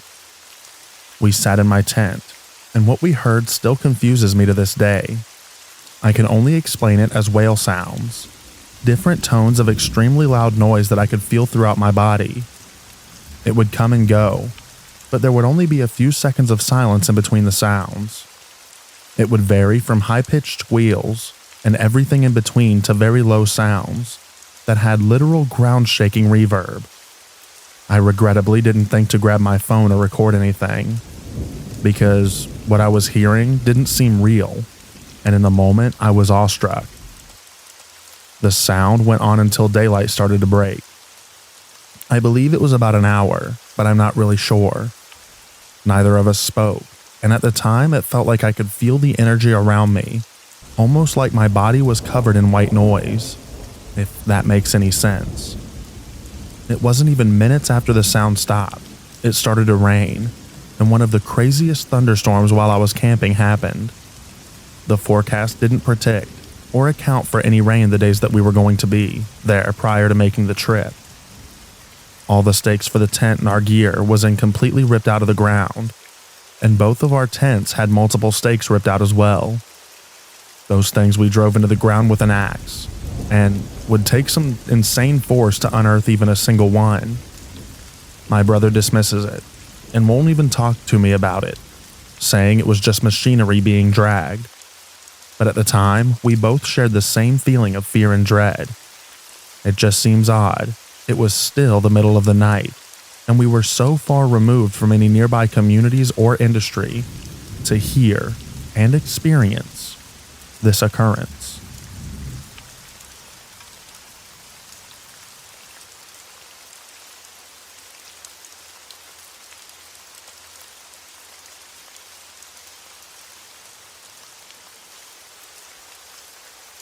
This was about 5 years ago.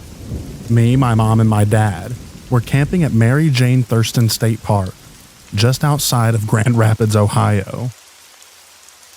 It was around the end of August / the beginning of September. Our campsite was in the front part of the campgrounds. Leading up to the 2 separate incidents, we occasionally heard what we thought could have been a bird, or some kind of screaming or screeching up in the trees. Or at least it sounded like it was coming from the top of the trees. We'd hear it almost every night, but in a different location. We'd hear it in the trees behind us one night. Then the next night, it would come from the other end of the campgrounds. Then the night after, we'd hear it from across the road. I've listened to the sounds of different animals, including owls, to see if that was the noise we heard, but nothing is even close. Occasionally, we'd hear what sounded like branches being snapped, but thought nothing of it. I had my own tent, and that detail is somewhat important as it factors into the second incident. The first incident, my dad woke up in the middle of the night to what sounded like someone was rummaging through the ice chest, which was setting between our tents. He said he then heard whoever or whatever it was shut the cooler and walk away. He told my mom about it the next day. The odd thing was that nothing was missing from the cooler. The second incident happened right after the first one. I had a small little TV in my game console in my tent. I was watching a movie when I hear something approaching our campsite. Whatever it is went through the cooler again. I could hear the ice moving around as it was rummaging through the cooler. I was as still and as quiet as possible. But whoever, or I should say whatever it was, knew I was awake because I decided to put its massive hand on the side of my tent and push it in. I was frozen with fear and didn't know what to do. It felt like forever, but was only about 20 seconds before it took its hand from my tent and walked away. I didn't even think about looking for tracks the next day. We don't have bears in this part of Ohio, so I definitely know that it wasn't a bear. This thing didn't take anything from the ice chest, despite going through it twice. I know when it put its hand on my tent and pushed it in a little, I was frozen with fear. We know it wasn't some homeless person or anyone else, because there was maybe 5 campsites that had anyone, and they were in the back part of the campground.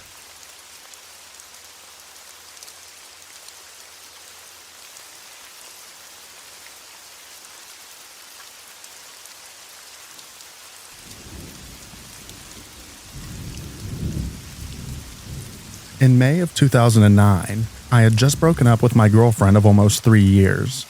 We had moved from Calgary to Toronto, and we were still stuck living together after the breakup, as we didn't know many people in the city yet.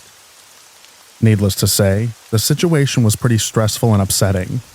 So when a buddy I was going to school with at the time suggested a weekend camping/fishing trip, I jumped at the chance. He grew up in an area about an hour outside of Toronto called Flamborough. It's really beautiful. Loads of lush forests, farmers' fields, and small rivers and creeks. We decided to camp and fish along a creek called Grindstone Creek. It's close to some wetlands and the fishing is supposed to be great. We ended up setting up our camp in what was probably a farmer's field. I'm guessing it was trespassing on our part, bordered by a gorgeous forest. We spent the evening fishing, shooting the crap, and drinking some quality craft beers. As it got darker, we made a little fire and roasted potatoes and hot dogs. All in all, it was a really good night. We turned in just after midnight. We shared a tent. My buddy fell asleep before me, and I stayed up playing on my phone until probably 1:30. I must have drifted off, because the next thing I remember was being woken up by a high-pitched yipping type noise. I was kind of groggy, and it took me a moment to fully wake up. The yipping was incessant, and it sounded like a weird coyote. I laid there for a moment listening, and then started playing on my phone again. The noise was annoying. I tried ignoring it, but it sounded like it was getting closer. Finally, it sounded like it had to be no more than 10 feet from the tent. At this point, I was getting a little unsettled. I had seen coyotes in Calgary before, and I thought of them as pretty harmless. They never looked much bigger than a smallish dog. But what if this one was rabid or something? What if it could smell our food? I have a pretty bad anxiety disorder, so I'm prone to worrying about these types of things. I nudged my buddy to see if he was awake, and he was. The noise woke him up too. We discussed what to do about the coyote, as we hadn't brought anything to scare off critters. Not a BB gun, nothing. Finally, he decided he would shine the flashlight on it and holler a lot, hopefully scaring him off. He unzipped the tent, and I watched him pointing the flashlight out into the darkness. I'll never forget what happened next. His legs suddenly went all wobbly, and he sort of stumbled backwards into the tent. He had a really dumbfounded look on his face when he looked at me and babbled. "It's not a coyote, dude. It's a dude. Some weird dude." Normally, I would have thought he was messing with me. I'm a huge wimp and scare easily. I won't even watch horror movies. But I've never seen someone look that scared. And I never want to see that expression on someone's face again. so I knew that he wasn't pulling my leg. The weird yipping and howling noises were still going on, and in retrospect, it really didn't sound like a coyote. But I guess in our groggy states, it was a way for our brains to make sense of it. Anyways, he kept telling me to just look out the tent flap to make sure that he's not crazy. At this point, I was having a full-blown anxiety attack. My heart was racing. I felt like crap, but I had to look. So I slowly peeked out the flap and waited for my eyes to adjust. And that's when I saw him. He was standing only a few arms lengths away from the tent. He was swaying a little and wearing a baseball cap. What made it awful, though, what was really creepy, was that he was wearing women's lingerie. That's when I knew that there was most likely something very wrong with this guy, if the making high-pitched noises at a stranger's tent in the middle of the night didn't give it away. After I pulled my head back inside the tent, my buddy and I discussed what to do. Finally, we decided to yell at the guy to leave us alone. My buddy started yelling, "Excuse me, can you leave us alone? We're trying to sleep in here." The noise stopped. It was dead silent, and that's when we heard footsteps running towards our tent. They stopped right outside the tent, but we didn't waste any time. We started yelling again. "Seriously, leave us alone. We have cell phones in here. If you don't leave us alone, we're going to call the cops." With that, we heard him walk by the tent and head off. Sounded like he was moving towards the road. Needless to say, we laid awake, petrified until the first signs of sunlight. Then we hightailed it the heck out of there. We discussed our experience on the way home, and we're both pretty embarrassed about how scared we got. It definitely was not manly on either of our parts. I think because we were both ashamed of how we let some weirdo freak us out so much. We haven't ever talked about it since that day. So there you go. There's my weird story. I'll always wonder what the heck that guy was doing out there, or what was wrong with him. Sometimes I wonder if things could have turned out differently if we were a couple of girls. I'm not saying that he was some serial killer, but it seemed like he was testing who was in the tent. I guess I'll never know. And for that, I'm kind of glad.